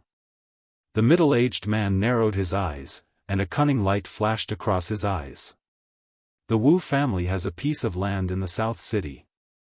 There seems to be a flaw in the land. No matter what kind of medicinal herbs I plant, they will wither very quickly. This is equivalent to a piece of wasteland. When the time comes, I will sell this land to her. The young woman looked at her father in surprise. She had not expected her father to sell the wasteland in his possession to those people. However, when she remembered that the guard had claimed that the leader of that group of people was a beautiful woman, a faint flame of jealousy rose in her heart. Her father's actions were not wrong. Who had asked that woman to be so beautiful? So, the one who had made the mistake was that woman. Chapter 1029. Southern City. In the prosperous market, Lin Ruobai looked around with her big, bright eyes. Her eyes were full of curiosity. Suddenly, a spiritual beast trapped in a cage caught her attention. The spiritual beast was green in color and as large as a peacock. Its feathers were gorgeous, its tail was long and its wings were covered with red, yellow and white eye patterns. Unfortunately, the spiritual beast seemed to be injured. It was a little dispirited and did not seem to be in high spirits. Even so, many people were attracted by the spiritual beast's beautiful and arrogant appearance. Master, it's the Blue Luan, the legendary Blue Luan. Suddenly, Little Mo's excited voice rang out in Yun Luofeng's mind, this Blue Luan seems to be seriously injured and was caught by the humans. If it's not treated in time, I'm afraid it won't live for long. Yun Luofeng raised her eyebrows and turned to look at the stunned Lin Ruobai. You like it? Lin Ruobai nodded. I don't know why, but I wanted it the first time I saw it. For no reason at all. If you like it, I'll buy it for you. She was never stingy towards the people around her. As long as Lin Ruobai liked it, so what if she gave it to her? Master. Little Mo said unwillingly. This is the blue luan. You're giving it to this girl just like that? Yun Luofeng's eyes were smiling. She ignored Little Mo and continued to speak to Lin Ruobai. However, I'm not giving it to you for no reason. I'll treat it as a betrothal gift from you, Little Mo. In the divine grimoire, when Little Mo heard Yun Luofeng's words, he felt as if he had been struck by lightning. His entire body was petrified. He was just feeling sorry for his master's actions. In the end, his master was giving him away just like that? And the kind that threw themselves at him? Lin Ruobai's eyes curved into crescent moons. Master, when will Little Mo appear? I'm starting to miss him. I've decided that I'll marry no one else but him. Hearing this, Little Mo's body trembled again and he curled up in the corner. His eyes were full of grievance. As long as that little witch, Lin Ruobai, doesn't leave, he won't leave the divine grimoire. Ha ha ha. A chubby little hand grabbed some dirt from the ground and smeared it on Little Mo's face. Then, Little Mo rolled on the ground in laughter, making a crisp sound. Xiao Shu. Xiao Mo's face darkened and he threatened, I'll throw you out if you cause any more trouble. The chubby baby's smile vanished and he frowned slightly. There was an obvious look of anger on his jade-like face. He patted the ground lightly and countless vines spread out from the ground. In an instant, Little Mo was tied up and flew into the sky. Kakik. Seeing Little Mo's embarrassed appearance, the chubby baby's mood finally improved and he once again rolled on the ground with laughter. Little Mo wanted to cry but no tears came out. He felt that the whole world was bullying him. Even a child kept tormenting him. When would these days come to an end? At the market. Everyone looked at the blue luan placed at the entrance, but no one asked about the price. They were all attracted by the blue luan's beautiful appearance, but they could also see that it would not live for long. Everyone, the owner of the shop walked out and said with a smile, this spiritual beast was just caught by the spirit pet pavilion. Before we caught it, it had already suffered very serious injuries. I don't know if it will survive. If you have a doctor in your family, you can buy it. Perhaps it will be able to cure this spiritual beast. Chapter 1030. The shopkeeper was honest. He had told the crowd from the beginning that the spiritual beast was badly injured and whether it could be healed or not would depend on their luck. Honestly speaking, I can't see through this spiritual beast's powers. However, because it's a flying spiritual beast, it's very expensive. Unfortunately, this spiritual beast is badly injured. Hence, it can't be sold at the price of a normal flying spiritual beast. The shopkeeper's eyes scanned the crowd before he continued, if anyone is willing to pay 5,000 silvers, they can take it away. 5,000 silvers was considered very cheap among spiritual beasts. Even so, there were still a lot of onlookers and no one made a bid. In the cage, the blue luan raised its head and stared icily at the humans in front of it. Its gaze was filled with humiliation and despair. The blue luan was arrogant and powerful. At this moment, it was being sold like a commodity. How could it not feel humiliated?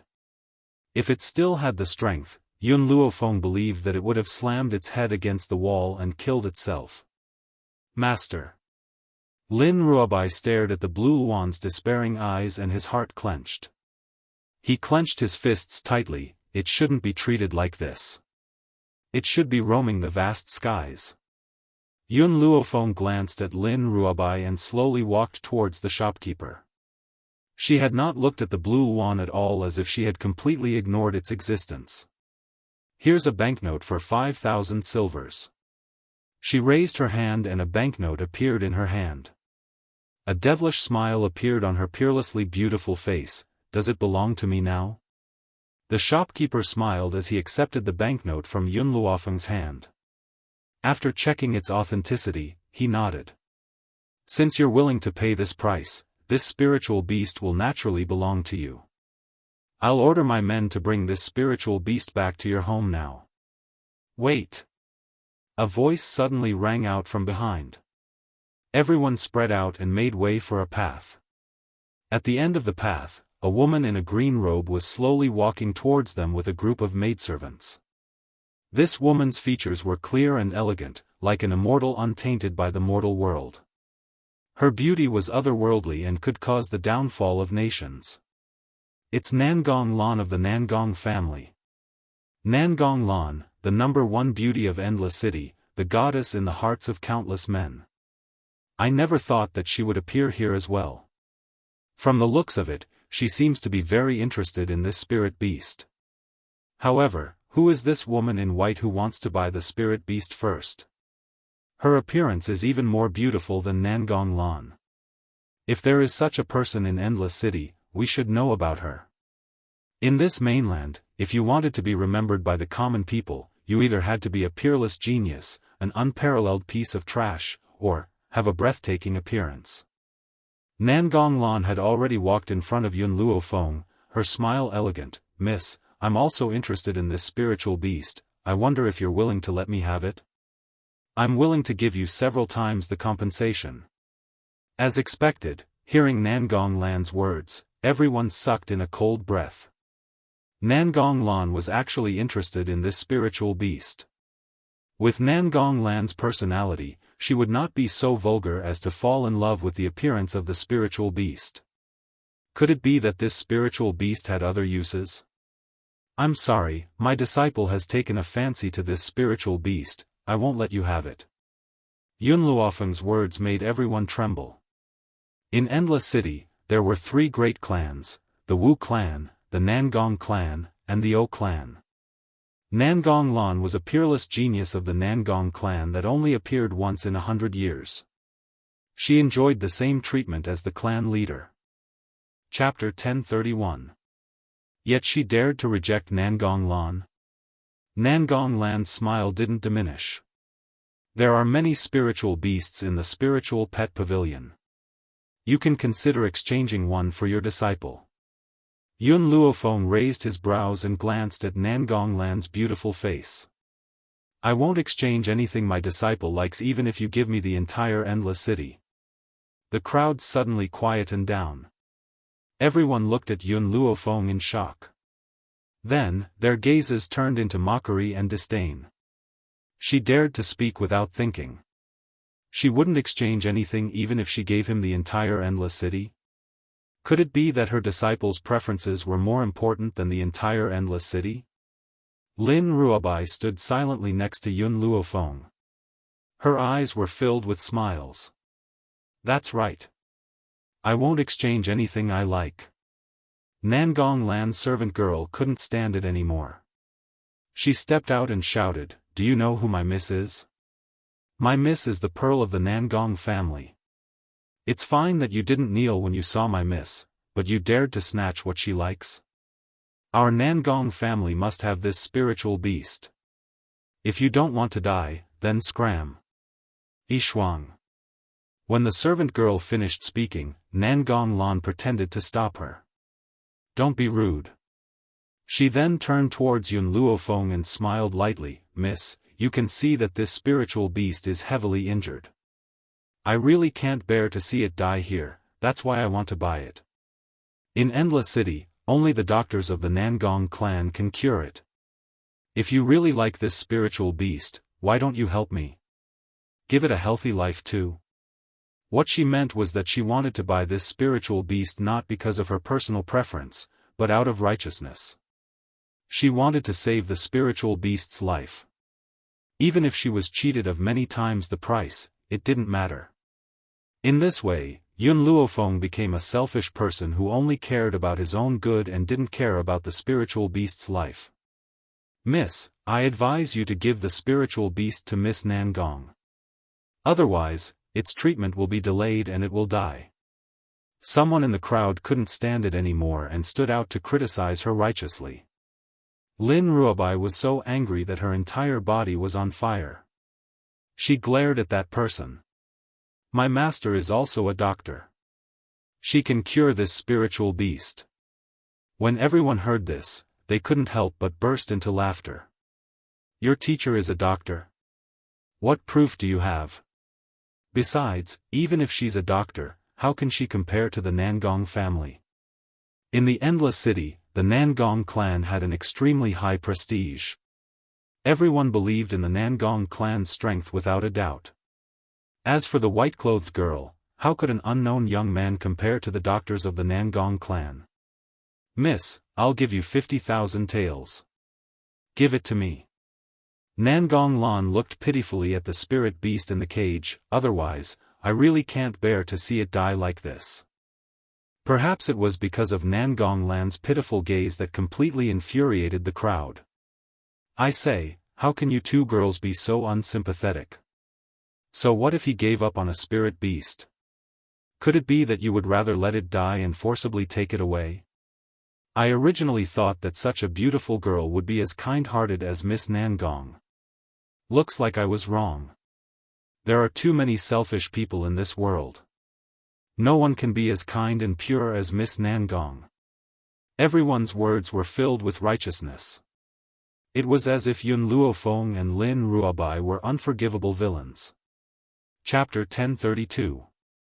I think you guys should stop fighting. The shopkeeper finally spoke.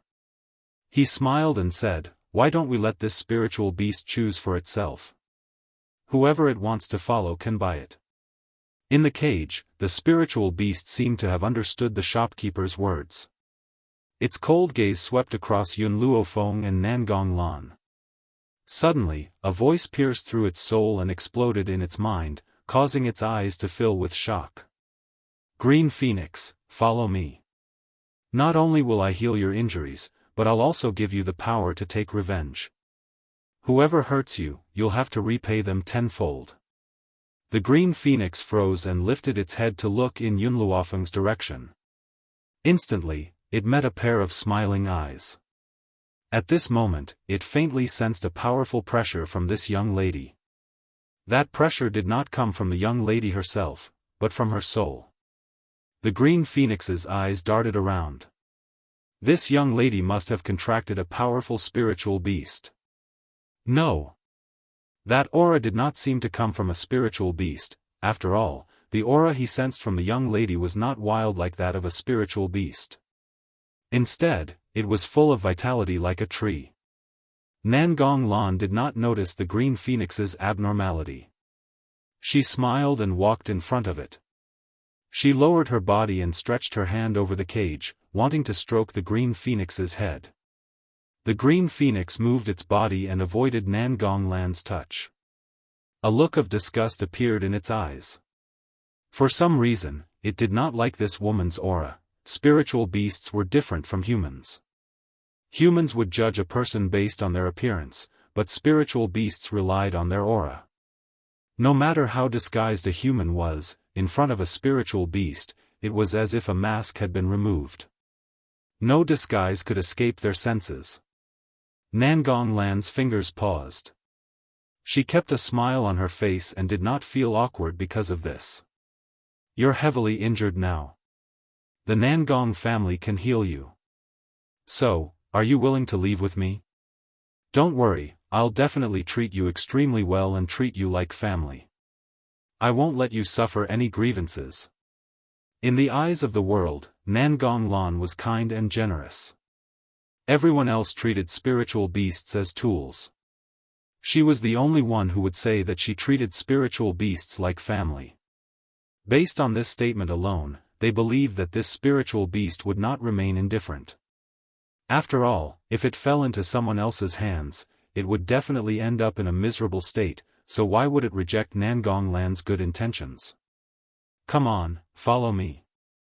Nangong Lan's voice was filled with temptation, causing people who heard it to feel their bones go numb, wishing that they could immediately leave with her.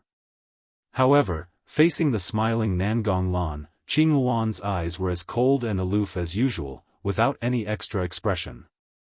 Young Miss Nangong, I will open the cage now. Whoever this spiritual beast goes to will be its master from now on. The shop owner slowly walked forward and used the key to open the cage. The reason he dared to do this was because the Blue Luan was already heavily injured. Not to mention flying, even walking was extremely difficult. Sure enough, the Green Phoenix's footsteps seemed to be staggering, as if it had used all its strength to move out of the cage. Nangong Lan smiled confidently. She believed that the spiritual beast would choose her in the end. On the other side, Lin Ruobai's face was full of anxiety as he looked worriedly at the Blue Phoenix. Yun Luofeng sensed her impatience and gently patted her shoulder. I promised you that I would get this spiritual beast for you, so I'll definitely give it to you. Chapter 1033. Nangong Lan smiled gently, unmoved by Yun Luofeng's words. Her beautiful eyes stared at the Blue Luan as the corners of her lips curled into a confident smile. However, the Blue Luan did not even look at her. Its ice-cold gaze slowly fell upon Yun Luofeng. Then, under the watchful eyes of the crowd, it slowly walked towards Yun Luofeng. Nangong Lan's smile froze and her delicate and pretty face turned ashen. She clenched her fists tightly as she glared at the Blue Luan, who was walking towards Yun Luofeng. Even though the Blue Luan's body was a little unsteady, its steps were firm. It only stopped when it was in front of Yun Luofeng. Its silent actions had made its choice clear to the world. On the street, a clamor of voices rose one after another. Everyone stared at the Blue Luan with sympathy. This spiritual beast's injuries are so severe that its brain has been crippled. It has actually given up on Nangong Lan. It's undoubtedly digging its own grave. I don't think it's going to live for much longer. At this moment, the Blue Luan did not hear the clamor around it. It only felt its body grow weak and could no longer support its weight. It fell with a thud in front of Yun Luofeng. Lin Ruobai jumped in fright and was so anxious that tears almost rolled down her face. Master, hurry and save it. I don't want it to die. In Lin Ruobai's small heart, Yun Luofeng was an omnipotent being. In this world, there was no illness that she could not cure. Get out of the way.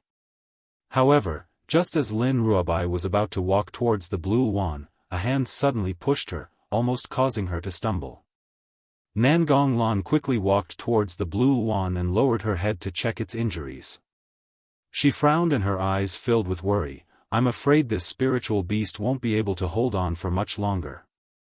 I must bring it back to the Nangong family. She then raised her head and looked at Yun Luofeng. Her expression was no longer as gentle as before as she sternly scolded, Miss, I only want to save it. I have no other intentions. If you insist on acting rashly, you'll only be harming a spiritual beast's life in vain. Can you be at ease? Just now, you've pushed my disciple. The girl's demonic voice was slightly lazy, but it stood out in the noisy crowd. Nangong Lan frowned. I was also anxious, that's why I sent her away. After all, if its treatment is delayed because of you, can you bear the responsibility? Which hand did you use to push her? Yun Luofeng raised his eyes slightly and did not answer the question. Nangong Lan's expression froze. I know that to people like you, spiritual beasts are nothing more than battle tools. However, in my heart, they have the right to enjoy life. You have no right to stop me from saving them. The emotions of the crowd were easily provoked. After hearing Nangong Lan's words, they all glared at Yun Luofeng. If not for the fact that she was a woman, they might have already rushed over and violently beaten her up. Xiao Bai. Yun Luofeng turned to look at Lin Ruobai. Remember which hand she used to push you. I will avenge you later. Nangong Lan's eyebrows knitted tighter and tighter, and her expression became extremely ugly. She was about to continue scolding Yun Luofeng when she saw that the girl in white had already slowly walked towards the Blue Luan. Does it hurt? Yun Luofeng lowered her body and gently stroked the Blue Luan's head. Her gaze gradually softened as she asked. Chapter 1034. The blue Luan nodded strenuously. It stuck out its tongue and licked Yun Luofeng. Its eyes were filled with pleading as if it was begging the other party to save it. I can ease your pain. Yun Luofeng's voice was solemn. However, you must promise me that from now on, you must use your life to protect this girl next to me. If you can do that, I'll save your life. If you're unwilling, I'll let you die with dignity. The blue Luan blinked and looked at Lin Ruobai before turning its gaze towards Yun Luofeng. Its eyes were filled with conflict. The person it wanted to be loyal to was Yun Luofeng, but she actually wanted to give it away. Furthermore, she wanted to give it away to a little girl. This was an insult to its dignity. However, the blue Luan now had no other choice. It could only accept its fate and nod its head. A bad life is better than a good death. This sentence was equally effective for spiritual beasts. Of course, if it had met a perverted master who took pleasure in torturing spiritual beasts, it would be better to just die. It would be better than enduring such pain. Miss, it can't be delayed any longer. Why do you still think that your medical skills can cure it? Nangong Lan's eyes were filled with anxiety. She subconsciously glanced at the people next to her and ordered them to snatch the blue Luan. Such banditry became a matter of course when it came to Nangong Lan. That's right.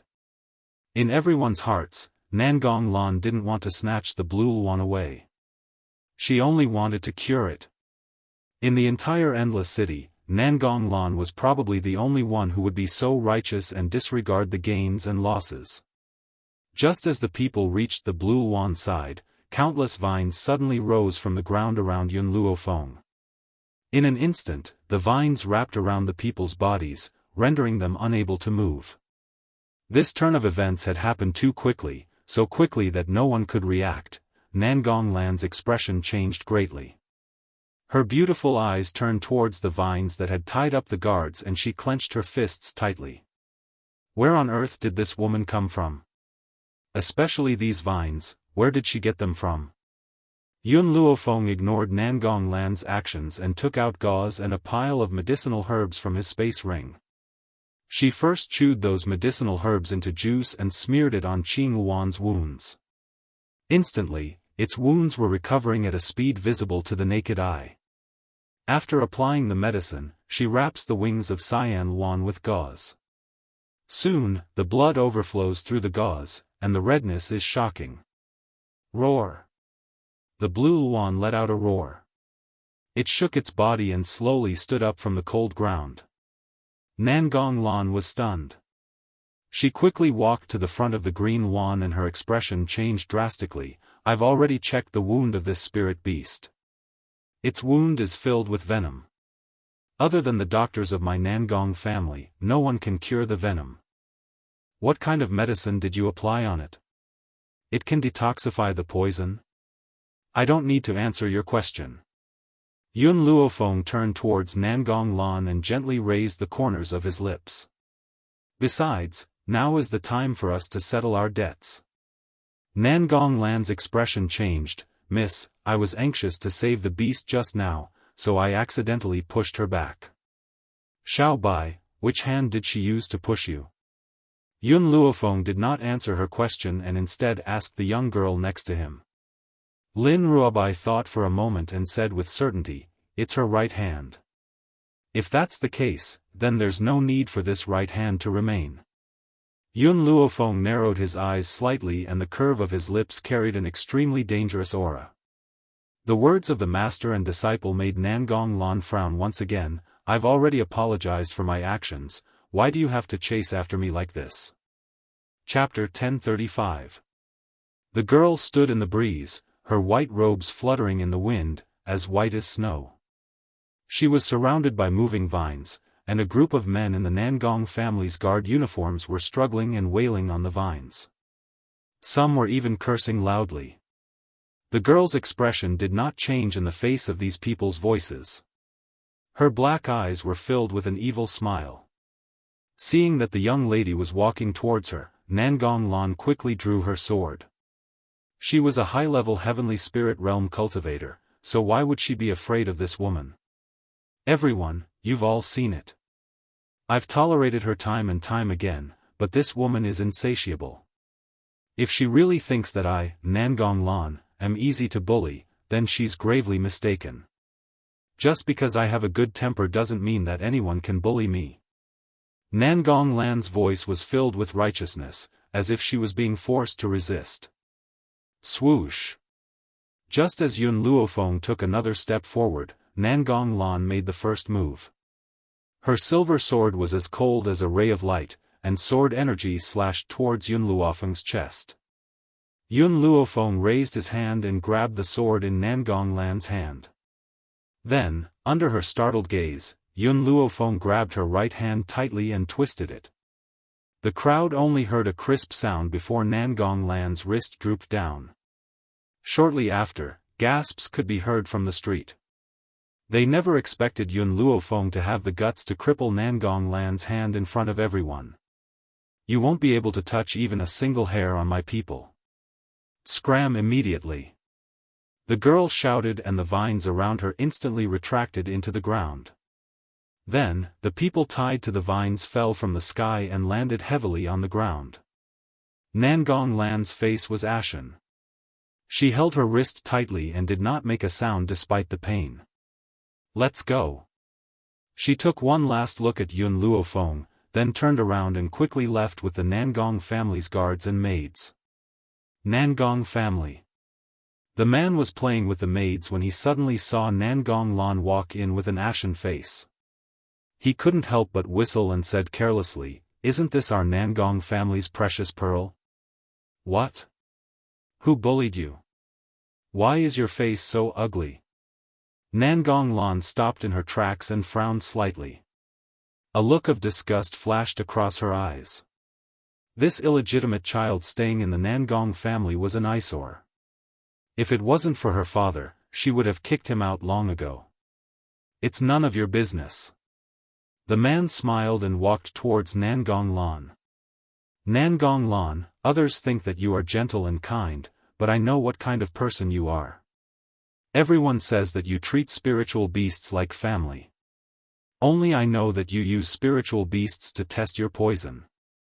Countless spiritual beasts have died in your hands."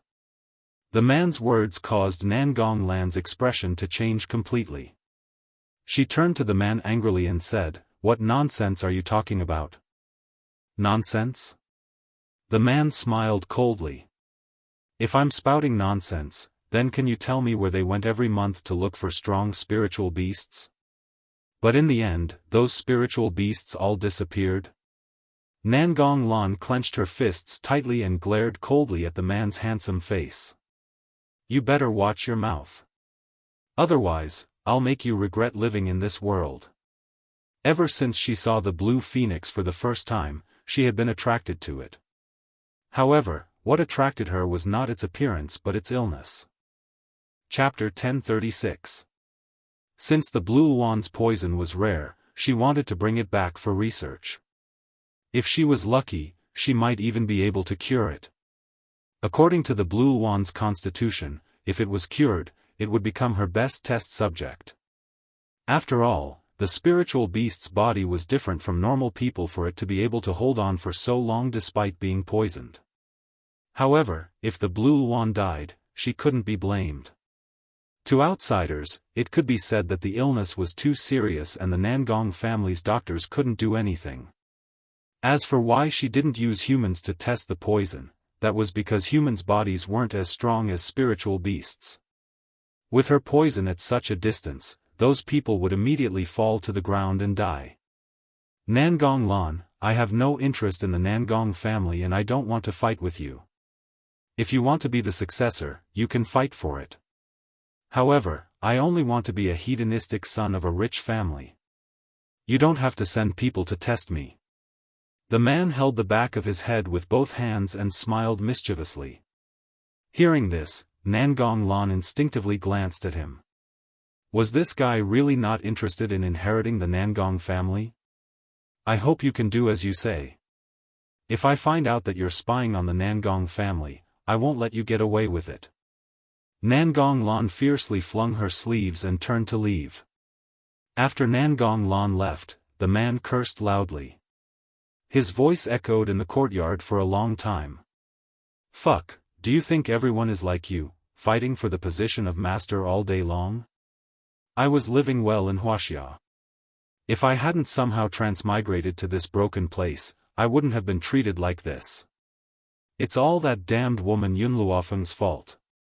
If it wasn't for her, the laboratory wouldn't have exploded and I wouldn't have been swept to this damned place to save her. That damned woman wouldn't have died in the explosion, would she? Thinking back to the days of debauchery in Wuxia and then thinking back to his current situation, he felt like he was walking on thin ice. As a man, he had the urge to cry. Yun Luofeng, if I ever see you again, I'll definitely make you pay. Who told you to cause me to end up like this? The servant girls looked at each other, not understanding what their young master was talking about. What kind of place was Wuxia? Who was Yun Luofeng?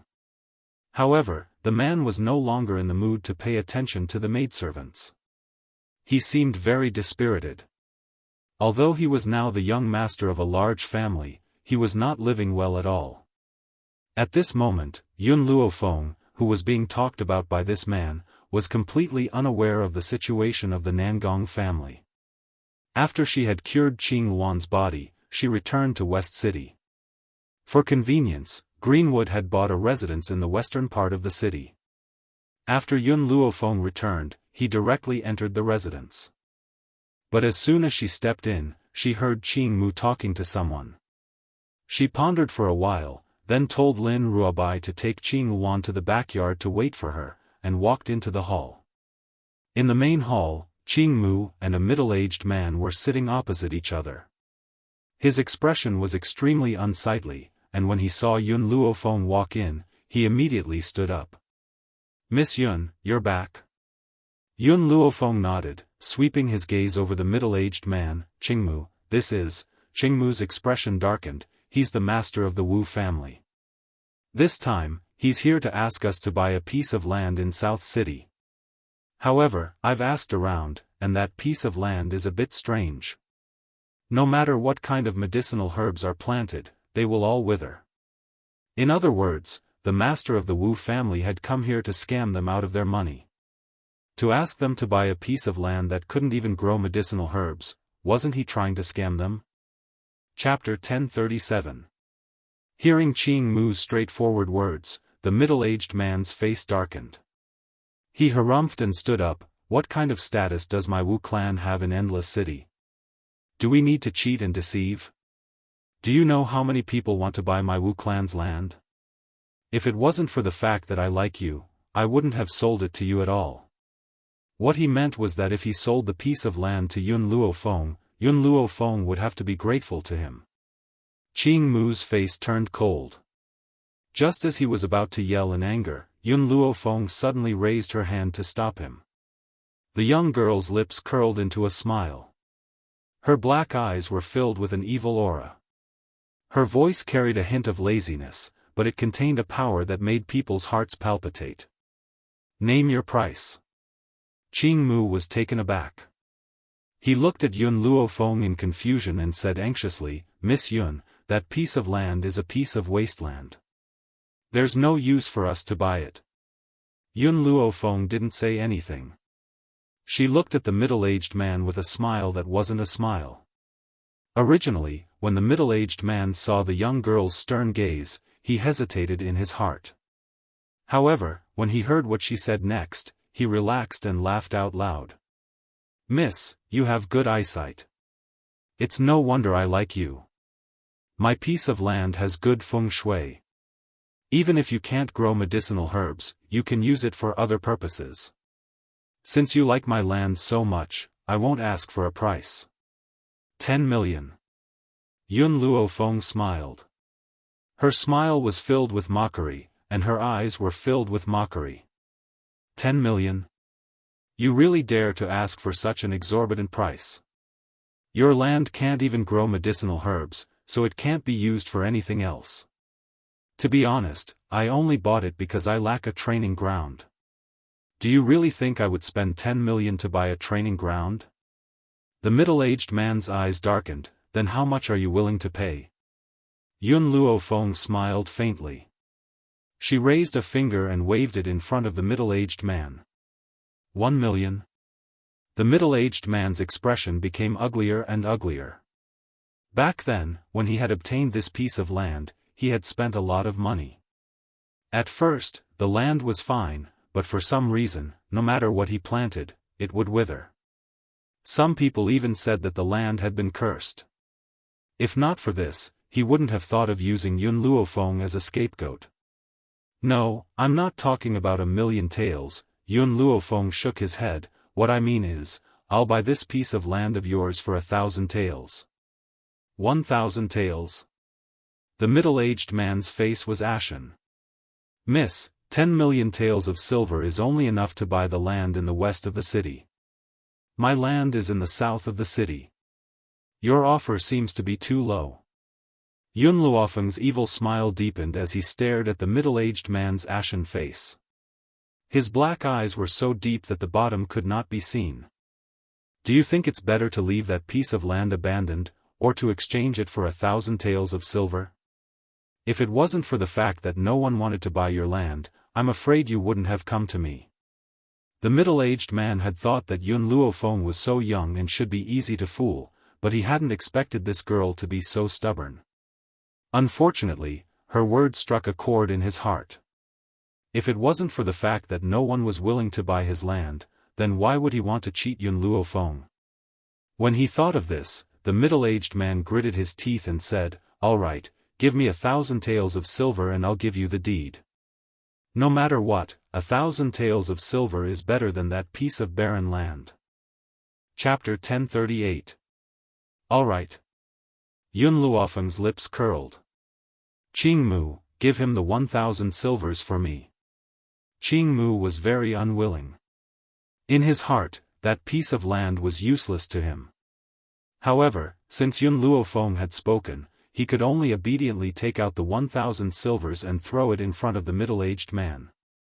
The middle-aged man had high hopes for today's actions. As such, he had brought the deed with him. After verifying the authenticity of the silver, he handed the deed to Yun Luofeng. Miss Yun, I hope that we will have the opportunity to work together in the future. Goodbye. He clasped his fists and left without looking back. No one knew that at this moment, his heart was dripping blood incessantly. He had spent 3 million silvers to buy a piece of land, but he had sold it for only 1,000 silvers. Yet, he was so happy that someone had accepted it. Miss Yun. Qing Mu looked in the direction that the middle-aged man had left and furrowed his brows. What do you want this piece of land for? Didn't I say it was to build a training ground? Yun Luofeng smiled evilly as he looked away, his voice lazy. Qing Mu smiled bitterly and shook his head. Building a training ground in the medical tower is enough. Why waste 1,000 silvers? He was not distressed over the 1,000 silvers, but he was not willing to be cheated by that bastard from the Wu family. No, the training ground will be built on that piece of land. Yun Luofeng stroked his chin and narrowed his eyes. Of course, that's just on the surface. Qing Mu was stunned. Miss Yun, what do you mean? Don't you think that place is very strange? Why did the medicinal herbs wither for no reason? So, I guessed that there must be some kind of treasure underground. That's why I bought it, so that we can go underground to search for the treasure. Hearing Yun Luofeng's words, Qing Mu suddenly understood. I was just wondering. With your personality, you are not someone who will be cheated easily. Why are you so willing this time?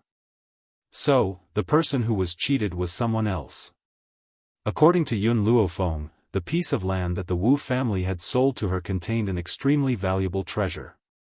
She wondered if the Wu family would be so angry that their intestines would turn green when they found out about this. Qing Mu, I'll leave the construction of the tower to you.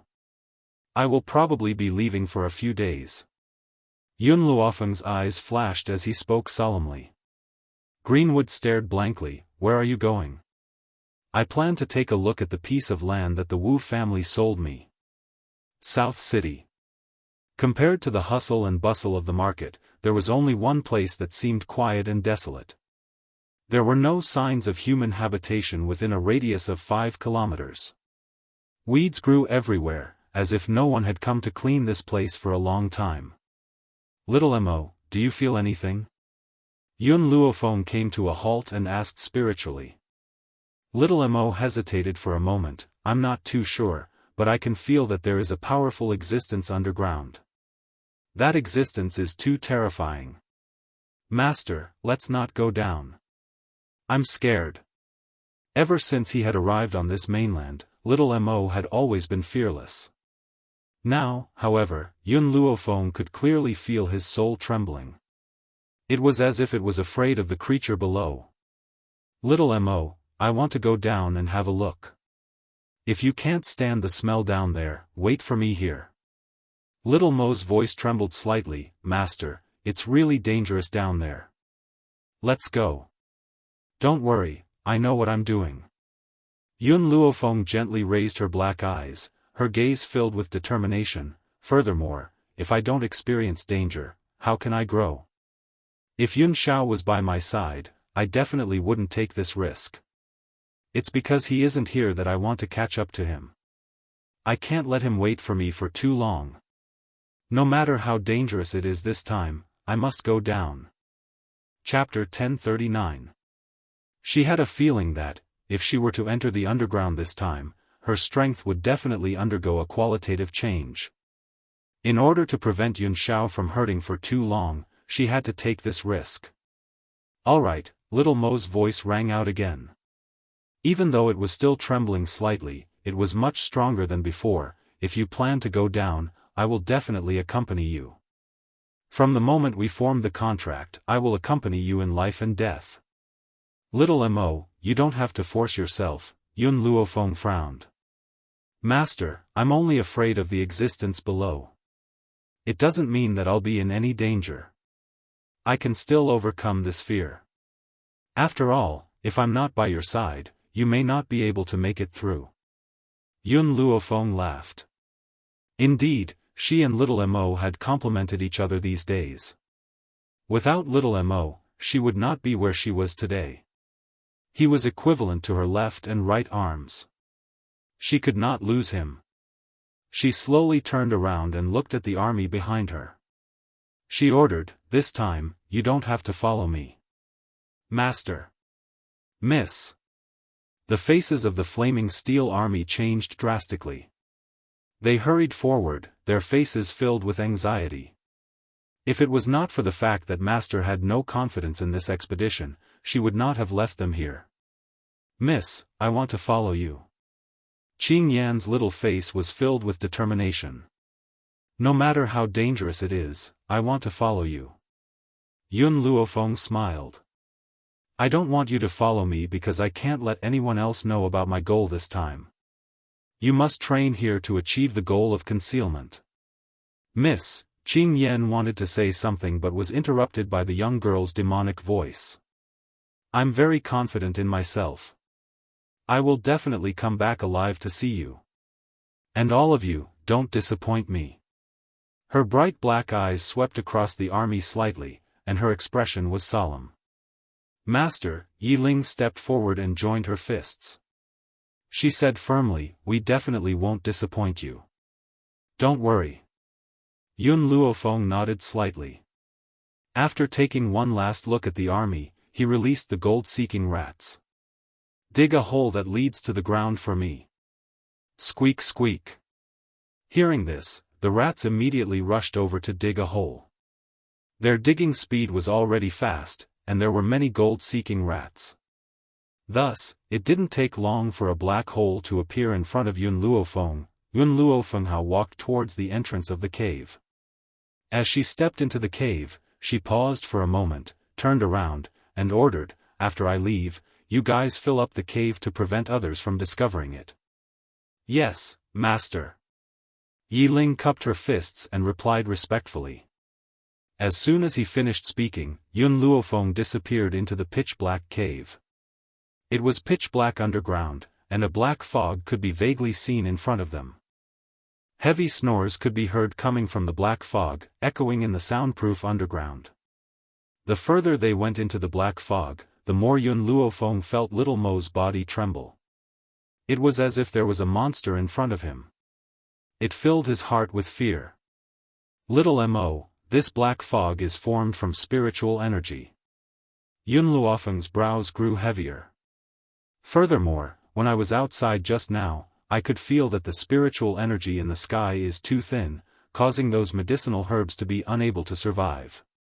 If I'm not mistaken, the thing underground has inadvertently absorbed all the spiritual energy within a radius of 5 kilometers. Chapter 1040. Spiritual qi was an extremely important existence on this mainland. Whether it was humans, spiritual beasts, or medicinal herbs, they all relied on spiritual qi to survive. Of course, the spiritual qi on this mainland had become so thin that spiritual herbs could no longer be formed. This was also why the spiritual herbs that Yun Luofeng cultivated were so effective. Master. Xiao Mo gritted her teeth and spoke in a trembling voice, if spiritual qi is too dense, it will turn into a fog. Normally, spiritual qi fog is green, but the fog that we're seeing has turned black. This proves that this spiritual qi is poisonous. If anyone else had charged in without any precautions, they would have been poisoned to death immediately. If you want to pass through this black fog, you must hold your breath. If you accidentally breathe it in, you'd better run away quickly. I understand. Yun Luofeng looked at the black fog and curbed the aura on her body. She held her breath and even closed her pores, then, she carefully walked towards the black fog. It was a blur inside the black fog and she could not see anything clearly. She could only walk forward based on her own senses. After walking for an unknown period of time, her eyes lit up. She had finally walked out of the black fog. To a spiritualist, no matter how dark a cave was, they would be able to see their surroundings clearly. Of course, this black fog was an exception. As such, the moment Yun Luofeng stepped out of the black fog, she noticed that there were many skeletons in front of her. After these skeletons had died, their treasures had all been preserved and were not damaged at all. Master, we're rich. Xiao Mo's voice was no longer as afraid as before. Instead, it was filled with excitement. These must have been powerhouses who had come to investigate the situation in the past. The treasures on them are all priceless. Take that pearl next to your foot for example, it's a legendary spiritual pearl. If you can refine this spiritual pearl, your power will definitely increase by more than a level. Yun Luofeng's heart skipped a beat. She silently bent down and picked up the green pearl that contained extremely strong spiritual qi and kept it in her bosom. We can't waste a treasure like this. Yun Luofeng's expression was one of certainty. However, I remember that when the Wu family first bought this piece of land, the withering of the medicinal herbs had not happened yet. It only happened after that. But in my opinion, this cave has existed for a long time, at least tens of thousands of years. Little Mo was silent for a long time before he spoke. Ling Zhu's previous master was a peerless master 10,000 years ago. However, he disappeared after that. I didn't expect that we would meet Ling Zhu and that master here. Unfortunately, no matter how powerful they were back then, they had all been reduced to a pile of bones. Little Mo, since we've taken the relics left behind by these people, we should take their corpses and let them rest in peace. This was the last thing she could do for them. Take it as a reward for accepting their belongings. All right. After Little Mo said this, his figure suddenly appeared in front of Yun Luofeng. He was also holding a chubby baby in his arms. When the chubby baby saw Yun Luofeng, he started giggling and kept opening his arms wide for a hug. Little Mo, why did you come out? Hearing the girl's words, Little Mo blinked and smiled brightly. Master, we are one. No matter how much danger there is, I will face it with you. Besides, in such a dangerous situation, perhaps that little brat Xiao Shu will be of some use. Chapter 1041. Mischievous Brat? Yun Luofeng glanced coldly at the chubby baby who was giggling. It seemed that little Mo held a deep grudge against the small tree. Otherwise, he would not have called it a mischievous brat. Let's go. She retracted her gaze and continued forward. The deeper they went, the heavier Yun Luofeng's heart became. Even her breathing became a little stifled. It was as if the thing in the depths of the cave was too terrifying. It was so terrifying that even her face was filled with solemnity. Suddenly, little Mo stopped in his tracks. His eyes slowly widened as he stared in front of him in horror, as if he had seen something terrifying. Similarly, Yun Luofeng also saw the snoring monster on the ground. As for why it was called a monster, it was because its entire body was green, and its green scales reflected a cold light in the dark cave. It had a total of 9 wings on its body, and its huge body occupied the entire cave. It had fallen into a deep sleep and was snoring heavily. The snoring caused the entire cave to tremble. "Master, we have to run quickly." Little Mo's voice was full of panic. "This fellow is a 9-winged sky dragon. If we don't run now, it will be too late." At this moment, little Mo's face was pale and his voice was trembling. He forced himself to calm down before saying these words. 9-winged sky dragon? Yun Luofeng's heart gradually sank as her gaze fell on the door behind the 9-winged sky dragon. At this moment, she felt that the thing inside the door would be of great help to her. The 9-winged sky dragon, a fierce beast from ancient times. It was powerful and incomparably ferocious. It once occupied a part of the sea and was the king. Later on, in a battle with humans, it destroyed thousands of human troops in one breath. A mouthful of flames burned the entire mainland for months without stopping. With a flap of its wings, mountains and rivers collapsed and the world came to an end. A sweep of its tail turned everything into a wasteland. However, no one expected that the 9-winged sky dragon, which had disappeared in the long river of history, would appear here. If we don't leave now, it will be too late. Yun Luofeng's heart sank. Even without little Mo's words, she could feel the power of this spiritual beast. That's right, she really wanted to improve her strength as soon as possible to find Yun Xiao. However, this did not mean that she would proceed without any assurance. She had always regarded her life as very precious. "Little Mo, let's go." Yun Luofeng raised his black eyes and said with determination, "When I have enough strength, I will definitely come back to this place." That was because the thing inside the door could possibly change her life. Unfortunately, the door had been blocked by the 9-winged sky dragon with its body, as if its duty was to protect the things behind the door from being stolen. After leaving the end of the cave, Yun Luofeng once again returned to the black fog. She looked at the corpses on the ground, raised her hand, and put them into the divine grimoire space. Generally speaking, besides Yun Luofeng, the divine grimoire space was unable to accept any other humans. However, if they were merely a pile of bones, then they wouldn't be included in this scope. Suddenly, Yun Luofeng saw a piece of yellowed paper appear where one of the skeletons had been moved. The paper seemed very weak, as if it could be blown away by a gust of wind. Yun Luofeng carefully picked up the paper, but just as her hand touched it, the yellowed paper had already started burning. Soon after, a blurry figure appeared in front of her. Chapter 1042. After a while, that figure gradually became clear, and a tall figure stood in front of Yun Luofeng. This was a handsome man, with a blue sash behind his head. He looked gentle and elegant, and had a graceful demeanor. "I don't know how many years it has been, and I don't know who has come here. But I don't mind telling you my purpose." The man smiled, but his handsome face was filled with the vicissitudes of life. "You must be very curious why I would hide my last words so deeply. That's because those who can find this place are definitely not just the people of my evil monarch manor. But those who can remember to help me collect my remains are also the disciples of my evil monarch manor. So if you can get out of here alive, I will hand over the position of the Evil Monarch Manor's ruler to you. Evil Monarch Manor? Yun Luofeng raised her brows slightly. Why had she never heard of this force before? The Evil Monarch Manor has existed since ancient times. They only have one purpose, and that is to find the nine-winged sky dragon and avenge our ancestors. Unfortunately, I can't even pass the first stage, so how can I talk about revenge? However, the purpose of the Evil Monarch Manor sending people here this time is not only for the nine-winged sky dragon, but also for the thing that the nine-winged sky dragon is guarding.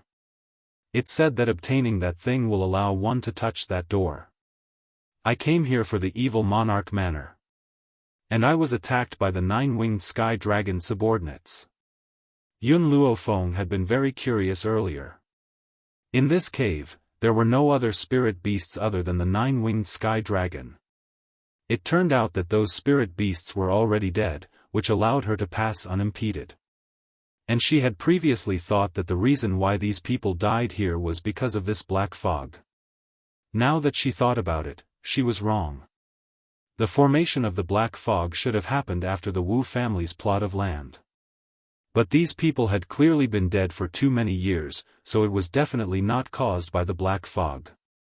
Luckily, the nine-winged sky dragon has always been in a deep sleep. As long as we don't try to enter that door, he will not wake up. That gave me time to leave this will. I don't know if the Evil Monarch Manor is still around, but if it is, I hope that you can revive the Evil Monarch Manor. At this point, the man's figure became blurry again, gradually disappearing in front of Yun Luofeng. Like a light breeze, it dispersed with a single blow. After the man disappeared, a jade pendant fell to the ground. The words Evil Monarch Manor were written on it, and it was extremely eye-catching. Master, this jade pendant is a good item.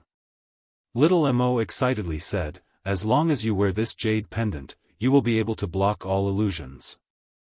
In other words, if someone used an illusion to harm Yun Luofeng in the future, with this jade pendant in hand, any illusion could be broken. Yun Luofeng was startled. Her fingers caressed the jade pendant on her waist. After thinking for a moment, she put it away. I don't need this jade pendant for now. She could not bear to take off the jade pendant that Jun Fengling had given her when they first met.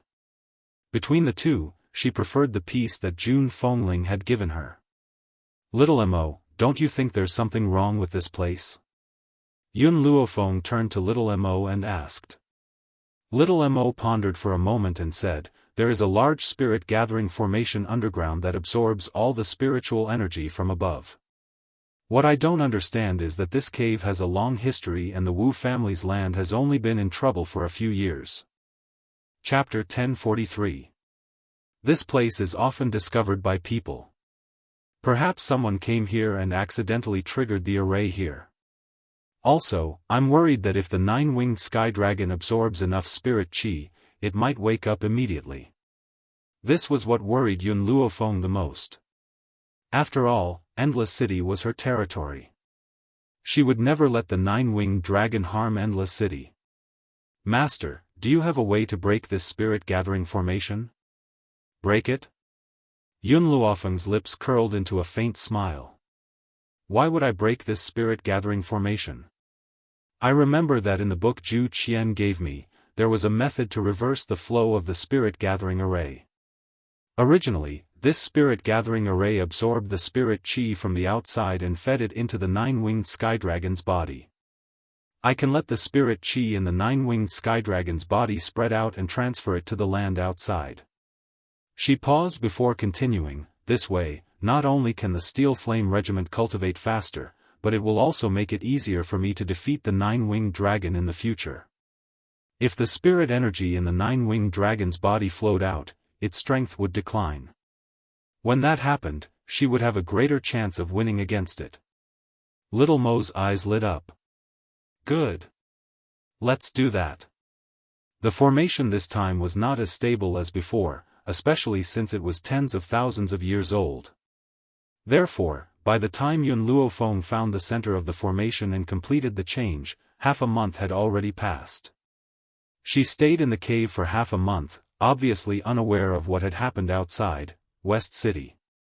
A medicine tower was erected high above the vast land, forming a landmark.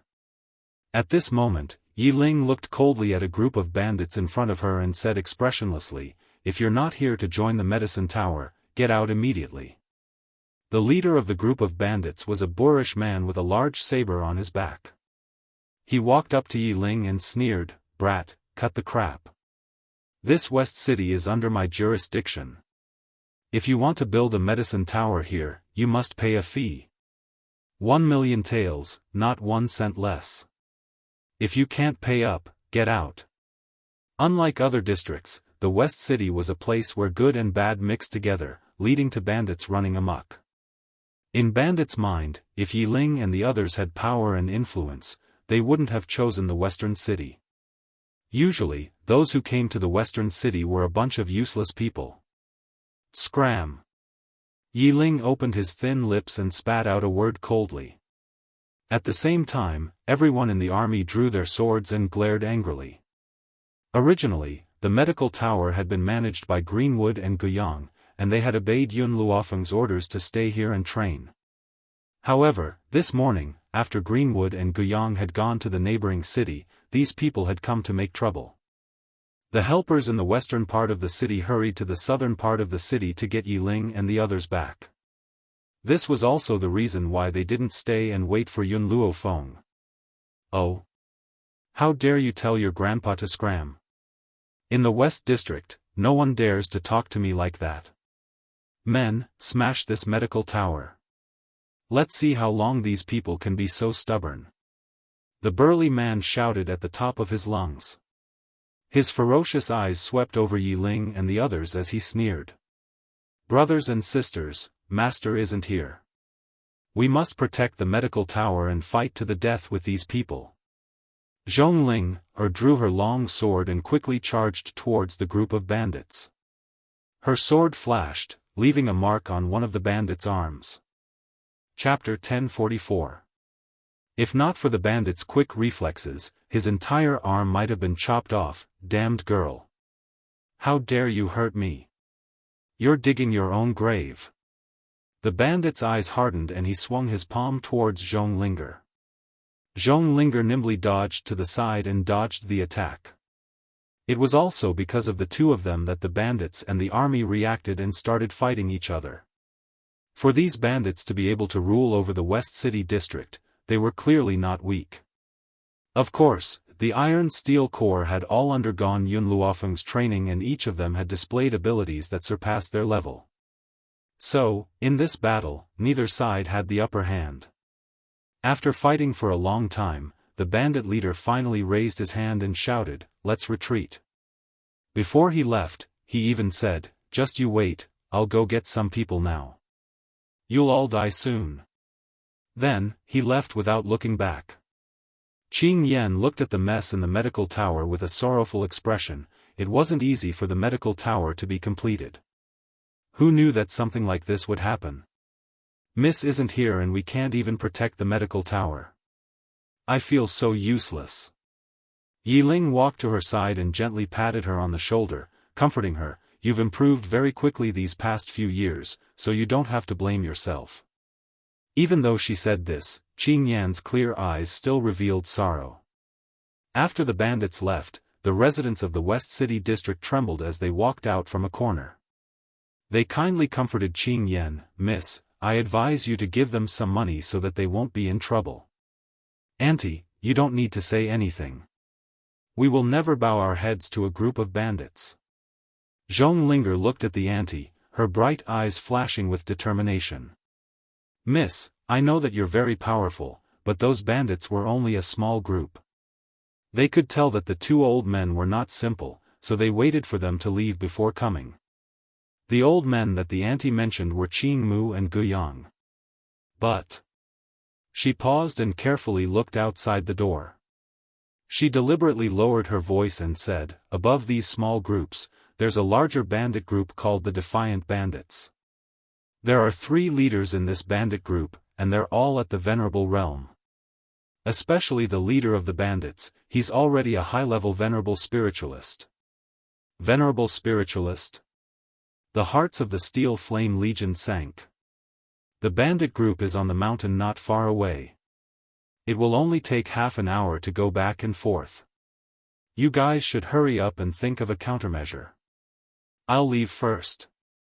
After the ant dropped these words, she was afraid that she would drag herself down, so she hurriedly walked out. Qing Yan clenched her fists tightly. This was the first time she had felt so powerless. Leader, Zhong Linger looked at Qing Yan and said in a firm tone, Master will return soon. Before she returns, we must protect the medical tower. Bang! Unexpectedly, just as Zhong Linger finished speaking, the door of the medical tower was kicked open. Immediately, an angry voice came from outside the door and echoed throughout the entire medical tower. Who bullied my people just now? Come out and accept your death. As soon as he finished speaking, the middle-aged man led a group of people in. Beside him was the bandit leader who had just escaped. Third Master, it's them. This group of people came to the West City. Not only did they not hand over the money, they even dared to hit people. I only asked them to hand over 1 million taels of silver. I even told them that the money was to be given to you, Third Master. If they handed over the money, Third Master would protect them in the future. Who would have thought that this group of people would not buy it, and would even look down on Third Master? Chapter 1045. The man who was addressed as Third Master took 2 steps forward and stabbed the broadsword in his hand into the ground. His fierce eyes swept across the crowd and he said angrily, In this place, who dares to look down on the defiant bandits? Qing Yan was furious and was about to step forward when Yi Ling raised his hand to stop her. He shook his head at Qing Yan and turned to the man. We won't give you a single copper coin. Third Master laughed out loud. Let's see if you guys still have the courage to say such words. Men, beat them up. Beat them until they're willing to surrender. Yi Ling's eyes turned cold and he stared expressionlessly at the laughing Third Master. His expression gradually turned serious. These people did not look like the small gang that had been defeated earlier. Especially this Third Master, whose strength had reached the venerable realm. Fuck. How dare a bunch of bandits be so arrogant? Let's fight them to the death. The members of the Steel Flame Regiment could no longer hold back their anger. Without waiting for Yi Ling's orders, they drew their weapons and charged forward. They would rather die standing than lower their heads to these bandits. The flames of war could break out at any moment. The members of the defiant bandits were all powerful and the members of the regiment had only cultivated for a few years. How could they be a match for these bandits? Soon, they were at a disadvantage under the bandits' attacks. Even so, no one took a step back. They fought fiercer and fiercer. No matter how deep their wounds were or how serious their injuries were, they still rooted their feet in the ground and stubbornly held on. This was because behind them lay something that they had sworn to protect with their lives. Third Master narrowed his eyes. He saw something called the soul of a soldier in this group of people. These people were like well-trained soldiers. They would rather die on the battlefield than abandon their comrades and flee. Perhaps, to them, death was a form of glory. They were not afraid of pain or fatigue. Like steel, they had indestructible strength. And this was the Steel Flame Regiment. Wait. Third Master raised his hand and spoke slowly. In an instant, everyone in the bandit group stopped what they were doing and stood neatly behind him. I'll give you 3 days. Third Master looked up. In 3 days, make a choice. Give me 1 million taels of silver, or, submit to me. If he subdued this group of people, his power would surely expand by several times. Tui. In the army, a man with blood all over his face spat on the ground and said mockingly, You want us to submit to you? Dream on. Let me tell you, we won't give you a single copper coin and we won't submit to you. Third Master's eyes turned cold as he continued, you don't have to rush to answer me. I'll give you 3 days to think about it. Rather than staying in this place, it was better to seek refuge with a stronger force. What future can a small medical tower like this have? Master, as a young man, Third Master? It was no wonder that Third Master was so confident. After all, the leader of the heaven-defying bandits was a high-level venerable realm expert. Moreover, he had long heard that the medical tower's master was a young lady. Hence, he had always believed that the woman was not as powerful as the great leader. Let's go. Then, Third Master turned and walked out of the medical tower. His eyes were full of confidence as if he was certain that these people would eventually submit to him. Chapter 1046. Just like how water flows downwards, who wouldn't want to rely on a more powerful force? How could a small medical tower compare to a bandit group? Treat the injured brother's wounds. Yi Ling was a little tired. He leaned against the corner of the wall and closed his eyes. I'll go to the neighboring city to find Master Qingmu. Yi Ling, your wounds, they're no big deal. We only have 3 days. I must rush back within that time. Yi Ling opened his clear eyes and they were filled with determination.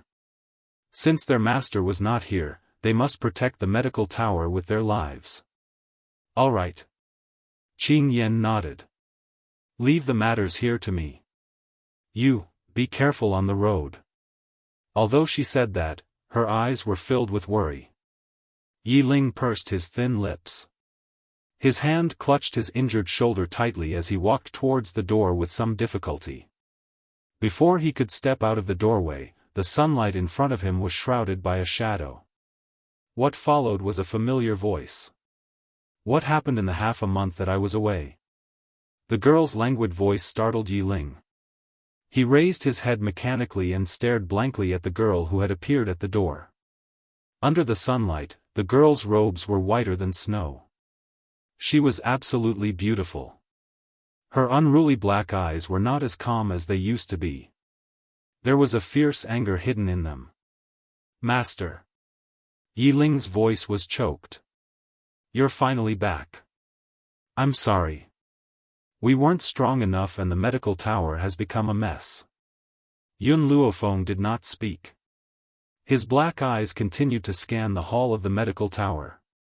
Who can tell me what happened here? Miss, Qing Yan felt Yun Luofeng's anger and her body trembled. It was the defiant bandits who came to rob us. We did not agree to hand over the silver, so they destroyed the medical tower. Yun Luofeng's expression was very calm. If it were not for her turbulent eyes, perhaps no one would have noticed the boiling anger in her heart. Qing Yan, distribute the spiritual herbs to the injured and let them consume them. A proud light flashed across the girl's black eyes. Once you've recovered, leave with me. Miss, where are we going? Qing Yan blinked her eyes and looked at the young girl in confusion. Yun Luofeng paused, and the sharpness in his eyes intensified. Let's go wipe out the defiant bandits. The young girl's words made everyone's heart skip a beat, and they straightened their backs. Isn't your heaven-defying bandits very powerful? We have someone backing us up. Who's afraid of who? West City. Due to the arrival of the defiant bandits, all the residents were forced to close their doors. After waiting for the bandits to leave, some people walked out of the door in 2s and 3s. However, at this moment, an auntie was blocked by someone. She looked at the young girl standing in front of her and recognized that she was the head of the medical tower. Do you know where the defiant bandits are? The young girl stood in front of the auntie and asked lazily. The auntie was stunned for a moment before she kindly advised, Miss, it's best if you don't provoke that bandit group. Not only are they very strong, but they also kill without batting an eye. You just need to tell me where they are. Yun Luofeng frowned slightly and continued to ask. The auntie sighed helplessly. They're on a mountain outside Endless City. It's not far from here. An hour's journey should be enough. Chapter 1047. Thank you. Yun Luofeng thanked her and turned to walk towards the city gates. The auntie shook her head, her eyes filled with regret. Just as she was about to leave, the girl's voice suddenly drifted over from the front. Use angelica, gold and silver seeds, lilies, and dried 8-horned worms to make a medicinal soup. Take it for half a month and you'll be able to cure the black spots on your waist. The auntie was stunned. She hurriedly turned around and looked in the direction the girl had just left in. How did this girl know about the black spots on her waist? Recalling the herbs Yun Luofeng had mentioned, the auntie hurriedly walked towards the medicine shop. She was treating a dead horse like a living horse. This black spot had accompanied her for many years and would appear every month like ants crawling on it. She had seen some folk doctors but they had no solution. As for those famous doctors, she could not afford them. Outside Endless City, the towering mountain peak was extremely quiet. It was so quiet that only the sound of footsteps could be heard. This should be the mountain that the auntie mentioned. Yi Ling's eyes turned cold. Master, if I'm not wrong, we'll find the defiant bandits if we continue to climb higher. Yun Luofeng nodded slightly. A cold light flashed across his black eyes. If you see anyone from the defiant bandits, kill them. There's no need to show mercy. Yes, Master. Everyone's eyes lit up and they replied respectfully. At this moment, the 3 leaders of the defiant bandits were gathered together, holding beauties in their arms as they drank and chatted merrily. Big brother, second brother, you're finally back. Recently, a group of people came to the West City and they even built a medical tower in that rundown place. The 3rd Regiment leader took a big gulp of wine and laughed. It's really ridiculous.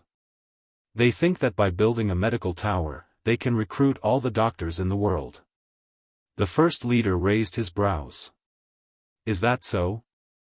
That's right. The 3rd leader chuckled.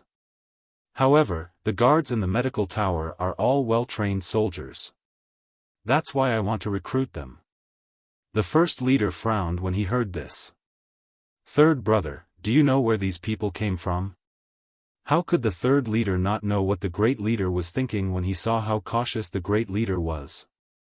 He immediately patted the great leader's shoulder in relief. Big brother, don't worry. The Endless City is now the territory of the Heavenly Cloud Nation, and there is only one general in the Heavenly Cloud Nation called Jian Chengguen. As far as I know, the people in the Western City call the Tower Master as Miss Yun. There is no Miss Yun in the General's mansion.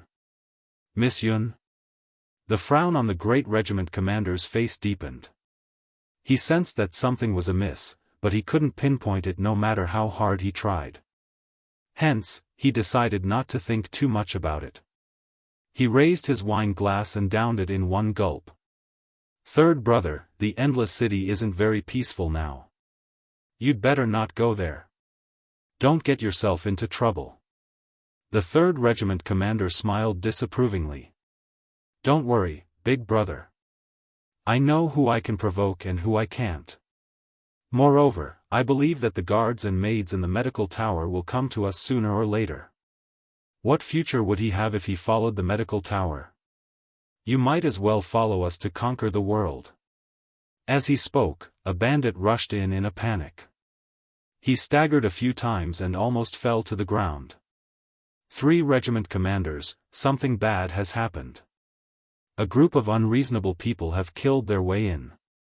Many of our brothers have been killed and injured. What? The great regiment commander slammed the table and stood up angrily. Who has the guts to break into our defiant bandits? 2nd brother, 3rd brother, let's go. Chapter 1048. As soon as he finished speaking, his figure turned into a ray of green light and instantly rushed out of the room. When the 2nd and 3rd commanders saw this, they did not dare to stay any longer and quickly left. In the courtyard, countless people were lying on the ground and wailing in agony. The team in front of them was like a grim reaper. They were cold and merciless, and there was only one word in their eyes: kill. At the forefront of this team was a young girl in white. The sword in her hand was already stained with blood. The blood had gathered together and turned into beads of blood that flowed along the blade to the ground. At that moment, the young girl's expression was very calm. However, even under her calm expression, she could not conceal the murderous intent emanating from her body. Who is so bold as to cause trouble in my defiant bandits? With a furious roar, a man in a navy blue robe stood in midair. His sharp gaze was like a sword as he looked at the young lady in white below. When he saw the courtyard full of corpses, the anger in his eyes intensified. Who are you? Why are you attacking my defiant bandits to kill people?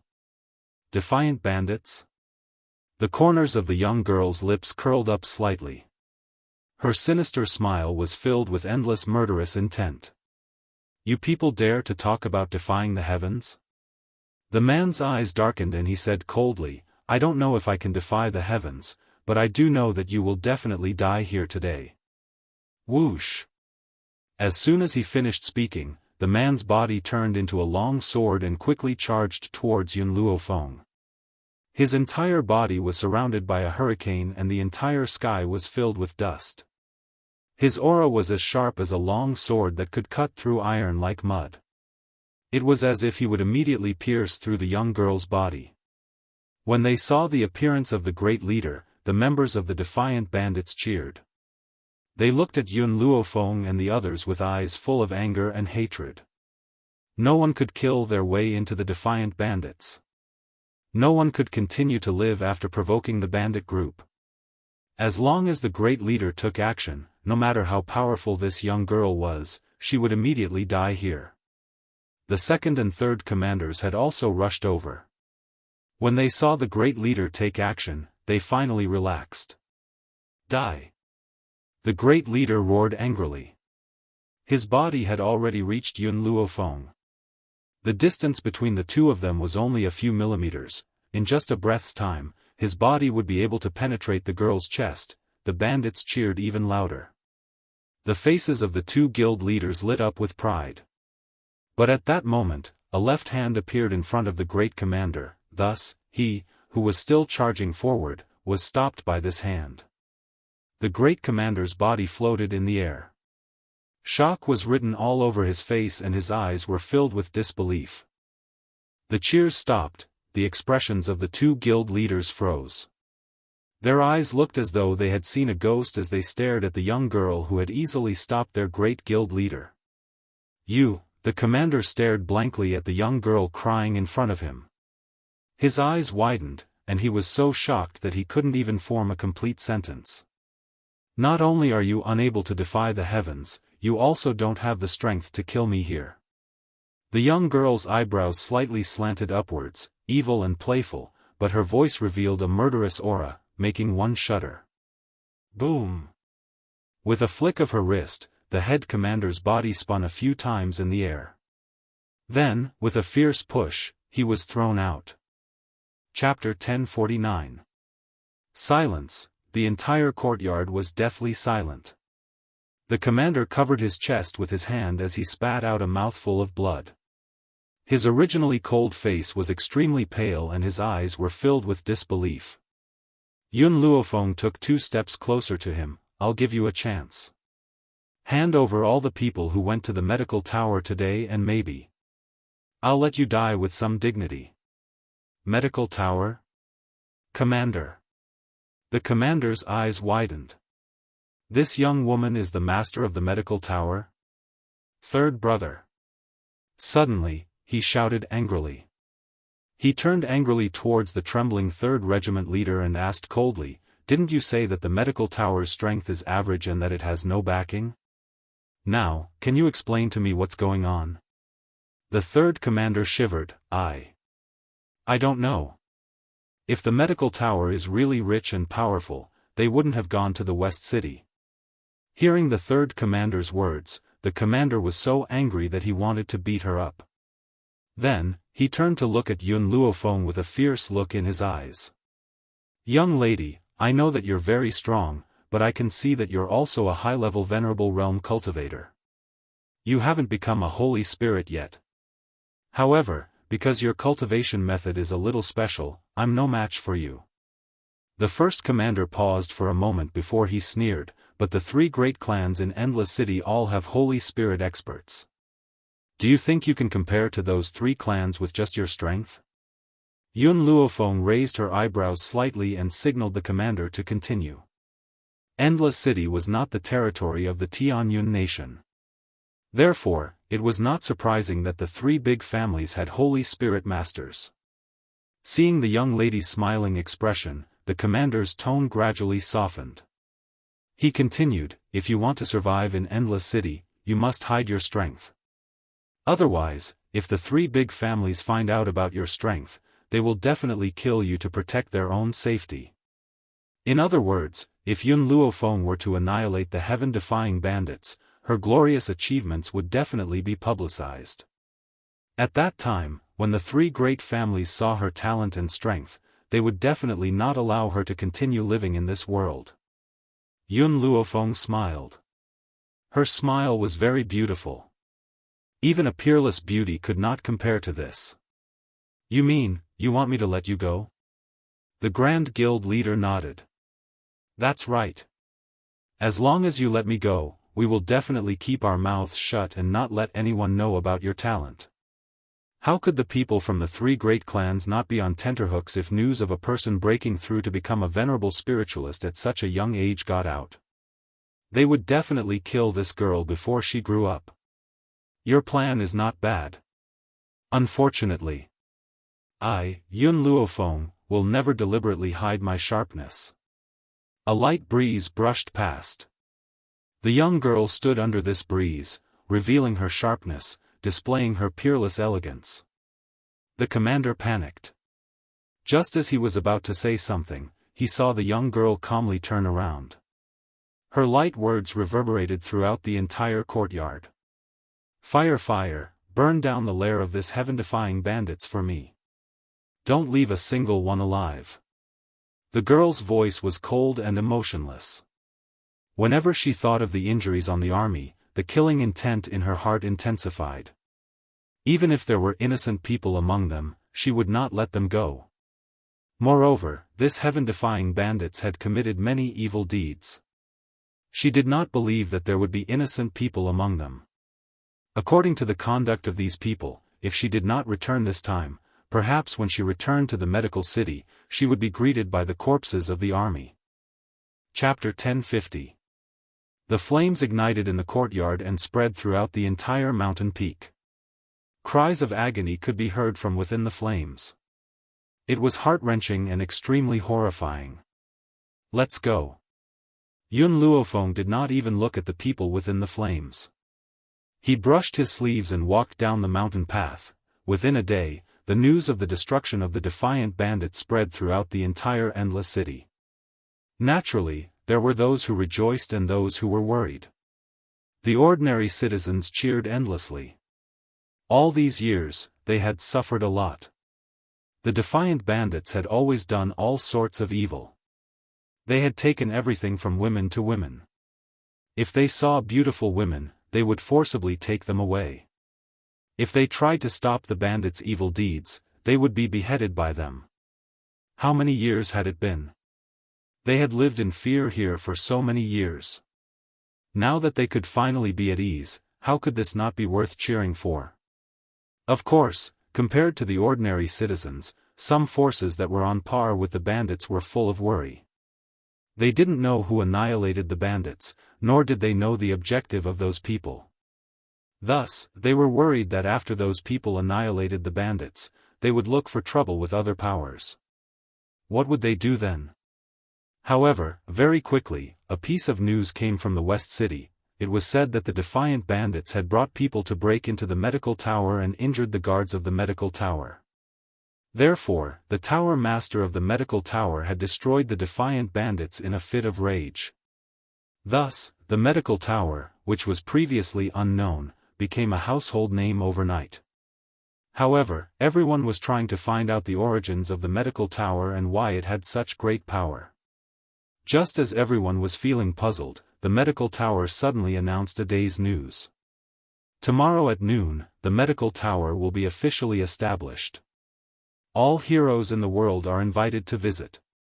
At this moment, those who were curious about the medical tower could not restrain their gossipy hearts and rushed around to spread the news.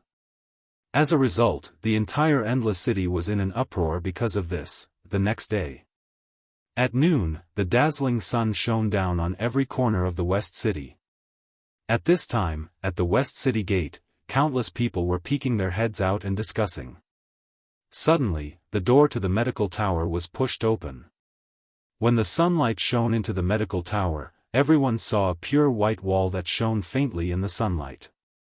"Welcome to my medical tower," Greenwood smiled as he walked out of the medical tower and said, "Now, this old man will show everyone around the first level of the medical tower." Everyone could no longer suppress their curiosity, and some people could not help but exclaim, "In that case, hurry up and bring us in. I want to see how different this medical tower is compared to the other powers." Faced with this person's rude voice, Greenwood was not angered at all. A smile appeared on his elderly face. "Everyone, please follow me." With that, he turned around and walked into the medical tower. The medical tower was surrounded by transparent medicine cabinets. The medicinal ingredients in those cabinets were clearly reflected in everyone's eyes. Although these medicine cabinets were very precious, they could still be bought in the market. However, what was shocking was that beside the medicine cabinets, there were also many medical books. Everyone knew that to doctors, medical skills were their lives. Unless it was their own disciple, they would not pass their medical skills on to anyone else. But this medical tower was actually casually placing medical books around? Sensing everyone's shock, Greenwood smiled. "Since these medicinal ingredients are placed here, anyone can take them out. However, the prerequisite is that they must exchange for them with medicinal ingredients of the same value." Chapter 1051. Grandmaster, why are these medical books placed here? A young man couldn't help but ask. Greenwood turned his head and looked at him in surprise. "Aren't you asking obvious questions? The medical books are naturally placed here for people to read. As long as you're a member of the medical tower, you have the right to read them." The young man's heart trembled as a look of joy flashed in his eyes. "You're saying that as long as you join the medical tower, you can read these medical books as you please?" Greenwood nodded. "That's right, anyone who joins the medical tower can read any medical book as they please. Moreover, our medical tower has also set up a consultation hall. If you have any illnesses, you can come to the consultation hall for treatment, and you can also choose any doctor you want. In this continent, doctors would not easily treat illnesses. Even if you paid a large sum of money, you might not be able to invite them." But Greenwood said that they had the right to choose a doctor? However, Greenwood paused for a moment. "Our medical tower does not accept money for treatment. You can only receive medicinal ingredients as your consultation fee. The higher the rank of the medical tower, the more valuable the treatment fee will be." Every level of the medical tower was not very big, so in a short while, they had finished touring the first level. The group of people walked to the stairs and jumped up. However, before they had even stepped onto the stairs, they were stopped by Greenwood's voice. "Wait!" Everyone turned around and looked at Greenwood's old face in confusion. "Grandmaster, we've finished touring the first level, so we want to go to the second level." Greenwood shook his head. "The second level is not open to the public." "What?" The group of people were shocked. "Not open to the public? What did that mean?" "I'm sorry, but our medical tower has a rule that only those who have passed the first level can enter the second level." Greenwood smiled. "Of course, the medical books on the second level are definitely more valuable than the ones on the first level. I can guarantee that none of you have seen these medical books before. If you don't believe me, you can go read the medical books on the first level. I'm sure that the doctors here will be able to determine whether or not these books are valuable." Greenwood looked around, a confident smile in his eyes. Many of these people were doctors, so when they heard Greenwood's words, they immediately went to the bookshelves and quickly took out a book and began to flip through it. The more they read, the more shocked they became. Some of them were so excited that their hands were trembling, unable to hold on to the books in their hands. This is the method to treat dark moon sores? Oh my God, in order to treat a patient with this condition, I flipped through many ancient books, but I couldn't find this method. I can't believe I actually saw it here. Ha ha ha, it turns out that using silver needles can deepen the effect. This is the first time I've heard of it. In addition, I didn't know that the ointment made from Tian Shan snow lotus and thousand leaves grass can quickly remove scars. Miracle, this book is a miracle. If the first level has such a miraculous book, what about the second or third level? After reading the contents of the book, everyone's eyes lit up and they quickly turned to look at Greenwood. At this moment, their breathing quickened. Master, may I ask how we can join the medical tower? Do we need to be assessed? A faint smile appeared on Greenwood's face. Even if you're not a doctor, as long as you're interested in medicine, you can join the medical tower. However, if you want to enter the second level of the medical tower, you must undergo an assessment. Those who pass the assessment will be given a pass to the second level. Chapter 1052. The medical tower's original purpose was to recruit doctors from all over the world. No matter how strong a person was, they could all join the medical tower. However, these people could only stay on the first level. If they wanted to enter the second level, it would not be so simple. Grandmaster, I want to join the medical tower. The young man was overjoyed and hurriedly said. There's no rush, I still have a few things to give out, Greenwood said with a slight smile. Firstly, the medical tower will not restrict anyone's freedom. Even if you join the medical tower in name, you will still have your freedom. You don't have to stay in the medical tower at all times. Secondly, you can read the medical books on the first level as you please. However, if you want to obtain medical books on the second level, you must exchange them for medicinal ingredients. Furthermore, those medical books cannot be divulged to outsiders. Anyone who divulges them will be punished with the crime of betrayal. Everyone expressed their understanding towards Greenwood's words. After all, the medical books in the medical tower were far too valuable. If they were to be divulged, it would be a great loss to the medical tower. Today, I'm only taking you to tour the medical tower. If you want to join the medical tower, you can come to the medical tower tomorrow to register. At that time, I will respectfully await your arrival in this medical tower. Greenwood maintained a smile on his face as his voice sounded out. As his words fell, everyone's hearts were moved. Even those who were not doctors were incredibly excited. The reason was because of the existence of the medical tower. Perhaps in the future, they would no longer have to worry about falling sick. Everyone, if you don't want to leave, you can continue to tour the first level. This old man still has matters to attend to, so I won't be accompanying you. Greenwood cupped his fists as he turned and walked towards the second level. After Greenwood left, the rowdy crowd became even more rowdy, and their voices continuously sounded out in the hall of the first level. I really don't know who could take out so many valuable medical books. I heard that the medical tower's tower master is a young woman who is as powerful as a tiger. She flattened an entire mountain with 1 foot. What 1 foot? I heard that the woman blew a breath of air at the defiant bandits, and the entire defiant bandits was destroyed. If Yun Luofeng could hear these words, he would understand what it meant to be a rumor. Flattened an entire mountain with 1 foot? Annihilating the defiant thieves in 1 breath?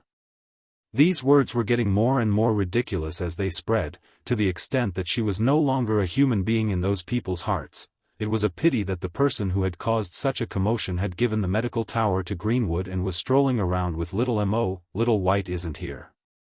You've finally come out? Yun Luofeng raised his eyebrows and looked at the youth beside him. He said with a smile that was not a smile. Little Mo curled his lips. It's all because the little tree doesn't want to stay in the grimoire space.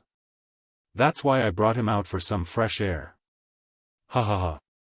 It was the first time the sapling had left the grimoire space, and it was curious about everything. It kept waving its tiny arms, and its crisp laughter echoed throughout the street.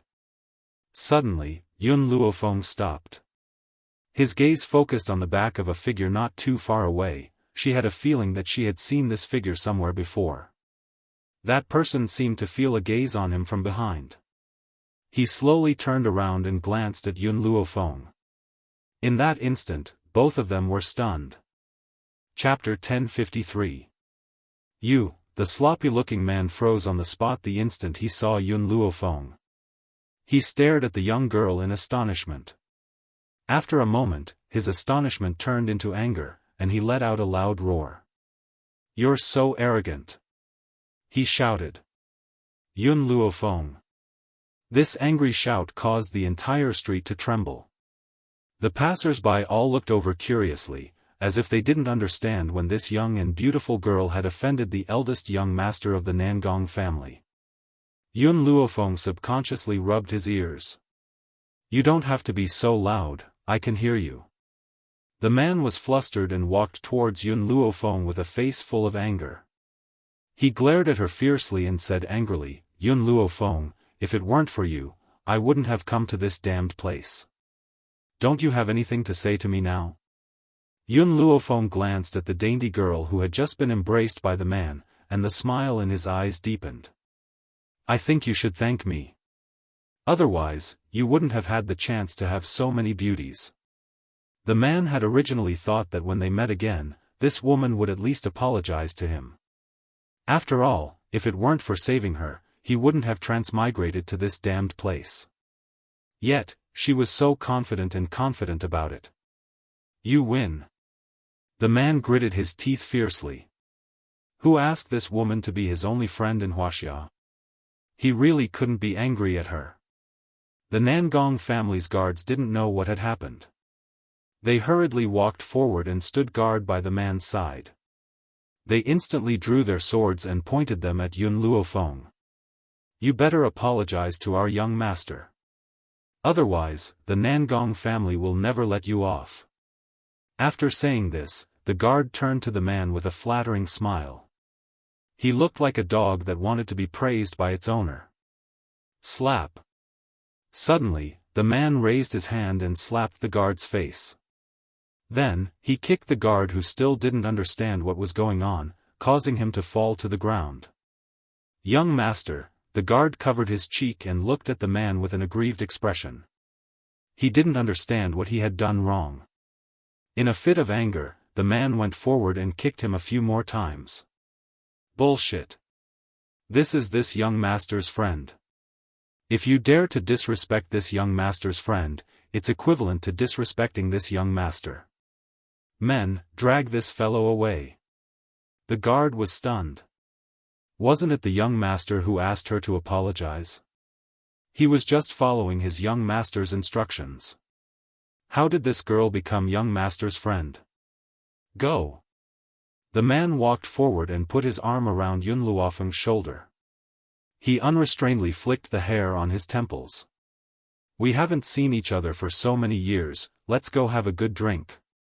"Damn it, this is not a place for people to stay." Xiao Shu looked at the arm resting on Yun Luofeng's shoulder and giggled. He raised his hand and a vine attacked from behind, piercing into the man's chrysanthemum. Roar! Instantly, the entire street was filled with the man's heart-wrenching screams. Who ambushed me just now?" The man turned around angrily, his gaze unruly as he looked around. His hand was still covering the injured chrysanthemum flower. It was so painful that he couldn't even stand straight. "Kakik!" Xiao Shu laughed even more happily and danced with joy. His tender white face was filled with a brilliant smile. No one would have thought that the person who had ambushed the man just now was a child in swaddling clothes.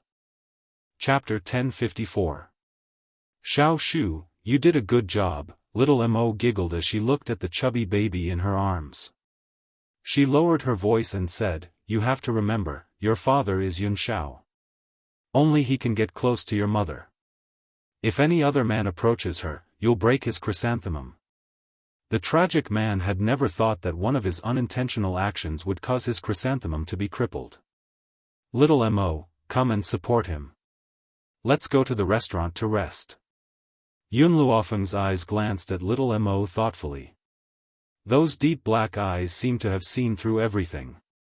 Little Mo made a cute face and handed Xiao Shu to Yun Luofeng. She then walked over to support the man's stumbling body. Yun Luofeng, are these two children your relatives? The man looked at little Mo and Xiao Shu and asked curiously. Little Mo puffed out her chest and said confidently, "This child is my younger brother. His name is Yun Shu. My name is Yun Mo. We are both Yun Luofeng's sons." Sons? The man's mouth fell open in shock. He couldn't recover for a long time. After a while, he turned to look at Yun Luofeng and cursed, "Fuck, I haven't seen you in a few years and you even have a child? Tell me, which man was so fearless as to marry you?" In his heart, Yun Luofeng was a demon. That year, when they first met in China, he was shocked by this woman's beauty. As a result, he displayed his natural instincts and went up to tease her. Then, he was beaten until he couldn't get out of bed for half a month. From then on, Yun Luofeng's reputation spread through the entire school. No one dared to provoke her anymore. It was also because of this that they met and became friends who went through thick and thin together. "Shenemo, you talk a lot." Yun Luofeng narrowed her eyes.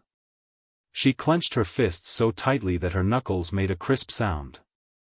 The sound made the man's handsome face break out in a cold sweat. He laughed awkwardly. "My name isn't Shenemo anymore. It's Nangong Yuni. Don't call me by the wrong name." "Little Mo, drag him inside." Yun Luofeng winked at little Mo and walked into the restaurant. Little Mo understood and quickly dragged the man's body to the restaurant, ignoring the man's wailing. In his previous life, Yun Luofeng had found the divine book of medicine in the library a long time ago. Therefore, little Mo had been by Yun Luofeng's side for several years. Naturally, she knew that Nangong Yuni and Yun Luofeng knew each other. Even though Nangong Yuni had fallen deeply in love with Wuxia University's department belle, he had never forgotten how this scoundrel had tried to strike up a conversation with his master. In the past, he was unable to avenge his master. Now, how could he vent his anger? In the private room of the restaurant. Luxurious and serene. Xiao Mo dragged Nangong Yuni's body in and threw him on the ground, causing Nangong Yuni to cry out in pain. "Yun Luofeng, where did your son come from? Why is he so strong?" "I picked him up." Indeed, little Mo was picked up by him. The two beauties who had been hugged by Nangong Yuni walked in.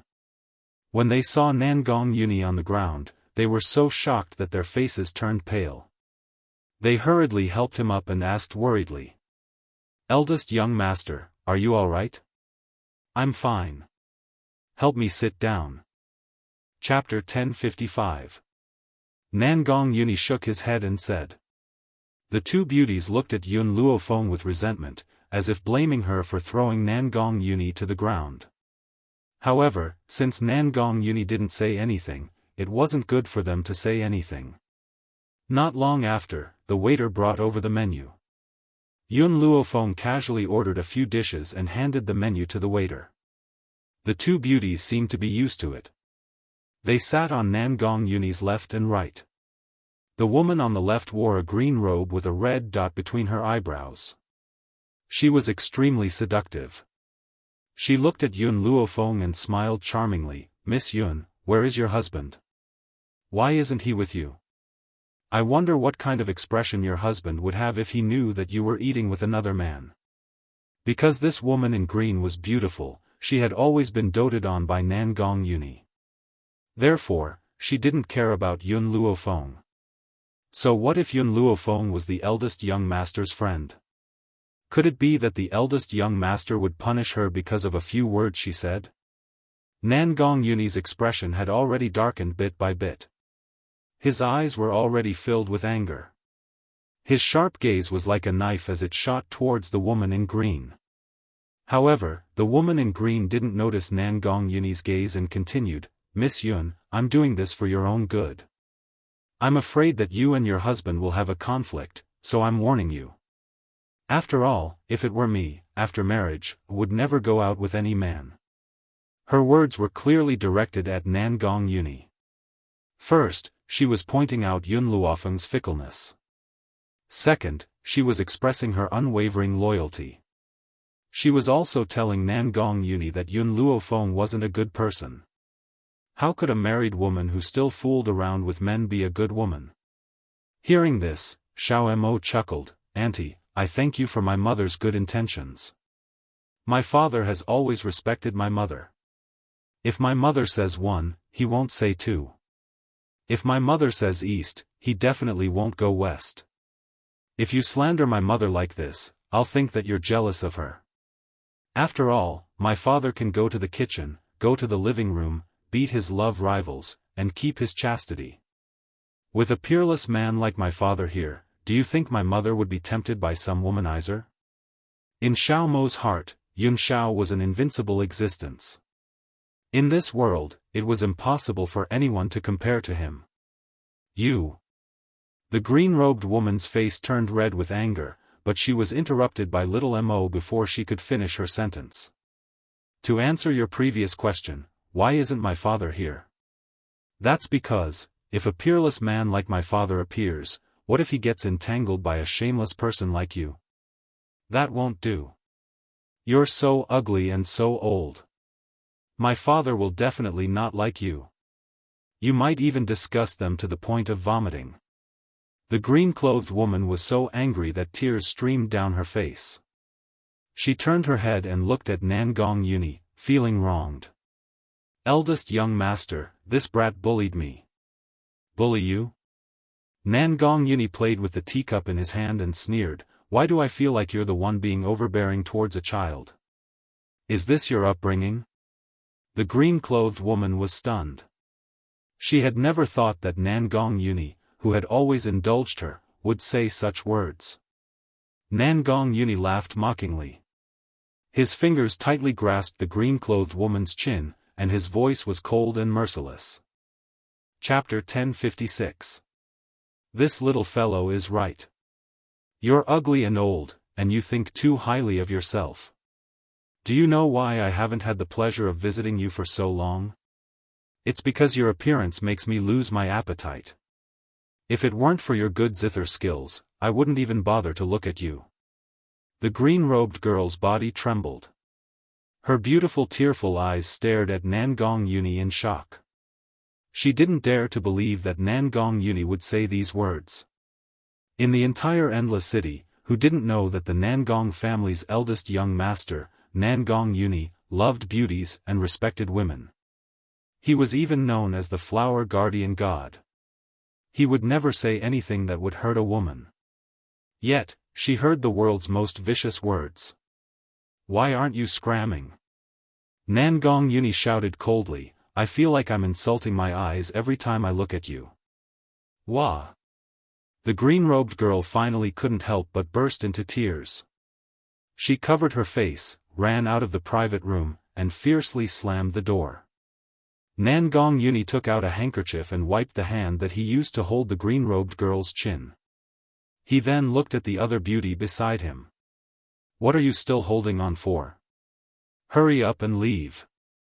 The beauty stood up, bowed, and left. Before she left, she subconsciously looked at Yun Luofeng with curiosity in her eyes. The women of this world are too self-righteous. Nan Gong Yuni sneered and lazily leaned against the back of the chair, "Especially those who overestimate themselves and want to compete with you. Do they think they're worthy?" Perhaps it was because he had caught a glimpse of Yun Luofeng all those years ago, but Nan Gong Yuni still held a great place in his heart. Moreover, that year, he also knew that he couldn't catch up to Yun Luofeng, so he gave up on this idea. Who knew that under a lucky coincidence, they would become lifelong friends? So, Nan Gong Yuni believed that a man who could make Yun Luofeng willing to stay with him for a lifetime was definitely the best of all men. He really felt that he couldn't compare. Yun Luofeng calmly took a sip of tea. "Haven't you always liked beauties? You let them go just like that? How can those women compare to you?" Haven't you heard of this saying? Women are like clothes, brothers are like limbs. Although you are a woman, in my heart, you are my only brother. For you, I can give up any woman. Nangong Yuni used his fist to hit his chest and solemnly vowed. Yun Luofeng narrowed his eyes. Women are like clothes? Her voice was filled with threat, causing Nangong Yuni's body to tremble. How could he have forgotten that the person in front of him was also a woman? This, cough cough, Nangong Yuni awkwardly coughed twice, I'm talking about the two women I just chased away. Besides, it's true that I like beauties, but I've always kept my chastity, so they didn't suffer any losses. That was the truth.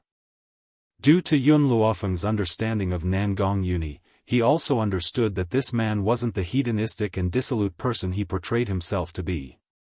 His flirtatiousness was only on the surface. In fact, he was a very responsible fellow. Yun-yi, tell me, how did you come to this place? Yun Luofeng put down his teacup and raised his eyebrows. When Nangong Yuni heard this, his stomach filled with anger, and he resentfully glared at Yun Luofeng. Isn't it all because of you? It's all because of you that the laboratory exploded. Immediately after, I woke up and became the Nangong family's young master. Fortunately, my face didn't change, so you recognized me at a glance. Chapter 1057. The two of them had gone through thick and thin together in their previous lives. With just one glance, they could recognize each other in the vast sea of people. Oh right, Yun Luofeng, can you explain to me what exactly is going on? Hearing this, Yun Luofeng subconsciously turned to look at little Mo. She raised her eyebrows slightly. She naturally understood that little Mo had something to do with Nangong Yuni's transmigration. However, the treasury of medicine was very important to her. No matter how much she trusted Nangong Yuni, she would never tell him about it. Thinking of this, Yun Luofeng pondered for a moment. I'm the same as you. After I woke up, I came here. As for what happened, I don't know. Nangong Yuni was a little depressed. Looks like it won't be so easy to leave this damned place. Yun Luofeng smiled slightly. I don't think there's anything wrong with this mainland. Since we're here, let's make the best of it. What we need to do now is to survive in this mainland. In the past, Yun Luofeng came to this mainland from China alone. Now that she had met Nangong Yuni, she felt like she had met an old friend in a foreign land. Ha! Nangong Yuni laughed out loud. Since we're here, let's make the best of it. This sentence is right. I won't continue to worry about it. As long as we continue, we'll eventually return to China. Oh right, Yun Luofeng, I haven't seen you here before. Did you just come to Endless City? Yun Luofeng took a sip of tea. That's right, this is indeed my first time in Endless City. If that's the case, then I'll give you a simple explanation of the powers in Endless City.